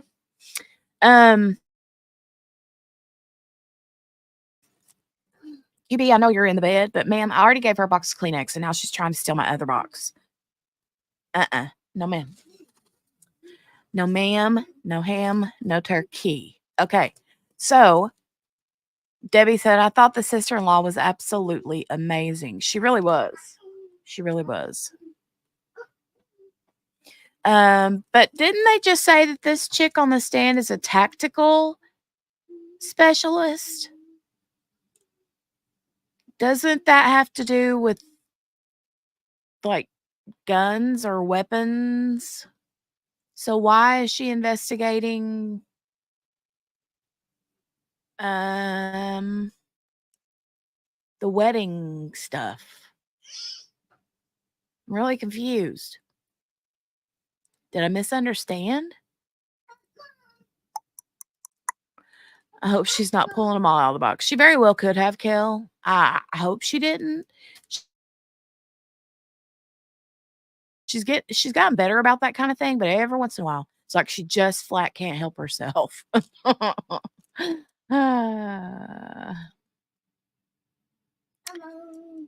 Okay, they said she testified previously and they're calling her back. Yeah, but so I heard him say that, but what would a tactical specialist have? Like, don't they just deal strictly with, maybe I'm just jumping the gun too soon, so to speak? I don't know. do have copies of the PowerPoint printed out as well. One for defense counsel, a courtesy copy for your honor, and one for the court. I have a jump drive for the court and defense counsel. Very well.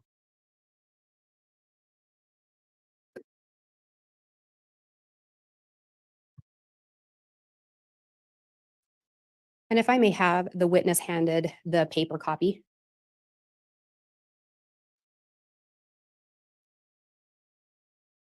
And if you, oh.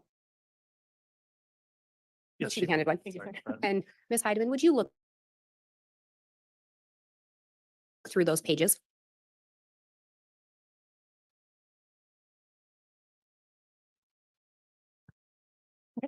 Do those appear to be an accurate depiction of the exhibit you created? They do. Do you, and again, in reviewing the material in creating this exhibit, was it quite voluminous? It was, yes. Do you feel that this exhibit would aid the jurors in understanding the evidence? I do. Would this exhibit aid you in your testimony today? Yes. Your Honor, I'm going to move for admission of State's Exhibit 185. Any objection? No, Judge. All right, exhibit 185 is admitted. Your Honor, I would ask to be allowed to publish. You may publish.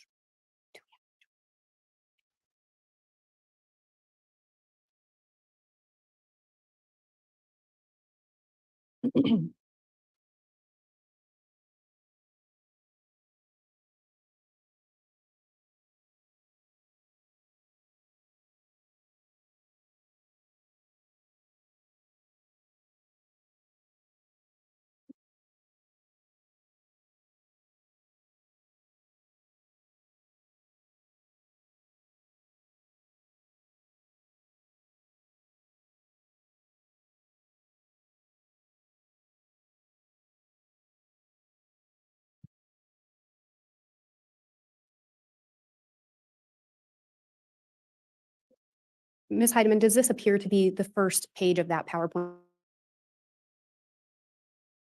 presentation? Yes.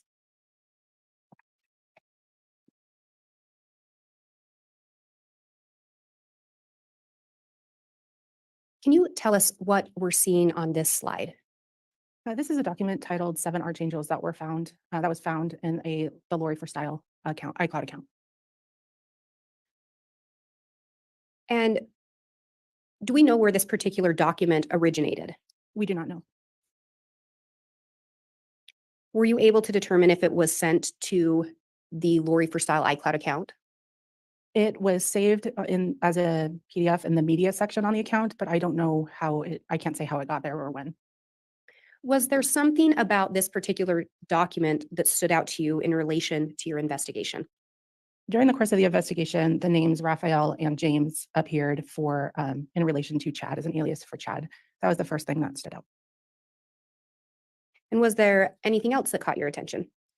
In this particular document, in relation to Raphael and James, the Tuesday appeared to be significant, involving their wedding, as well as Malachite.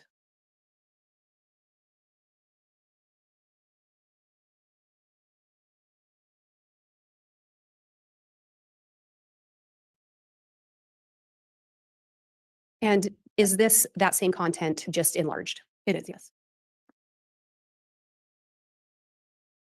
And then what are we seeing on this slide? Similarly to the previous document, it was also saved in the Lori for Style account in the media section with no really identifiers as to how it or when it got onto the iCloud. It was titled Presiding Council of Archangels. And similar to the previous document, we see the same names of Methuselah, James, and Raphael. But this time it's also in relation to Elena or Angel Lily. And then down on the bottom, again, we have the concept or the symbolism of Tuesday, Raphael and Lily, and the color green. Do you know when Chad and Lori were married? It was on a Tuesday, November 5th, 2019. And on the previous slide, there had been mention of malachite. What color is malachite? It is green.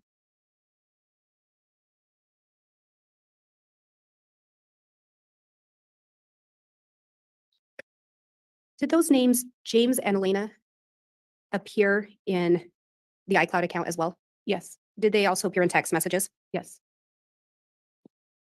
Did you learn through the investigation of Chad being referred to as Raphael Yes. and Lori being referred to as Lily? Yes. And last time you were here, we talked about some Google searches you reviewed. Mhm. Do you recall talking about searches for malachite? I do. Do you recall what accounts searched or who the accounts were associated with that searched for malachite? Yes, Chad Daybell and Lori Vallow. And do you recall approximately when some of those searches occurred? If I recall correctly, Chad's earliest search of malachite was in March of 2018, and then Chad and Lori both appeared to be searching for malachite in May of 2019. And during May of 2019, was Charles Vallow still alive? Yes, he was. And was Tammy Daybell still alive? Yes, she was.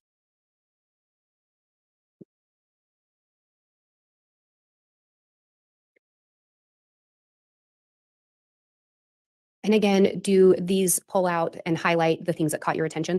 Yes.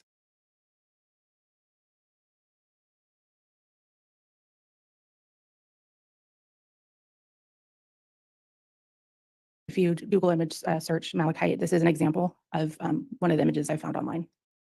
So this was not found within the accounts? It was not, no. And we talked about those searches. Is that what we're seeing here? These are, yes, the leader searches in 2019, correct.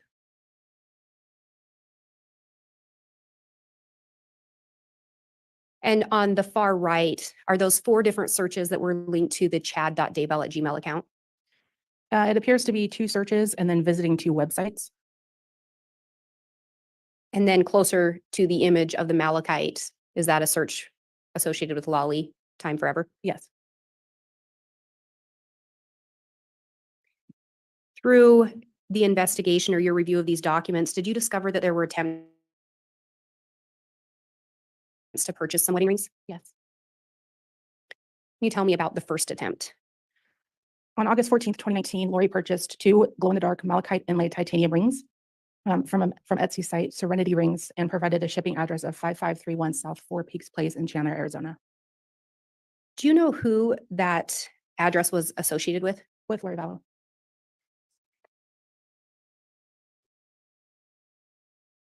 And do you recall when Charles Vallow was killed? July 11th, 2019. And again, on August 14th of 2019, was Tammy Daybell still alive? She was.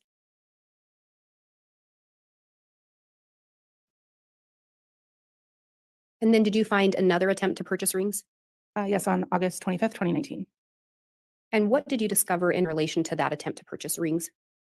She attempted to purchase 2 custom titanium rings with malachite stone inlay, one for a size 4.25, the other 11.5, from Revolution Jewelry Designs with an express insured shipping to 565 Pioneer Road, apartment 175 in Rexburg, Idaho. Through the investigation, did you learn who that address was associated with? With Lori Vallow. Did you learn whether or not there was ever a successful purchase of malachite wedding rings? Yes. And what did you learn in relation to that? On October 2nd, Lori purchased 2 wedding rings. One Gems on Click, choose your gemstone color, square natural silver, sterling silver prong ring for women, and a Southwestern style malachite gemstone inlay wedding band, sterling silver unisex ring. And there's an image of a ring that appears here. Do you know which of those 2 rings this one was believed to be? That when you input the description for the Southwestern style malachite ring into Amazon, which is where these were purchased, that is the image that returned. Do you know whose Amazon account these were purchased through? Charles Vallow. And again, Charles Vallow had died on July 11th of 2019. That's correct.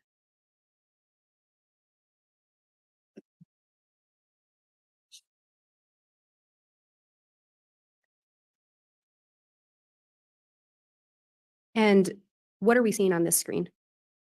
On the same day as on October 2nd, which is the same day as the previous slide, size 11.5 Thorsten Mahai malachite stone inlay tungsten carbine ring, the beveled edge wedding band was purchased from Rory Rose Jewelry. And there's an image on this screen. Can you tell us what we're seeing there?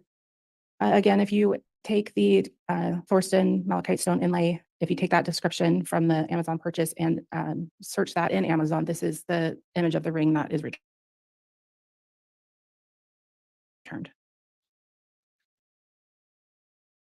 Did you find something else in relation to this particular ring? That ring was returned and repurchased as a size 11. And did you determine approximately when that was done? On October 4th, 2019.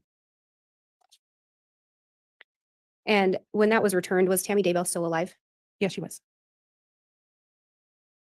And do you know when Tammy died? On October 19th, 2019. Or she was pronounced dead, October 19th, 2019. And was there something else in relation to that ring?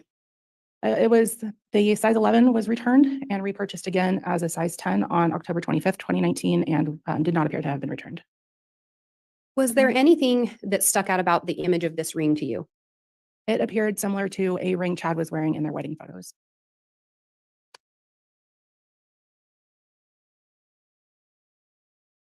And what is the image on the left of the screen from my angle? That is a photo that was taken during their wedding, and that was part of their wedding photo package. And then the images to the right, are those the same ones we saw in the previous slides? They are, yes.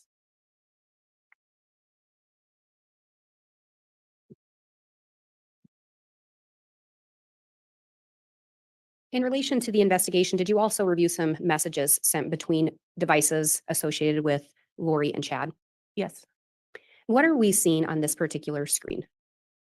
This is an SMS, or more commonly referred to as a text message, originating from a 515 number attributed to Chad to one of Lori's phone numbers saved in the Lolly Time iCloud account. And could you tell what date this was sent? July 13th, 2019. And could you please read the message into the record? Concerning the 2 weeks, BYU Idaho's graduation is July 23rd. Adam is getting his bachelor's and Leah and Joe are getting their associates. They are all walking in the same commencement ceremony. I feel she'll be gone by then, but I will still have that hoopla to deal with because a lot of my and Adam's family are coming and will stay for July 24th.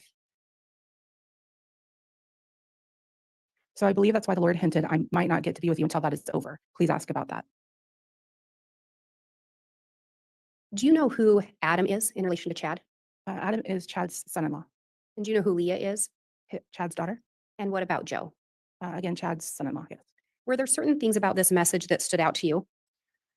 Yeah, it seems to provide a date of when she will be gone by then and that they will be together.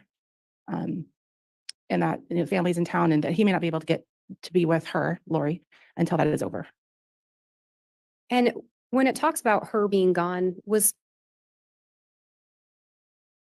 Tammy, or she will be gone, was Tammy still alive at this time? She was. And did you look at some additional messages? I did. And if we start with that first message, could you tell who it appeared to be sent from and who it was sent to? From Chad to Lori. And could you tell what day these messages were exchanged? On July 22nd, 2019. So the first one that appears to be from Chad to Lori, could you read that into the record? Love you. Going with Garth in an hour to the other side of heaven too. Missing you desperately, but so excited to be with you. And then that next message there, can you tell who it appears to be sent from and who it appears to go to? From Lori to Chad. And can you read that into the record? Do you want the emojis? Yes, please. You will love it. Heart emoji. And then the next message there, can you tell who it appears to be sent from and who it's sent to? From Chad to Lori. Not as much as I love you. And then the one after that? From Lori to Chad. I love you. You will enjoy the scenery. It looks like Kauai a lot. And the one and the next one? From Lori to Chad. Hopefully we'll be there. Hopefully we will be there someday soon together.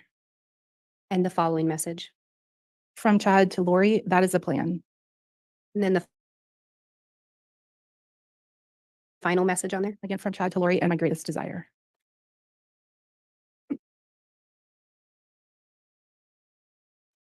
Through your review of things, did you discover anything in regards to Lori requesting a quote for a wedding? Yes. And what did you learn? Lori emailed a request or filled out a request form on October 30th, 2019, requesting a wedding on a Kauai beach for November 5th, 2019. And in those messages you just read, do you recall a specific reference to Kauai? Yes. And from your review of that, was there a specified date as to when they wanted to hold the wedding? On November 5th, 2019. And do you know if Chad and Lori were actually married that day? They were.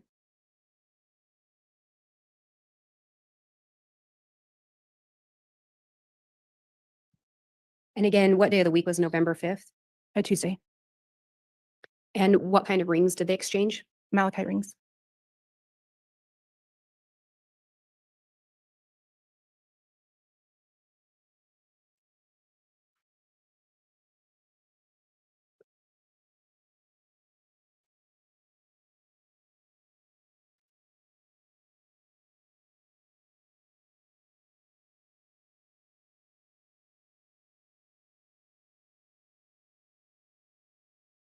And Ms. Heidemann, as part of the investigation, were you also asked to look at some temple attendance records? Yes.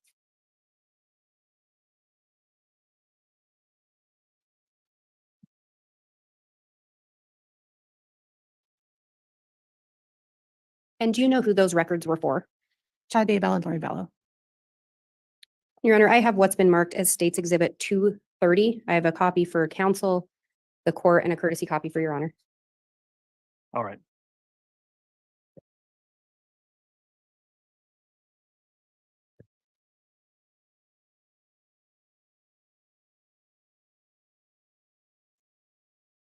And I will indicate again, this is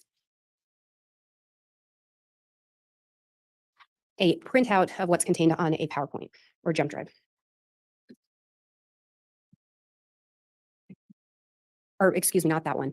In looking at those records, the 230, do you recognize those? I do. Are those in fact some documents that you reviewed? Yes, they are. In relation to the attendance records, was there a specific time frame you were asked to look at?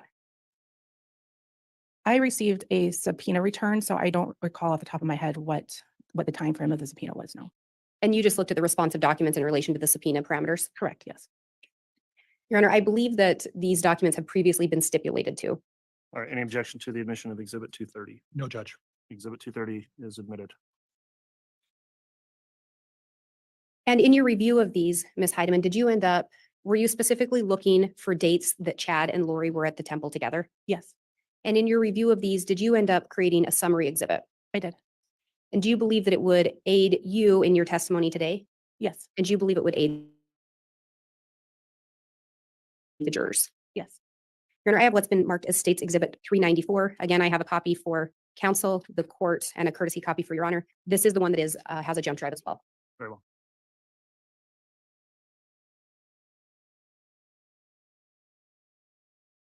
And if I may have the witness shown a copy. Yes.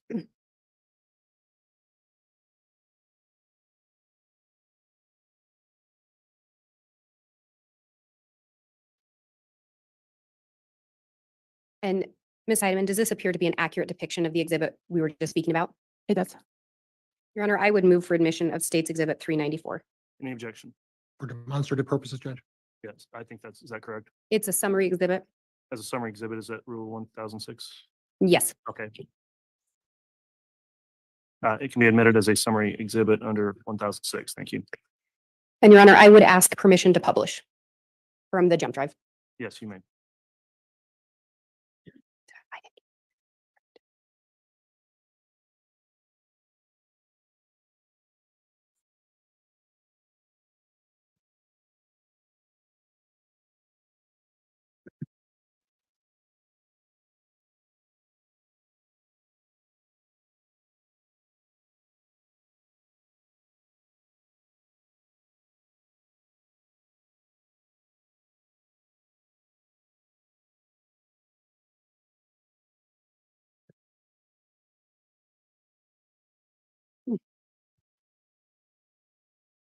And Ms. Heidemann, when you look on here, again, and I think this depicts when Charles Vallow passed away, were there temple visits where Chad and Lori were both at the temple prior to Charles passing? Yes. And how many visits did they have at the temple prior to his passing? 3. In relation to that first visit, was there anything that stood out about that one to you? Yes, in a story, so that temple visit corroborates some information, some evidence in a story where Chad and Lori or James and Elena are sealed in mid-November 2018 in the temple. And when we talk about the story, what story are you referencing? It's a story that law enforcement has termed the James and Elena story, just for ease of reference. It's a story of James and Elena and how they meet and the initial relationship. And so there was indication that James and Elena were at a temple around that same time. Correct, yes. And then in relation to that April 27th visit, can you see which temple they were at depicted there? Yeah, the Houston, Texas temple. Was there something about that particular one that caught your attention in relation to the investigation? Yes, and there was an email sent from a KK Walker email account that was created by Lori requesting Chad visit or come to Houston to speak at a children's camp in Houston on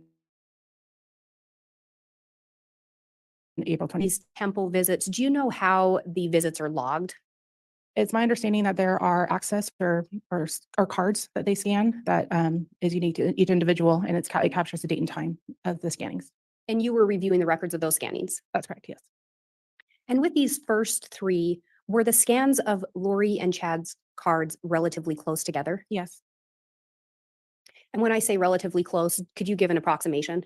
Within seconds to a minute or 2. And are you aware when Lori moved or about when Lori relocated to Rexburg? Approximately September 1st, 2019. And are you aware when Tammy Daybell died? October 19th, 2019. And between Charles' death and Tammy's death, how many temple visits did you locate where Chad and Lori were together? 3. Was there anything different about the timing on any of those visits in relation to the scanning of the cards? The September 17th visit was a little bit longer. It was approximately 25 minutes between when, and I apologize, I don't remember who went first, between Chad and Lori scanning their cards. And then subsequent to Tammy's passing, did you locate another temple visit? Yes, on October 29th, 2019. And in looking at these, why were you looking at them? What were you trying to look into? We were looking at, again, to sort of corroborate other evidence in the case, as far as, like, as mentioned before, the James and Elena story. Also sort of the steps taken to be together in this relationship. There's travel to different states here. So just the lengths they went through to be together. And do you have any indication of what they were doing in the temples? No, I can't say that. No. And in relation to that first visit, is there some indication of what they were possibly doing in there? Objection, Judge, calls for speculation. Sustained. Through the investigation in the James and Elena story, was there reference as to what James and Elena were doing in the temple on around that time? Yes, they were being sealed. And outside of that, is there any indication in relation to the other days? No. And I can unpublish now, Your Honor.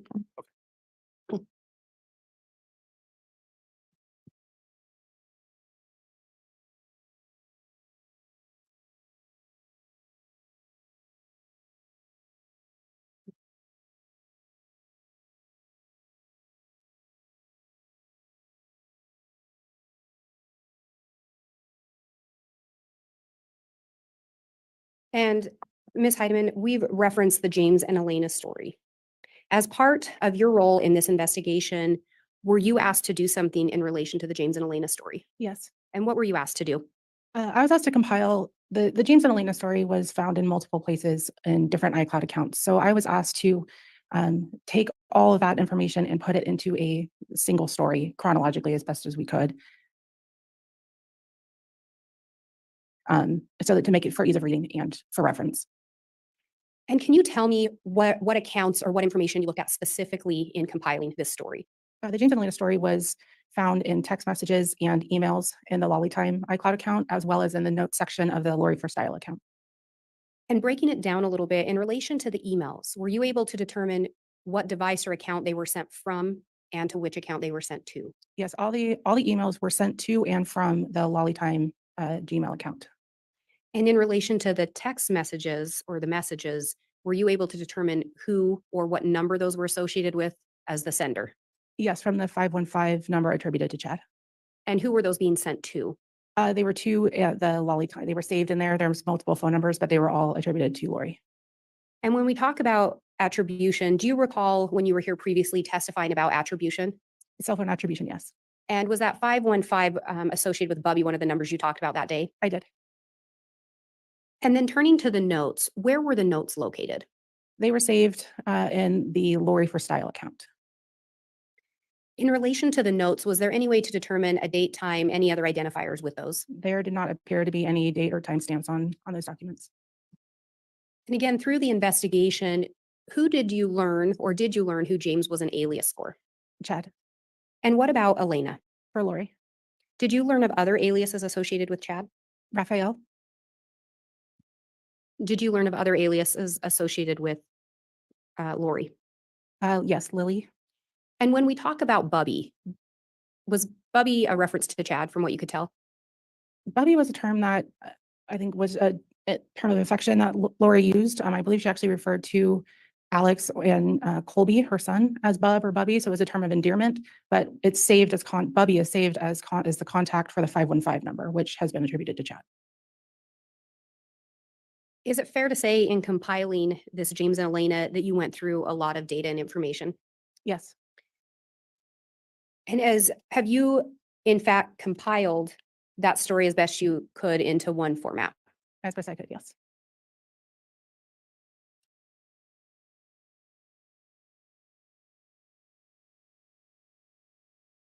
I did. And Your Honor, I have what's been marked as State's Exhibit 184B. I have it on jump drive format, a copy for counsel, a copy for the court, and then in the printout copy, I have a courtesy copy for Your Honor as well.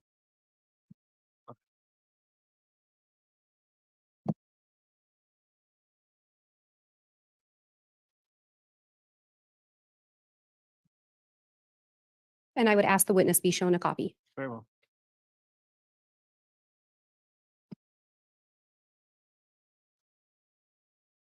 And Ms. Heidemann, if you would look through those pages.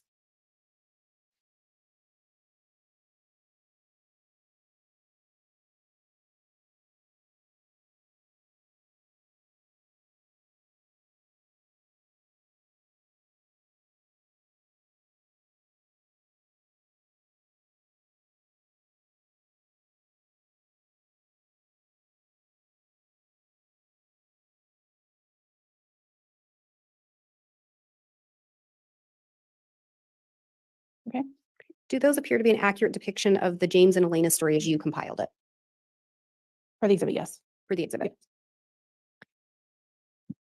And Your Honor, I would move for the admission of States Exhibit 184B. I would also indicate the reference sources, the content of those have already been stipulated to by the parties. Any objection? With the understanding, Judge, that the entire transcript of this thing be admitted as part of that stipulation. Yes, is that what's in exhibit, Ms. Blake? Yes, Your Honor. And counsel has a copy. It's the story as compiled. I believe it does not contain some of the notes and additional messages associated with it if counsel's referring to those, but it's the body of the story. That's what I understand as well, Judge. Thank you. Okay, thank you. So exhibit 184B is then admitted. And Ms. Heidemann, as you went through this, were you looking for specific things outside of just compiling the story? Yes, we were looking to see if we could confirm that events in the story happened in real life. And in looking through that again, did you look at a significant amount of information? I did. And did you compile an exhibit outlining some of those things that you found? I did. And is it a summary of some of what you located? Yes. Your Honor, I have what's been marked as States Exhibit 184G. Again, I have a printout copy for counsel, the court, a courtesy copy for Your Honor, and it is actually an exhibit contained on a jump drive. Very well.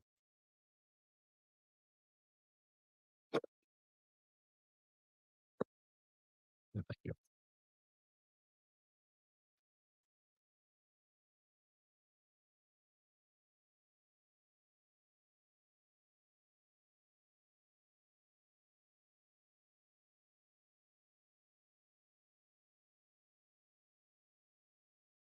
And Ms. Heidemann, in looking through those, does that appear to be an accurate depiction of the exhibit you created? It does. And do you believe it would aid you in your testimony today? Yes. Do you believe it would aid the jurors in understanding your testimony? Yes.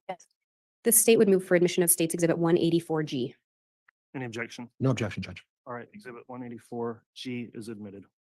And Your Honor, may I please be handed the jump drive of 184G? Yes.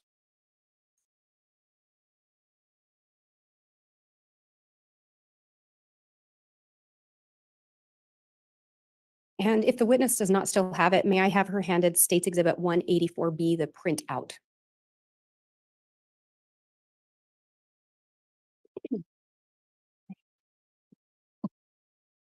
And Your Honor, I would ask to publish States Exhibit 184G. You may publish.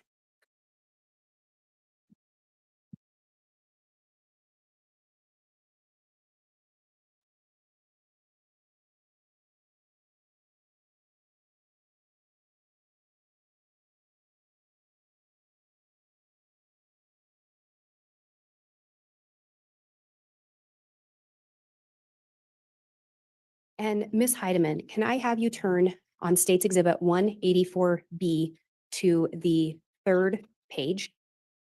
And look at the part, that first sentence beginning with Friday. Okay. Would you please read into the record from Friday to the word forever? May I ask a question real quick? Yes. I'm aware, I don't know if it's this one exactly, but there might be some typos or grammatical errors. Do you want me to read it as it is, or maybe how it should be? Little things like if, of, like just typo stuff. Thank you for clarifying that. Let me ask you, when this was created, did you essentially copy and paste as it was located within the iCloud account? Yes. So does that include grammatical errors? Yes. Does it include some typos? Yes. As you read through, would you please indicate, would you please read the correct word, and then we will go back and indicate what the other word written or typo may have been? The correct word as on. If you would read the correct word as you believe it to be. Oh, I'm sorry. Yes. Yes. And you said to start from If Friday? you'll start on Friday and read to the word forever. Friday morning, October 26th, driving south on the freeway, a voice said, "You will meet an extraordinary woman today who will change your life forever." This was shocking since such a thing seemed very unlikely at this conference. It is actually a very detailed story that began long ago on another world, and I will cover that part as I go along and the characters figure things out. But on the morning of October 26th, James arrived in St. George, still a bit baffled by the message he had received.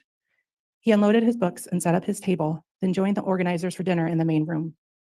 He saw his friend MG, who had been so helpful to him when he spoke in Mesa that July. MG introduced James to her friend Elena. And I'm going to stop you there for a moment. As you look through that, and if we look at the exhibit on the screen, was there something about that first part that caught your attention in relation to what may have been going on in Chad and Lori's lives? On October 26th, 2018, Chad Daybell was listed as a speaker at a Preparing a People conference in St. George, Utah, between October 26th and 27th. Additionally, we have Melanie Gibb, or MG, we believe in this instance, confirmed that she was the one that introduced Chad and Lori as their mutual friend at this conference. And then on October 30th, 2018, Melanie Gibb texted that below the photo to a group text, including Lori Vallow, that was captured in an iCloud account. And when you went through this, was there also mention of Elena helping Chad sell his books? Correct. Later in the story, I believe there's indication, or in the story, it says that Elena helped Chad sell his books. Yes. So in that first part of the story, did it appear to match up with events going on in Chad and Lori's lives? It did. And then if you will pick up reading, if you'll pick up on the fourth row or fourth line from the bottom at the very end there, he was, and read those next two sentences. He was happily surprised when she mentioned a key part of his novel, The Renewed Earth. No one had ever recognized the significance of that scene before. And then if you'd read the next two sentences, I apologize. He had heard that voice before and seen that smile before. He felt they had even talked like this before. But who could be certain when? And looking back now to Exhibit G that's up on the screen, in that image that we're seeing there, do you know who, and when I say the image, the photo of the people, do you know who those individuals are? I don't recall the woman to the far left. The second woman from the far left is Lori Vallow, then Melanie Gibb, Chad Daybell, and Zulema Pastenis. And you just read about a novel, The Renewed Earth. And was there something about that that stuck out in relation to the James and Elena story and Chad and Lori? In the James and Elena story, he claimed to have written a novel titled The Renewed Earth, and Chad Daybell also wrote a novel entitled The Renewed Earth.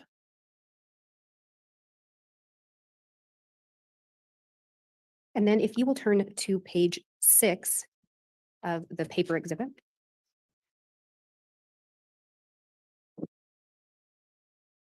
And if you will start reading that first sentence and read the first two sentences into the record. I must clarify that James is a very difficult person to get information from. He has been blessed with great knowledge, but 99% of the people he knows do not realize that. And then if you will skip the next couple sentences and pick up with he knew, she, and read to the end of that paragraph. He knew she was one of the very few people on earth he could trust. James's spirit was so excited at this revelation that he shattered a thick veil that had been placed between these two souls during their mortal lives. The thick veil had been placed because of the unique, unparalleled love James and Elena had shared in previous lifetimes. That veil had prevented them from finding a true beginning of a spectacular mission that would save millions of souls and defeat the forces of darkness. Was there something about this particular section of the story that stood out to you? I believe the thing that stuck out the most was their spectacular mission, and then the concept of darkness. The light and dark was a concept that came up pretty frequently in the investigation. And did you also see in there reference to James and Elena having shared previous lifetimes together? Yes. Or shared love in a previous lifetime? Yes. Oh yeah, there we go. Unparalleled love James and Elena had shared in previous lifetimes. Did you ever learn anything in relation to Chad and Lori and believing they were married in previous lives? Yes.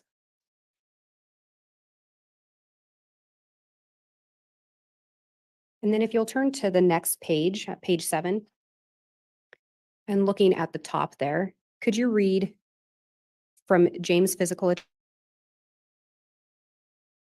attraction and read in the first two sentences? James's physical attraction to Elena was almost overwhelming, but he was equally drawn to the spiritual energy that was radiating from her. As they talked, it was confirmed to him that they had indeed been married before and were eternal companions. As you read through that, do you see who it was confirmed to?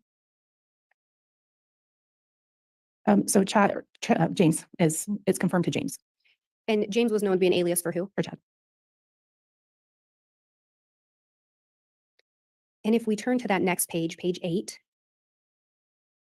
and it's about halfway down, a little more than halfway down, there's a sentence that starts out with, "He made an awkward attempt."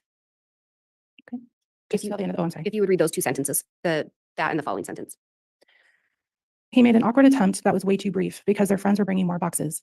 In that short embrace, though, he knew he had found the woman he had searched for his entire life. Do you know approximately what period of time this would have been referencing? This would have been referencing the October 26th, their first meeting. And during this time, was Tammy Daybell alive? Yes. Was Charles Vallow alive? Yes.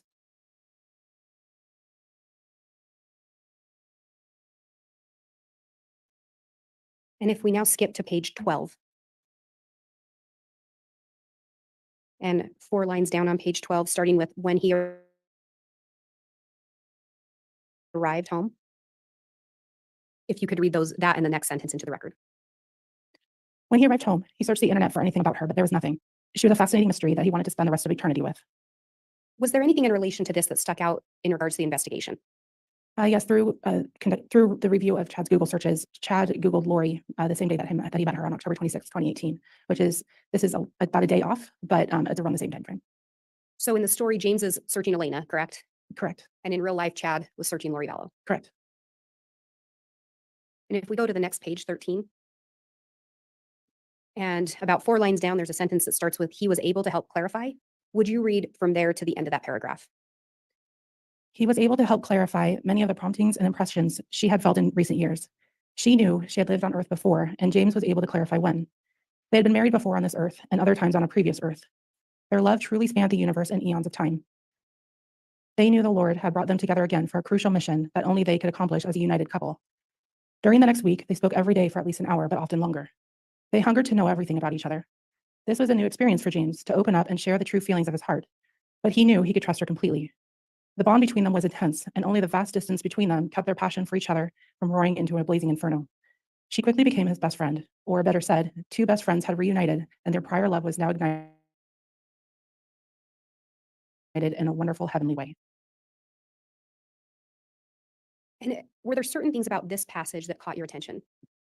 It's the continued concept of married before the prior marriages, the religious connotations of multiple lives, the crucial missions that they had to accomplish as a united couple, the distance between them. It sort of confirms the Chad and Lori lived in separate states at the time, similar to James and Elena.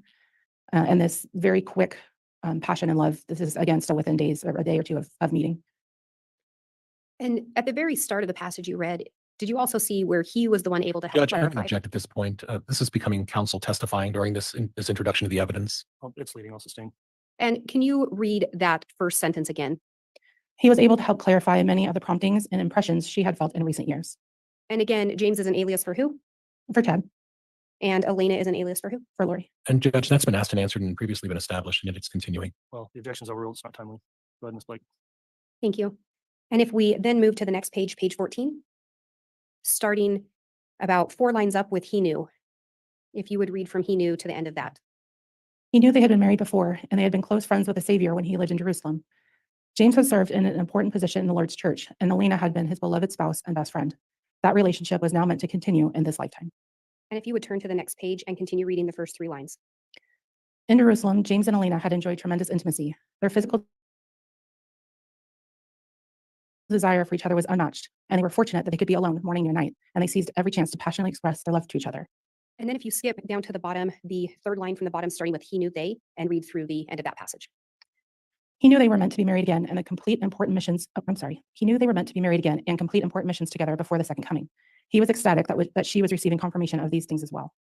And was there something about this particular section that stood out to you? There were a couple items.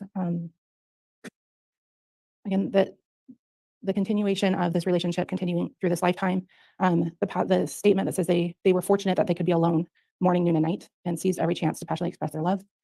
That he is receiving these confirmations and that she was confirming them as well. Those were the primary takeaways. Ms. Blake, we do have a request at this time for a break. So we'll go ahead and take a mid-afternoon break and have a real quick sidebar with counsel at the beginning of the break. We'll let the jurors be released at this time though. All right, please.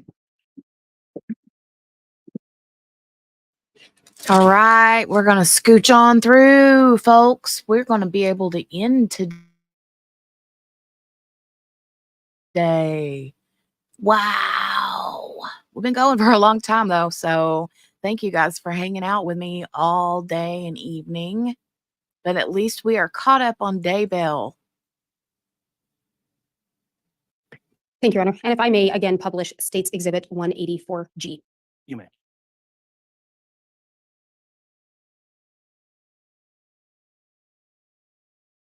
And Ms. Heidemann, if you would turn to page 19 on 184B.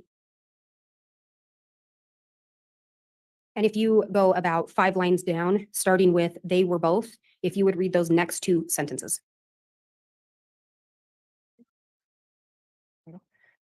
They were both aroused, but knew there were limitations on what could occur that night. But they kissed for nearly an hour and pressed against each other tightly. And then if you skip down about 3 lines up from the bottom, starting with "they knew," if you would read to the bottom into the record. They knew they would see each other again in the morning, but the separation seemed too long. But they knew that the long wait to find their eternal match had come to an end, and James was overjoyed beyond description. James and Elena had agreed to visit the temple the following morning.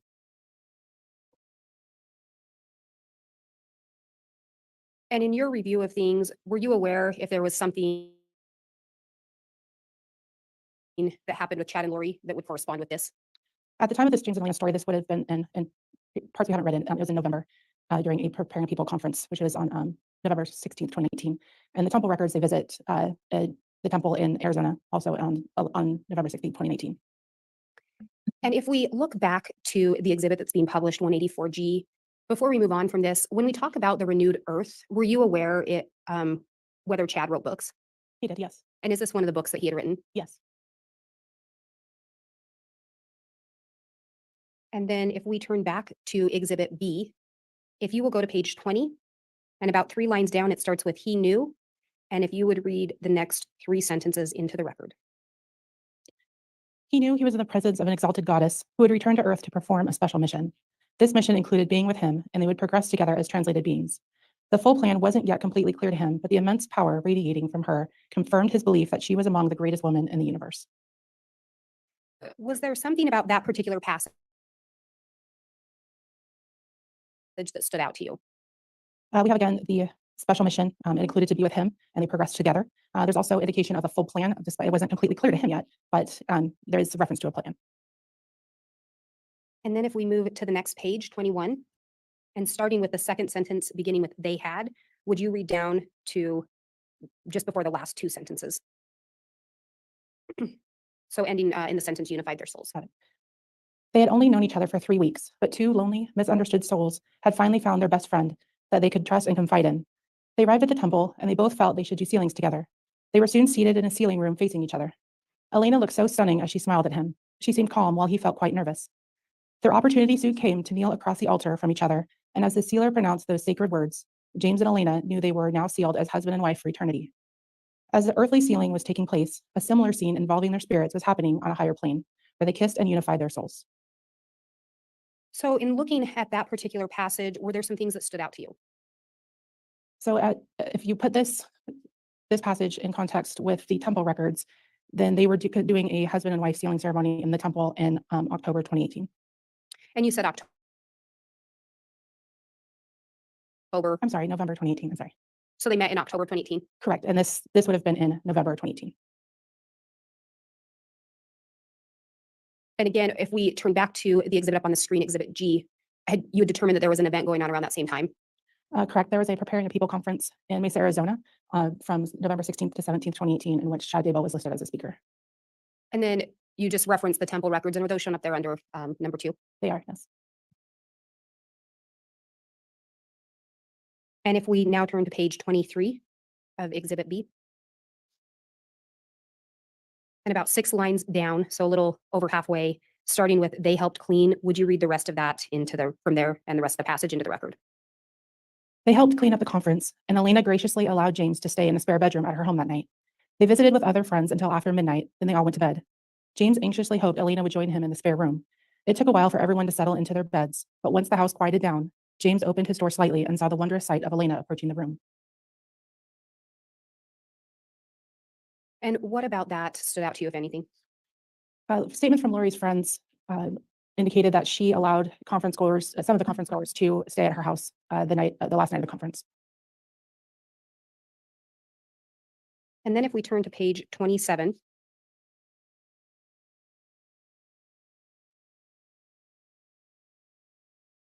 And before going on, looking back to the exhibit on the screen, Exhibit G, under 3, is that what we had just talked about? Yes, that was what was read, yes. And was there something else in the James and Elena story regarding that November conference that caught your attention? So at the conference, yeah, Chad and Lori's friends stayed at Lori's house. And then he sold some of his books similarly that he did in the October 2018 event. So it seems to be a similar style where he's a speaker and then sells his books at these events. And on the bottom of page 27, that last sentence, and then continuing on to the following page, if you would read the last sentence of 27 and the first 3 sentences of page 28.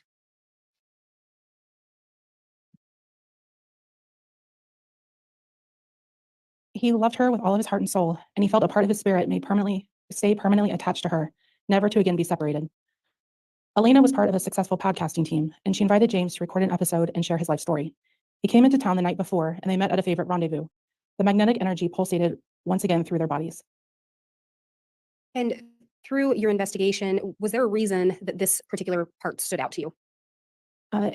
Similarly to the James and Elena story, Chad went to Arizona to participate in a podcast that Lori and Melanie Gibb were putting together. And then if we turn to page 30, about 6 lines down, starting with Shania Twain's, would you read that sentence into the record? Shania Twain's song Forever and for Always played on repeat a dozen times as the two lovers became completely absorbed in each other. And then if we move to page 31, 4 lines down, starting with each time, if you would read the next 3 sentences into the record.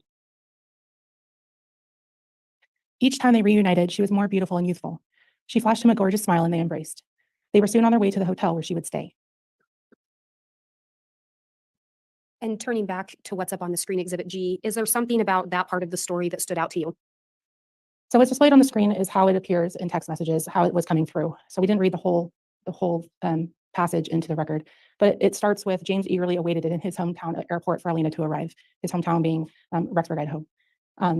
So in this statement, in this excerpt, it appears that Elena is now for the first time traveling to Idaho to visit, or Elena is traveling to Idaho to visit James and stayed in a hotel.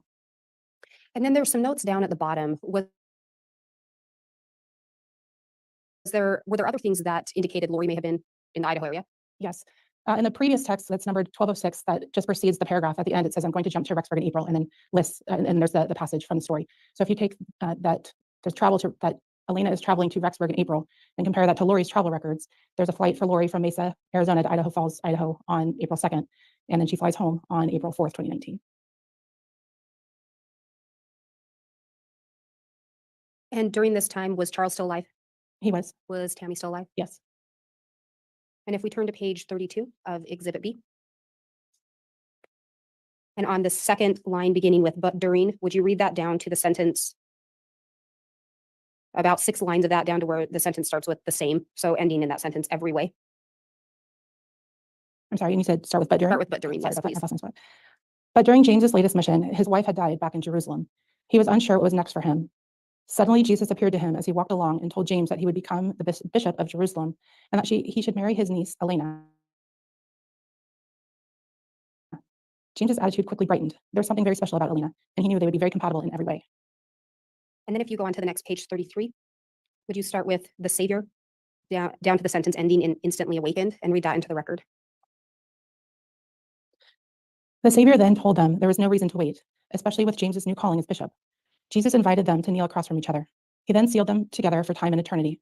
Both James and Elena were shocked at how quickly everything had taken place, but as the sealing was performed, it was as if their eternal bond was revealed. True love immediately blossomed, and their physical desire for each other was instantly awakened. What, if anything, about those passages stood out to you?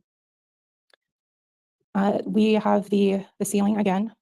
This is in Jerusalem times, so this is a prior life for James and Elena they were sealed. So it's this concept of the multiple lives, them being married, and it being blessed by Jesus.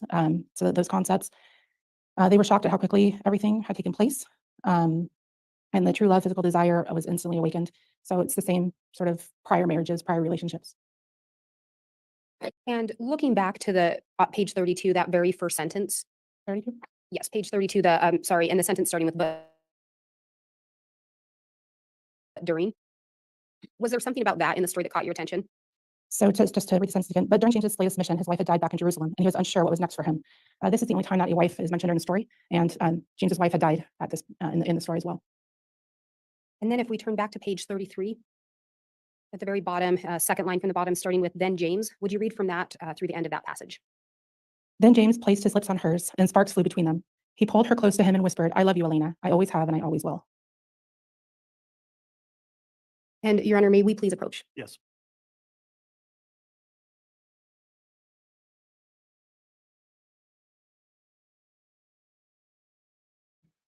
Is anyone else vomiting? This is so gross. So gross. Shania Twain. Good Lord. I can't. Celine Dion, maybe, but Shania, I mean, don't get me wrong, I love me some Shania Twain, but really? No. No. Mm-mm.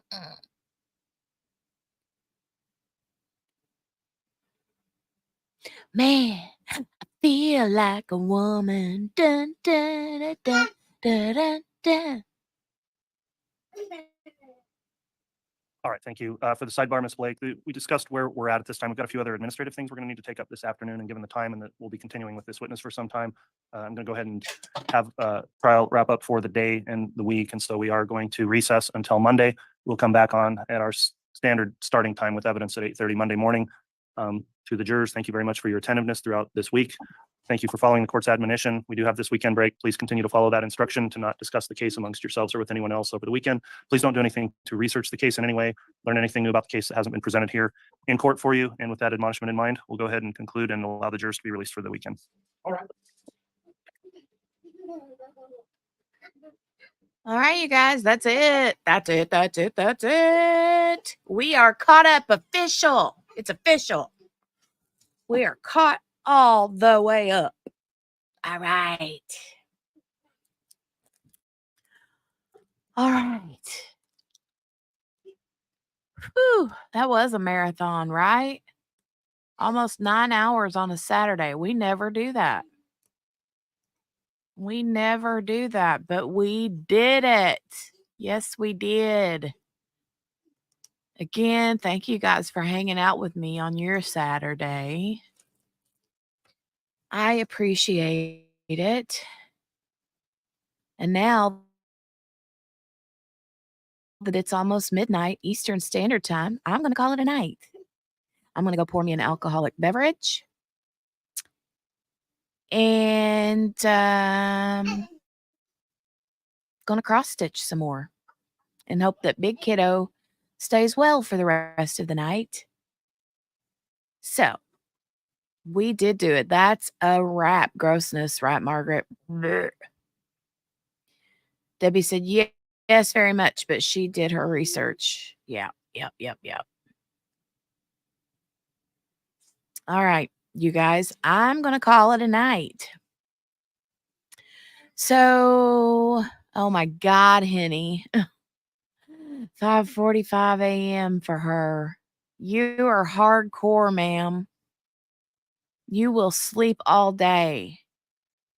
Yes, happy Mother's Day to all the mamas out there. And happy Mother's Day to all of us who don't have mommies anymore. I know that sucks because I'm in that boat. Yeah. But anyway, I will see you guys back on Monday morning. Karen Reed, 9 a.m. Eastern Standard Time. Yeah. Thank you, Debbie. Thank you. All right. Before you leave, make sure you give the video a thumbs up. If you're new, which I don't think there's any in here that are new, but if you stumble upon this and you're new, I would love for you to subscribe. Come back and join us every day through the week, every once in a while. Saturdays. I think we've done Saturdays a handful of times. So I love you guys, and I'll see you Monday. Bye.